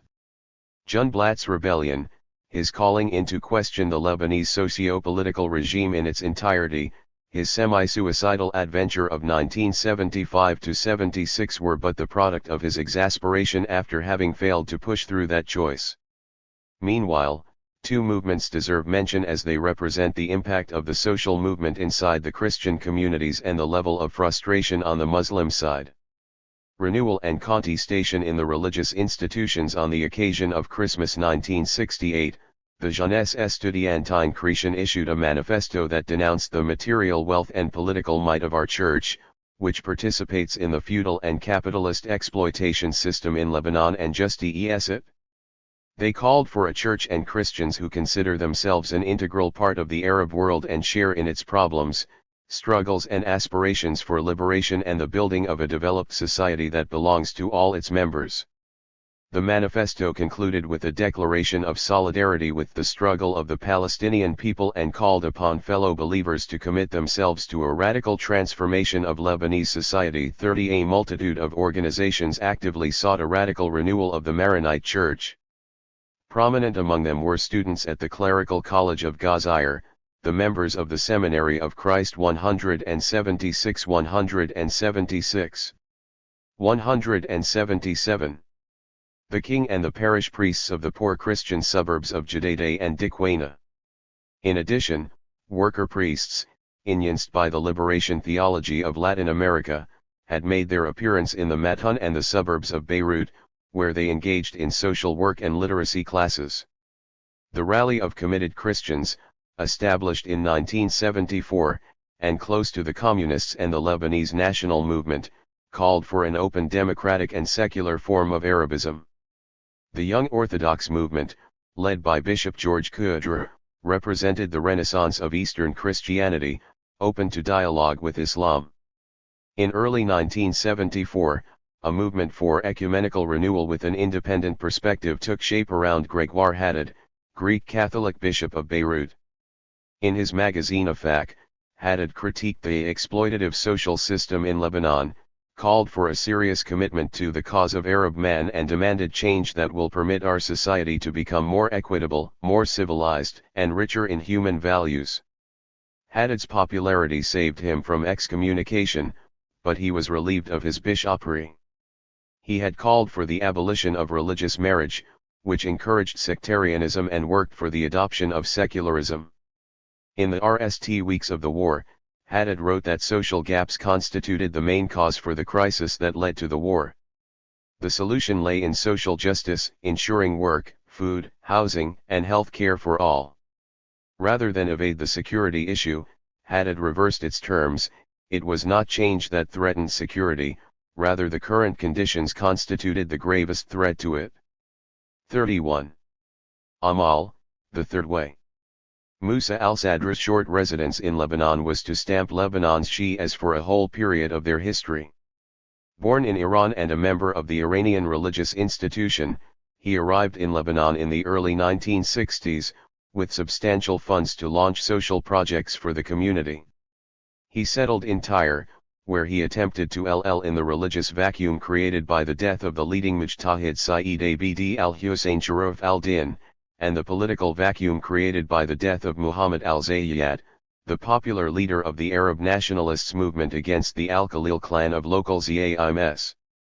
Sadr, who advocated an enlightened and open religious discourse, tried to build a third force between the traditional leadership of the Azads and the parties of the left, especially the LCP, the OCA, and the BATH, which were highly influential among the southern public, especially the youth.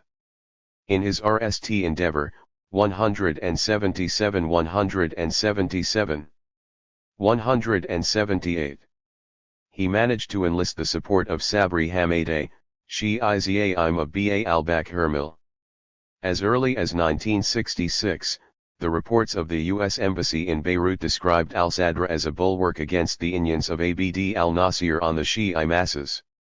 32 In 1974, Sadr confessed to U.S. Ambassador Godley that his main concern was to counter communist Indians among Shi'i youth. 33 Snubbed by the Shi'i clergy, traditionally hostile to the central government and the traditional Zaims and loyal to the religious authority in Najaf, Sadr attracted the attention of Charles Hilou, the Shihabist services and Michel Asmar's Sénégal Libanais, a think tank of Lebanese nationalism, Maronite style. All were in search of a new Muslim ally against the Sunni leadership and the Sunni street, considered too committed to Abd al-Nasir and the Palestinian Da'in. Upon Sadr's initiative, the Shia completed their transformation into a structured and Abchal sect. Law No. 72/76 of December 19, 1967 recognized the right of the representatives of the Shi'i community to act and express themselves in conformity with the fatwas emanating from the supreme authority of the community in the world and granted the higher Islamic Shi'i Council the prerogative of defending the rights of the community and improving its social and economic conditions. The reference to a religious authority outside Lebanon was not new regarding the rights of Lebanese sects, but granting the HISC the role of defending the political, economic, and social rights constituted a precedent.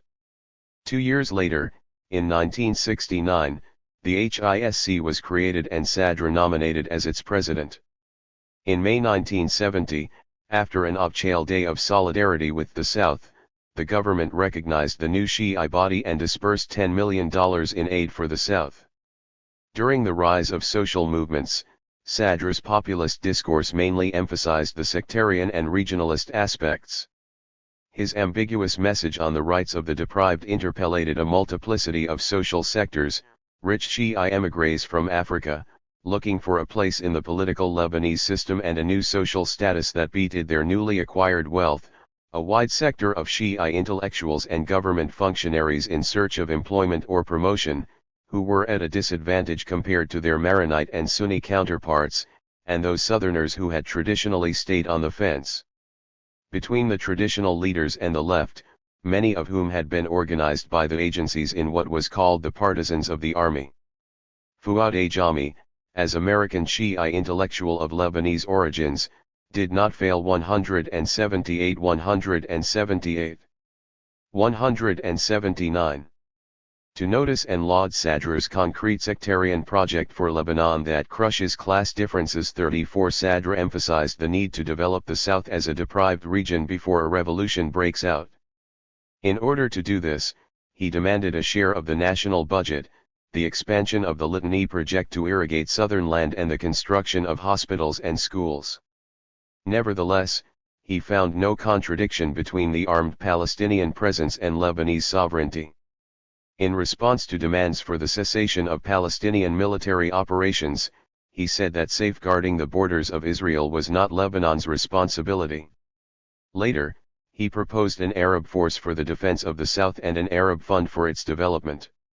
Yasser Arafat's Fatah movement, looking for allies outside the Khan-ness of the left, played an important role in the creation of the movement of the deprived and its development. A large part of Sadr's struggle on the eve of the war was devoted to imposing himself as principal spokesman for the South and the Shi'i community and confirming his presidency of the HISC. Contested by Kamal al-Azad, who in July 1972 founded his Democratic Socialist Party, also to counter communist and Ba'athist unions in South Lebanon. Sadr managed to rally a number of Shi'i deputies, including Hussein al-Husseini, future president of Amal and Speaker of Parliament. Sadr insisted on the formation of a ministerial committee to discuss Shi'i demands, and in a meeting with Frangieh, 13 of the 19 Shi'i deputies threatened to resign if their community's full rights were not recognized. During this period, Sadr distinguished himself by his populist meetings and tours of the south following Israeli bombing raids. In March 1973, during a mass meeting of some 50,000 persons in Ba al-Bak, he unveiled his famous motto, "Arms are the ornaments of men." Sidon and Tripoli, cities with a Sunni majority, welcomed him enthusiastically, and 190 personalities from all sects signed a petition in support of his movement of the deprived that went beyond the Shi'i community. In 1974, Sadr threatened civil disobedience if his demands were not met.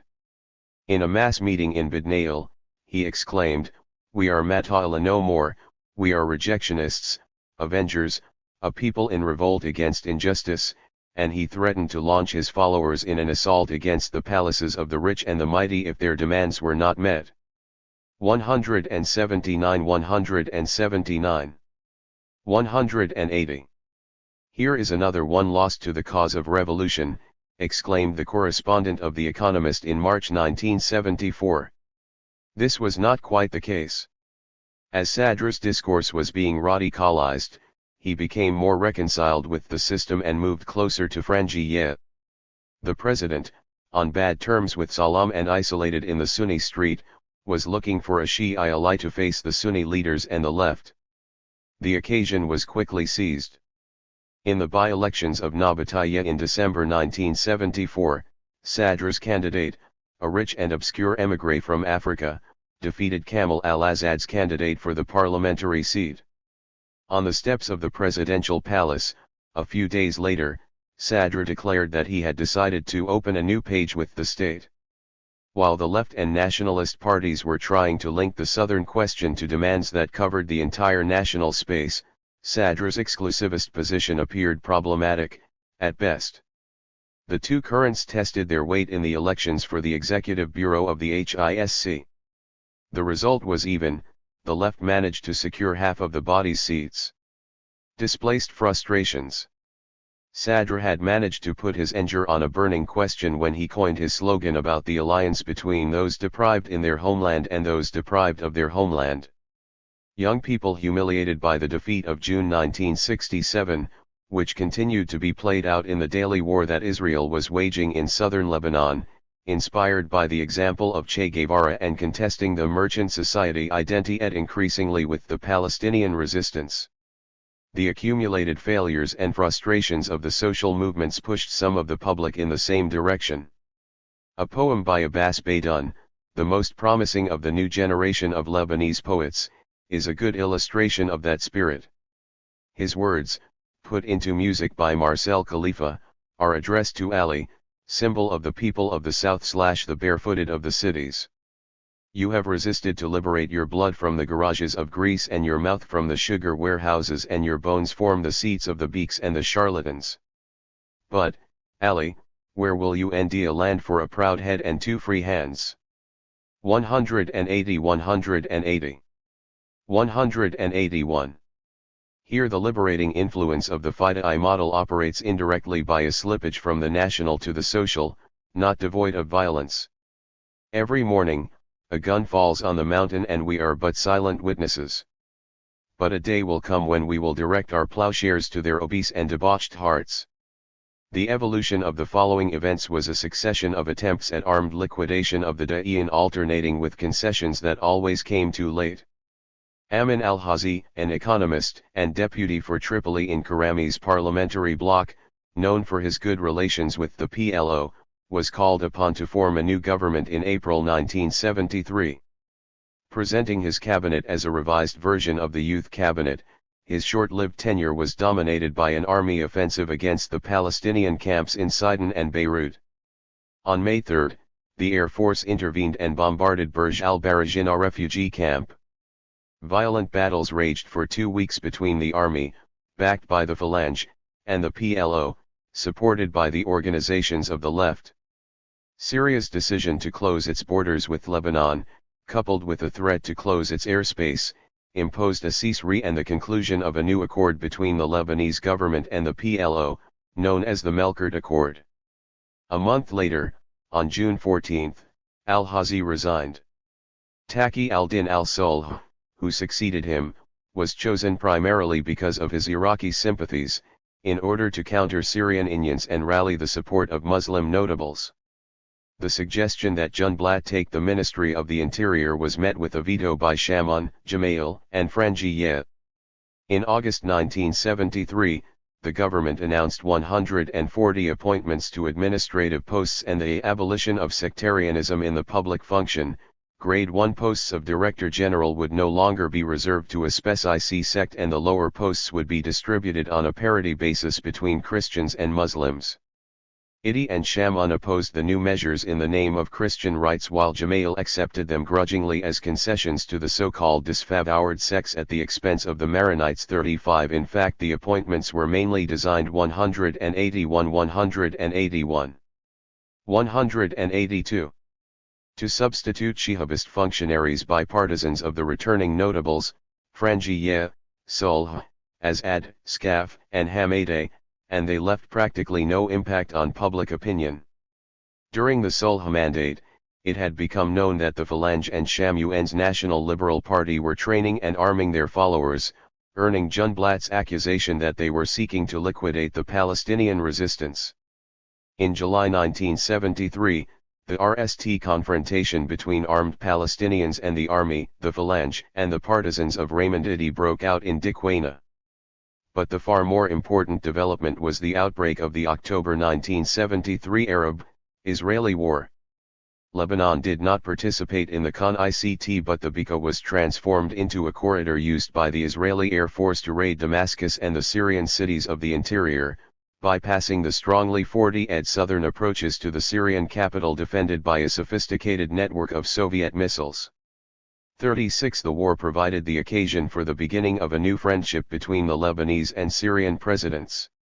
On January 7, 1974, the Frangieh, al-Assad summit was a major event. A Syrian president was visiting Lebanon for the RST time in 18 years. On the agenda were shared water resources, the problem of Syrian workers in Lebanon, transport, transit, and commercial exchange. The visit was crowned by the signature of a joint defense treaty granting Syria early warning facilities on Lebanese territory against air strikes, in return for which Damascus committed itself to defend Lebanon against Israeli aggression upon the request of the Lebanese government. In September 1974, following confrontations in Tarzish between armed Phalange members and the PSP of Junblat, who reacted by suspending the participation of his two ministers in government, Taqi al-Din al-Sulh submitted his resignation, accusing Frangieh of covering up a shipment of arms that had arrived at Junayyeh for the Christian militias and was unloaded with the complicity of the army. When Rashid al-Sulh succeeded his cousin Taqi al-Din, his government was supposed to please or, at least appease Junblat. But the division concerning Palestinian presence and the question of the defense of the South was widening. The year 1975 started with a general strike in the South and demonstrations in Beirut, precisely on that matter. A few weeks later, Gemayel declared that the Lebanese were divided on the Palestinian presence and the military activities. 182 183 of the PLO, evoked the existence of two governments and two armies and called upon the president to organize a referendum on the presence of the Da'iyan on Lebanese territory. On February 26, 1975, a demonstration by Sherman in Sidon protesting against Protein, a shipping company in which Kamal Shaman was a major shareholder, was read upon by the army, leaving a number of dead and wounded. Among the casualties was Nasserite deputy Maruf Sad, who was at the head of the demonstration, and died a few days later in hospital. The army was still untouchable, however, and Frangieh blocked an investigation into the shooting. Violent confrontations broke out between the army and the PLO Da'iyan and Nasserite and leftist organizations at the beginning of March in Sidon. In response, the Phalange organized a counter-demonstration of solidarity with the army in East Beirut.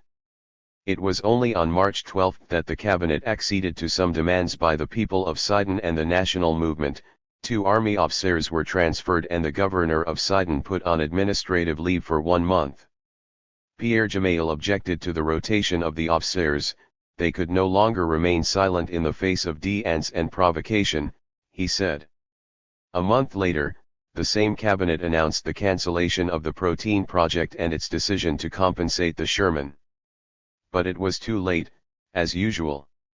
On the following day, April 13, 1975, a car red shots at a congregation of Phalange partisans in front of a church in Ain al-Rumana, wounding a number of people, to which Falangist militiamen reacted a few hours later by machine gunning a bus heading for the Tal al-Ziyaitar refugee camp, killing 21 Palestinians.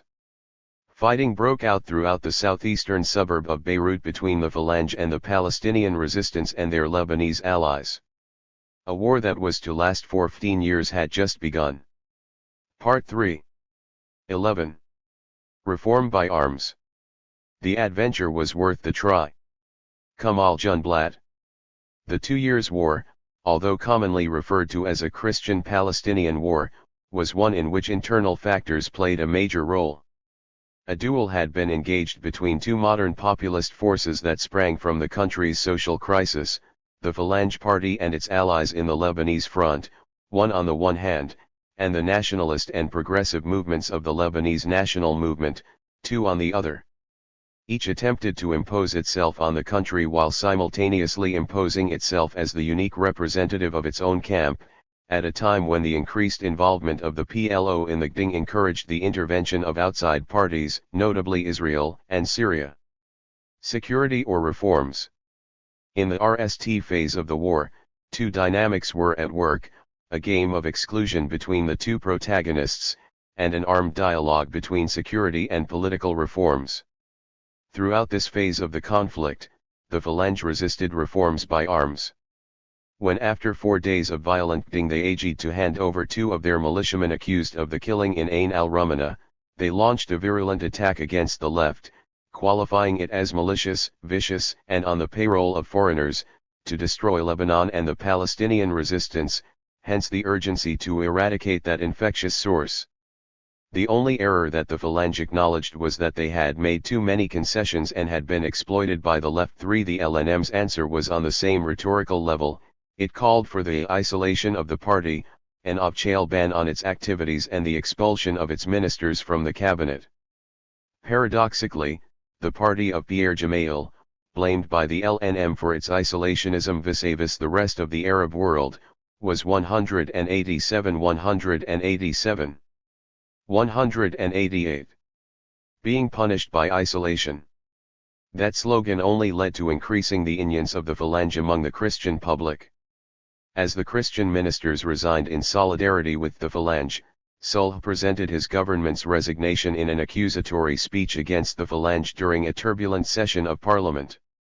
Frangie's reaction expressed his inability to manage a crisis on which he had lost all ignorance. On May 23, he named a military cabinet headed by a retired army officer, Brigadier General Nur al-Din al-Rifai, charged with establishing law and order. This stillborn military government resigned 3 days later under pressure from a general strike called by the LNM and backed by the Muslim political community along with Raymond Idi and a number of Christian Gurs.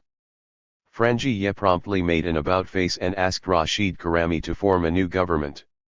Karami's government, composed of 6 ministers excluding both the Phalange and Junblat, but providing a triumphant return of Kamal Shaman to the political scene, negotiated a ceasefire with the help of Syrian mediators, Deputy Prime Minister and Foreign Minister Abd al-Halim Khatam, Hikmat Shihabi, Army Chief of Staff and Naji Jamil, Head of Military Intelligence, intervening for the RST time in the Lebanese crisis. The dialogue by continued unabated. One party used the GDIN to charge the army with the enforcement of law and order while the other used armed pressure to impose reforms. In August 1975, the LNM issued its transitional program for the democratic reform of the Lebanese system. Its highlights were the abolition of the system of political and administrative sectarian quotas, a voluntary civil code for personal status, a new electoral law based on proportional representation in which Lebanon would become a single electoral district, extensive administrative decentralization and the convocation of a constituent assembly on a non-sectarian basis. Gemayel's response was to warn that reform meant playing with Re, and al-Amal insisted that the political domination of the Maronites was the only guarantee for a minority condemned to oppression by a majority that was oppressive by its very nature as a majority, involuntarily and even unconsciously. For a few days later, on August 22, Pierre Gemayel, observing the positive reactions to the LNM reform program, called for the secularization of the state, reduced to a uni-ed personal status system and the distribution of administrative posts on the basis of competence. But he conceded that secularization would be a transition toward abolishing political sectarianism in parliamentary representation and administrative posts. Strangely enough, Gemayel concluded that the Constitution and the National Pact of 1943 were untouchable and could only be modi-ed if the unanimous approval of the Lebanese was secured. Gemayel, who had called for a referendum to gauge the opinion of Lebanese about the armed Palestinian presence, rejected the recourse to a referendum on the abolition of political sectarianism. No reforms, no army, was the LNM's response. In September, Karami tasked the army with ensuring internal security after having changed its controversial commander-in-chief. But the veto imposed by the LNM and the PLO against any engagement of the army in keeping order without prior acceptance of the reforms provoked two new rounds of Ding in Zali and Zgarda, later known as the Fourth and FTH rounds of hostilities. Much of the military tension 189 between Zgarda and Tripoli was attributed to the Liberation Army of Zgarda, commanded by President Frangi Yassuntoni. When the army intervened to create a buffer zone between the two northern cities, it was accused of complicity with Zgarda. A call for a general strike by the LNM against the intervention of the army in the north provoked a new round of Ding in Beirut, in which the Phalange took the initiative to bombard downtown Beirut while their spokesperson declared that the Ding would not stop until the Lebanese army was deployed. Secularism and the abolition of sectarianism. A new CISRI was declared and reinforced by the formation of a 20-member Committee for National Dialogue, presided over jointly by Shamoun and Karami to discuss reforms. 5. The exchanges between the protagonists continued during September and October. Though the Ding did not stop, the dialogue nevertheless sent a message of hope to the embattled country. A PLO delegation submitted to the CND a memorandum in which it reiterated its commitment to respect Lebanese sovereignty and reject any substitute homeland for the Palestinians. Musa al-Sadr exhorted the committee, in the name of the country's religious dignitaries, to return to coexistence among the country's spiritual families, while a joint delegation of the employers' associations and the workers' trade unions led by Adnan Kasser and Ilyas al-Habr threatened to occupy the CND's headquarters until a program of reforms was agreed upon. Inside the CND's subcommittee on political reforms, discussion touched on the vital questions of public life, perhaps for the first time in the country's history. The LNM reform program dominated the discussions. Pierre Gemayel, who noted that the place for such discussions should be the Chamber of Deputies in circumstances other than those of armed con-ICT, threatened to leave the committee if it adopted any amendment to the constitution and opposed any modification of the 6/5 Christian/Muslim ratio for sectarian political and administrative representation. When Raymond Idi called for secularism, reduced to the adoption of a civil code for personal status, as a transitional step toward abolishing political sectarianism, he provoked the expected reaction from the Muslim notables. Abd Allah al-Ya opposed civil marriage as a violation of a principal article of the Muslim faith. Edmund Rabath, attempting to clarify the matter, started by deeming the ongoing civil war as sectarian in form, and social in content and demands, and held the system of free enterprise responsible for the social inequalities, covered by sectarian packaging and consequently the prevailing violence. Rabat went on to distinguish between the abolition of political sectarianism and secularism. Sectarian pluralism, the independence of the sects and the political and administrative representation according to numerical percentages of each sect among the population, he noted, were contrary to the fundamental democratic principle of legal and political equality among citizens.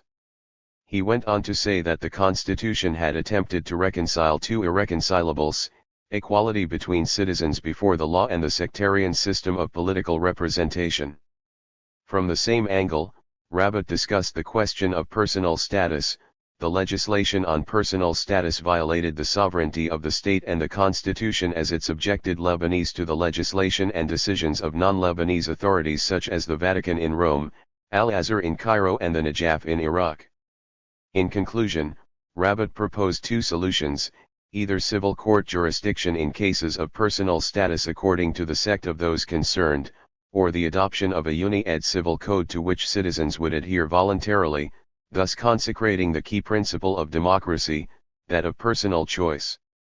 The committee resolved to abolish sectarian quotas in parliamentary representation and in the administration. There was a unanimous vote, which only lacked the approval of Pierre Gemayel. Nevertheless, the Sham-on Gemayel Frangieh Troika sabotaged the CND decisions. Weeks later, Frangieh presented the cabinet with a totally different reform program. Barring the road to any reform by any means, including the use of violence, was the aim of Falangist politics throughout that phase of the war. Amin Gemayel said it in so many words, "We have tried to save institutions from any change. Although violence leads nowhere, it has helped us at least to save what could be saved. It was violence to conserve the system." He concluded, "We believe in dialogue, this is why we have had recourse to violence." 6. Military escalation. After the failure of dialogue on reforms, the dialogue of arms took over. Frangieh and his super-minister Sham-on, whose militias 192 were actively participating in the GDing, were directing both the government and commanding the army and the security forces. Marginal East, Karami shut himself up in the government building in West Beirut before suspending his government activity in November 1975 to protest at the army's complicity in unloading an arms shipment for the Christian militias in the port of Jauna. Meanwhile, the LNM had gone on the offensive in West Beirut, insisting that it was impossible to establish order as long as Frangieh remained in power. They launched the Battle of the Hotels, to dislodge the Phalange militia from a mixed quarter of West Beirut that commanded the strategic road to the central bank. The offensive was a reaction to Black Saturday, on December 6, as Pierre Gemayel and members of his Politburo were on a visit to Damascus. The Phalange militia committed a massacre in East Beirut, triggered by the discovery of the corpses of 4 slain Phalange members, leading to the killing of some 200 Muslim civilians, mostly port workers. On December 9, the intervention of the army to recover the St. George's and Phoenicia hotels led to a more direct intervention of the Palestinian organizations in the GDing. Frangieh joined the Falangist campaign, denouncing the Zionist leftist conspiracy and rejecting any dialogue as long as order was not established. The president, more and more isolated, still enjoyed the support of al-Nahar and the third force of pro-Syrian parties, especially the Lebanese branch of the Ba'ath Party and the partisans of Musa al-Sadr. At the beginning of armed hostilities, the Shia leader, shocked and sidelined by the war, refused to take sides and declared a hunger strike at the Amelia School until the formation of a new government of national unity. A month later, on June 6, 1975, he announced the creation of the Amal movement. 7 and soon an explosion in a Fatah training camp in the Baalbek region revealed that the Imam already possessed an armed militia. At the beginning of the new year, Shamu'ens Numur and the Phalange militia launched their RST cleansing operation on their territory when Al-Dubai, a Palestinian Christian refugee camp, on the Matun coast, was attacked and its inhabitants expelled from the Christian part of the country. Simultaneously, the RST attacks were launched against Karantina and Maslak shanty towns on Beirut's northern coast. The joint forces of the LNM and the PLO responded by laying siege to Dahmer on the coast of the Shuv, a Maronite majority town of some 20,000 inhabitants, that controlled the Beirut-Sidon Road. Shammon, 192-192. 193. Entrenched nearby in his villa at Sa-Diet, ordered the army and the air force to defend Dahmer. Karantina fell to the Phalange militias on January 22, 1976, and 2 days later, the joint forces invaded Dahmer, Sa-Diet and Jiyet. Massacres were committed in both cases. After these rounds of killing, the Phalange readjusted their aim and directly accused the Palestinians of intervention in the country's internal affairs. Moreover, by February 1976 Pierre Gemayel had started calling for distributing the Palestinians of Lebanon among neighboring Arab countries. At a time when Frangie's authority had become identified with the right-wing militias, the Phalange Politburo found no better solution to the crisis than the unity of force and of the will of the state, accusing the Muslims of weakening both. That conception of unicity contributed to the division of the army. Units with a majority of Muslim soldiers in the Bekaa, the north and the south rebelled under the leadership of second-rank Muslim officers. Thus a parallel army was born under the command of Colonel Ahmed al-Khatib, supported by Fatah and financed by Libya. Fighting hard on all fronts, aggravated by the struggle for the control of the army's military barracks. On January 23, 1976, renewed Syrian mediation negotiated a ceasefire. It was decided to deploy units of the Palestinian Liberation Army stationed in Syria along the Green Line separating the two halves of the capital. Karami, who had resigned in opposition to the army's siding with the Lebanese front, accompanied Frangie's to Damascus where a constitutional charter was drafted, establishing parity in political and administrative representation between Muslims and Christians and increasing the prerogatives of the Prime Minister. Announced in mid-February, the charter was immediately rejected by the LNM, which insisted on abolishing political sectarianism and reforming the electoral system. On the other hand, the formation of a new cabinet was blocked by Shammon and Gemayel, who vetoed Junblatt's participation in the government.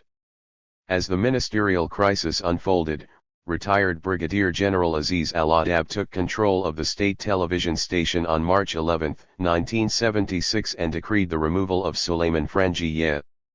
Khatib's rebel troops joined the coup. Despite the fact that the television general, as he was nicknamed, lacked the means to impose his decision, he nevertheless succeeded in putting the president's resignation on the agenda.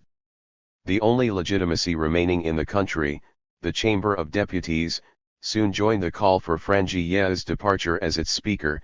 Kamal al-Azad presented the president with a petition 193-193.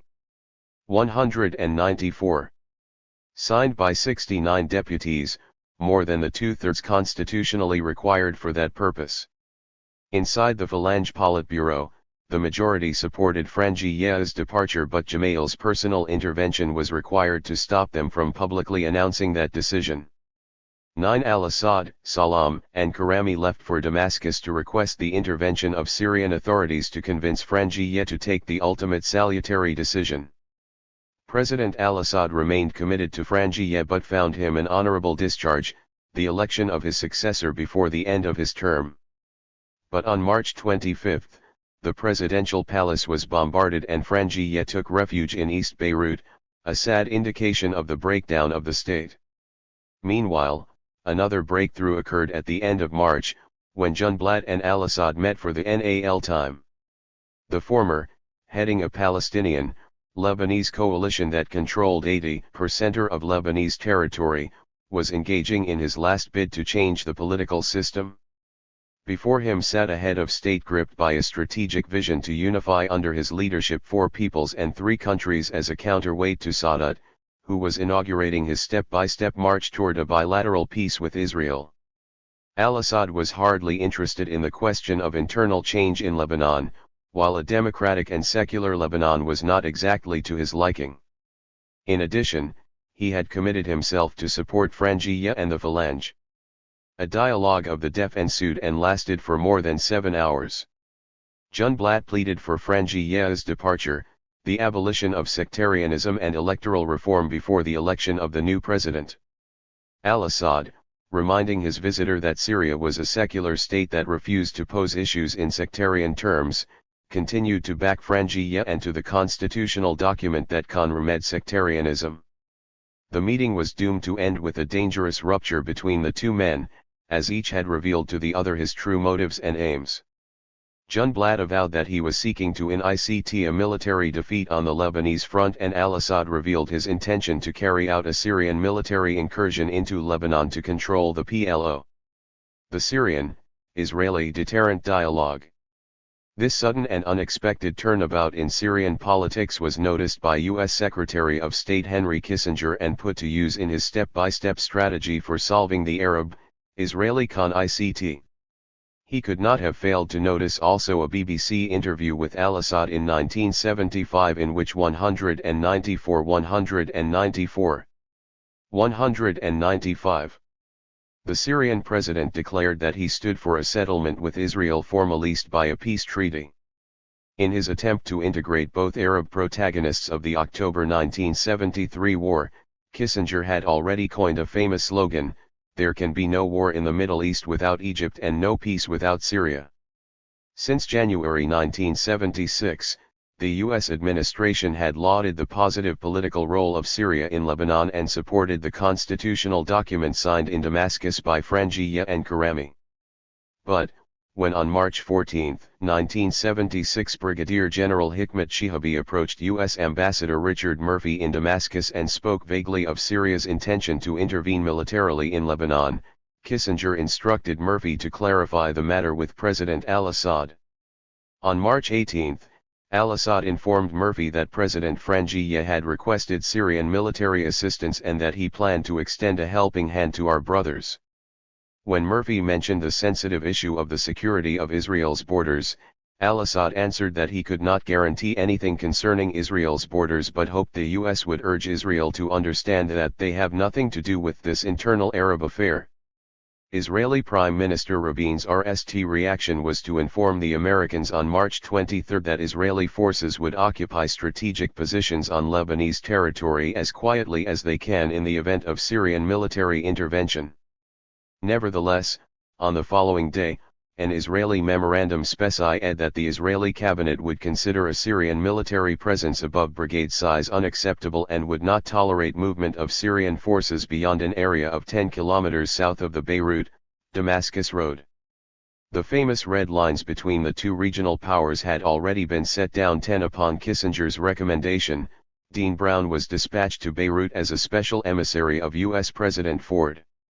Brown, who served as ambassador to Amman during the bloody confrontations between King Hussein's army and the Da'iyan in September 1970, arrived in Beirut on March 31, greeted by a 10-day cease-fire agreement.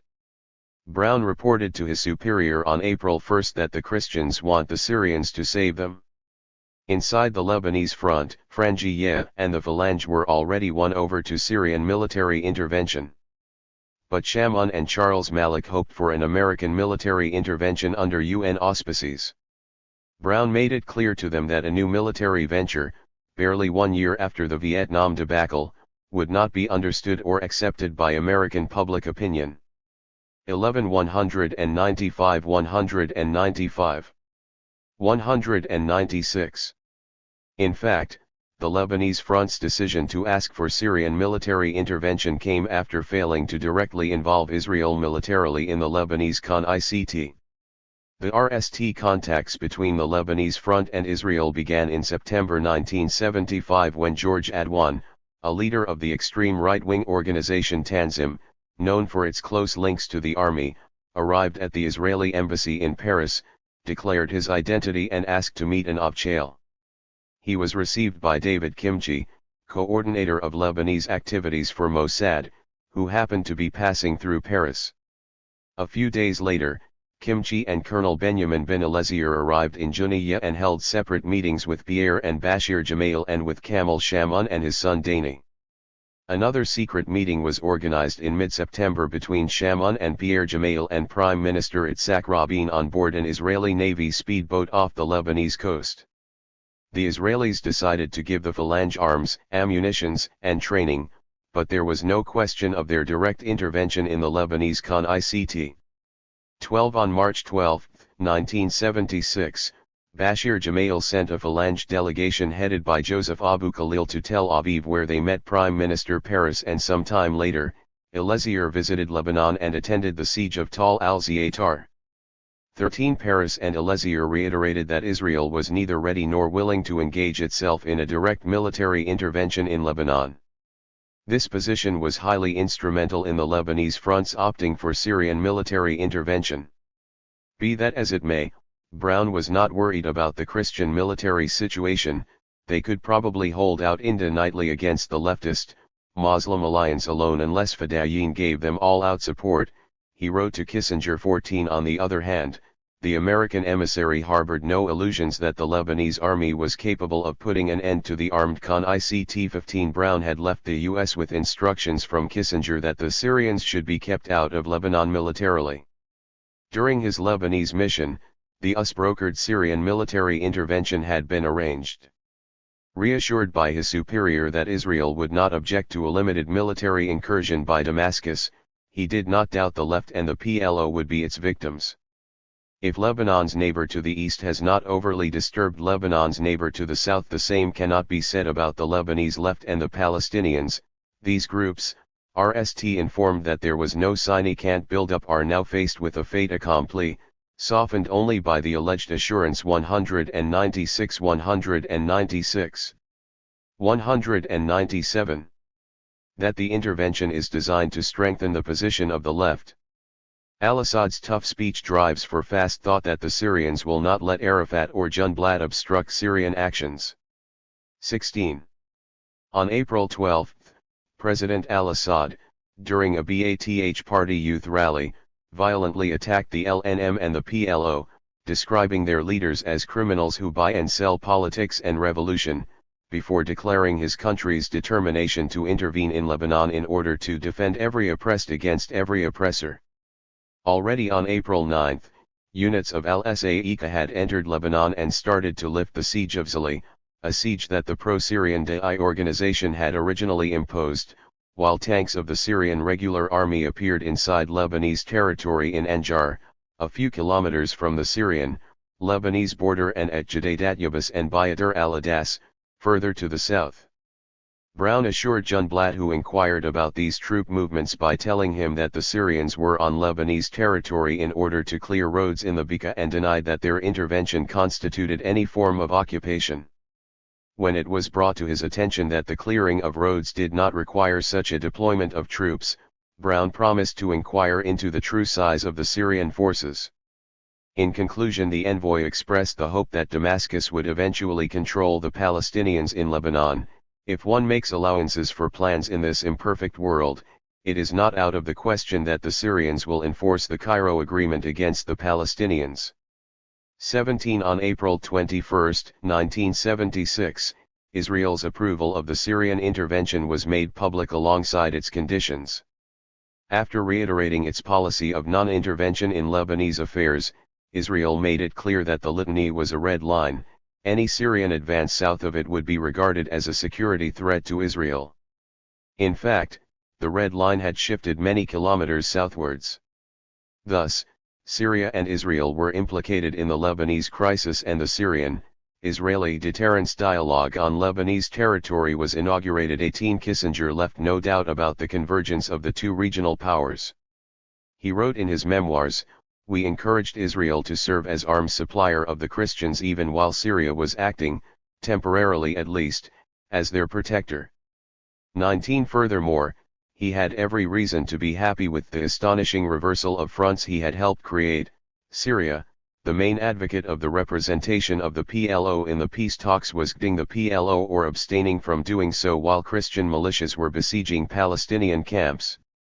On the other hand, the Soviet Union, Syria's 197 198 main ally, was turning against Damascus because of the military and political pressure it was exerting on the Palestinians. Ironically, moderate Egypt was backing the radicals. 20 Brown disappeared just in time for the presidential elections to take place in his absence. But on the eve of his departure, the Los Angeles Times had already hinted that the U.S. was backing Ilyas Sarkis. On May 8, the MPs were accompanied by Syrian soldiers to Villa Mansur, on the front line separating the two halves of the city, while LNM and PLO mortar failed to sabotage the election. Saudi Arabia and the CIA spent large sums of money to buy votes, and Sarkis was elected with the support of 66 votes. His rival Raymond Idi boycotted the elections, as there was no guarantee that the vote would be free. He was followed by some 20 MPs from the parliamentary blocs of Junblat and Salam. The race between Arab mediation and military victory. The 8 months of Ding between spring and autumn 1976 were the longest continuous period of military operations of the war and constituted one of its most destructive and murderous phases. During this period, the LNM and the PLO had a double strategy: to liberate Tal al-Zaatar, besieged since mid-March by the phalange of Amin Gemayel and Shamu'en's Numur, and to impose military fates accomplis before the imminent massive intervention of the Syrian army. In Beirut, Ding armed on two fronts. On March 22, 1976, as the fall of Holiday Inn ended the Battle of the Hotels and signaled the end of Phalange presence in West Beirut, the front was stabilized along the Beirut-Damascus road. More to the east, the joint forces of the LNM and the PLO deployed considerable efforts to open a breach in Phalange defenses in the Shiasin al-Fil Gallery Siman area in the vain hope of relieving the siege of Tal al-Zaatar. But the main thrust of the joint forces offensive aimed at breaking the defenses of the Christian-held territories on three axes: the upper Kisrawan, the upper Matun, where the localities of Ain Tura and Mutain had fallen to the joint forces in early April, while Baikfia, F of the Gemayel clan, was now within reach of their artillery; the Ali Kahali front, overlooking Ba Abda and East Beirut, defended by a Lebanese army contingent, where the most deadly battles raged, and the Lebanese and Palestinian Gders suffered heavy casualties without being able to breach the defenses of the other side. 198 198 199. On June 1, President al-Assad, declaring that he was responding to a call for help by the inhabitants of the Maronite villages of Kubayat and Andkit in a car attacked by units of the Allah, announced in the presence of the Soviet Prime Minister on an off-chail visit to Damascus, that he had ordered the entry of 6,000 Syrian soldiers into Lebanon. In a few days, Syrian troop numbers had reached 15,000 and had forked in three directions toward Akkar in the north, Zali in the Bekaa and Sidon in the south. A meeting of the Arab League in Cairo decided to send an Arab deterrence force to Lebanon, a preparation for granting Syrian military intervention pan-Arab cover and legitimacy. The joint forces declared a general mobilization and put their Gders under a uni-ed military command to face the Syrian offensive. In Safar, on the Beirut-Damascus road, the RST thrust of the Syrian forces was halted, while in Sidon, Syrian tanks arriving from Jazin met a ferocious resistance from Fatah Gders and had to retreat after having lost some 20 tanks. They were left charred and destroyed in the city's center, an affront that the Syrian leadership qualified as a cowardly massacre by President al-Assad himself. Meanwhile, the Saika troops and militants of the pro-Syrian Ba'ath were liquidated in the regions under the control of the joint forces. The Amal movement went underground, covered by the PLO. Sadr, natively allied to Damascus and supporting its political and military initiatives, accused Junblat and the left of being responsible for the war and of wanting to continue killing Christians until the last Shi'i. His positions in favor of Shi'i neutrality in the war earned him a promise by Pierre Gemayel to spare Nabe, a promise that would not be kept. Shocked and distressed by the fall of the eastern suburb and the displacement of practically all of its 200,000 Muslims inhabitants, Sadr spent a good part of the next 2 years actively engaged in supporting the Iranian opposition. In Beirut, Junblat formed a civil administration, which he hoped to transform into a shadow government by including in it a number of Muslim Gders from outside the LNM. He was disappointed by the refusal of almost all of those invited to participate and had to put the civil administration in the hands of the LNM parties, headed by Albert Mansur, an independent deputy for the Beka. In a speech in Samur in May 1976, Junblad accused the Arab regimes of opposing a progressive and democratic regime in Lebanon. "We are their mortal sin," he concluded. 21 short of an 199. 200. Upheaval of the Arab masses to revolt against their rulers. The only recourse that remained was to seek an internal solution. On June 2, 1976, Bashir Gemayel and Kamal Junblad met secretly at the apartment of Muhsin Dalloul, the vice president of the Progressive Socialist Party, in West Beirut. The meeting was held upon the request of Gemayel, who wanted to present his condolences to Kamal on the assassination of his sister, Linda Al-Atrash, in her apartment in East Beirut a few days earlier. Bashir made it a point to provide the head of the LNM with information on the identity of his sister's assassins, which was supposed to clear him of any responsibility for the murder. As for the subject of their encounter, the two men, equally opposed to a Syrian intervention, outdid each other in offering concessions. Junblad proposed that the President of the Republic remain a Maronite Christian and insisted on a second chamber to represent the sects and counterbalance the non-sectarian Chamber of Deputies. Bashir, on the other hand, recited as an act of faith the complete secularization of the state, including the abolition of political and administrative sectarianism. In return, he had only one request: the lifting of military pressure on the Christian regions, and particularly on his hometown of Baikvia, a request that Junblad took it upon himself to satisfy. Encouraged by this encounter, the LNM called for a peace of the brave through direct negotiations between the armed protagonists, the LNM and the Lebanese front, in order to reach an historic compromise that would end the war. Only Bashir Gemayel answered the call, declaring that he was amenable to the LNM's program of democratic reforms and that he accepted Palestinian presence in Lebanon as a fait accompli. He went on to attack the traditional political leaders as well as the bourgeois of East Beirut who had ed the country with their capital. It was the poor who had defended the Holiday Inn, he said, though they had never set foot in the luxurious hotel. 22 But Bashir, at that time vice-commander of the party's regular forces but not a member of its Politburo, was incapable of meeting his commitments. All members of the party leadership had come around to back the Syrian option.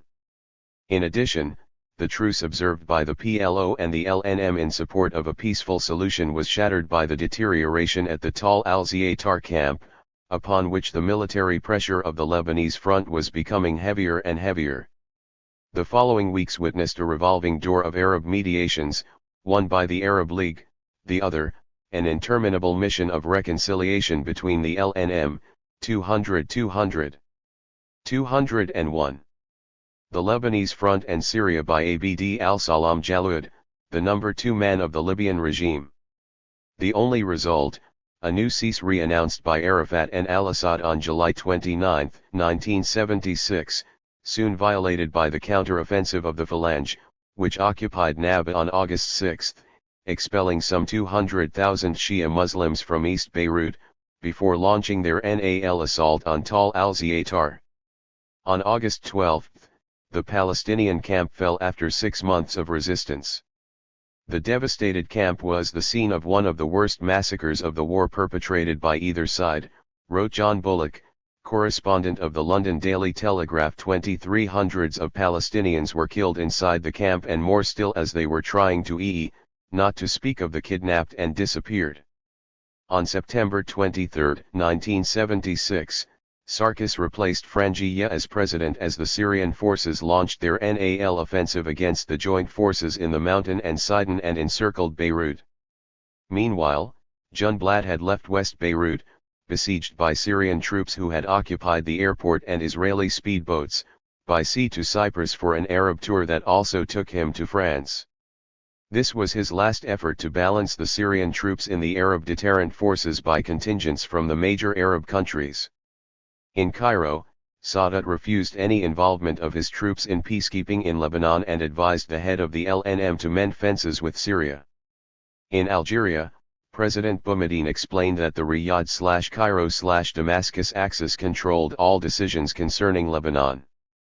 In France, the Lebanese socialist leader was warmly welcomed, but his meetings with the French authorities and with the leaders of the left opposition of François Mitterrand convinced him that France would be unable to play any role in Lebanon as long as Syria and the US opposed it. A few days later, on October 16, the mini-Arab summit at Riyadh sealed the reconciliation between al-Assad and Sadat under the patronage of King Khalid of Saudi Arabia and declared a ceasefire in Lebanon as of October 21. Syrian troops were rebaptized the Arab Deterrence Forces with a symbolic participation of detachments from Saudi Arabia, the two Yemens and the United Arab Emirates. The Arab free hand accorded to Syria in Lebanon was ratified by the 8th Arab Summit in Cairo a few days later. In mid-November, the ADF made an unopposed entry into West Beirut. Paradoxes and illusions of the LNM-PLO alliance. The LNM-PLO alliance was based on common interests that intersected without becoming identical. The PLO's main concern 202 was to pursue its military operations against Israel from Lebanese territory, its last refuge after the Jordanian drama of 1970. No doubt the PLO had been taught from the internal contradictions and divisions of Lebanese society and the weakness of the state to achieve this aim. For its part, the LNM, in addition to its support for PLO's right to pursue its liberation struggle from Lebanon, was mainly interested in investing the PLO's military weight to impose political reform, a goal toward which the PLO organizations held ambiguous if not contradictory positions. In any event, the mere presence of the Palestinian Da'in served as a substitute army vis-a-vis a Lebanese army increasingly subject to the command of the Maronite leadership. This PLO military force permitted the LNM to not only face the stronger right-wing militias but also move to the offensive in order to change the balance of power inside the country. On the other hand, armed Palestinian presence endowed the Lebanese Khanists with an additional weight that modified its very nature. What the LNM gained in terms of military strength, it lost in terms of popular support because of the sectarian division that this presence introduced into the Lebanese Khanists. This asymmetry of interests between two allies also expressed itself in the regional reactions toward the Lebanese crisis. There was no place in the positions of the different Arab regimes for a democratic secular Lebanon, but there still was some place for the PLO in the politics of an Arab world that was heading, with small steps and big divisions, toward a political solution of the Arab-Israeli conflict. On the Palestinian side, the specter of the Jordanian drama was still fresh in people's minds and produced different reactions. One was distrust for any involvement with one of the Lebanese protagonists against the other. The other was a desperate search for a stable anchorage in the Lebanese population by strengthening the PLO's alliance with the LNM. A conservative tendency, highly sensitive to the positions of the oil-producing Arab regimes, represented by Khalid al-Hassan, was against any involvement in the Lebanese war. The second tendency was represented by the left wing of Fatah, led by Nimr Soleh, Majid Abu Sharar, who headed the information department of the PLO, and a number of influential officers who controlled the regular forces of Fatah, namely Abu Musa and Abu Khalid al-Amli, who was a strong supporter of the alliance with the LNM. The Popular Front for the Liberation of Palestine of George Habash and 203. Naif Hawatmeh's Democratic Front for the Liberation of Palestine held a similar position, though the DFLP later rallied to the Syrian stance. Between the two lay the center of the leading troika of Arafat/Abu Jihad/Abu Iyad, although the latter leaned more toward the left. Fatah units in the Bekaa under the direct command of Abu Jihad did not oppose the Syrian advance, although the localities of Anjar, Bayadur al-Dashadas and especially the mountain pass of Dar al-Baidar were ideal territory for such a resistance. Nevertheless, the Palestinian Da'in engaged Syrian troops at Safar Bamdun, under the leadership of Abu Jihad, most probably in order to impose the interposition of Arab troops in Lebanon and also as a maneuver to make Syria suffer the consequences of the spilled Palestinian blood. On the other hand, the biggest deployment of Lebanese and Palestinian GDRs, concentrated in the High Matun under the command of Abu Khalid al-Amli, did not even engage in battle against the advancing Syrian troops in September. The Lebanese Marxist left played an important role in the elaboration of the LNM program. From the results of the 1972 elections and the politicization of the social movements of the pre-war years, it had drawn the conclusion that it had no chance to achieve any of its socio-economic reforms without prior political reforms.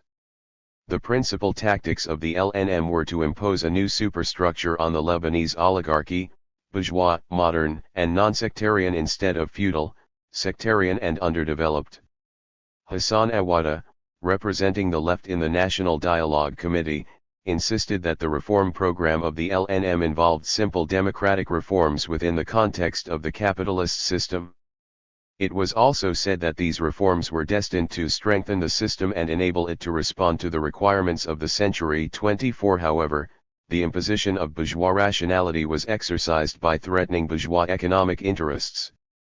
By this the LNM hoped that the bourgeoisie, rather than see its economy destabilized, would put pressure on the Phalange and Frangia to compromise on the issue of reforms.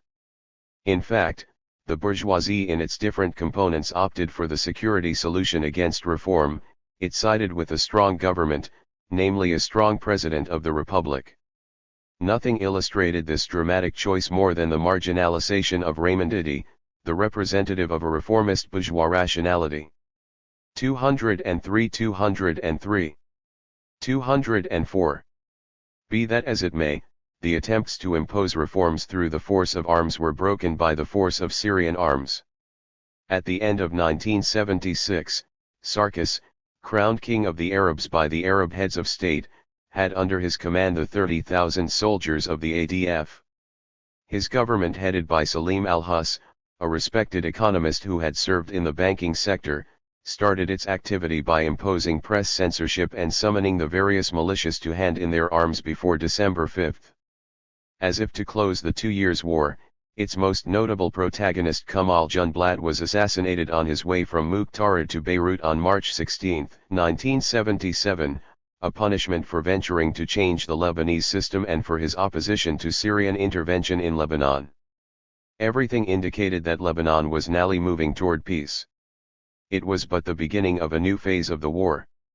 204 204. 12. For the RST time the nation has taken charge of the state. Bashir Gemayel, proposed inaugural address. When Bashir Gemayel was elected president of the Lebanese Republic in September 1982, Karim Pakradani, one of his close collaborators, commented that it was the longest coup d'état in the history of Lebanon. The second phase of the war can be seen as the story of the unfolding of that coup against the background of the developments of the Arab-Israeli peace process and the collapse of the tripartite alliance between Syria, President Sarkis, and the Lebanese Front, ending in the propulsion of Bashir Gemayel to the presidency of Lebanon backed by the US and the tanks of the Israeli army occupying Lebanon. Breakup of the tripartite alliance. Ilyas Sarkis took OBSE as a partner in a tripartite alliance comprising Syria and the Lebanese Front. During the RST years of his term, major events related to the American brokered peace process between Egypt and Israel dissolved that alliance. On 19–21 November 1977, the Egyptian president made his spectacular visit to Jerusalem. Less than a year later, in September 1978, the Israeli-Egyptian Accords were signed in Camp David under the patronage of President Carter, and in March 1979 Menahem Begin and Anwar al-Sadat signed the Israeli-Egyptian Peace Treaty. 3 factors related to that process undermine the basis of the Sarkis regime: the contradictory Arab reactions to Camp David, the Israeli counter-offensive against the Syrian role and the Palestinian presence in Lebanon, and the shift in the Phalange alliance from Syria to Israel and the latter's decision to intervene directly in Lebanese affairs. The immediate effect of the Camp David Accords was a change in Damascus's priorities toward the PLO.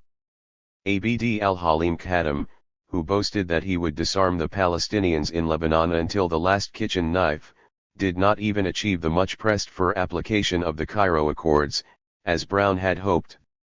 The Syrian 205. 205 205. 206. Authorities needed to wean the PLO away from Sadat's fold to join al-Assad's strategic alliance. The Syrian leader's project was double-edged. It aimed at forming an Arab bloc to fill the gap left by Sadat's defection, but it could equally serve al-Assad to negotiate, from a position of force, a peace accord with the Hebrew state, in the name of 3 countries and 4 peoples. Arafat, having survived the Syrian onslaught, including the attempts to replace him at the head of Fatah and the PLO, found a reprieve in the Syrian advances. Paradoxically, it was during that phase of the Lebanese war that Arafat's mini-state was built on Lebanese territory in spite of the massive presence of the predominantly Syrian Arab deterrent forces. On the other hand, the mounting Israeli offensive in Lebanon went hand in hand with the progress registered in the peace negotiations with Egypt, especially after the coming to power of Menahem began in 1977. In June 1976, Israel opened a good frontier in the south and co-opted the dissidents of the units of the Lebanese army under Major Saad Haddad, who founded the Army of Free Lebanon. The Phalange used the southern militias to put pressure on Syria and the central government to abrogate the Cairo Accords, disarm the Palestinian organizations and redistribute the Palestinians of Lebanon among the Arab countries. The PLO, for its part, responded to the pressing demands for the deployment of the army in the south by posing 2 conditions: the closure of the good frontier and a break in relations between the Lebanese front and the Jewish state. Israel's offensive escalated with Operation Litany of March 1978, which led to the creation of the frontier zone under the control of Haddad's AFL, Nanst, armed and officered by the Israeli army. Rabin's warning to the U.S. that the Israelis would occupy strategic positions on Lebanese territory as quietly as they can had been put into practice. The interposition of the UNIFIL troops in Lebanon did not solve much of the thorny southern question, except that these troops served as a safety net to reinforce Israel's control over the border strip. Meanwhile, talks between Damascus and its Phalange allies were becoming more and more a dialogue of the deaf. Damascus used the argument that its intervention had saved the Lebanese front from inevitable defeat, in order to demand allegiance and the cutting of the LF's ties with Israel. Reinforced by these same Israeli ties, the LF demanded that Syria disarm the PLO. 206 206. 207. The security dream of Ilyas Sarkis. It has been written that Syria and the U.S., by electing Sarkis, had staged a coup d'état to avert a revolution. The new president did all he could to implement that coup d'état. He was practically the exact opposite of his mentor Fouad Shihab. True, the latter based his rule on the army and the security services. However, in order to achieve political stability and social control, he carried through a series of major economic, social, educational, administrative, and political reforms. Whereas Shihab took seriously his own motto of no vanquished and no victor, his disciple believed the war had ended with a victory for the Lebanese front and defeat for the PLO, the LNM, and by extension, the Muslims. Sarkis's RST task was to consolidate his presidential prerogatives. Salim al-Hus had formed a government of technocrats and businessmen.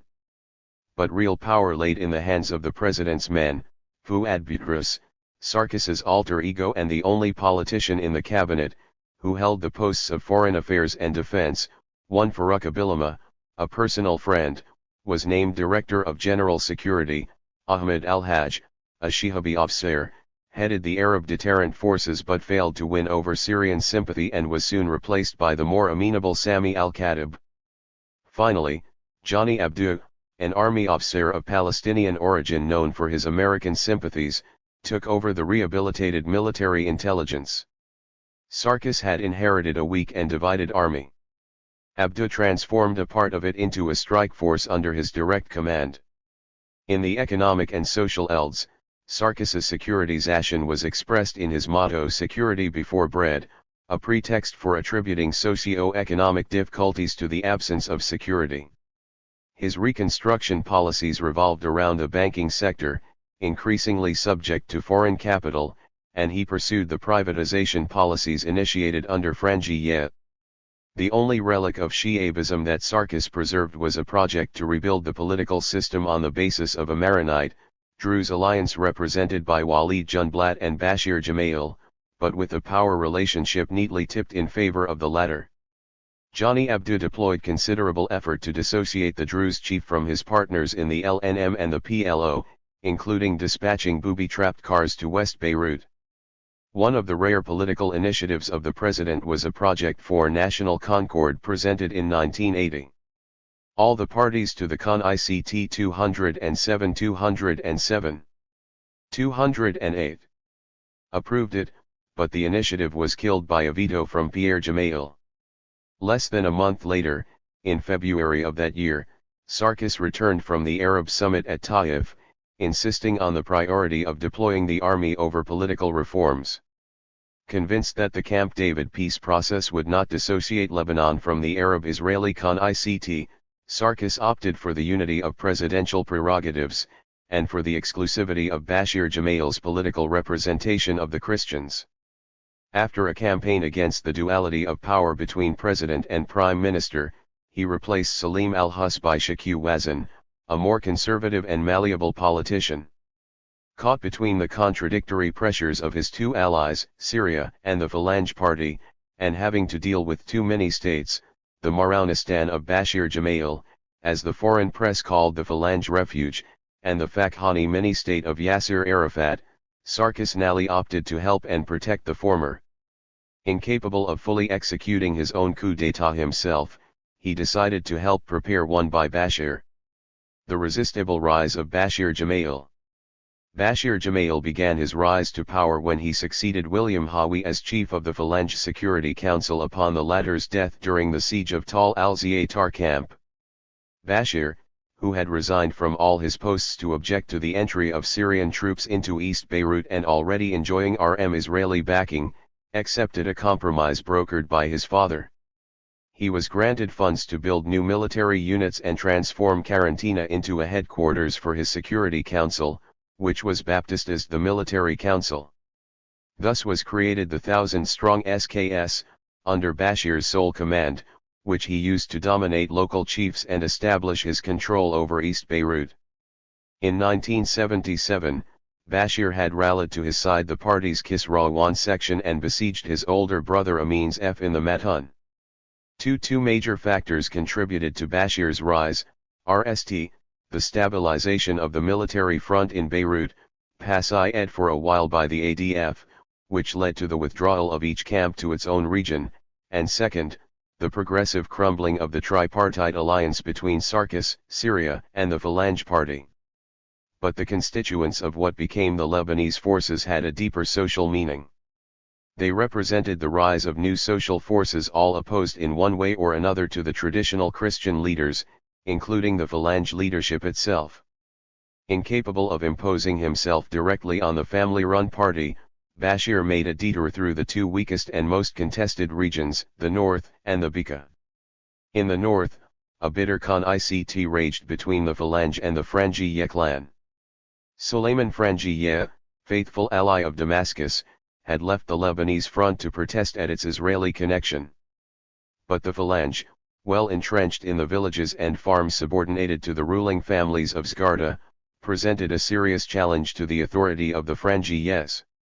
In June 1978, a unit of some 200 Phalange militiamen under the command of Samir Jaja, the party leader of Bishari, attacked Suleiman Frangiyeh's villa in Aden. His son, Tony's wife, and their small daughter were killed in the battle. Bashir, who justified the attack as retaliation for the assassination of the northern Phalange leader, Jud al-Bay'i, attributed to the Frangiyeh clan, denied having given the order to kill the family of the ex-president's son. He nevertheless qualified the military operation as an insurrection by farmers against injustice and feudalism. Bashir's act divided the Gdin Christian camp for the RST time. With the advance of Syrian forces in the north, the control exercised by the Maratha over Aden, Zgarda, Akkar, and parts of Batran in the north of Mount Lebanon, and the control by the SNSP militia over the Matun town of Duhur al-Shuwair, Maraunistan shrank to some 800 square km, a mere 1/13 of Lebanese territory. More importantly, the Aden killing triggered the RST Syrian Phalange confrontation in the summer and autumn of 1978. Syrian troops, still forbidden by the Red Lines Agreement to invade East Beirut and the Christian part of Mount Lebanon, subjected them to a deluge of artillery. However, the 100 days battle ended with the withdrawal of Syrian positions from East Beirut, and Bashir, emerging from the rubble of Ashraya as the champion of the Lebanese resistance, began imposing himself as sole leader of the Christian zone. In 1978 and 1979, the regular Falangist forces and Shamu'ens Numur gradually imposed their control over the militias of the Armenian parties in Beirut's eastern suburbs, blaming them for being neutral in the war and refusing to pay taxes and protection money. On July 7, 1980, Shamu'ens Numur were overrun in their turn, in a bloodbath that left 150 to 200 victims, most of them civilians. Bashir also wanted to eliminate any competitor in his relationship with the Jewish state. Dani Shamoun left for exile while his father 210 remained and adapted to the new situation. In the name of military unication within political pluralism, the Lebanese forces were created, run by an executive committee of 8 members headed by Bashir, with 3 representatives from the Phalange, now RMLY under Bashir's control, 2 from the NLP, 2 from the Tanzim and 1 from the Guardians of the Cedars. The LF could mobilize 5,000 armed men, 4,000 of whom belonged to the Phalange militia. A few months later, the last armed enclave in the Matun, commanded by Amin Jamail, fell under the control of the younger brother. Economically, Bashir articulated his political power on the tertiary sector of the economy. He took over the FTH basin of Beirut port, organized a tax system on individuals and enterprises and administered the state's public services. With the help of Sarkis, the vital state administrations in West Beirut were duplicated in East Beirut. In order to extend his control over Lebanon's Christian communities, the leader of the LF targeted Zali. Torn between its economic interests in the mainly Muslim Bekaa plain, its status as a Catholic city and its political sympathies, which drew it toward the mountain, the political paralysis that hit the city in the absence of any real internal leadership allowed Bashir to take over the capital of the Bekaa at the end of 1980 with a few dozen LFDers sent from Beirut. He thus managed to escape Syrian control over the Matun highlands and provide his Christian ghetto with some depth. In March 1981 Syrian troops reacted, encircling the city and pounding the LF strongholds in Mount Sunan, demanding that the LF militiamen withdraw from the city and disengage the Beirut-Damascus road. As the conditions were rejected, Zali was besieged and bombarded. The Battle of Zali allowed the LF to launch a successful campaign in the west against the danger of a genocide that threatened the last Christian city in the Arab world. Bashir had hoped to implicate Israel in a confrontation with Damascus through the Zali crisis. The long missiles crisis between Israel and Syria was provoked by an incident related to the Zaligding, as 2 Syrian helicopters transporting troops to Mount Sunan were downed by Israeli Gder planes. Tel Aviv charged that the copters were on Gding missions, a breach of the Red Lines Agreement. Damascus said they were merely transporting troops and responded by introducing 3 batteries of Soviet-made SAM-3 surface-to-air missiles into the Bekaa and positioning a number of longer-ranged ones along the Syrian borders with Lebanon. Israel, 211. Feeling that the strategic balance between the 2 countries had been disrupted, demanded the immediate withdrawal of the missiles. The crisis was defused at the end of a long mediation by Philip Habib, a veteran diplomat of Lebanese origin, acting as personal envoy of President Reagan. As for Zali, the LFDers vacated the town but the Syrian troops were not allowed to take their place.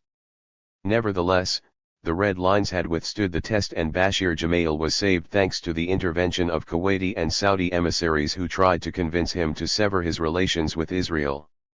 Al-Assad had accepted that the commander of the LF entrusts Sarkis with a letter pledging to comply with that demand. But the Zali crisis introduced Bashir to the U.S. administration, invited to Washington, Bashir was to be groomed for the presidency.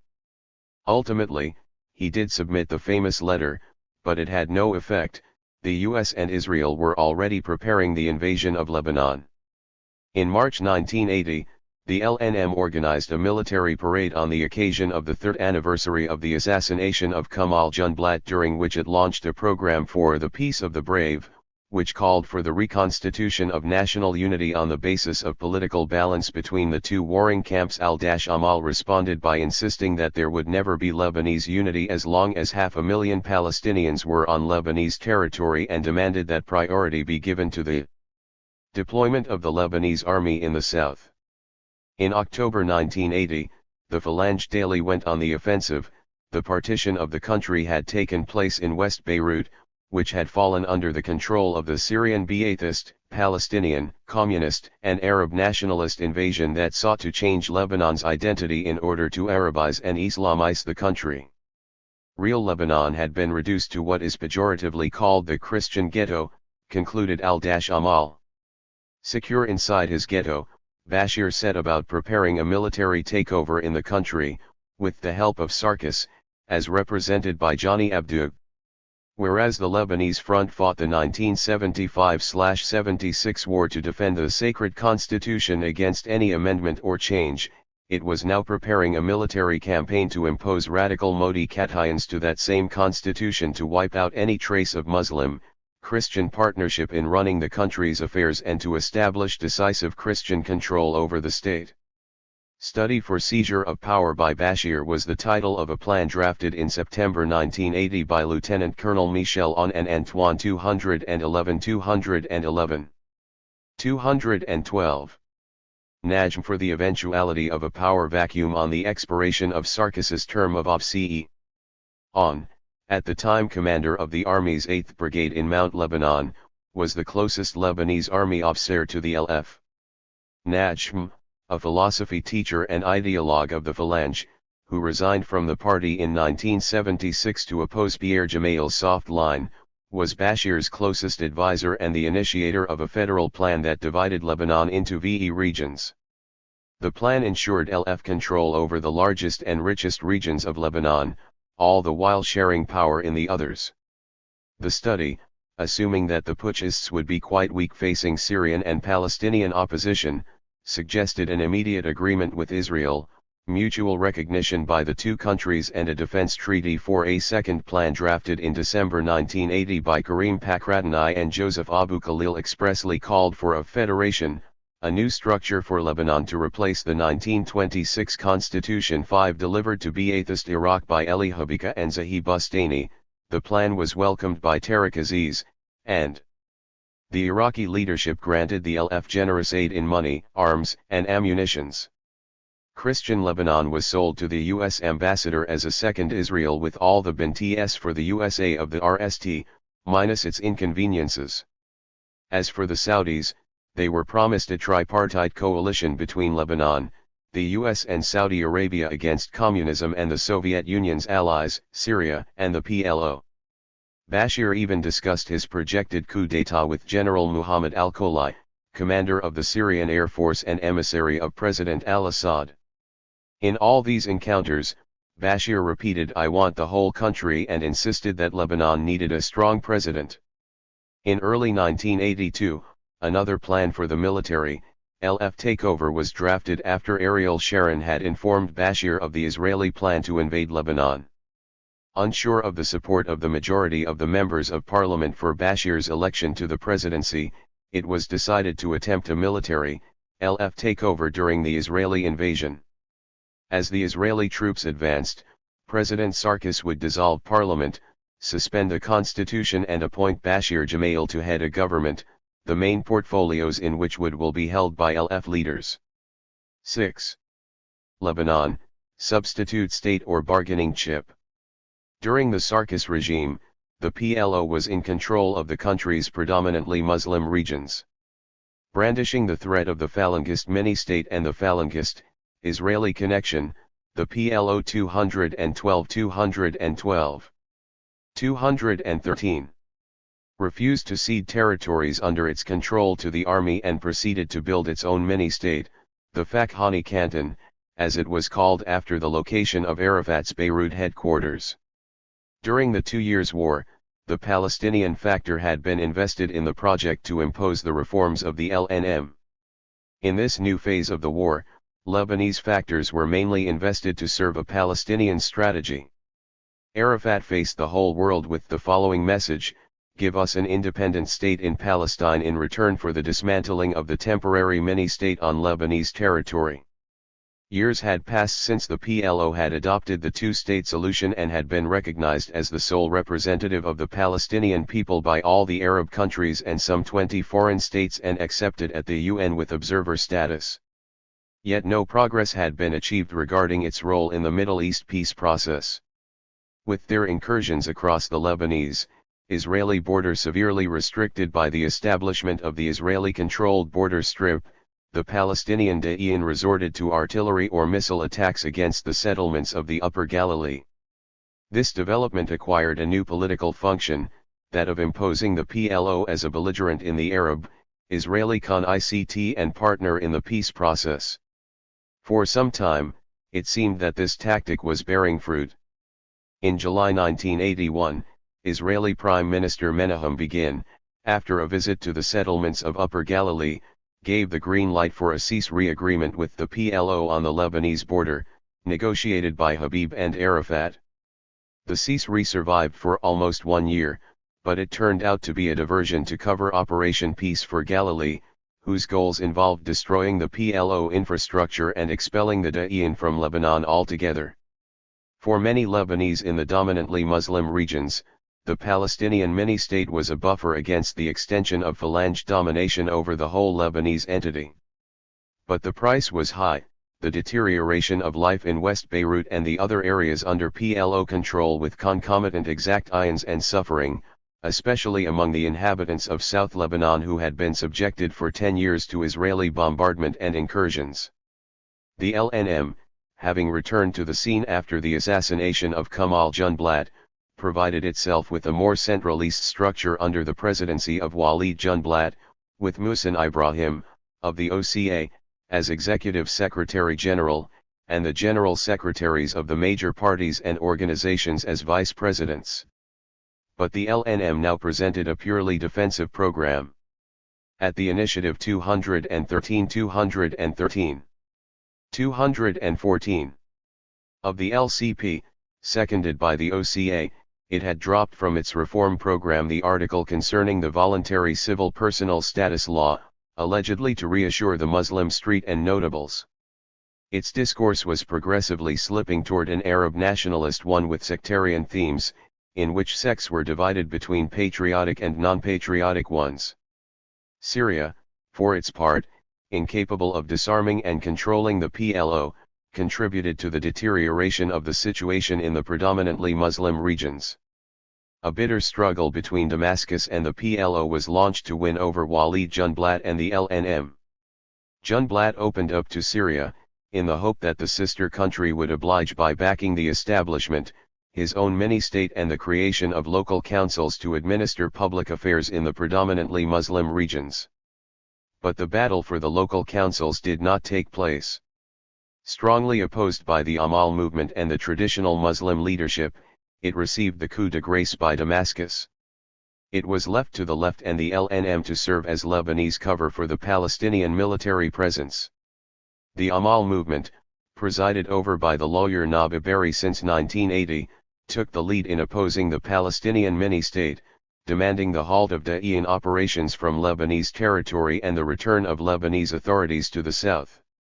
The 2 years that preceded the Israeli invasion of June 1982 witnessed frequent clashes between Amal, on the one hand, and the Palestinian organizations and the LNM, on the other. Operation Peace for Galilee. In March 1980, an American spokesman invited Lebanon to join the Camp David Accords, as the question of power in Lebanon was on the agenda in Israel. Sharon's vision for a new regional order envisaged a Christian Lebanon, under Bashir Gemayel, an Israeli West Bank and a Palestinian Jordan. On June 6, 1982, the Israeli army began its invasion of Lebanon to put that vision into effect.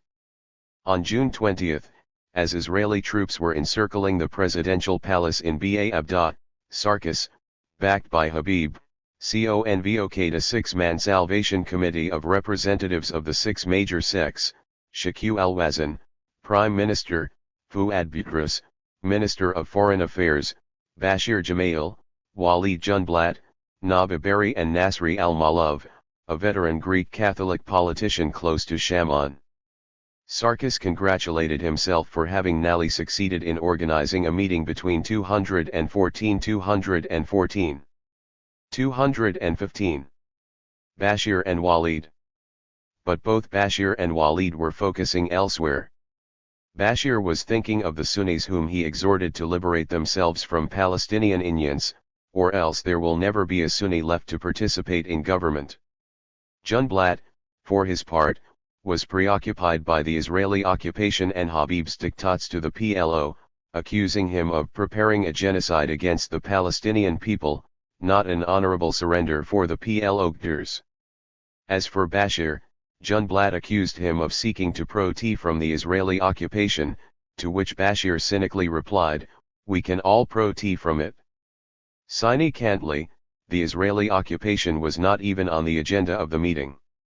When Junblat mentioned the government's neutral stance vis-a-vis Israeli occupation, Butros explained that the government had already submitted 2 complaints at the UN Security Council. Nevertheless, the point on the meeting's agenda was the formation of a restricted cabinet to negotiate the withdrawal, not of the Israeli troops but of the PLO. Not surprisingly, the committee members could not agree on aims or procedures.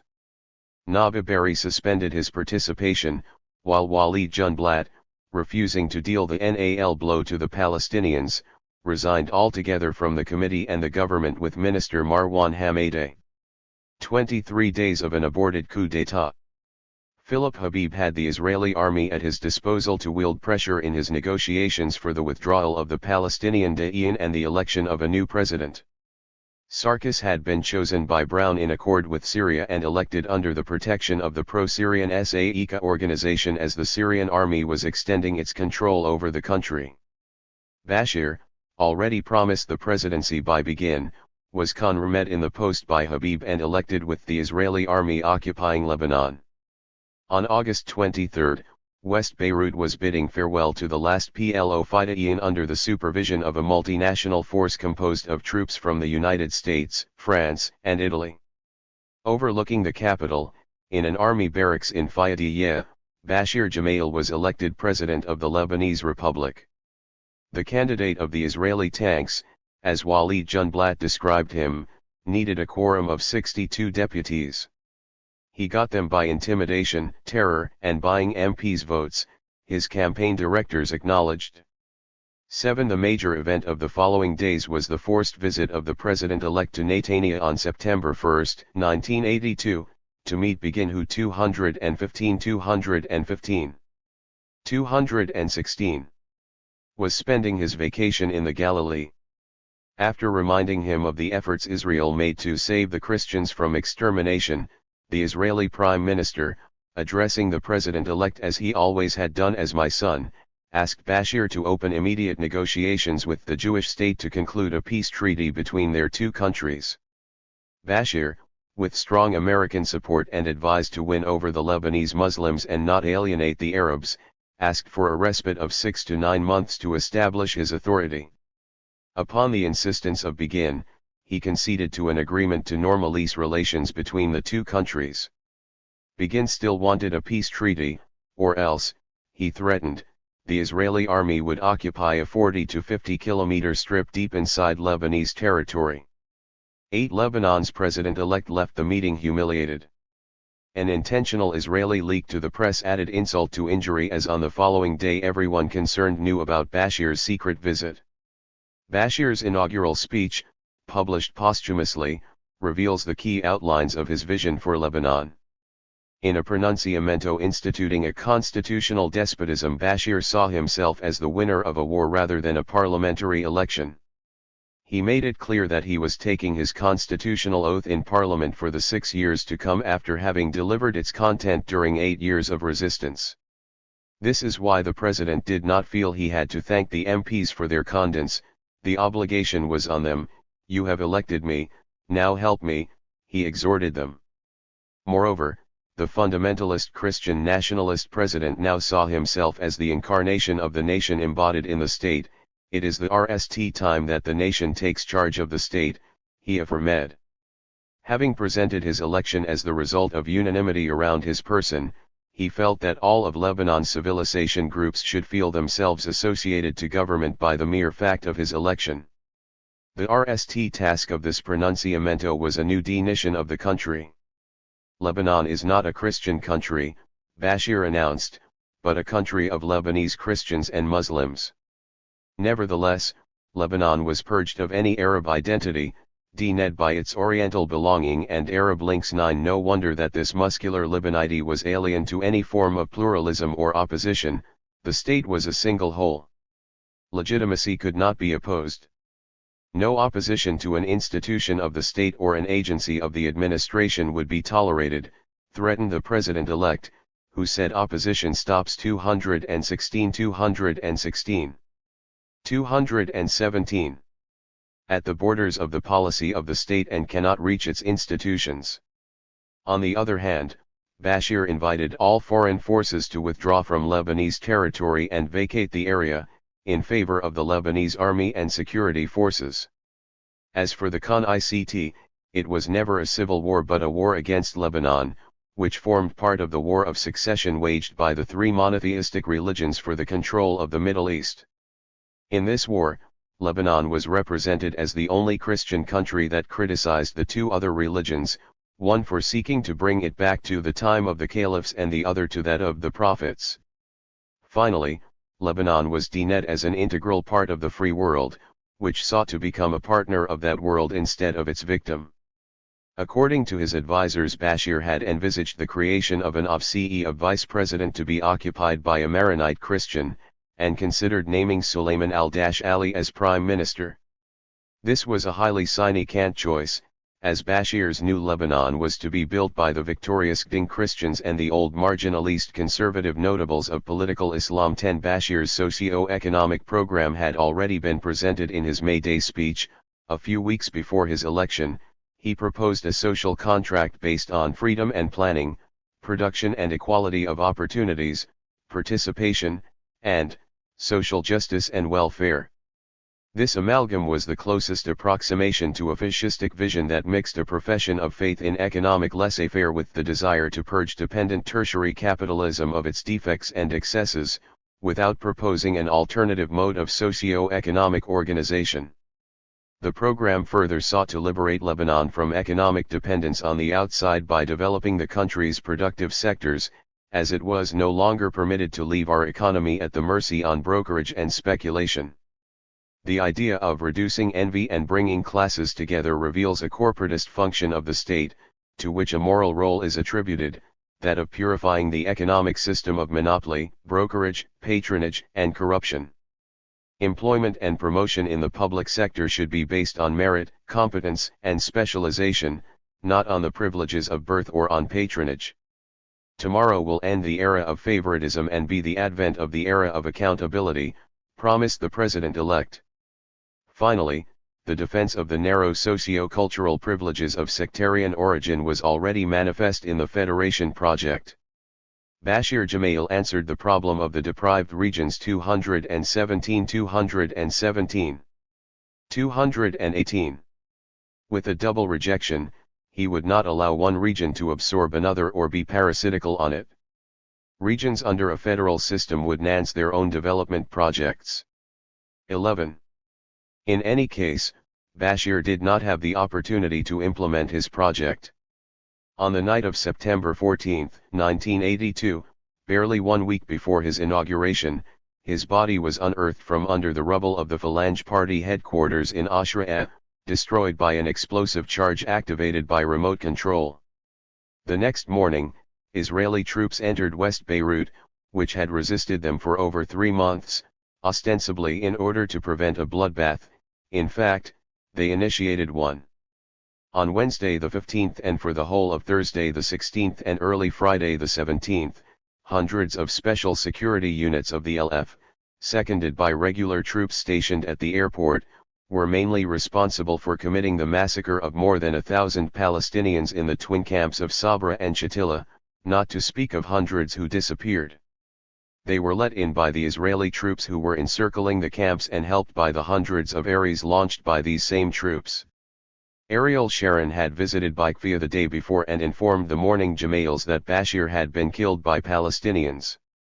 13 George Shultz, then U.S. Secretary of State, later recalled that on Friday, September 17, 1982, Ariel Sharon informed Maurice Draper that he had asked the Lebanese army to enter the camp and clean them out. He added, "They can kill the terrorists. But if they don't, we will." 14 The Lebanese army failed to do so. On Wednesday 15, units of the elite Israeli Army Reconnaissance Force, the Sayeret Matkal, which had already carried out the assassination of the 3 PLO leaders in Beirut, entered the camps with a mission to liquidate a selected number of Palestinian Qatars. The next day, 2 units of killers were introduced into the camps, troops from Saad Haddad's Army of South Lebanon, attached to the Israeli forces in Beirut, and the LF security units of Eli Hobika known as the Apaches, led by Maron Mashalani, Michel Zouane, and George Ismelko. Presented as a reaction to the assassination of the LF leader, the massacre was rather a posthumous achievement of Bashir's radical solution to the Palestinian presence in Lebanon, which he conceived as a people too many in the region. 15 Commenting on the massacre, Skira Hodechith, the Israeli Army's monthly journal, wrote that the LF hoped to provoke the general exodus of the Palestinian population. 218 219 RST from Beirut, then from all over Lebanon. The monthly added, "The Christians wanted thus to create a new demographic balance in Lebanon." 16 Be that as it may, Ariel Sharon was found indirectly responsible for the massacre by the Israeli Kahan Commission of Inquiry and had to resign his post as Minister of Defense. The U.S. administration's responsibility was considerable. The American peacekeeping force that oversaw the evacuation of the PLO was also assigned the task of guaranteeing the safety of law-abiding Palestinian non-combatants in Beirut, including the families of those who have departed. However, the U.S. administration withdrew the Marines detachment 2 weeks before the end of its 30 days mandate, forcing the French and the Italian forces to follow suit. George Shultz later confessed to the fact that the Marines of the MNF had been hurriedly withdrawn. 17 On September 20, President Reagan recalled the MNF to Beirut. 219 13.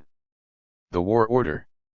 For war is a banker, its gold, human Aeschylus, the Orestean Trilogy. Amin Gemayel and the Falangist State.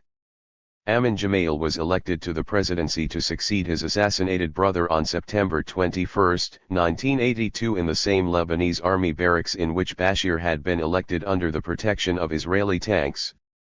The next day, Elias Sarkis left the presidential palace in Ba Abda, a sad sortie for a grim and sad president. His mandate had started with the assassination of Kamal Junblat and the entry of Syrian troops to Beirut, and here he was terminating it with the assassination of Bashir Gemayel and the Israeli forces occupying his capital. With Amin Gemayel's presidency, the Falange Party came to power. This, at least, was the opinion of many Lebanese. Lebanon was being governed by the Somoza-type regime of the Gemayels. As Raymond Didi put it, the country had 2 presidents of the republic, the father and the son, 2 commanders-in-chief of its armed forces, one commanding the regular army and the other the Lebanese forces, both controlled by the Israeli army. The family ruled over a party that ruled over a part of the country and wielded both legitimacy and illegitimacy. One as if to confirm this bitter accusation, the RST thing that the new president did was to visit the LF military council and vow to emulate his brother Bashir, even as far as offering the ultimate sacrifice. He used the presence of international troops to dominate his adversaries. Thomas Friedman remarked that Amin Gemayel, instead of using the U.S. Marines as a crutch for the reconstruction of his country, used them as a club with which to beat his Muslim adversaries. A number of Bashir's men held key posts in the administration while the economic posts were reserved for Amin's men. 3. Fadi Fram, the successor to Bashir at the head of the LF, launched his troops to the Shuv, under the cover of the Israeli troops, explaining that his militiamen had been installed there in order to dissipate any ambiguity concerning its identity, implying that that identity was Christian rather than mixed Druze and Christian. During the RST days of Amin's presidency, the Lebanese forces and the army invaded West Beirut, implementing a plan prepared under Bashir, and kidnapped many hundreds of Palestinians and Lebanese Muslims whose whereabouts remain unknown at the time of publishing this book. 4. Beirut had its women in black, inquiring about the fate of a husband, a brother, son, and demanding their return. Hardly a month later, Amin sent a police force, backed by bulldozers, to raise illegal squatters' areas in the poor shanty towns of Uzai and Ramel al-Ali in the southern suburbs, on the pretext that they were too close to the airport and endangered international air travel. The gendarmes shot at the demonstrating inhabitants and left a number of dead and wounded. Finally, in August 1983, Amin ordered his army to occupy West Beirut and its southern suburb. After no more than 1 year in power, the Falangist president had failed all those who hoped he would build a state and guide the country to a just and lasting peace. He had asked the protagonists to rally to his support and received a positive reaction only from Nabi Berri. After a brief entente with the president, the leader of Amal, shocked by the monopoly of power exercised by the Phalange, rallied to the opposition. 5. Some negotiate, others resist. On September 24, 1982, the multinational forces were back in Beirut, driven by the anger of international public opinion at the massacres at Sabra and Shatila. Their mission was to help the Lebanese army restore sovereignty and authority in the capital. On the eve of 1983, Lebanon was as a country divided into two parts, one resisted the Israeli occupation with arms and another negotiated a peace accord with Israel. To the RST belonged the militants of the Lebanese National Resistance Front who since the RST days of the occupation had been harassing the Israeli troops in the capital, Mount Lebanon, and especially the south and the Bekaa. The LNRF, which was created on September 16, 1982 at the initiative of the Lebanese Communist Party, the Organization for Communist Action and the Socialist Arab Action Party, served as an umbrella for the activities of the organizations and parties of the XLNM, including the SNSP and the Palestinian organizations still present and active in the Bekaa. Armed Resistance 221-222. To occupation was the determining factor that transformed the 2 stroll that Ariel Sharon had promised begin into a bloody adventure that would cost the Israeli army hundreds of soldiers killed and the bitter taste of the impotency of arms in front of a people's will to freedom. Ultimately this resistance contributed to isolate Begin in his depression, immobilized by the shocks and failures of his Lebanese venture as well as by the loss of his wife. Increasingly embarrassed by the reactions to the Sabra and Shatila massacres and the escalation of armed operations against its troops, Israel executed a partial retreat from West Beirut on September 27.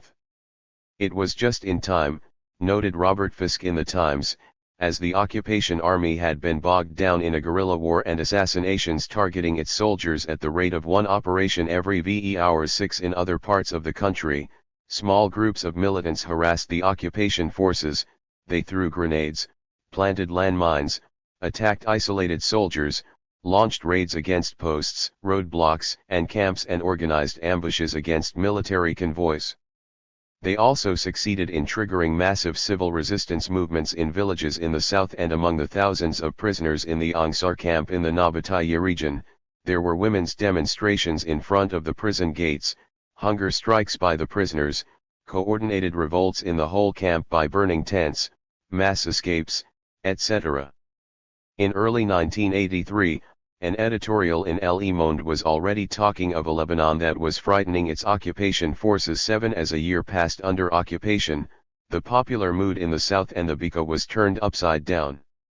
Those who had entertained the illusion that Israeli troops would dislodge the Palestinian resistance and retreat behind the borders had realized by then that the occupation was there to stay. Cadres and rank and Le of Amal in the south were mobilized and played a major role in the resistance.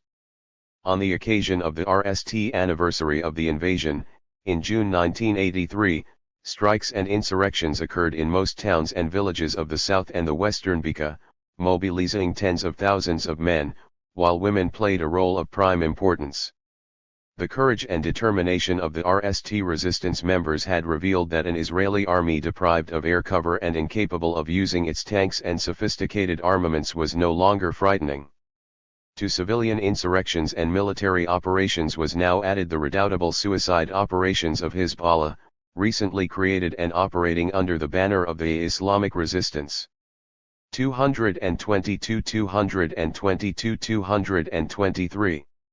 Meanwhile, Amin Gemayel, who in his inaugural address had given verbal concessions concerning Lebanon's Arab relations as a voluntarily choice, did not demand the withdrawal of Israeli forces. He and Sharon had agreed to conclude a peace treaty between the two countries.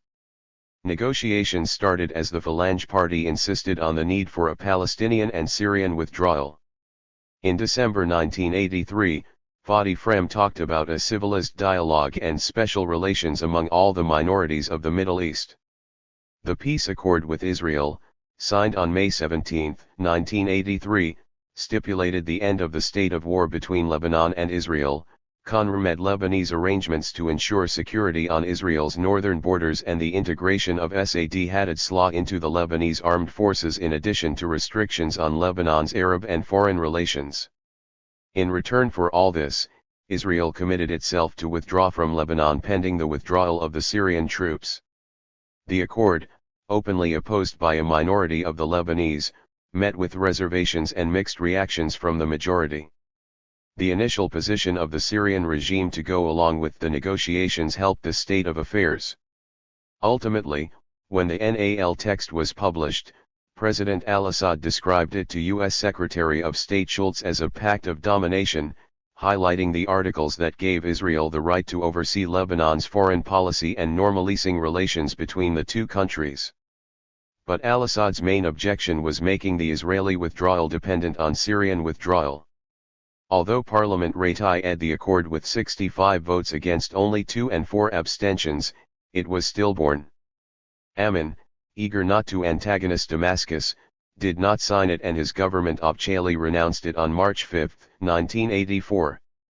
This was the second Israeli setback in Lebanon, following the loss of Bashir Gemayel. Meanwhile, the parties of the former LNM and the Palestinian organizations in addition to the Amal movement under Nabi Berri, Rashid Karami and the leader of Zgarda, Suleiman Frangieh, rallied to Damascus to launch a counter-offensive under the banner of the National Salvation Front. This was founded on July 23, 1983 to re-establish the equilibrium disrupted by the Israeli invasion. Hazi al-Assad, believing that he had been duped by the Americans who, under the cover of an operation against the Palestinian infrastructure, encouraged Israel to strike humiliating blows against the Syrian army, was determined to return the situation in Lebanon to the status quo ante. 223 223. 224. In early September 1983, the Israeli army withdrew from Alai and the Shuv, in order to exert pressure on Gemayel to sign the peace accord and with the hope of attracting the sympathy of the Druze. The withdrawal spelled disaster for the LF in Mount Lebanon, who had committed many killings and desecrated a number of Druze religious sites and gurs. Thomas Friedman likened the Phalangists to tin soldiers when deprived of the protection of the Israelis and the Lebanese Army 8 under the leadership of Samir Jaja. The LF troops were swept from Alai and the Shuv within 48 hours, dragging with them thousands of Christian villagers to take refuge in Deir al-Kamar, besieged by Walid Junblatt's militia for long weeks between September and December 1983.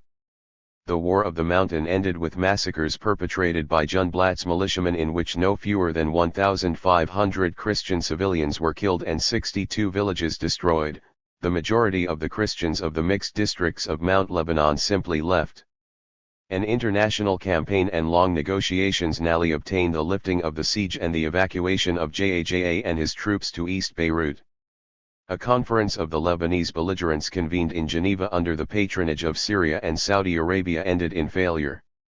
The determined duo of Junblat and Berry faced the irredentism of Shamoun and Pierre Gemayel.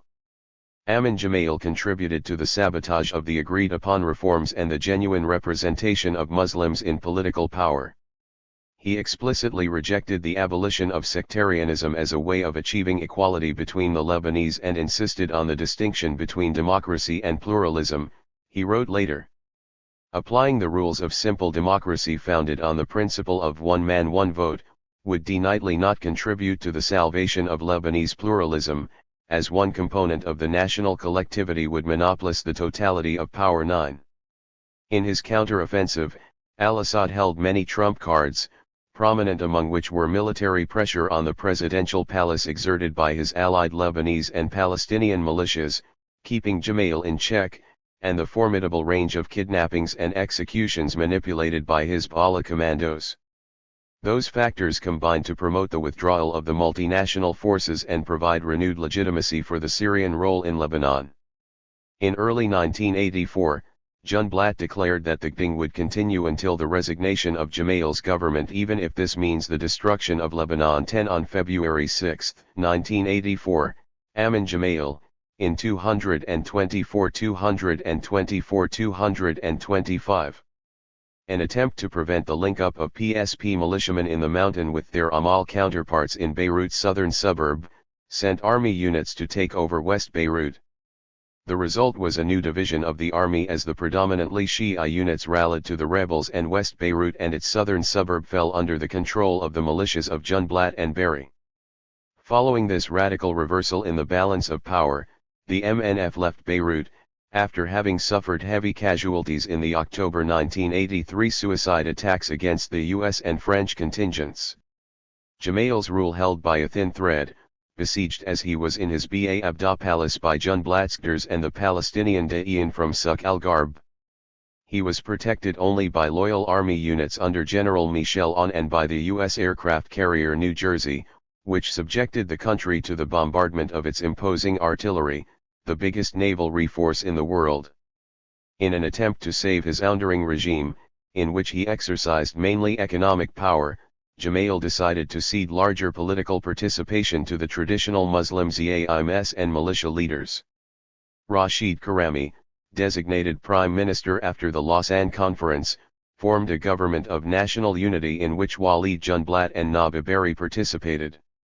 This inaugurated a short period of precarious coexistence between the Falangist state and the militia forces. On February 17, 1985, Israeli forces withdrew from Sidon and the area of the Beirut-Damascus road near the border strip, putting an end to the occupation resulting from the 1982 war, with the exception of the Jazin region. Israel had lost some 500 soldiers in its Lebanese adventure. Ma'arif's military correspondent spoke of an Israeli army that had suffered the unforgivable at the hands of those who organized the Lebanese war. He added that the big lesson to draw from this adventure was how Israel's military omnipotence could be transformed into impotence and precariousness. 11 According to a tacit agreement mediated by the U.S., Israel left security in the south to the Amal movement. The price to be paid was its anti-Palestinian role in the war against the Palestinian camps during 1984-85. In the western Bekaa, the accord negotiated by U.S. officials stipulated that Syrian troops would not enter the zone south of the Beirut-Damascus road, though Lebanese army units loyal to Damascus were tolerated, with the discreet participation of Syrian intelligence officers in them. 225 226. Progression of the Syrian counteroffensive. At the end of the year, the Syrian counteroffensive saw a new push in Lebanon. On December 28, 1985, a tripartite agreement was signed in Damascus by the three leading militia chieftains, Junblat, Berri and Eli Habika. Habika had taken over the leadership of the LF on September 9, 1985, in association with Samir Jaja, the northern militia leader who was named commander-in-chief of the LF. Habika, who consummated the break with Amin Gemayel and the Phalange, had tried to wash his hands of the Sabra and Shatila massacres and executed an about-face, in the direction of Damascus where he was embraced and his public image restored. This break signaled the RST division inside the Christian camp, which had hitherto been united, at least vis-a-vis Syria. The signatories to the accord pledged to end the war and dissolve all of the militias within 1 year. Politically, it confirmed parity in sectarian representation between Christians and Muslims, the abolition of political sectarianism after a short transitional period, and established a new balance in the prerogatives of the President of the Republic, in favor of the Prime Minister and the Cabinet. In direct response to Bashir Gemayel's revisionism, the tripartite agreement document read Lebanon as an Arab country as regards its belonging and identity. Provision was made for amending the electoral law in order to increase the number of deputies, reduce the voting age and create a Senate. This body would be chosen along sectarian lines and rule on vital questions regarding constitutional amendments, naturalization, the declaration of war and peace, the signing of treaties with foreign parties and the like.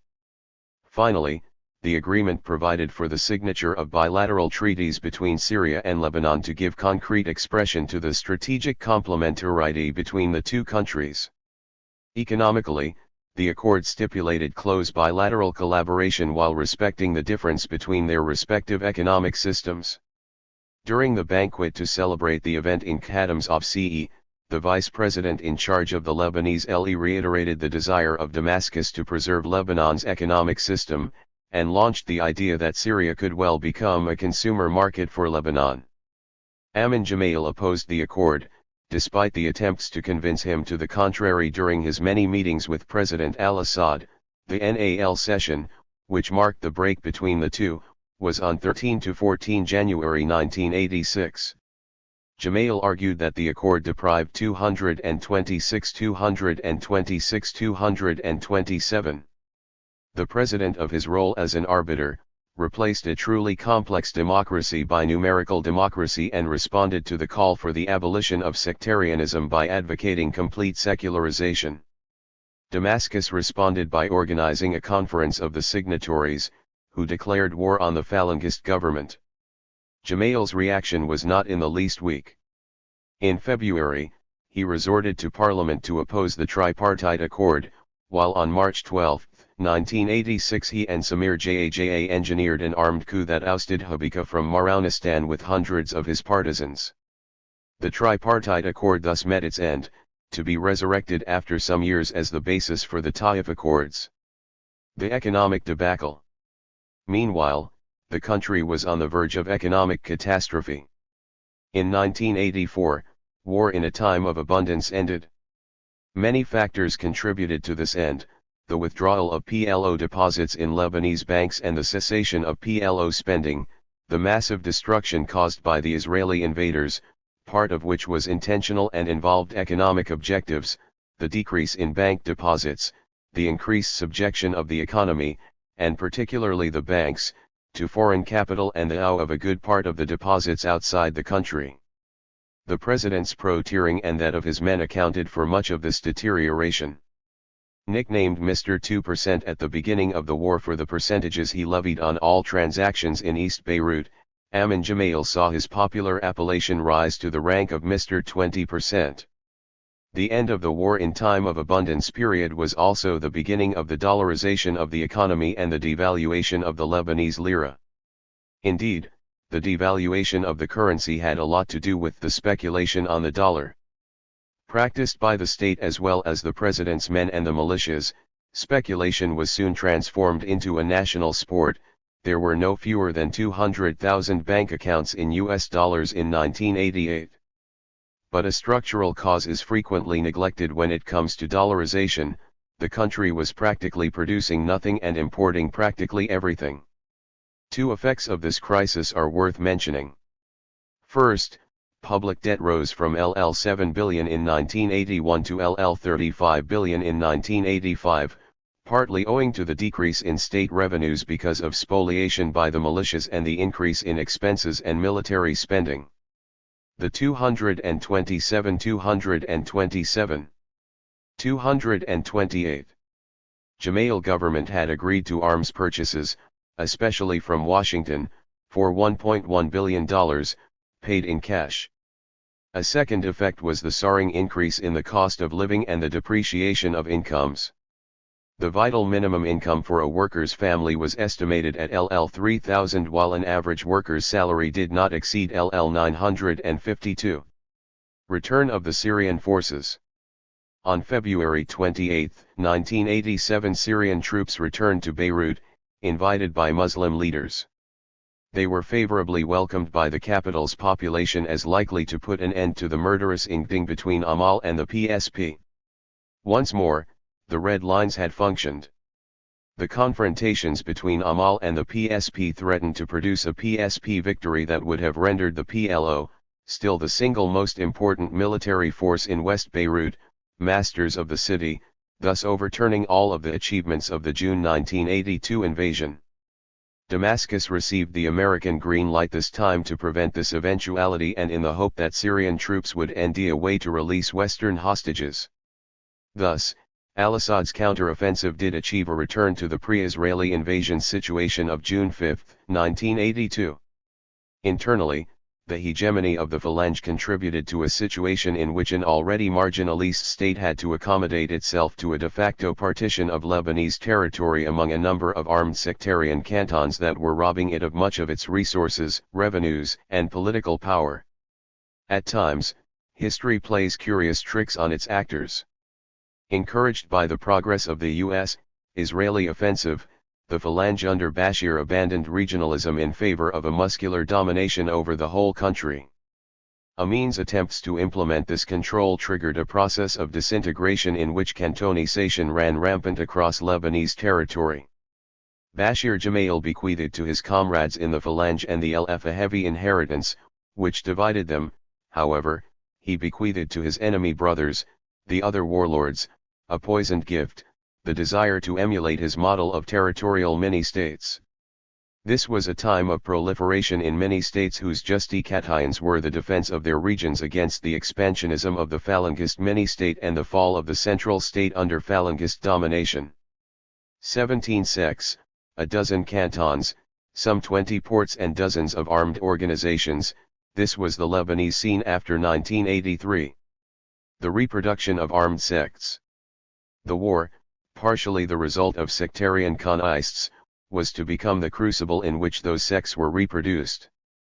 The marginalization of the Sunni community is a hallmark of the post-1983 period. A combination of factors contributed to this development, such as the impact of the Palestinian withdrawal, the disappearance of prestigious leaders, and the political disappearance of the only militia that represented the Sunni community, the Murabitan of Ibrahim Khalilat, liquidated by the joint efforts of Amal and the PSP, presumably upon Syrian request.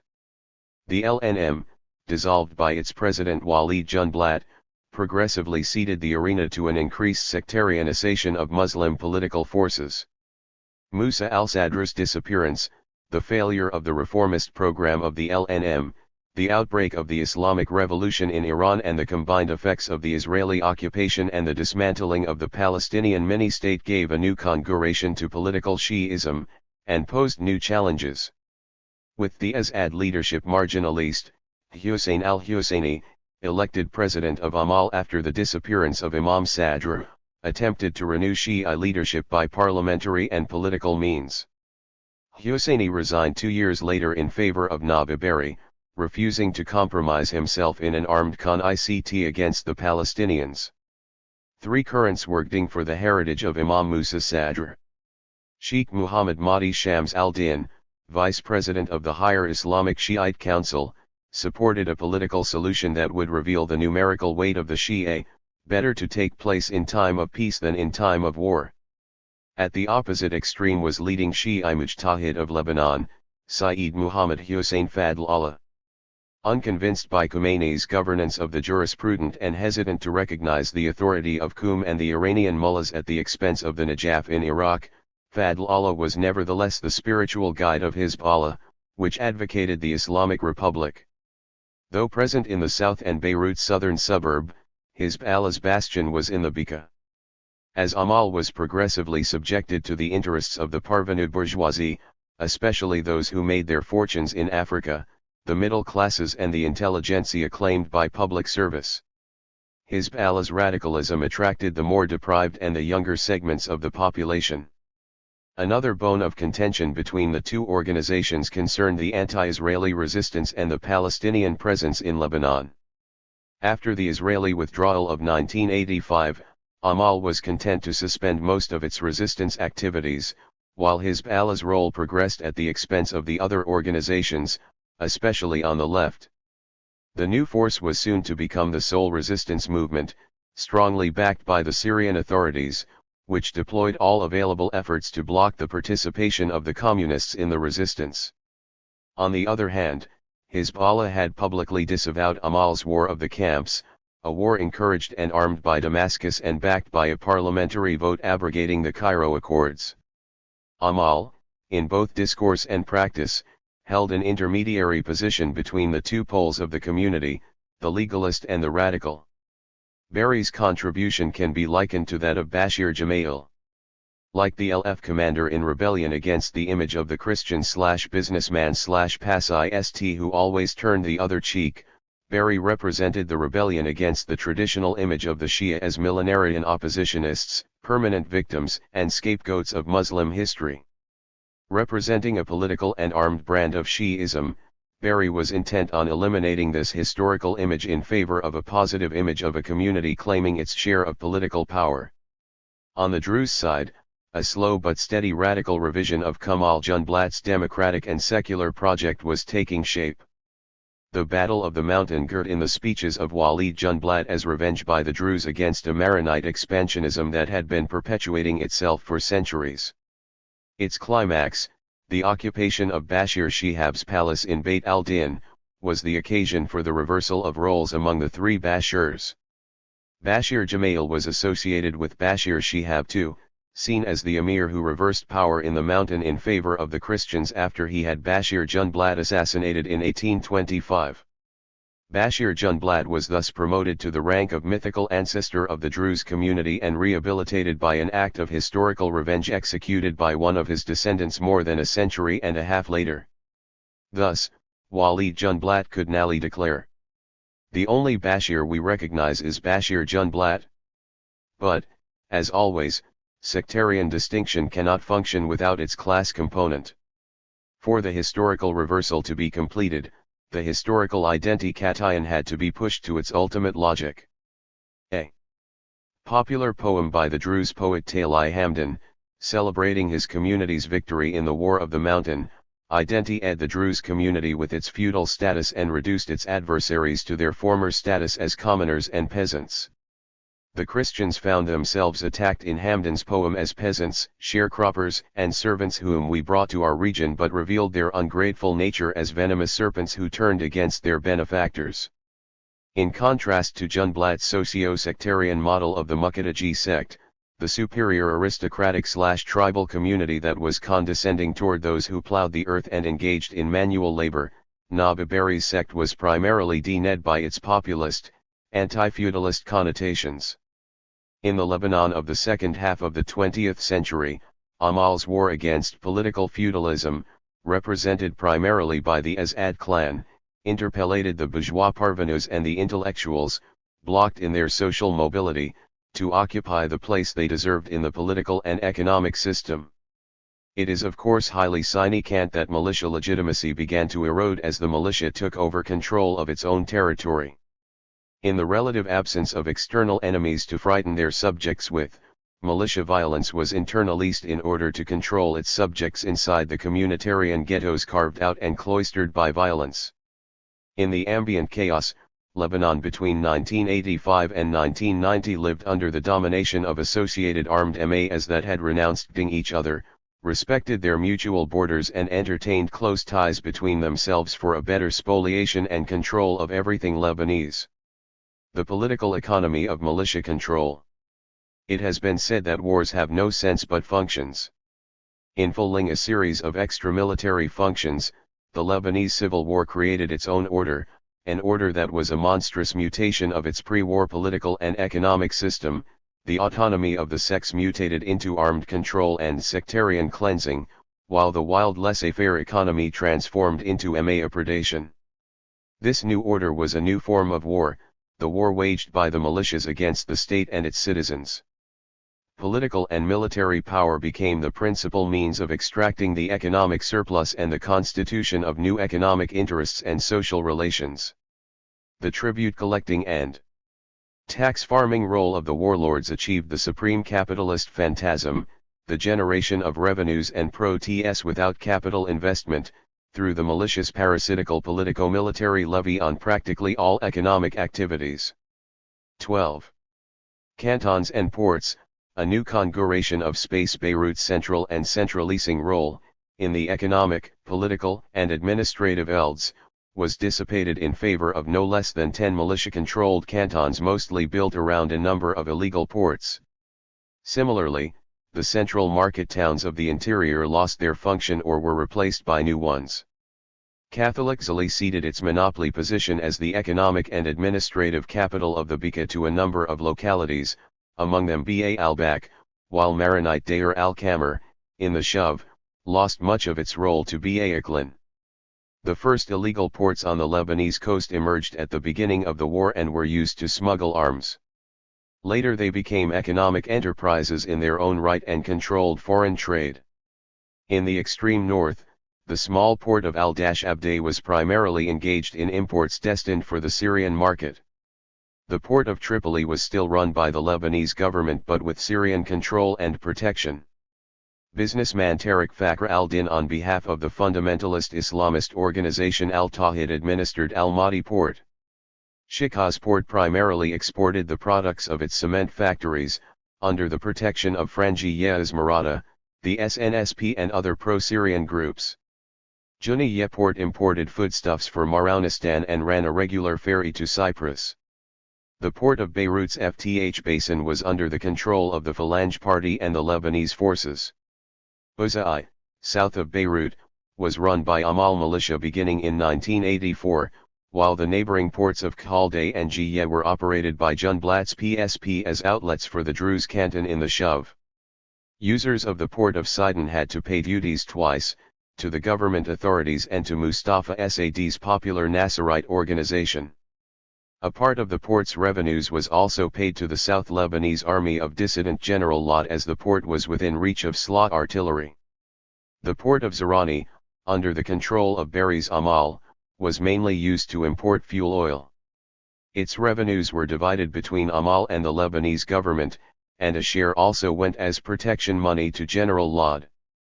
The port at Naqoura, on the Lebanese-Israeli border, had since 1978 been managed by the SLA and the Israeli army.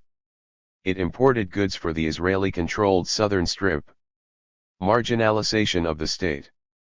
Robbed of its monopoly of violence, its army divided along sectarian lines and the Lebanese state, whose power was at times reduced to the parameters of the presidential palace in Beata, had to coexist, as the weaker partner in a true duality of power with the militias, which were the effective rulers of the greater part of Lebanese territory.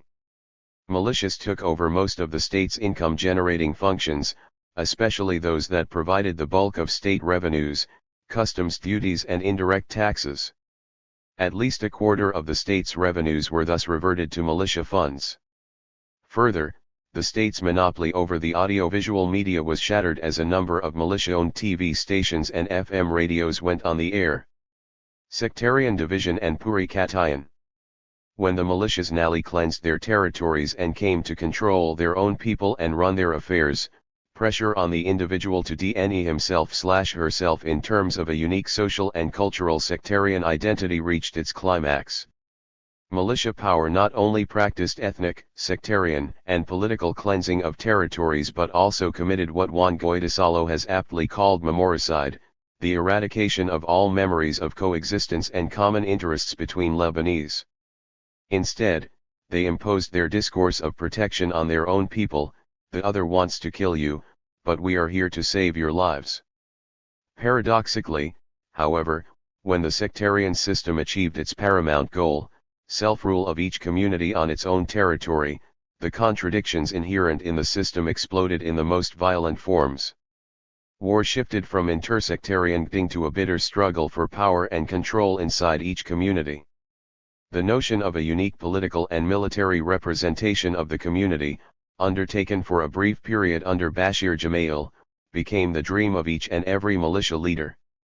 This period witnessed the bloodiest confrontations of the war of the camps between Amal and the Palestinian organizations, periodic ding between Amal and the Socialist Progressive Party of Walid Junblat and the parties of the ex-Lebanese national movement, bitter and prolonged ding between Amal and Hezbollah for the monopoly of representation of the Shia, etc. On the other hand, ding erupted regularly inside the Christian camp between the Phalange Party and the Lebanese forces, and between different factions of the Lebanese forces themselves, and culminated in two destructive wars between the Lebanese forces and the army of General Michel Aoun. Pillage, piracy, and plunder. Difficult as it is to calculate the sums involved in the arms traffic during the Lebanese wars, a large surplus of arms and ammunitions existed throughout the war to turn the PLO organizations and the warring Lebanese into international arms dealers.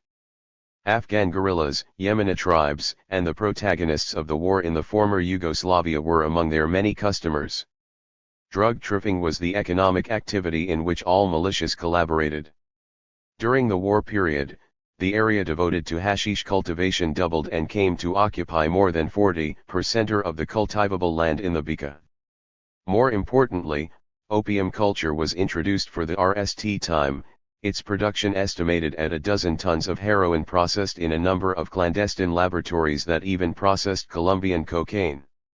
The estimated value of narcotics produced in Lebanon was around $6 billion and their market value reached as high as $150 billion. 14. The yearly tributes accruing to the various parties that controlled the traffic have been estimated at between $500 million and $1 billion.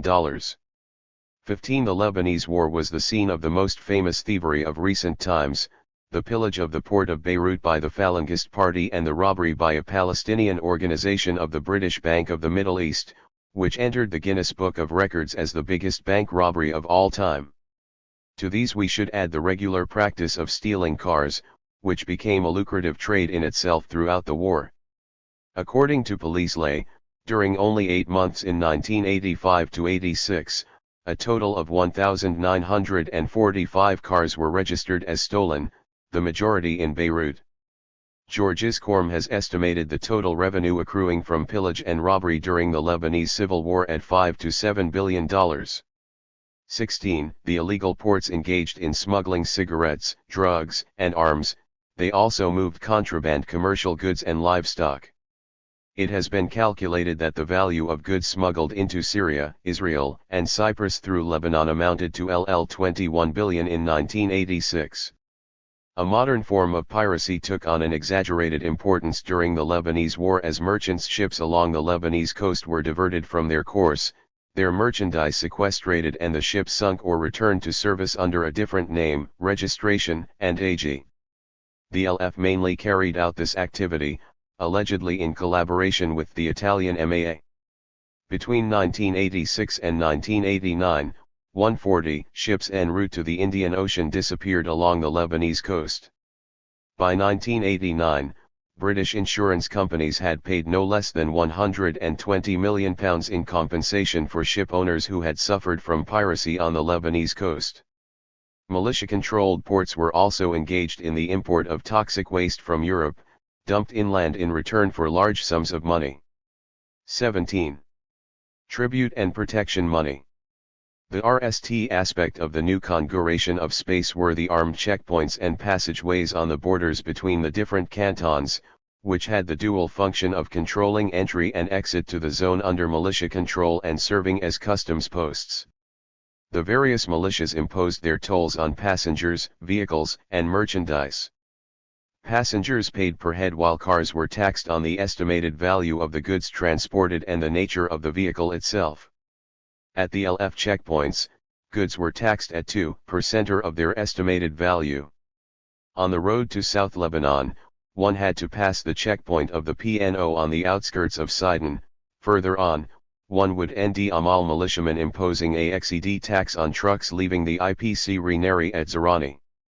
Further south, The VE checkpoints of the SLA were designed to seal off the Israeli-occupied zone economically from the rest of Lebanon and help divert its economy toward northern Israel. Most militias levied a head tax. Protection money and income taxes were imposed on economic activities, agricultural enterprises, commercial and industrial RMS, the liberal professions, and so on. A direct lump sum tax of $30 per month was imposed on all industrial or commercial enterprises. Thereafter, enterprises were taxed according to their importance. Tourist centers and beaches, for example, were taxed at the rate of LL 350, 550/M2 of the center's installations, and cottages at the rate of LL 2,500, 5,000/M2. Sand extraction along the coast was taxed per cubic meter likewise by the LF and Amal. This activity turned out to be so profitable that Amal created its own company for sand extraction in partnership with migrant capital. The bulk of the revenues of the northern canton of the Maratha came from protection money imposed on the cement plants of Shikha, taxed at the rate of $3 to $5 per ton. Most big companies, like Middle East Airlines and the Raji, paid enormous sums in protection money to almost all of the militias. In the agricultural areas of the south, the Amal militia levied a tax on land ownership at the rate of $2/dunam. Consumer goods were equally taxed, for example, cigarettes, cigars, cinema and theater tickets and restaurant bills. Another important source of militiascal revenues was taxes and dues levied on administrative formalities previously gathered by the state. This included registration of transfers of landed property, registration of cars, building permits, work permits, and residence permits for foreigners. The decrease in state revenues led to an increase in public debt, which doubled VE times in VE years from LL 7 billion in 1981 to LL 35 billion in 1985. It has been estimated that the militias expropriated at least 20% of the state's revenues. 18. Militias as business enterprises. In addition to robbing the state's revenues and heavily taxing their own communities, the militias in power articulated their economic activities around the dominant and more profitable services and commercial economic sectors. After 1983, the main militias took control of a large part of the import trade and all distribution of fuel and R. In addition to their monopoly control over those vital products, they imposed high taxes on their consumption and reaped enormous protests from speculation on the differences in the prices of those commodities between different Lebanese regions. Practically all foreign trade was in militia hands. The newly created ports had become militia-owned enterprises. The Phalange and LF managed to buy the majority of the shares in the company that ran the port of Beirut. Containers were taxed at the rate of $800 per unit. Imported cars were taxed at the rate of 20% of their price. In Naqoura, Lebanese businessman Samir al-Hajj engaged in the re-export business, Israeli merchandise destined for Arab markets, camouflaged as Lebanese products. He paid $15 million in yearly protection money to the SLA, which gives an idea of the volume of his trade. Cooperation between the militias in the narcotics traffic and in the distribution rackets laid the foundation for future cooperation. In other elds, the same militia representatives who would sit on joint security committees, as representatives of belligerents at war, would, perhaps in the same day, reconvene as members of the board of directors of companies that they now collectively controlled, TMA, the National Air Transport Company, for one, or meet to divide their revenues from the distribution of butane gas.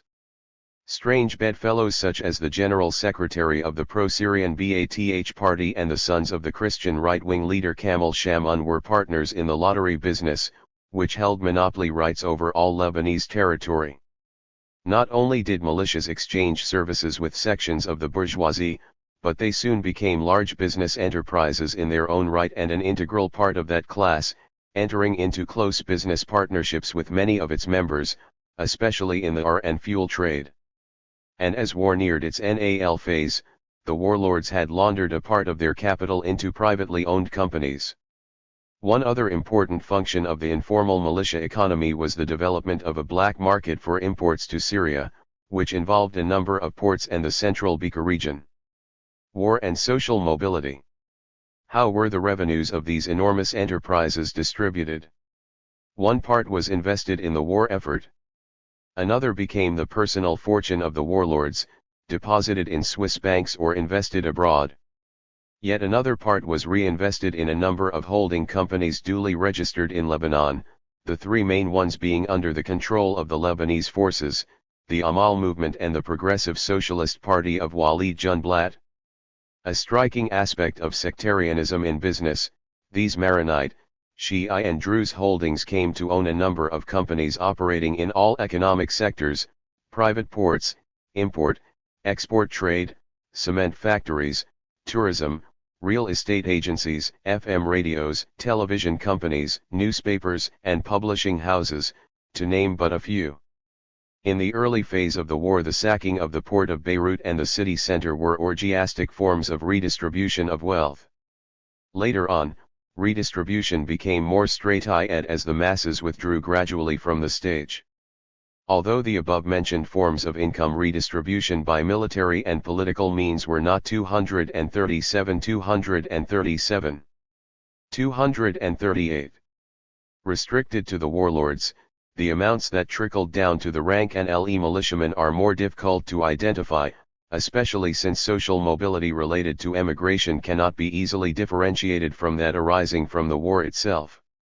We can safely say that MASM in Lebanon, the highest stage of clientelism, follows the same logic as any other form of clientelism, that of uneven exchange and uneven distribution between patrons and clients, except for the fact that the main role of clients in war was to die for their patrons.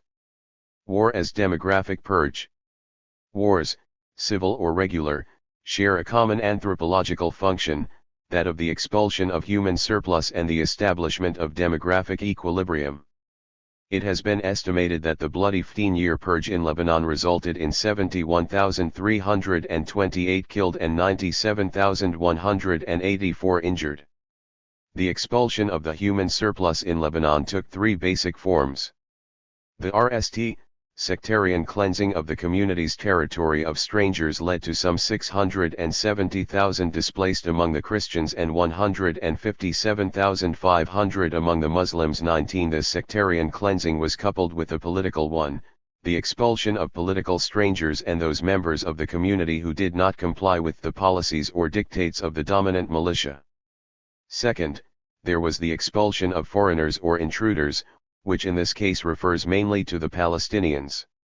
Bashir Gemayel had a famous phrase for the Palestinians as a people too many in the Middle East. The massacres of Sabra, Shatila and the wars of Amal against the Palestinian camps, not to speak of Israeli military operations and the two outright invasions of 1978 and 1982, can be seen as military procedures to get rid of that people too many. Third was migration. Nearly a third of Lebanon's population was driven out of the country. The economic and social consequences of this massive out of the working population, mainly the young, have been enormous. A majority of the Lebanese workforce has become employed outside their country. The balance of power among the sectors of the economy has tipped even more in favor of tertiary and rentier activities at the expense of productive sectors. The extroverted character of the economy has been intensified, as has been the specie logic of 238. 239.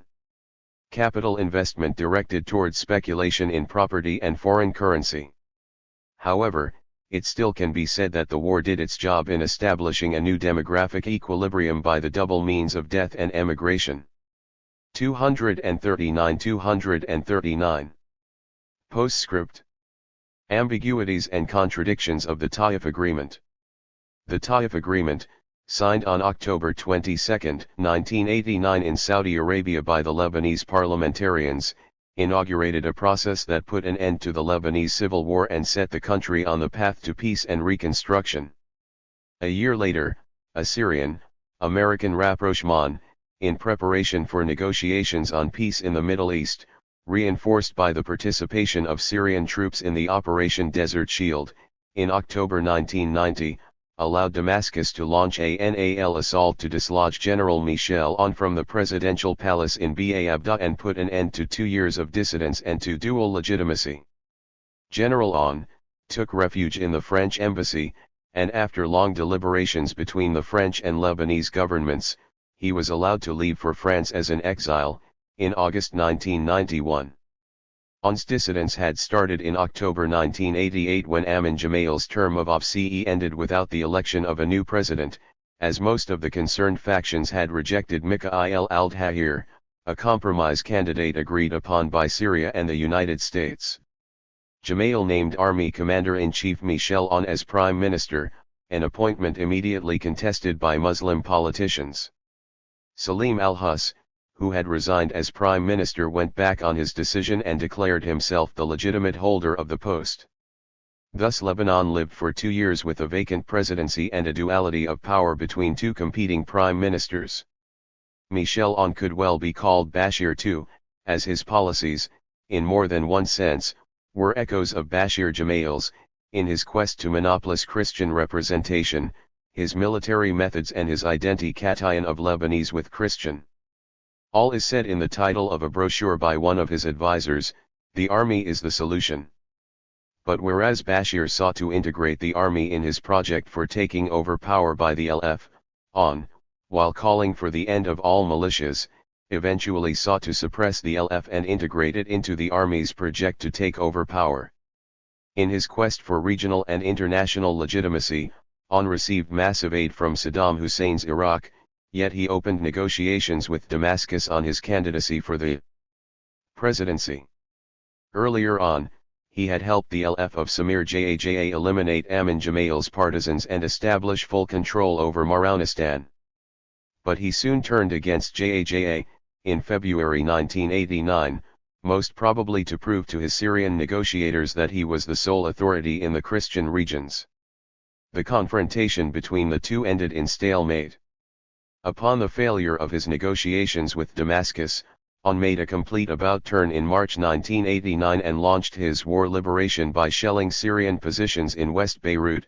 The ensuing war, which enlisted LF participation on Aoun's side, lasted for 6 months, and witnessed the most bloody duels of artillery between the two regions during the whole war period. Meanwhile, an Arab League initiative, backed by the US, brokered a ceasefire in Lebanon and organized the meeting of Lebanese parliamentarians in the city of Taif in Saudi Arabia. After a month of deliberations, the deputies agreed upon a document of national understanding, known as the Taif Agreement. Aoun rejected the agreement because it did not allow for a complete Syrian military withdrawal from Lebanon, and decreased the president's prerogatives in favor of the prime minister, without any other reforms of the political system. Aoun summoned the MPs, who were stationed in Paris, to come and discuss the accord with him. When they refused, suggesting negotiations through emissaries, he declared himself, in September 1989, sole legitimate authority in Lebanon, dismissed Prime Minister Hus and dissolved parliament, accusing its members of being warlords and promising to substitute them by new leaders elected on the basis of their programs. However, the general gave himself the right to delay other reforms until after liberation. "What reforms would we have," he asked, "if we do not know whether the Bekaa and the South are going to remain in Lebanon or not?" As for his rejection of the Syrian mandate, it went much beyond his opposition to the Syrian regime, as the general could not imagine his country ruled by a society that lives in the Middle Ages. During the 2 years of his disputed rule, General Aoun enjoyed undeniable popularity among the Christian public, exasperated by the exactions of the LF and the corruption under Amin Gemayel, and easily mobilized against Syrian presence. He even attracted the sympathy, at times the enthusiastic support, of many Muslims who suffered from the militias, the Syrian mandate, and looked up to the army as a symbol of the country's unity. But the populism that animated him was quite reductionist and one-sided. After one of his enthralling rallies around the presidential palace, in which Aoun became the object of a new cult, huge posters representing him as Saint George slaying the dragon, his Opchale organ, a level declared, "The people was only born 60 days ago." but it is not participating in the GDing against the LF. Not only does the general substitute himself and his army for the people, but the country is also reduced to a liberated Christian nucleus, and the Lebanese to the Christian people, relies RST on the people itself, explained Level, then on the Muslim groups when they acquire the capacity to express themselves freely. Too entrenched in his presidential palace in Ba Abda, on refused to recognize President René Muawad, when the latter was elected on November 5, 1989 at an Air Force base in the north of the country. And when Muawad was killed in a car bomb on Independence Day, On persisted in refusing to recognize his successor, the deputy Farzali, Ilyas Harewai. The general's NAL war was launched against the LF of JAJA, to punish the latter for his positive attitude toward the Taif Accord, and in a last bid for exclusive control of the Christian enclave. The war for unifying the guns, as it was called, transformed East Beirut and the heart of the Christian region from January to May 1990 into a real battle, severely divided the Christians and dealt a heavy blow to their position in the country's sectarian balance of power. The generals' wars incurred great losses, 1,500 killed and 3,500 wounded, 25,000 destroyed apartments, the decline of the Lebanese pound from LL 550 to LL 1,100 per $1, and more than 100,000 Lebanese, mostly Christians, emigrating to Canada, the USA, and Australia. Capital aid reacting to the GDing inside the Christian camp had been estimated at $1 billion. With On in exile, Ilyas Harewai started exercising his powers over the entire country and designated Umar Karami as prime minister. The militias disbanded with the help of the Syrian forces and handed in their arms to the Lebanese authorities. Many of the militiamen were incorporated into the army, the security services and the administration. Armed Palestinians were disarmed and driven back into the camps. Only Hezbollah was allowed to keep its weapons, in recognition of its role in the armed resistance against Israeli occupation. Simultaneously, the legitimate army, reorganized under General Emil Lahad, accomplished its deployment across the entire country, except the border enclave. In May 1991, Presidents Harewai and al-Assad signed a brotherhood, cooperation, and coordination agreement, ratified by the Lebanese parliament 6 months later. Which was followed, on September 1, 1991, by a common defense and security agreement. On September 21 of that year, Parliament voted a constitutional law to incorporate the reforms of Taif into a new constitution designed to put an end to the old duality of constitution/national pact. Its preamble proposed a new compromise on the country's identity, deeming Lebanon as Arab in its belonging and the Nal homeland for the Lebanese. The nullity of Lebanon, meaning that it would never enter any union with any other state, namely Syria, had been a major demand by Christians since the formulation of the National Pact of 1943. On the other hand, Lebanon's Arab identity was upgraded from the Arab character in the National Pact to Arab belonging. The preamble also included general lines of economic policy, the decisive adoption of the system of free enterprise linked to the equitable and concerted development of all Lebanese regions and to social justice. 3. The document of national accord adopted in Taif had envisaged a solution to the Lebanese crisis in 2 periods. The Second Republic to which it gave birth was conceived as leading to a Third Republic in which political sectarianism would be abolished. Article 95 was modified to commit the RST elected parliament to create a special council for that purpose, without a time limit. The Third Republic, liberated from political sectarianism, would be inaugurated by the election of a non-sectarian parliament. The sects would be represented in a Senate similar to that of the 1926 Constitution, which would have a decisive vote on issues of a national character. However, the Council for the Abolition of Sectarianism was stillborn, encountering open opposition from Christian leaders and tacit opposition from other sectarian leaders. In practical terms, the Taif regime reproduced the sectarian system, but with a sizable modification in the balance of power between its constituents. To begin with, parity replaced the previous 6/5 ratio in the distribution of parliamentary seats, which were increased to 128, and of cabinet portfolios. On the other hand, sectarian quotas were abolished in civil service posts, the judiciary, the army, and the police, with the exception of Degree 1 posts, that is, general directors of ministries, where parity and rotation were to be applied, meaning that no Degree 1 post would be reserved to a XED sect. More importantly, the prerogatives of the President of the Republic were severely curtailed in favor of the Prime Minister, the Cabinet, the Parliament, and its Speaker, all conremed in their represented 244. Postscript 245. Shin of the Maronite, Shi'i, and Sunni sects respectively. Though he remained head of state, symbol of the country's unity and guardian of the Constitution, the President had practically lost most of his executive powers. He would attend cabinet meetings but without the right to vote, compared to the previous situation in which he would preside over cabinet meetings and cabinet could not issue decrees in his absence. The Prime Minister, previously appointed by the President of the Republic, would henceforth be designated by obligatory consultations that the President carried out with the MPs, and he was bound by the decision of the majority.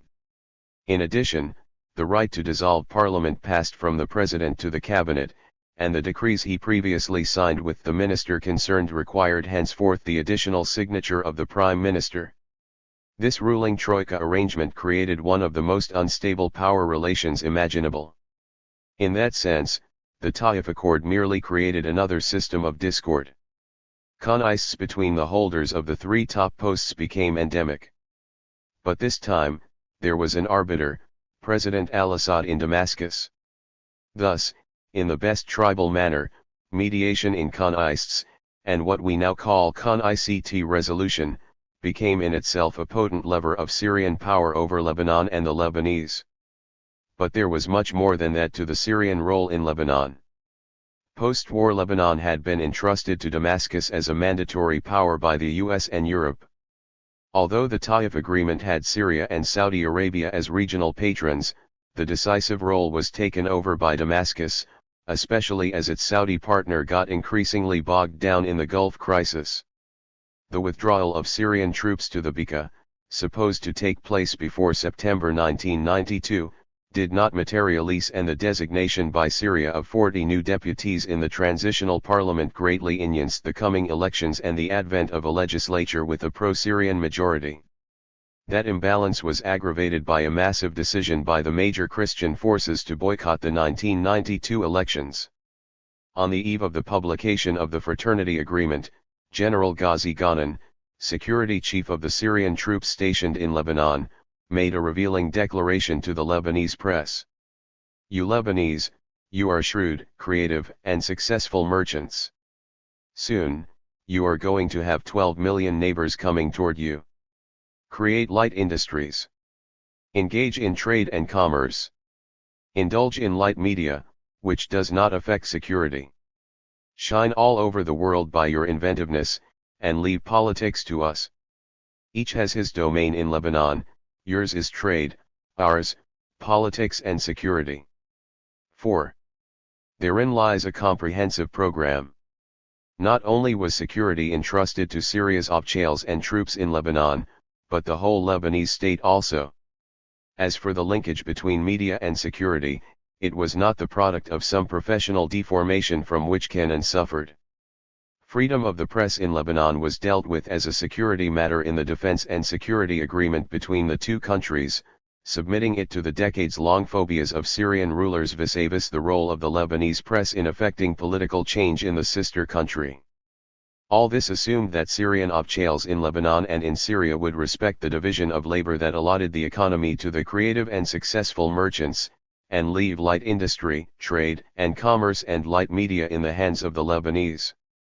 This, of course, had not been the case at all during the war, and it would not be the case in the post-war period. But that is another story. With its ambiguities and contradictions, Taif nevertheless managed to put an end to the armed contests. A new period in the history of Lebanon had begun. Chronology: 634 to 641 Arab-Muslim conquest of Syria. Mount Lebanon and the coast are part of the Jund of Damascus. 663 Umayyad settle Persians in Jabal, Kisrawan, and Tripoli and Yemenite tribes in western Mount Lebanon to defend coast against Byzantine attacks. Islamization of southern Lebanon tribes while northern tribes remain Melchite Christians, including Maronites, followers of the hermit Mar Maroun in the Homs region. 680 to 681 Maronites split from Byzantine Church, elect Yohanna Maroun as their patriarch. Seat in a sea valley, where they remain for 3 centuries. 750 to 1258 The Abbasid Caliphate. 759 to 760 Revolt of King Bandar in Jubat al-Munadira. 765 Death of Imam Ja'far al-Sadiq initiates Shi'i split between Imamists and Ismailis. 874 Gaba of Imam Muhammad bin al-Hussein, 12th Imam for the 12 Shi'as spread of Shi'ism in Lebanese territories. 901 to 922 Karmates in Syria, besiege Damascus, destroy Homs, control Bekaa and parts of Mount Lebanon. 908 Karmates defeated by Fatimides in a sea valley. 969 Byzantines invade northern Syria. Migration of Maronites from a sea valley to Mount Lebanon.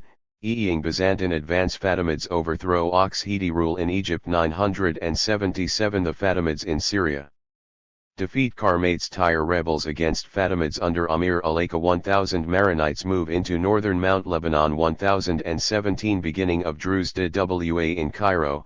Anshikdan Darazi calls for Dei Katayan of Fatimid ruler, al-Hakim by Amr Ila. He is killed by Fatimids. Hamza bin Ali organizes Druze as Muwahidin sect. Druzism spreads in Syria.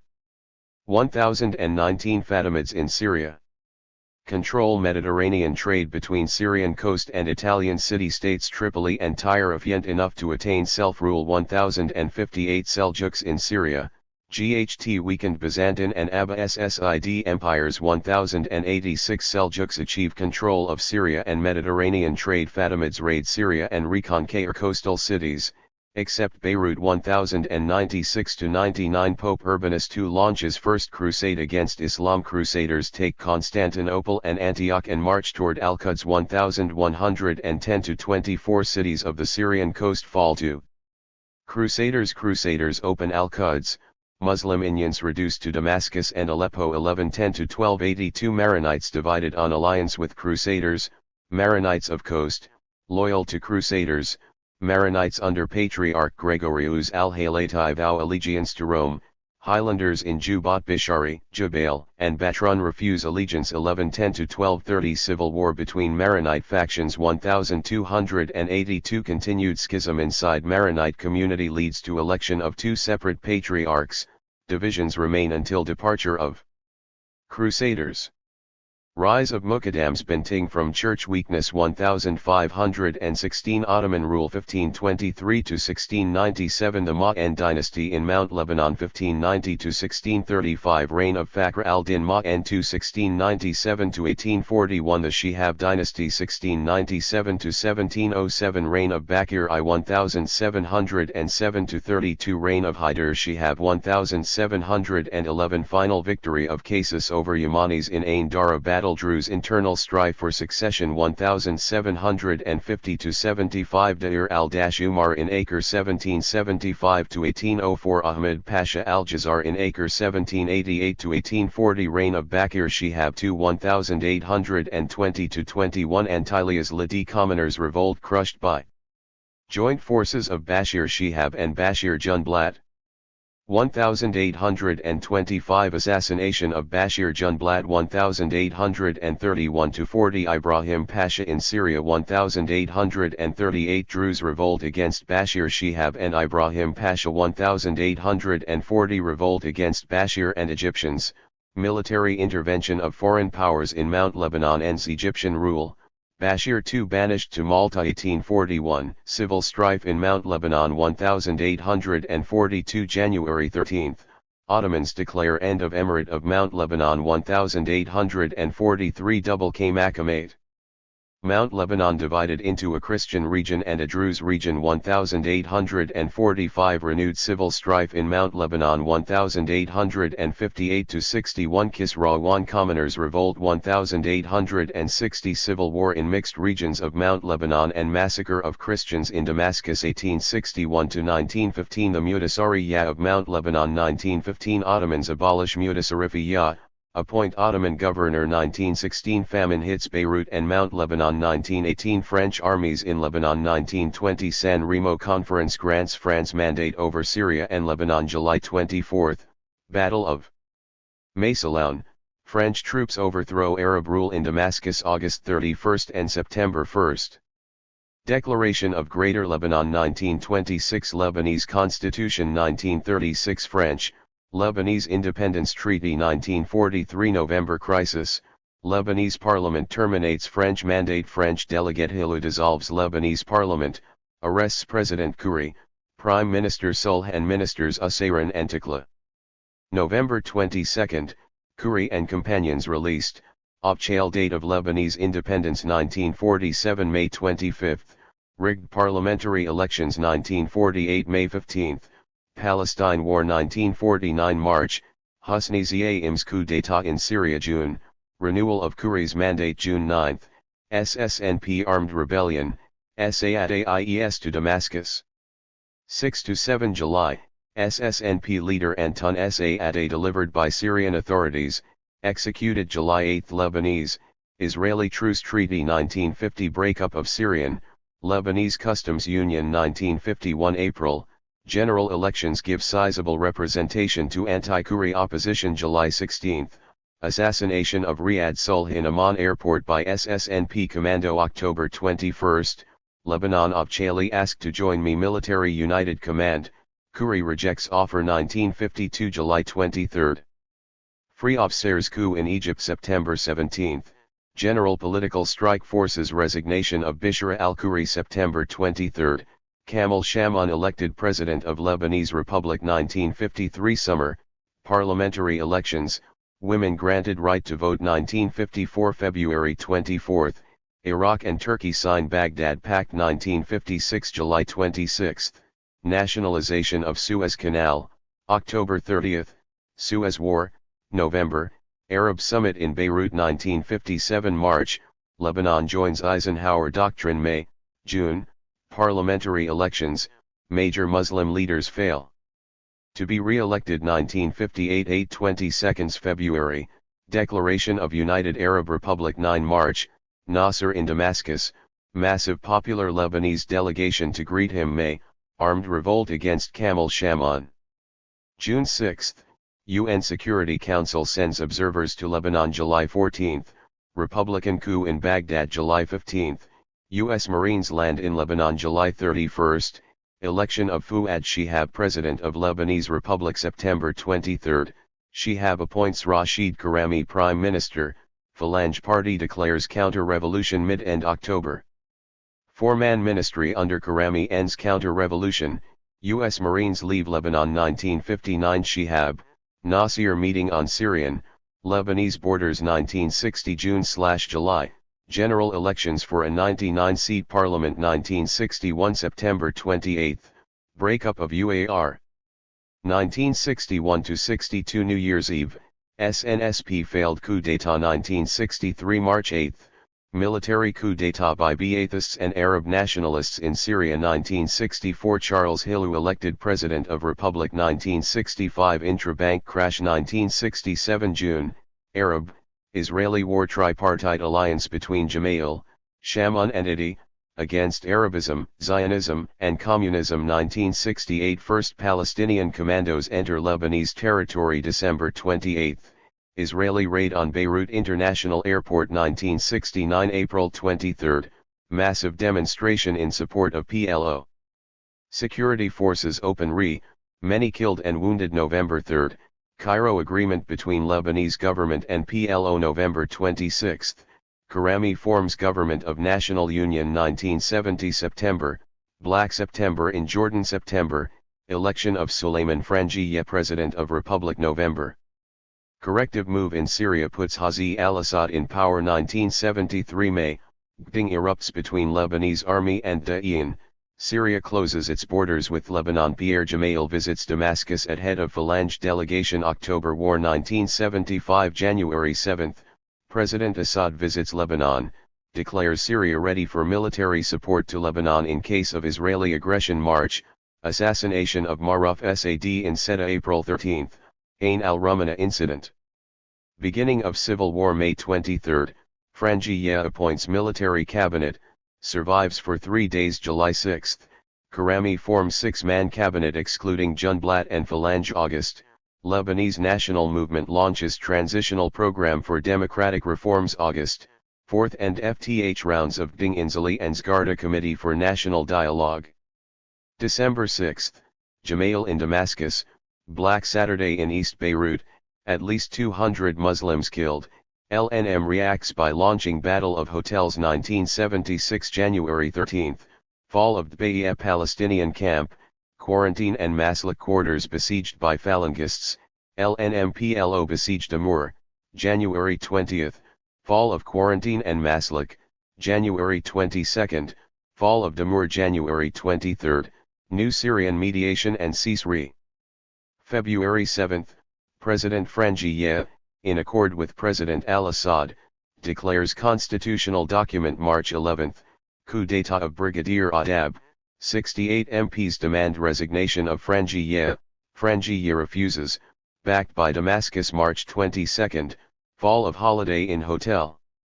Phalange lose last stronghold in West Beirut. March 25, Ba Abda Presidential Palace shelled, Frangieh takes refuge in East Beirut. March, 7-hour al-Assad, Junblat meeting ends with discord. April 1, U.S. Emissary Bean Brown in Beirut. April 11, Syria, PLO agreement on restoring order in Beirut. March 13, al-Assad's speech attacking LNM. May 8, Ilyas Sarkis elected president. End May, Syrian troops enter Lebanon. June, Israel opens Good Frontier in South, defection of Major Sad Haddad and formation of Army of Free Lebanon. August 12, fall of Tal al-Ziyar Palestinian camp and predominantly Shi'i Nab, a suburb in eastern Beirut. September 23, end of Frangieh term of OFCE, Ilyas Sarkis elected president. October 16, 6-man Arab summit in Riyadh declares ceasefire in Lebanon starting October 21, October 25, Arab summit in Cairo.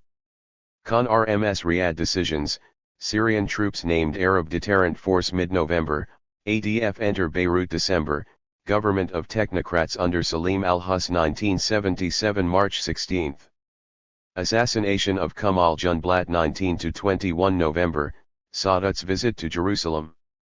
1978 February, Syrian, Phalangist Ding in Ashra. 14-15 March, Operation Litany, Israeli army invades South Lebanon and establishes buffer zone under Haddad. UN creates UNIFIL. June, Tony Frangieh, his wife, and daughters killed during a Phalange raid in Aden led by Samir Jaja Summer. September, Camp David Accord between Egypt and Israel, 100 days battle between Syrian troops and Phalanges in East Beirut. 1979 January, Islamic Revolution in Iran overthrows Shah regime. March, Sadat and begin sign peace treaty in Washington. 1980 March, Battle of Zali, Israeli, Syrian missile crisis defused by U.S. envoy Philip Habib. July 7, Bashir Gemayel eliminates PNL Tigers, creation of Lebanese forces under his command. 1982 4-6 June, Israeli invasion of Lebanon. Beirut besieged, Syrian troops retreat to northern Lebanon and the Bekaa. August 23, Bashir Gemayel elected president, evacuation of PLO troops by US-led multinational force. September 14, assassination of Bashir Gemayel. September 15, Israeli troops enter Beirut.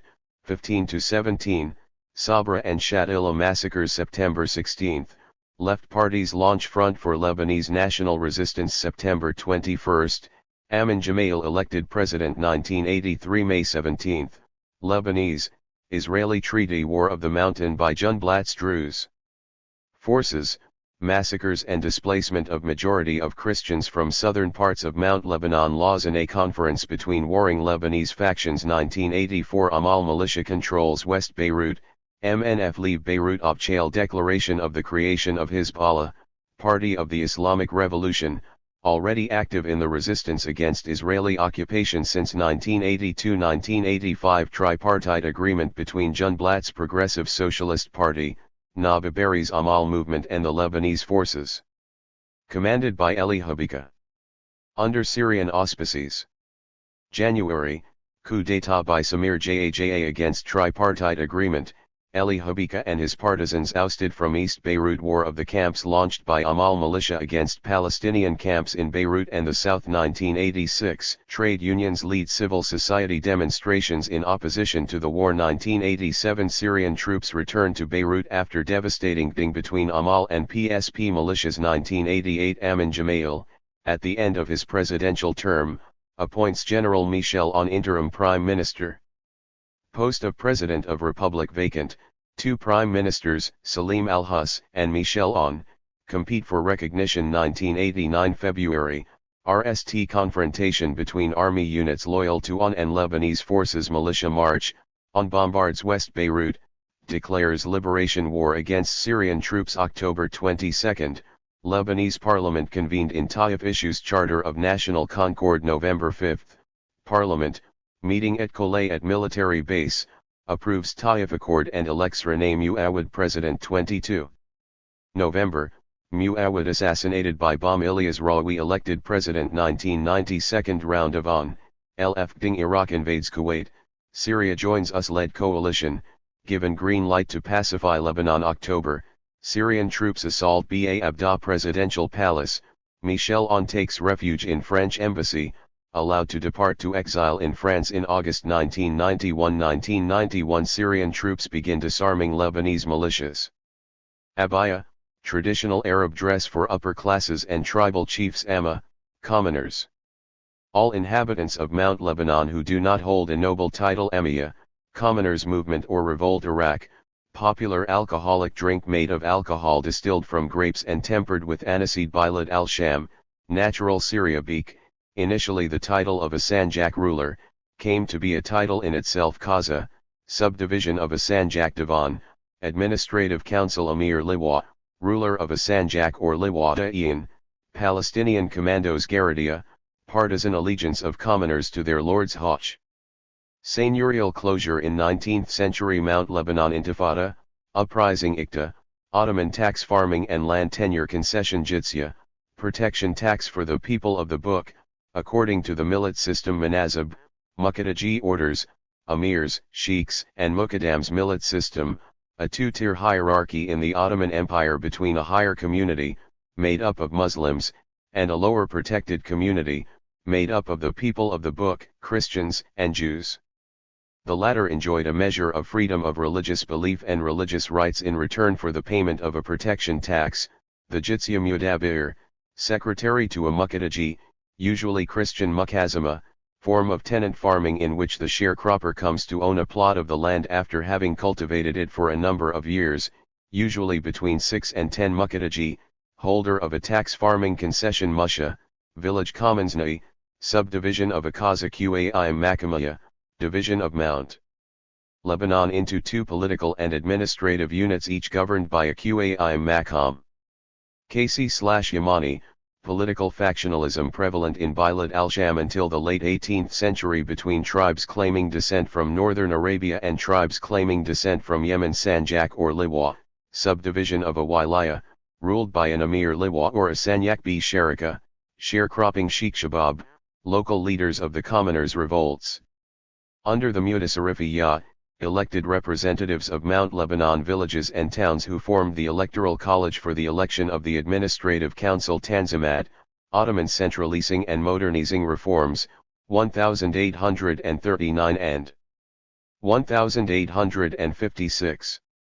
Uda, Muqaddaji estate Wakil, elected village representative during the commoners' revolts in Mount Lebanon. Waqf, non-commercialist properties donated to religious institutions for pious and charitable purposes. Wilaya, main Ottoman administrative unit, ruled by a Vali.